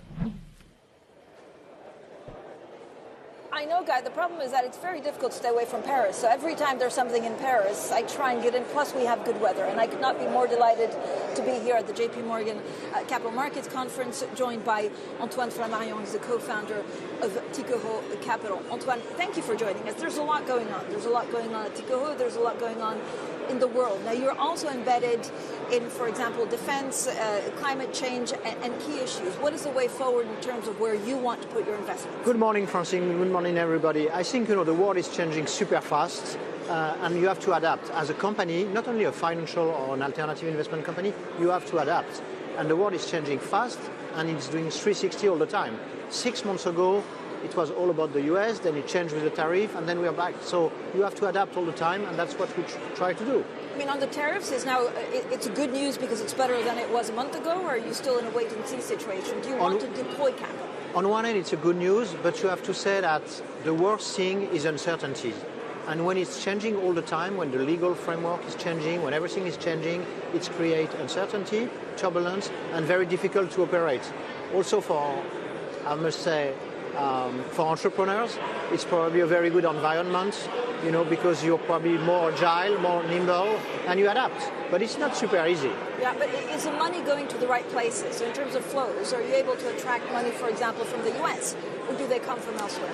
That's something totally new. It's probably, we started 20 years ago. It's probably the first time that we see money from Asia, from Canada, from all around the world, even from Middle East, attracted by Europe, because they feel like, we've been all over the US, the market is big, the dynamics is amazing, but if you start having some uncertainty, you don't really like that. So for Europe as a whole, and all the sector, it's probably very good. So I think we're going to enjoy a strong ride because of that. Especially in defense. And obviously defense is becoming the next big thing, but as I must say, you have to be very cautious because it changes all the time. A few years ago, people were all about climate change. Now it's all about defense. And by the way, the more you talk about defense and weapons and all that, it's not great overall. I mean, defense is helping democracy, no doubt, and Europe is lagging. So there is more money, going into that, which is a good news. but we probably have to be cautious. But the trend is fairly massive there. What's your biggest concern right now? There's a lot of question marks about certain spaces in credit and real estate. Is there anything that looks very tense? So I think I must say things are changing very fast. So if you look at geopolitics, you had Ukraine, you had Middle East, and suddenly you have India and Pakistan. So I think geopolitics is probably our main concern. That's why you have to build a global, diversified business, because you never know what happens. So geopolitics is one, I must say. Cyber is probably two, because you see more and more cyber attacks. And everybody now is living on a digital world, the cloud and all that. And by the way, it ties back to sovereignty. So I would say geopolitics, cyber, and credit risk, default. The economy is growing less, no doubt. You will have defaults, but it's not creating systemic risk. If you have a massive geopolitics things, then or something like the tariff, then it's giant turbulence. Credit risk, economic cycle is not a major threat in our view. So there's nothing that could be systemic, basically. There's nothing that I think from an economic point of view, when it becomes systemic, it's when it comes to liquidity. Each big crisis, the sovereign crisis, the subprime crisis, is about liquidity. So we may see some hiccup probably in what people call the semi-liquid fund. People have been buying private assets in semi-liquid format, and when you have long-term assets, you need to have long-term money. Is it creating a major risk? No, but you will have probably a bumpy road on that. Yeah. Antoine, what does it mean for where you want to either hire people or actually put a lot of your employees? What industries and actually regions are you focusing on? So it's a very good point. You want to hire the people everywhere probably, because as I said, you start having risk everywhere. So you want to be big in Italy, big in Spain, big in Hong Kong, big in Canada, and we put more and more resources around the globe. Now we are operating in 18 countries, and the plan is to keep doing that, diversify from geography and also from an asset class and sector. I mean, I know there's a number of rumors of you listing. Are you listing anywhere? And if so where would you be attracted to list? I think European capital markets are weak. We all know that. There have been less IPOs. Hopefully, there are IPOs coming back in the UK now. But when you are listed, you need to be operating when the market is strong. And I must say, US markets are very strong. We have also a listed REIT in Singapore. We have a listed REIT in Paris. TKO is listed in Paris. We like being listed and using the capital market. So we may list at some point in time one of our business somewhere, in addition of being listed in Paris, probably. I mean, you talked about the UK actually IPOs maybe being back. Yeah. Is that because the UK is relatively safe politically compared to other places, or is it because they're doing actually incentives? As the world becomes uncharted, people realize that the old democracy, and UK is obviously among them, remain fairly safe. And the City of London remains the City of London. That's why also we are expanding there. And I think IPO are coming back. The largest investor and player from around the world are still operating from London. The sovereign wealth fund, they all have offices in the UK. From time to time, they open here, and thanks for that in Paris, and tomorrow in Italy, I'm sure. But UK remain the place, I think. Antoine, are you frustrated that we don't have a working capital markets union or banking union in Europe yet? I think we need to unify that, and it's capital markets in Europe, it's defense issues in Europe, and I think Europe has been fragmented almost from the beginning. I think that the world became more uncertain, and I think it's a chance for Europe to shine and to integrate capital market, sovereignty and all that, and I think it's going in that direction. Antoine, thank you so much for doing Thank this. you, Francine. Antoine Flamarion, co-founder of TKO Capital. Now, with that, I'm going to send it back to you, Anna. Of course, in London, we'll have plenty more throughout the day here in Paris. Thanks, Francine. Bloomberg's Francine Lacroix, of course, at the JP Morgan Global Markets Conference in Paris. We have plenty more coming from that conference.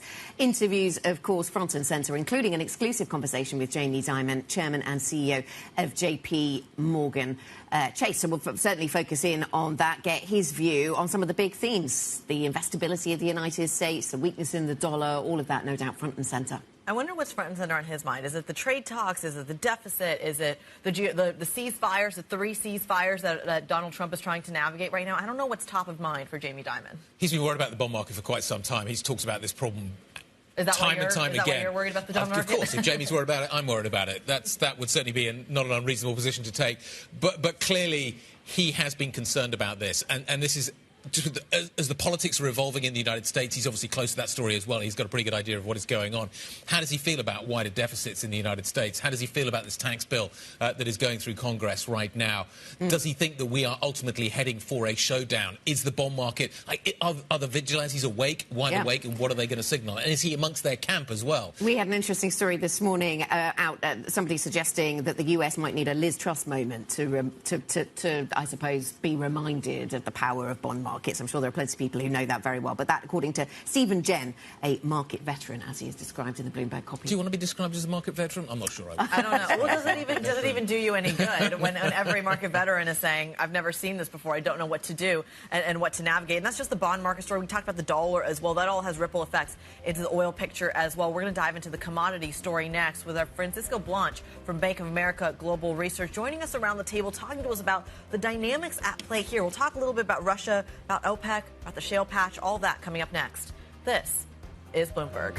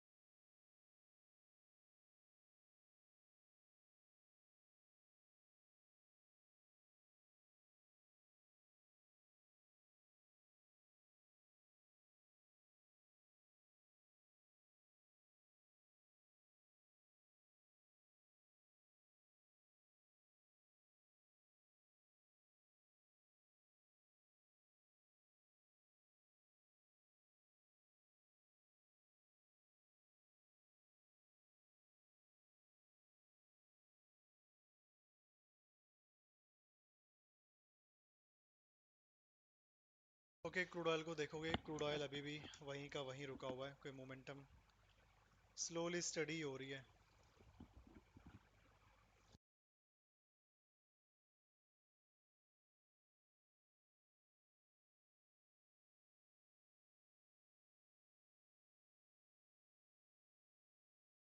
Crude oil waiting for any news तो नहीं, मुझे लग रहा है ये धीरे धीरे liquidity लेने की कोशिश कर रहा है, स्लोली स्टडी ऊपर जाके एक परफेक्ट लेवल पे आके लिक्विडिटी लेता है शायद, then market moved on a particular direction. बाकी लास्ट ट्रेडिंग सेशन है, ज़्यादा रिस्क मत लेना मत, अगर नहीं बन रहा है ट्रेड अननेसेसरी रिस्क लेने का।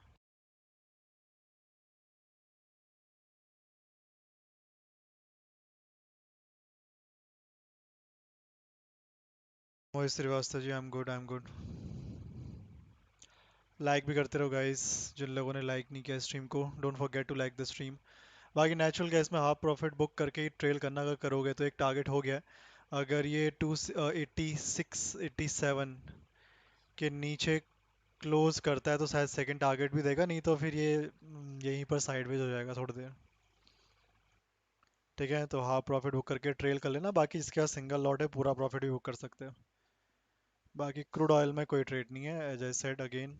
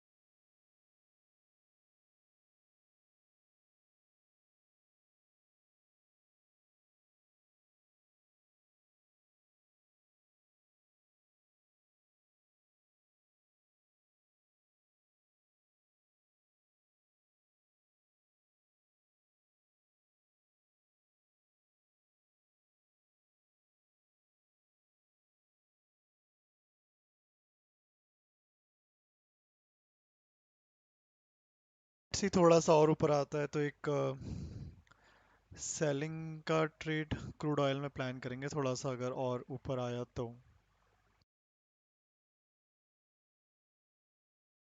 5360-370 के आसपास अगर मिलता है तो वहाँ से एक देखेंगे सेलिंग वापस।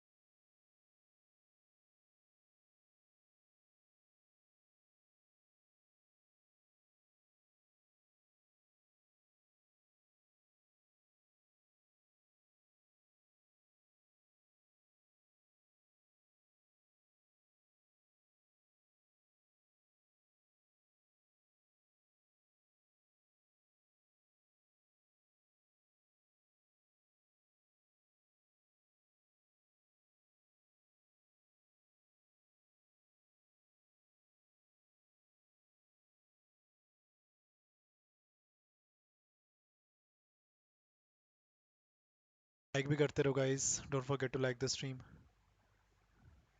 जिन लोगों ने लाइक नहीं किया फटाफट से लाइक कर सकते हैं, कम ऑन।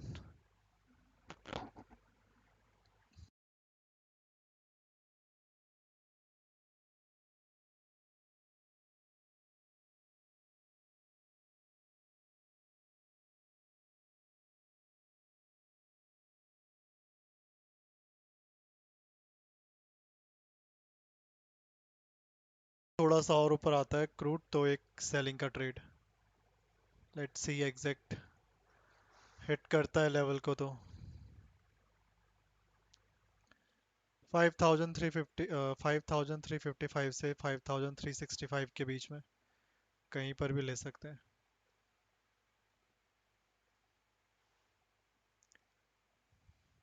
बाकी टारगेट डिपेंड करेगा नीचे सपोर्ट एग्जैक्टली कहाँ पर बन रहा है उस पर।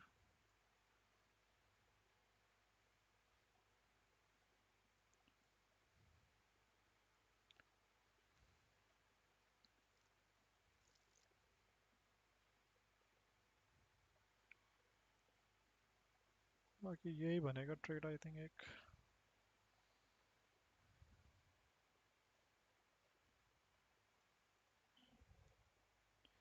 ठीक है, थोड़ा सा ऊपर आता है तो यहाँ पर एक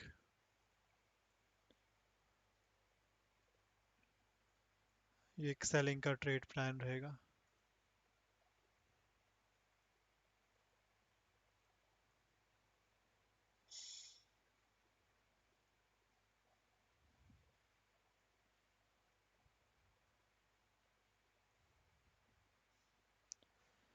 बाकी नेचुरल गैस में हाफ प्रॉफिट बुक करके ट्रेल करना कर रहे हो तो, बाकी पूरा बुक करना चाह रहे हो तो आपकी चॉइस है। फिलहाल देखोगे अगर नेचुरल गैस को तो नीचे ब्रेकडाउन होने के चांसेस तो कम ही लग रहे हैं अब सेकंड टारगेट के नीचे, यहीं पर आ जाए नीचे वही काफ़ी रहेगा।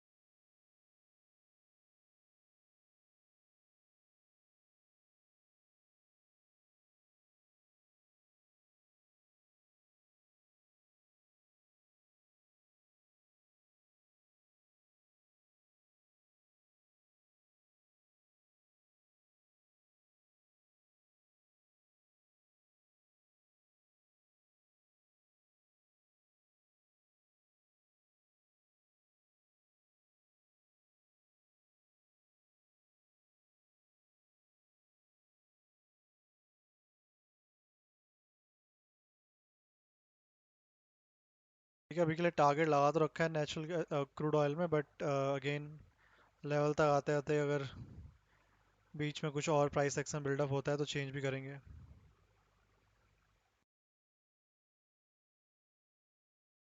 बाकी अब कोई डेटा है नहीं, एक डेटा था वो ऑलरेडी 7:30 पे जा चुका है, यूएस का इन्फ्लेशन का डेटा था।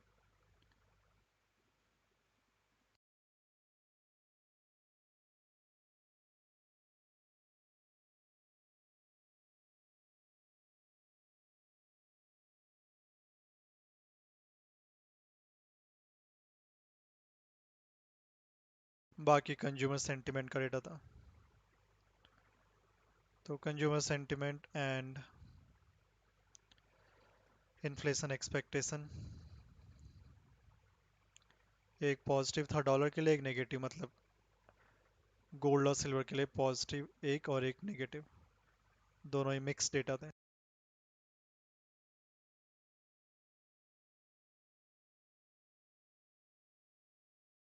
Don't forget to join tomorrow for weekly analysis. कल करेंगे वीकली एनालिसिस, तो ज्वाइन करना मत भूलना। कल का लाइव स्ट्रीम, क्वेश्चन रहेंगे तो पूछ सकते हो वहाँ पे। आई थिंक 2 PM के आसपास रखेंगे।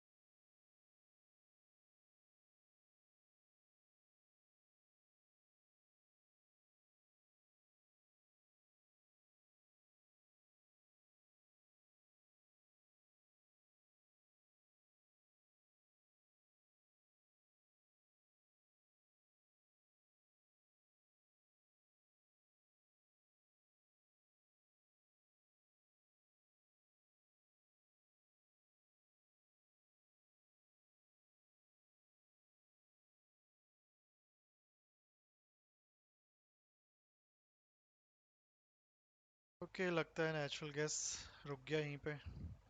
पूरा प्रॉफिट बुक करना चाहो तो पूरा प्रॉफिट ही बुक कर सकते हो। अब कोई फ्रेश ट्रेड बनेगा तो देखेंगे। इतना ही टारगेट है। डन, इसका हो गया टारगेट। इससे बड़ा अब टारगेट नहीं रख रहे।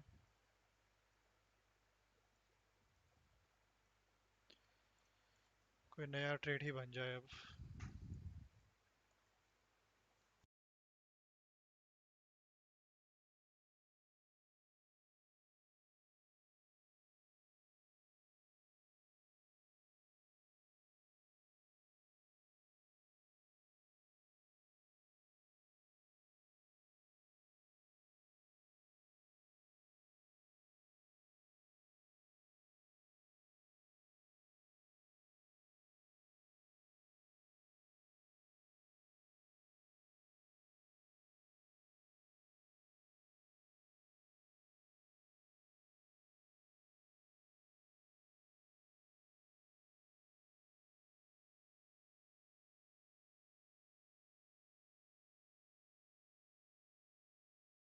सिक्स लाइक पे नहीं रुकना गाइस, लाइक करते रहो। बाकी 9 बज चुका है।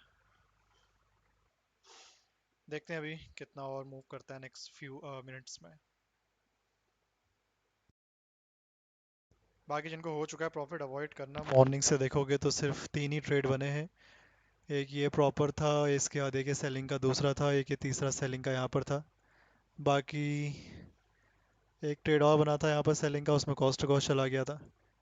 तो ओवरऑल 4 ट्रेड कह सकते हैं 15 मिनट टाइम फ्रेम पे।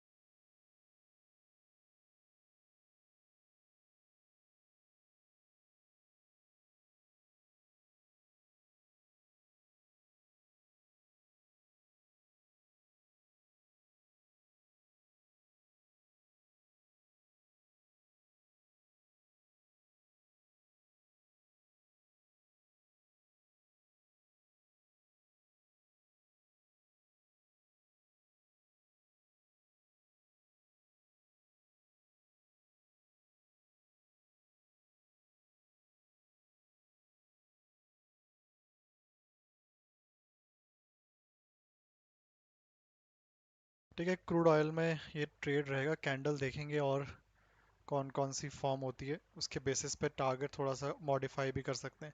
बाकी कैंडल का ध्यान रखना, ओपन इक्वल टू लो पे डायरेक्टली एंट्री मत करना। सर लाइव में पूछ लिया करो, व्हाट्सएप पे मत भेजा करो। तब तक देखूंगा क्वेश्चन, तब तक निकल जाएगा।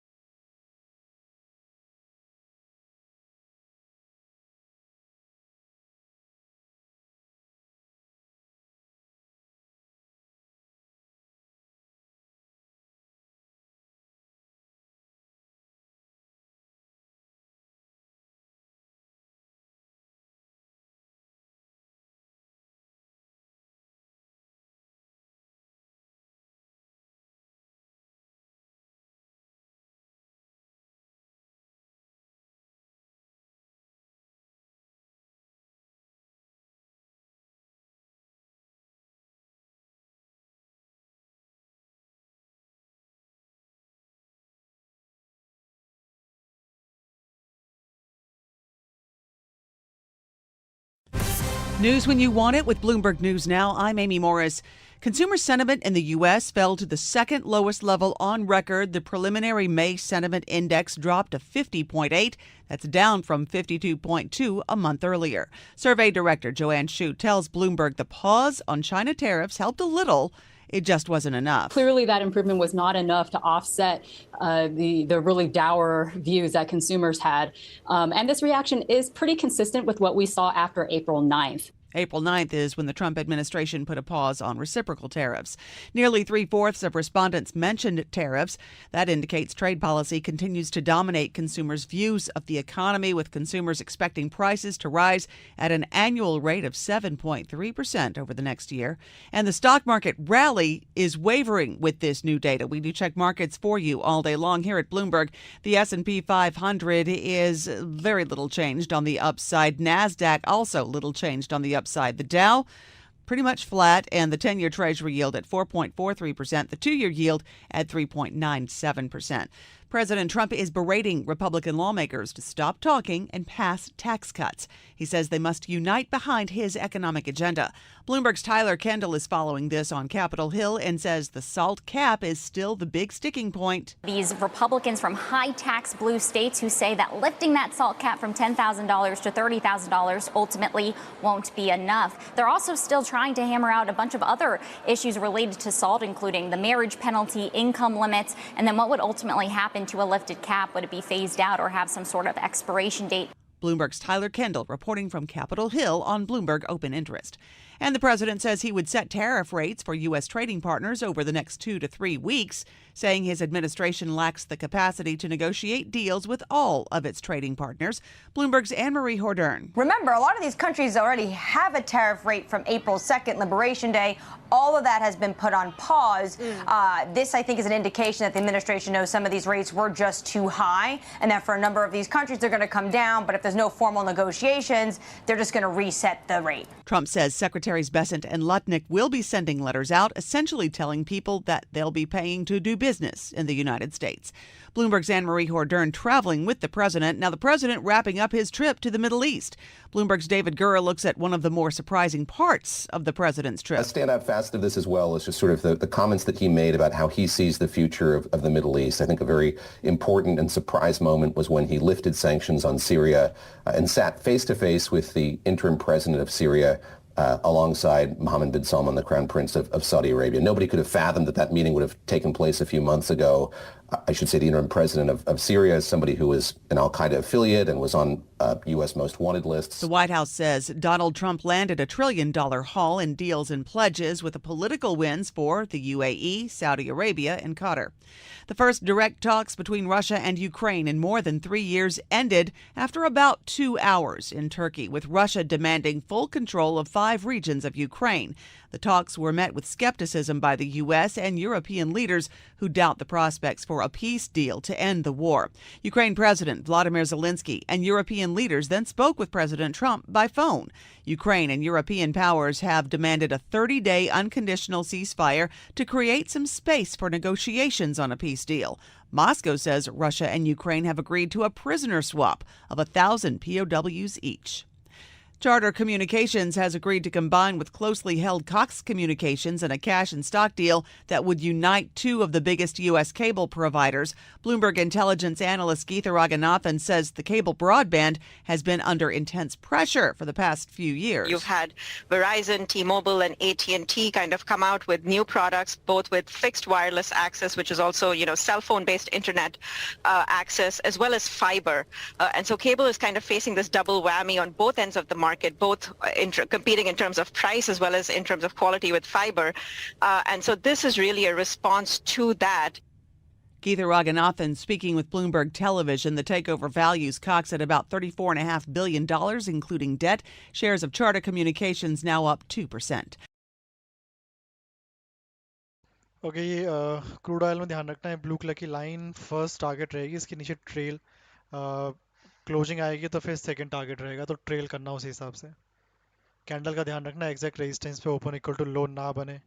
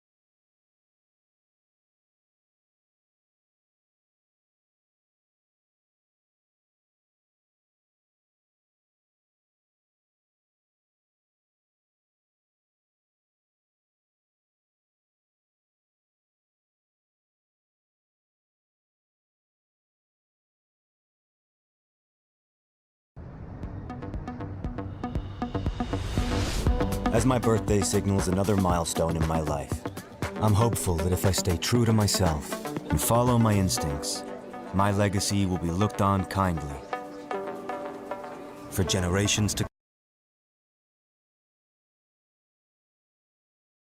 Direction of travel from here. As I'm talking to CEOs, as I'm talking to our clients, they are holding back on investment, and they're certainly tightening their belt. You're going to see some companies laying off employees and running their businesses tighter because of this level of uncertainty. Nobody covers business like Bloomberg. What is going to be the consequence for U.S. markets? We are basically deep in the European earnings season.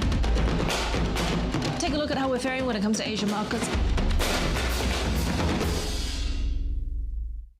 A new weekly podcast from Bloomberg launches today, covering business stories that are relevant to absolutely everybody, and is aptly titled Everyone's Business. The hosts, Bloomberg's Max Chafkin, Stacey Vanek Smith, join us now. Max, what's the USP here? How are you going to set yourself differently from all the other business conversations? Well, you know, there's so much going on in the economy right now. You have tariff news changing every day. Obviously, AI, we heard that in the last conversation. And all this stuff affects, the markets, it affects businesses and the decisions they make, but it also affects like the real decisions that regular people make. And that's the connection we're trying to make. We're trying to bring some sort of smart analysis and basically help people figure out what to do with their money, figure out what decisions to make, and figure out how to make sense of the world. Stacey, as a journalist covering technology, sometimes the written word's not enough. And that is no more true than when I'm confronted with the transatlantic issue of the banana pudding. Please explain the detail to our audience how this podcast will crack that issue. Well, crack might be the key word there. Obviously, inflation has been a huge issue all over the world, in the U.S. and, of course, in the U.K. as well. But eggs, of course, are a big concern here in the U.S. The price of eggs, they were down a little bit. We got some pretty good inflation news this week. But I think a lot goes into a banana pudding. In fact, there's labor, there's overhead. If you're a business making banana pudding, you are dealing with all of the economic forces that are affecting us all every day. And so I think that's the kind of thing we're going to be looking into through the lens of banana pudding. I think you can see the whole economy, I would argue. A lens, a beautiful, delicious lens into the whole economy.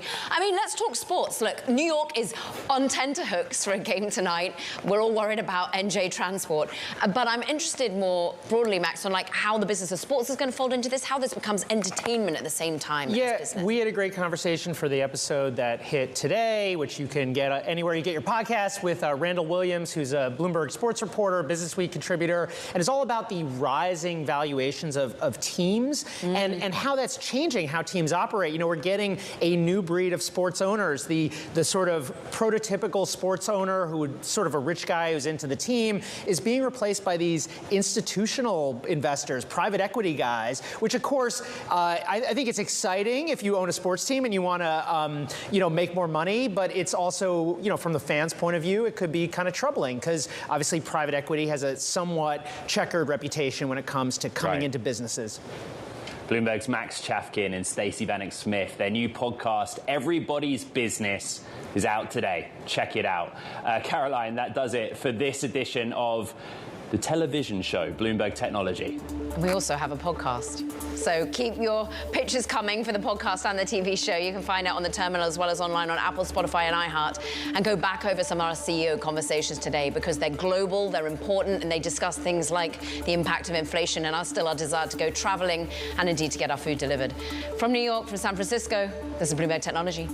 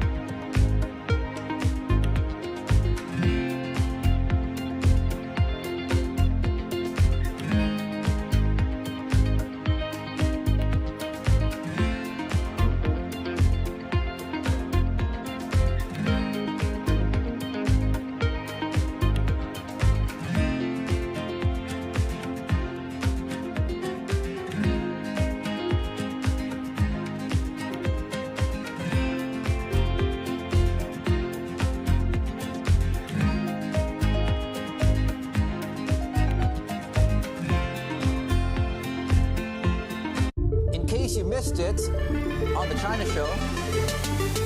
President Trump has called Wednesday Liberation Day, and that seems like liberation from the rules-based order on trade. We're seeing a lot of orders being canceled, particularly on product being sourced out of China. There's a threat to seeing a shortage of certain products because, look, China's our #1 supplier of footwear. When I got this job 15 years ago, it was 88% of our volume to the U.S. It's now 56% of our volume. But the fact of the matter is, most of that volume is for price-conscious consumers here in the States. One of the things you see here when you talk to suppliers and buyers is that this essentially gives Asia and Africa to Chinese supply chains an influence, because now as American firms have to focus more on the home market, the companies and organizations with the money to invest in new areas, that will be mostly Chinese money. Don't miss the China Show live every weekday. Africa, a region rife with potential for growth and opportunities, but not without its challenges.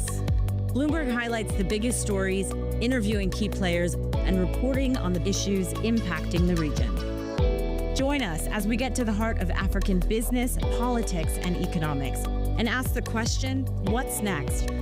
I'm Jennifer Zabasaja, and this is Next Africa. New episodes every month, only on Bloomberg. Key investors, top executives, global innovators. Join me for in-depth conversations with the biggest newsmakers on the day's top stories. Insight with Haslinda Onin, only on Bloomberg.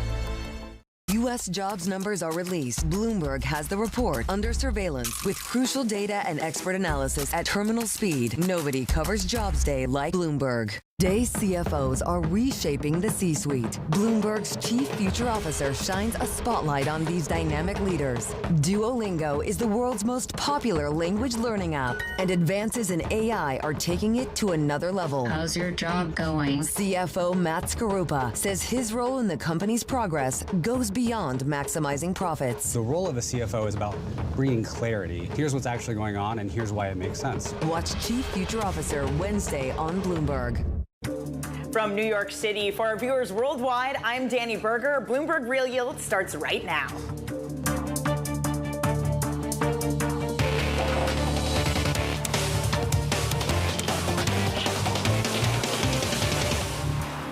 Coming up, U.S. consumer sentiment plummets to the second lowest level on record.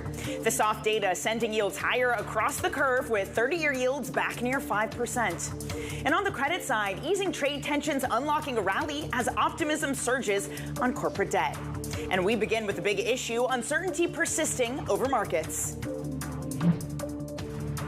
There's a lot of uncertainty out there. We're still uncertain about how this is all going to turn out. We don't know what kind of lags have gone on in the system. The risk to the downside in growth, I think, is real and present danger. Tariffs are still net significantly higher. The key now is restoring confidence. And that soft data does eventually translate into harder data. The data is not indicating that a recession is around the corner. We don't foresee a recession in 2025. Folks think that the economic backdrop is not going to be a recession. I think the bond market is clearly going to be the arbiter. The bond market is certainly on edge. I think our yields are not going to get that great support. You're not getting paid for the risk. You're going to continue to see yields move up on the higher end. The U.S. 10-year yields, if you get to 5%, is very, very attractive. It's the deepest, most liquid, broadest market in the world. The Fed will take it very easy here. As long as the Fed can wait, they will. The Fed is going to be criticized for waiting. They have to wait. Well, here's something else that has thrown a spanner into the works. 2 hours ago, University of Michigan survey data hit. Look at what happened to one-year inflation expectations, surging to 7.3%. That is the highest level since 1981. A really, really remarkable move up, and very different from what this market is saying. One-year inflation expectations and break-evens are something like 3%. It's not just that. If we take a look at the next chart, it is a stagflationary type of feel that you are getting. Sentiment, meanwhile, that plummets, falling to the second lowest level of record. 3/4 of respondents cited tariffs as their concern. And both political parties move this way. And I should say Democrats and Republicans, the spread between also shrunk. Now, I should be clear on the timeline for this. The survey was conducted between April 22nd and May 13th. So it only just starts to capture the beginning of the trade deal with China and the U.S. Notable nonetheless, markets seem to kind of be moving on it. And speaking of shaky data, JP Morgan CEO Jamie Dimon also joined Bloomberg TV earlier this week. He gave his forecast on the chances that the U.S. falls into recession. I'm going to defer to economists who give it about a 50% chance. I think all these things are probably inflationary a little bit more and slowing down the economy. If there's a recession, I don't know how big it'll be or how long it'll last. Hopefully we'll avoid it, but I wouldn't take it off the table at this point. Let's add some more expert voices to the conversation. Joining us now, Tony Rodriguez, head of fixed income strategy at Nuveen, and Robert Tipp, chief investment strategist and head of global bonds at PGIM Fixed Income. Thank you both for joining. Tony, I got to start with you on this University of Michigan sentiment survey data. Another piece of soft data that looks really poor. How much faith can you put in it when it is a quickly moving trade conversation and data that doesn't necessarily capture it in real time?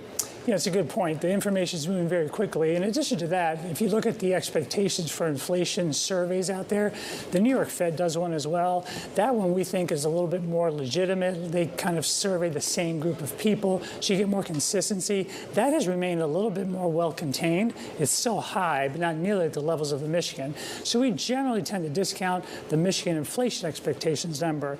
But when you talk about the sentiment number, there we do think that is a consistent story across multiple surveys and consistent with our expectations that you are going to see a slowdown from the consumer, which will lead to a slowdown in the overall economy, not to recession levels in our mind yet, but certainly making us more vulnerable to any kind of shock that might push us into recession. Robert, let me bring you into the conversation. What do you take into account with this University of Michigan survey? Are you like Tony, do you discount inflation but look at the sentiment readings?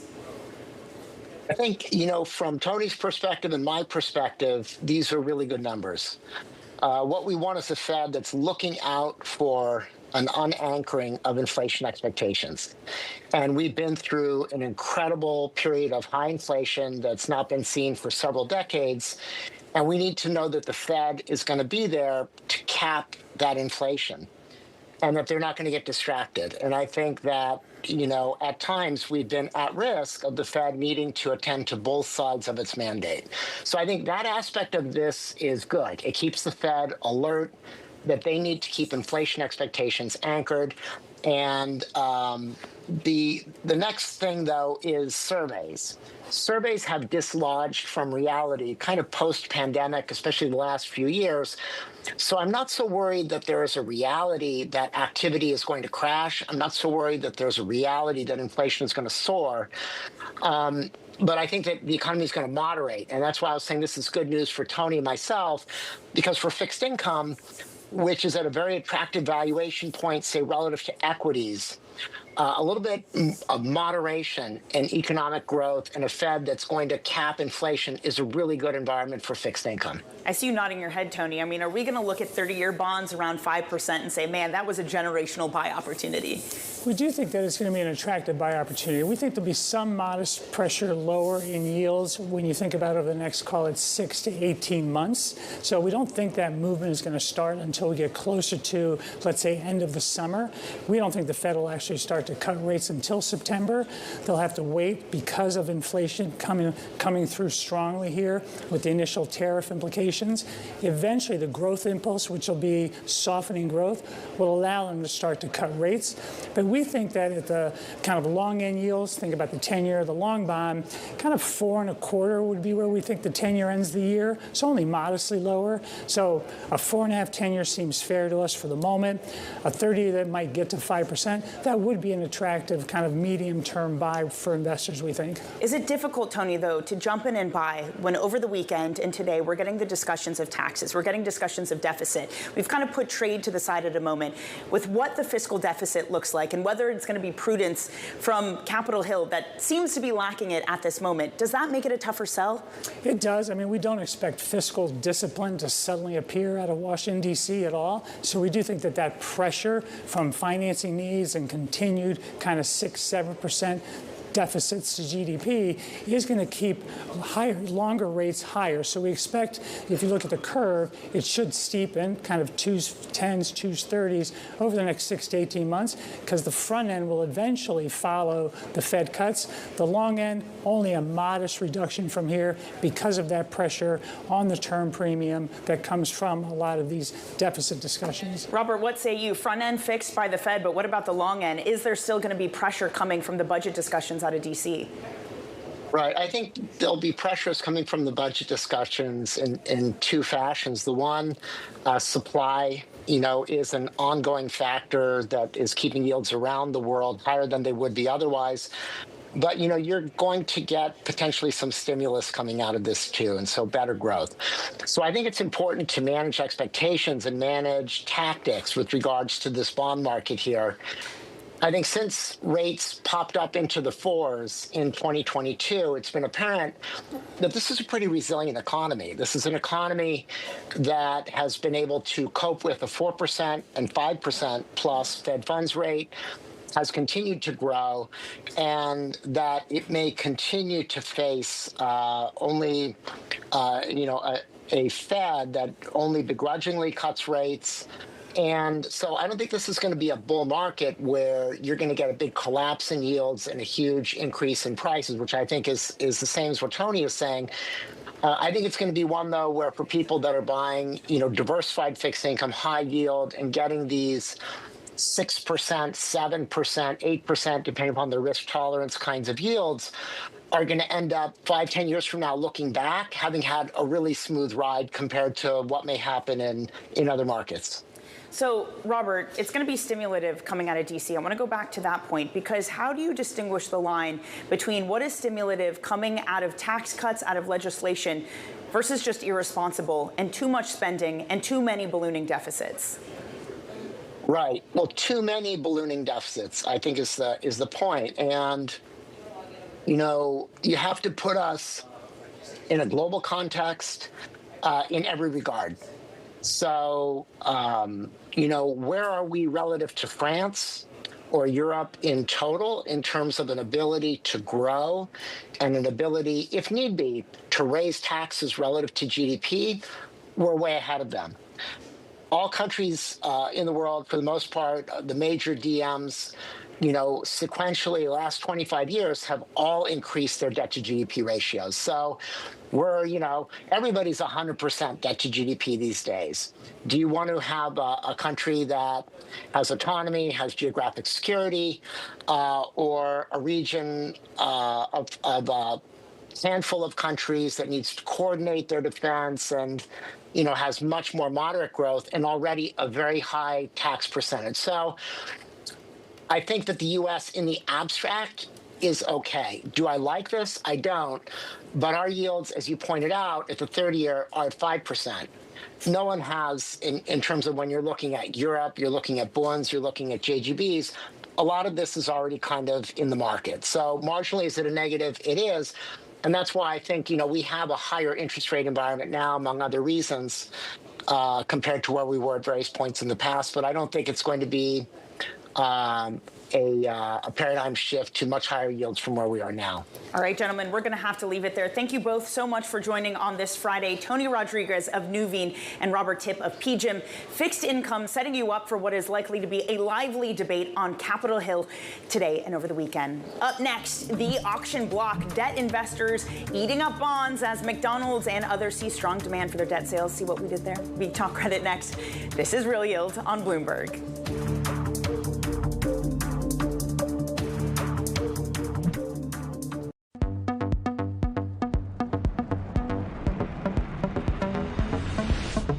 As I reach a milestone in my life, I'm humbled by my good fortune, yet well aware that I still have much to learn.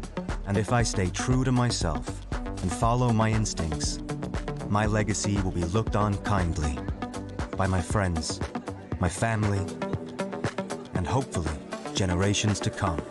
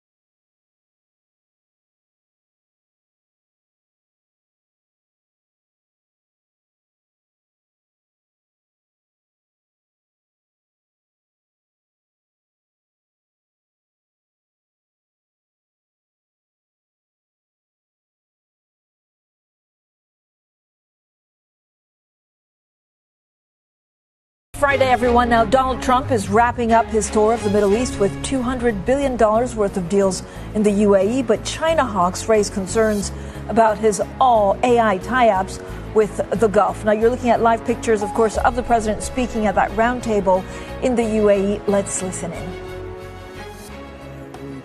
We'll soon have a very safe country. We're getting people out. We need help from the courts. The courts are trying to think that they're taking privilege that they shouldn't have. That was not what the election was all about. The election was they want people that shouldn't be there, people that are criminals in many cases. They want them out. They want them out. We're going to get them out fast. We just reached a fantastic trade deal, as you know, with the United Kingdom, which was wonderful. And we have another big one that we just reached with China. The China deal is a very big deal. It's in the process of continuing to be formed, but they wanted to make that deal very badly. And we have, at the same time, 150 countries that want to make a deal, but you're not able to see that many countries. So at a certain point over the next 2 to 3 weeks, I think Scott and Howard will be sending letters out, essentially telling people, it would be very fair, but we'll be telling people what they'll be paying to do business in the United States. So essentially be paying to be doing business in the United States. I guess you could say they could appeal it, but for the most part, I think we're going to be very fair. But it's not possible to meet the number of people that want to see us. And but this was coming to UAE was very important. Coming to Saudi Arabia and Qatar was very important to me because of personal relationships that I had, maybe more than anything else. So it's been an amazing period of time. People have said very, very, I mean, I don't know, we're developing a lot of fans, but people have said they've never seen anything like's taken place over the last 4 days in terms of investment, in terms of the kind of money coming back into the United States. And all that money, the money is a nice word, but it's really jobs. We have jobs that are at a level that we very soon will not be able to, nobody can duplicate it. And people want to be our partner. They want to be investing in the United States. And they weren't doing that. They weren't happy with the United States for a pretty long period of time. So we've done something that I'm very proud of. We'll be heading back now, and I look forward to that. We'll go back to D.C. I just had a little announcement of a beautiful grandchild, a boy, Tiffany and Michael. So we're very excited about that. I look forward to that. I probably should have left yesterday, but I couldn't disappoint you. Your father would have been extremely upset with me, and you would have been more upset. He would have understood, sir. We had such a beautiful evening, and they planned it so beautifully. I said, I'm going to have to wait just a little bit. But the way we were treated by your family, the way we were treated by Qatar, Saudi Arabia, and others has just been so I'm very proud to be representing the United States of America. And thank you all for being here. And media, thank you very much. You've been very fair. Thank you very much.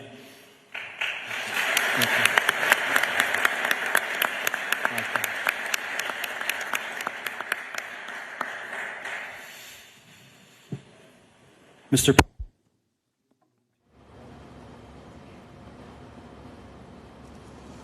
Well, that was, of course, the President of the United States joining and talking from a round table in the UAE. Now let's get straight to Jumana Barsechi, who's been covering Trump's Middle East trip. She joins us, and she joins us now from Dubai. So, Jumana, what do you make of what he's actually been saying? Yeah, it sounds like that was a bit of a wrap, Francine, after a whirlwind trip around the GCC, visiting 3 nations, as we've been covering on the ground, Saudi Arabia, Qatar, and UAE. Some massive headline numbers coming through. And I actually observed that the numbers got bigger as he moved from country to country. Remember, the Saudi investment pledge was $600 billion. The Crown Prince Mohammed bin Salman saying they're going to raise that to $1 trillion. He got to Qatar. They pledged $1.2 trillion of investments in the U.S., and then the UAE now pledging $1.4 trillion worth of investments in the U.S. over the next 10 years. Of course, these are pledges. In terms of the deals, we did get a lot of firm commitments in the UAE specifically. We're talking about $200 billion worth of deals, whether it's the Etihad-Boeing partnership. Remember, Boeing and aviation has been a big feature of this trip the last couple of days. Tie-ups between ADNOC and some of those major U.S. oil companies, but then also major development on the AI front, Francine, with the plans to announce this AI campus in the UAE spanning 10 miles. It's going to have a gigawatt capacity of up to 5, which would make it actually one of the most ambitious and largest AI infrastructure projects in the world, even outpacing Stargate. So really significant, but also just underscores how the Trump administration is actually working with these Gulf nations to help promote their own AI ambitions in providing them with some of the crucial high-tech chips that are necessary to power those data centers. So it's a bit of a break from the Biden administration that had imposed chip export controls. The Trump administration seems willing to loosen some of those restrictions, of course, with guardrails, but that raises a few national security concerns back home. But it does go to show that on the back of this trip, President Trump eyed an economic opportunity. He's going back to the U.S. with these commitments, with some firm commitments in terms of deals. And for the Gulf states, it was a major opportunity to showcase to the rest of the world not only their status within the region diplomatically and geopolitically, but also as growing financial capitals, as growing hubs to do business, and also showcasing all of the diversification efforts that these countries have undergone over the last few years, away from oil into other sectors of the economy that open up investment opportunities. Yeah, a lot to unpack. Jumana, thank you so much. Jumana Bersetchi there. Now, the President, Donald Trump, we were listening to him just moments ago, basically saying that he will be heading back to the United States to meet a newborn grandson. In remarks there at that roundtable with many chief executives, he says we'll see what happens with Russia and Ukraine. He also said that Russia's Putin, he will meet him actually as soon as they can set it up. Now, President Trump has also made some major geopolitical moves during his Middle East trip. The U.S. president says he's ready to ease sanctions on Syria. He suggested the U.S. is closer to an agreement to curb Iran's nuclear activity. So let's also bring in Rosalind Matheson, Bloomberg's EMEA news director. So, Ros, he just wrapped up his visit. Was the 3 days in the Middle East, was it about foreign policy or was it just business?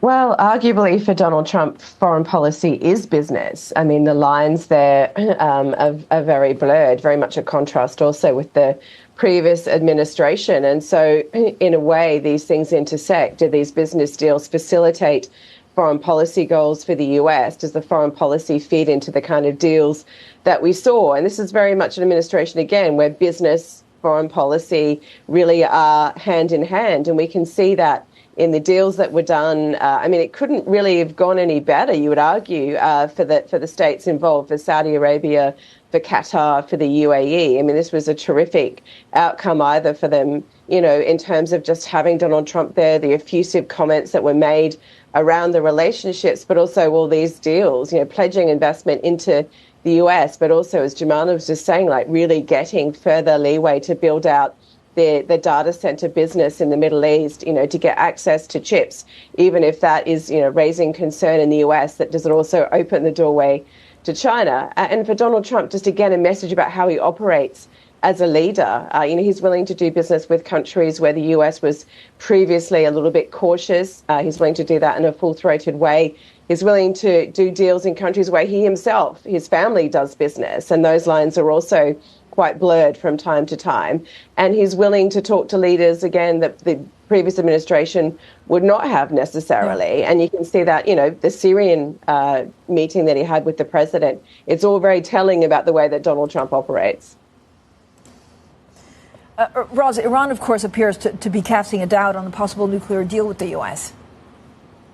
That's right. There's a lot of noise and rhetoric going on either side about this. And we can see that that's been upending the oil market a little bit the last 2 days as a result. But through all of this, what we know is that Iran presented a proposal to the US. The US has now presented their own version to Iran, which Iran is obviously looking at.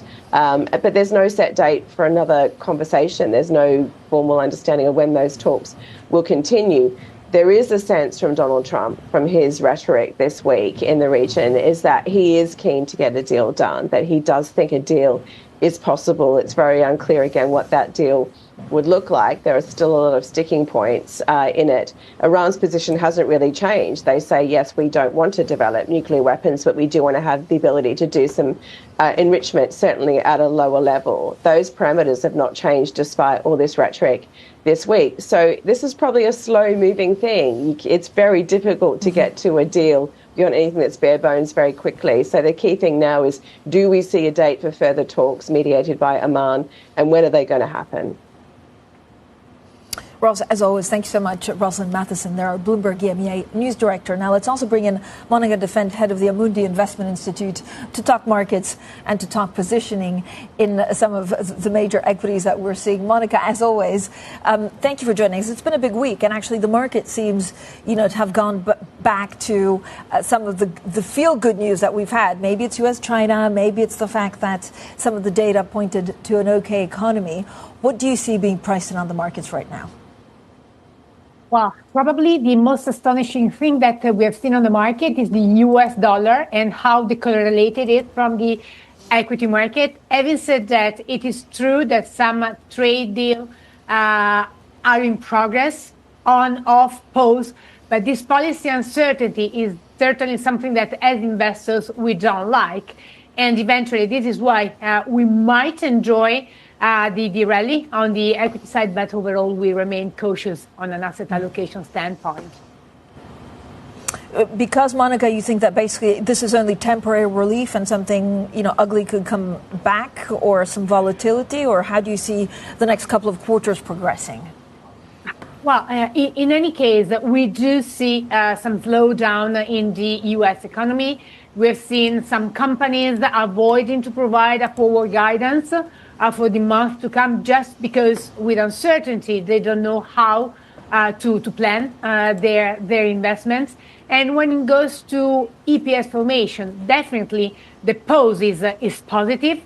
We lifted our projection on the S&P 500 operating earnings from 3 to 5%, and in Europe up to 2%. But again, this is subject to the pause to be maintained over time. And as of today, we don't know. Monica, yesterday I also caught up with Jamie Dimon of JP Morgan in Paris, and this is what he said about a probability of a U.S. recession. I'm going to defer to economists who give it about a 50% chance.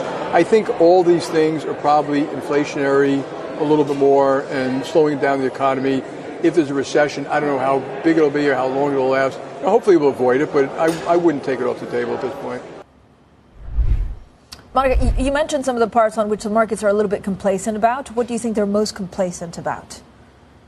Well, probably the market is thinking that there won't be a recession just because it will be politically unwise. And the midterm election are eventually not that far away. So slow down, and by how much? Then probably where the market is less complacent is on the Fed, where we see, and on the monetary policy, including the ECB, with a dispersion of projections on the forward guidance. And this possibly might allow some space on the fixed income. For example, on the Fed, we still believe 3 cuts for this year, which is not market consensus. On the ECB, we do expect 1.5 as a terminal rate, which is not market consensus. So probably some opportunity out there might play out, but rates we stay in a range bound. Monica, one of my favorite podcasts actually spoke to Raphael Bostic. This is Odd Lots, and he sees 1 rate cut this year. He's also expecting, of course, the U.S. economy to slow down, but actually not fall into a recession. I mean, given what you said and some of the messaging from the Fed, what do you do with treasuries? Well, on the Treasury, we have been setting back a positive duration bias. Having said that, we really need to play it tactically. We think the Fed will stay in wait-and-see mode until June. And then because we pencil in a slowdown in the U.S. economy, not a recession, we think the Fed will go ahead with 3 cuts this year. What happens after this year? I mean, and you've said that very clearly. Like, if you get 3 cuts this year, do then they slow down? Or is there a danger that actually if they wait too long, then they have to really cut aggressively? No, this wait and see data dependency and probably more policy dependency really doesn't allow the Fed to be so clear in the forward guidance, just because they are uncertain on what is going to happen. And this is reflected on the asset classes, the fixed income as well as the US dollar, as I was mentioning before. And again, this probably the market was all consensual and complacent on this US dollar weakness. That was, by the way, one of our long-term trends that we confirm to be in place. And investors are becoming a little bit more skeptical on a tactical window. So probably we might see some movement on the currency place. Monica, when you look at China, what happens with China now? They seem to have a pretty good deal, certainly better than we were all led to believe. How do you play China? Well, on China, for the time being, we stay neutral when it goes to the equity exposure, with a preference for H share to A share. But the deal is imposed in a pause mode. What I think is that on the tech sector, there is a good complementarity between the US and China, and this is definitely a long-term trend that the two regions will be following, and that as investors we will need to consider. Monica, what's the one thing that actually could, I don't know whether there's a play on gold or anything like that shows us the question around basically U.S. exceptionalism. Is gold something that you look at closely? Yes, honestly, we are overweighting gold for two reasons. First is a good hedge and diversification tool at a time where the US dollar is not working anymore. I'm not expecting really a big rise on gold prices for the end of the year. We maintain our hard target at 33.80 US dollar. But at a time where you might have some uncertainty on the fiscal side, on rates, then gold might be a good asset class to invest on or to remain invested on. And Monica, in Europe, I know there's been a lot of talk about, for example, Germany, their equities, or even some of the bonds, because of this massive defense spending package that's not expected to have an impact on the economy until next year. Probably the European fixed income for a European investor, so in local currency, is even more appealing than the US market. In terms of growth perspective, definitely this is positive, but it will require some time. So honestly, when it goes to the trajectories on the GDP, we do expect this to materialize and be reflected in Germany on 2026 prints rather than now. Having said that, the situation in Europe is much more heterogeneous from a GDP standpoint, while inflation probably is a bit better than what is at play in the United States, and possibly the job for the ECB might be easier than the one of the Fed. Monica, thank you so much. Monica Defender, head of the Investment Institute at Amundi. Now, coming up, Swiss Re profits rise despite losses from the California wildfires. I'll be speaking to the Chief Financial Officer next, and this is Bloomberg.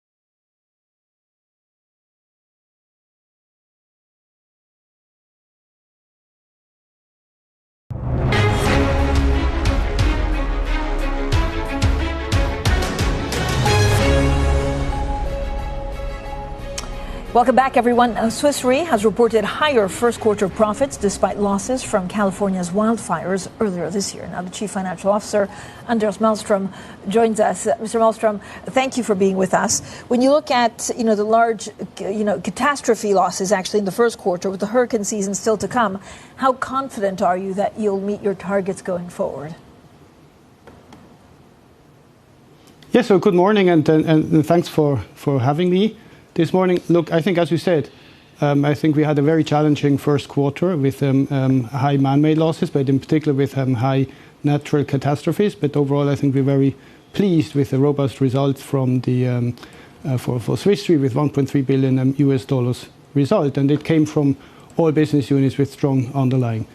Now, looking forward, I mean, the year is still 3 quarters to come. I think overall we feel well positioned to achieve our targets for the rest of the year. So yes, thank you.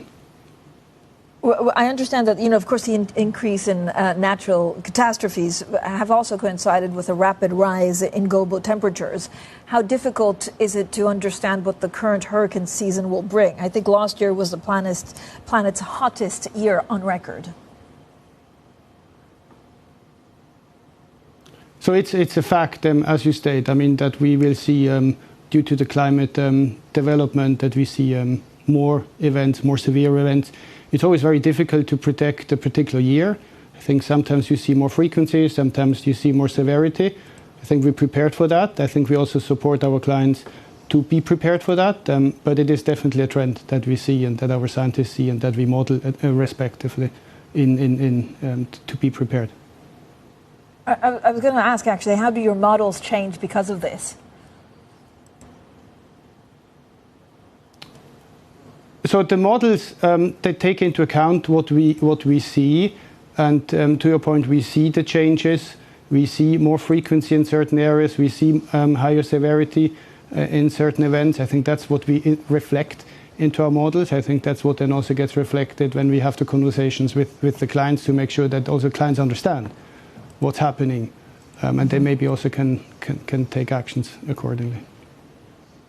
I mean, we know that the tax rate this quarter was favorable at around 14%. Why was that? And should we expect it to go back to 21% for the rest of the year? For the tax, usually you should expect a tax rate of 21%. The first quarter, I think we benefited from some transaction-related positives, particular IPTQ, but also other events that just helped for Q1. But in the long run, you should expect a tax rate of 21%. Swiss Re also reported significant man-made losses, I believe, this quarter, $140 million. What exactly were those? So when we think about man-made losses, this can be aviation, this can be large kind of fires in plants. I think that's what you obviously, I think, seen in Q1. I think American Airlines, to mention just one, was a significant one. I know you've also raised your reserves in the U.S. property and casualty business, not casual, casualty business. How do you expect that changing over the next couple of quarters? So we took a significant action in Q3 last year to strengthen our casualty reserves. I think we feel very comfortable. I think what you've seen in Q4, but now also in Q1, is that we actually saw some reserve releases coming through. I think this shows the prudent approach that we're taking. We want to make sure that we upfront take the right approach, and then I think over time we can actually release reserves, and this is what you have seen now also in Q1. Mr. Mellström, when you look at all of your operations, where are you expecting to grow the most? Is there a region that you think you want to invest in because there'll be more opportunities? So in general, I think we really take a bottom line view for us. We don't have top line targets. We have bottom line targets. We'll make sure that we are robust, we have strong underlying results. We can support our clients, which means it's important that we have a strong solvency, strong reserves. So we don't have an area that we say we want to grow more or want to grow less. We want to be well diversified and want to be global and, as I said, want to support our clients. Thank you so much for joining us, Mr. Anders Malmström, there, the Chief Financial Officer of Swiss Re. Now, there's quite a lot going on in the markets. We checked not only equities, but some of the expectations that are coming through Fed governors. One podcast, actually, that I would urge everyone to listen to is Raphael Bostic, who spoke to odd lots. Now, this is the markets right now. Stocks are definitely rebounding.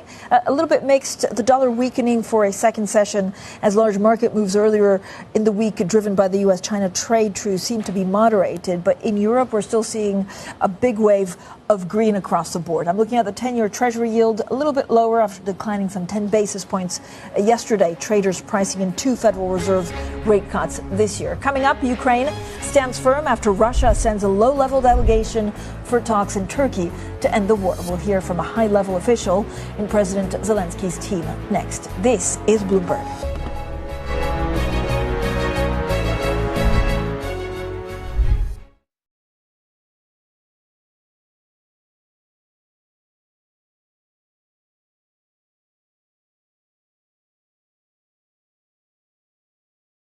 Happy Friday, everyone. Now, Donald Trump is wrapping up his tour of the Middle East with $200 billion worth of deals in the UAE, but China hawks raise concerns about his all-AI tie-ups with the Gulf. Now, you're looking at live pictures, of course, of the president speaking at that roundtable in the UAE. Let's listen in. We'll soon have a very safe country. We're getting people out. We need help from the courts. The courts are trying to think that they're taking privilege that they shouldn't have. That was not what the election was all about. The election was they want people that shouldn't be there, people that are criminals in many cases. They want them out. They want them out. We're going to get them out fast. We just reached a fantastic trade deal, as you know, with the United Kingdom, which was wonderful. And we have another big one that we just reached with China. The China deal is a very big deal. It's in the process of continuing to be formed, but they wanted to make that deal very badly. And we have, at the same time, 150 countries that want to make a deal, but you're not able to see that many countries. So at a certain point over the next 2 to 3 weeks, I think Scott and Howard will be sending letters out, essentially telling people, it would be very fair, but we'll be telling people what they'll be paying to do business in the United States. So essentially be paying to be doing business in the United States. I guess you could say they could appeal it, but for the most part, I think we're going to be very fair. But it's not possible to meet the number of people that want to see us. And but this was coming to UAE was very important. Coming to Saudi Arabia and Qatar was very important to me because of personal relationships that I had, maybe more than anything else. So it's been an amazing period of time. People have said very, I don't know, we're developing a lot of fans, but people have said they've never seen anything like's taken place over the last 4 days in terms of investment, in terms of the kind of money coming back into the United States. And all that money, the money is a nice word, but it's really jobs. We have jobs that are at a level that we very soon will not be able to. Nobody can duplicate it. And people want to be our partner. They want to be investing in the United States. And they weren't doing that. They weren't happy with the United States for a pretty long period of time. So we've done something that I'm very proud of. We'll be heading back now. And I look forward to that. We'll go back to D.C. I just had a little announcement of a beautiful grandchild, a boy. Tiffany and Michael. So we're very excited about that. I look forward to that. I probably should have left yesterday, but I couldn't disappoint you. Your father would have been extremely upset with me, and you would have been more upset. He would have understood, sir. We had such a beautiful evening, and they planned it so beautifully. I said, I'm going to have to wait just a little bit. But the way we were treated by your family, the way we were treated by Qatar, Saudi Arabia, and others has just been so I'm very proud to be representing the United States of America. And thank you all for being here. And media, thank you very much. You've been very fair. Thank you very much.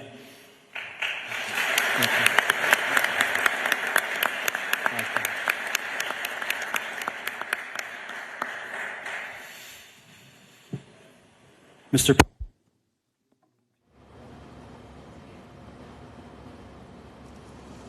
Well, that was, of course, the President of the United States joining and talking from a round table in the UAE. Now, let's get straight to Jumana Barsechi, who's been covering Trump's Middle East trip. She joins us now from Dubai. So, Jumana, what do you make of what he's actually been saying?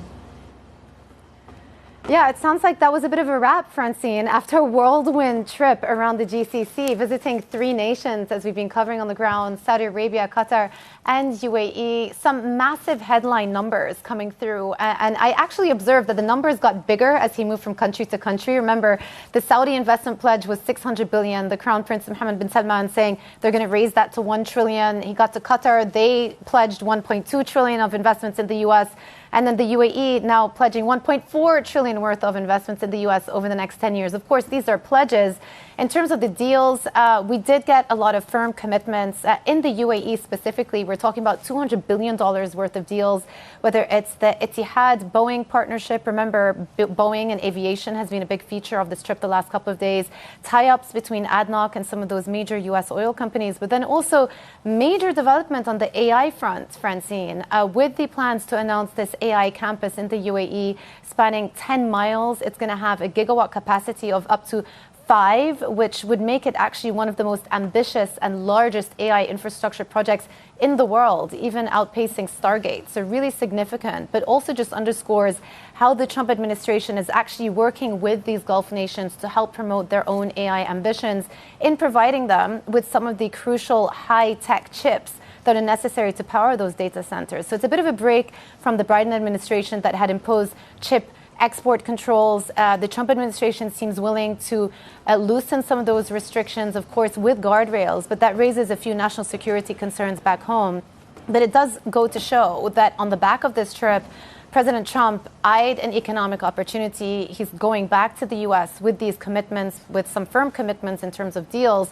And for the Gulf states, it was a major opportunity to showcase to the rest of the world not only their status within the region diplomatically and geopolitically, but also as growing financial capitals, as growing hubs to do business, and also showcasing all of the diversification efforts that these countries have undergone over the last few years, away from oil into other sectors of the economy that open up investment opportunities. Yeah, a lot to unpack. Jumana, thank you so much. Jumana Barsechi there. Now, the President, Donald Trump, we were listening to him just moments ago, basically saying that he will be heading back to the United States to meet a newborn grandson. In remarks there at that roundtable with many chief executives, he says we'll see what happens with Russia and Ukraine. He also said that Russia's Putin, he will meet him actually as soon as they can set it up. Now, President Trump has also made some major geopolitical moves during his Middle East trip.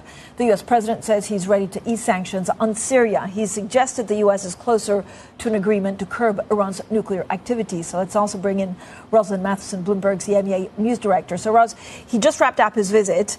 Was the 3 days in the Middle East, was it about foreign policy or was it just business?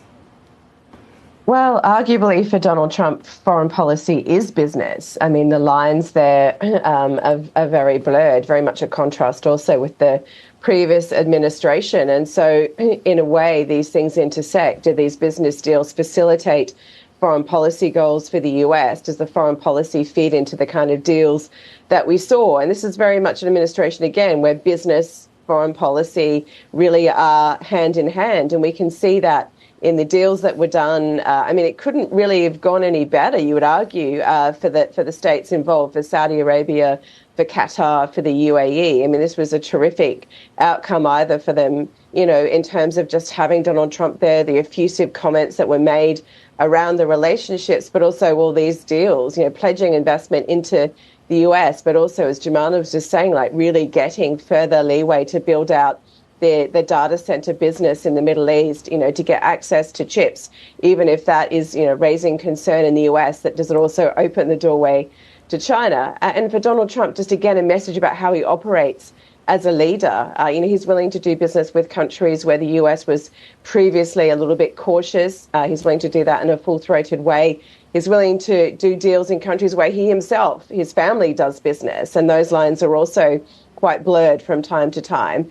And he's willing to talk to leaders, again, that the previous administration would not have necessarily. And you can see that, the Syrian meeting that he had with the president, it's all very telling about the way that Donald Trump operates. Roz, Iran, of course, appears to be casting a doubt on the possible nuclear deal with the U.S. That's right. There's a lot of noise and rhetoric going on either side about this. And we can see that that's been upending the oil market a little bit the last 2 days as a result. But through all of this, what we know is that Iran presented a proposal to the US. The US has now presented their own version to Iran, which Iran is obviously looking at. But there's no set date for another conversation. There's no formal understanding of when those talks will continue. There is a sense from Donald Trump, from his rhetoric this week in the region, is that he is keen to get a deal done, that he does think a deal is possible. It's very unclear, again, what that deal would look like. There are still a lot of sticking points in it. Iran's position hasn't really changed. They say, yes, we don't want to develop nuclear weapons, but we do want to have the ability to do some enrichment, certainly at a lower level. Those parameters have not changed despite all this rhetoric this week. So this is probably a slow-moving thing. It's very difficult to get to a deal beyond anything that's bare bones very quickly. So the key thing now is, do we see a date for further talks mediated by Oman, and when are they going to happen? Roz, as always, thank you so much, Rosalind Matheson, there, our Bloomberg EMEA News Director. Now let's also bring in Monica Defend, head of the Amundi Investment Institute, to talk markets and to talk positioning in some of the major equities that we're seeing. Monica, as always, thank you for joining us. It's been a big week, and actually the market seems, to have gone back to some of the feel-good news that we've had. Maybe it's U.S.-China, maybe it's the fact that some of the data pointed to an okay economy.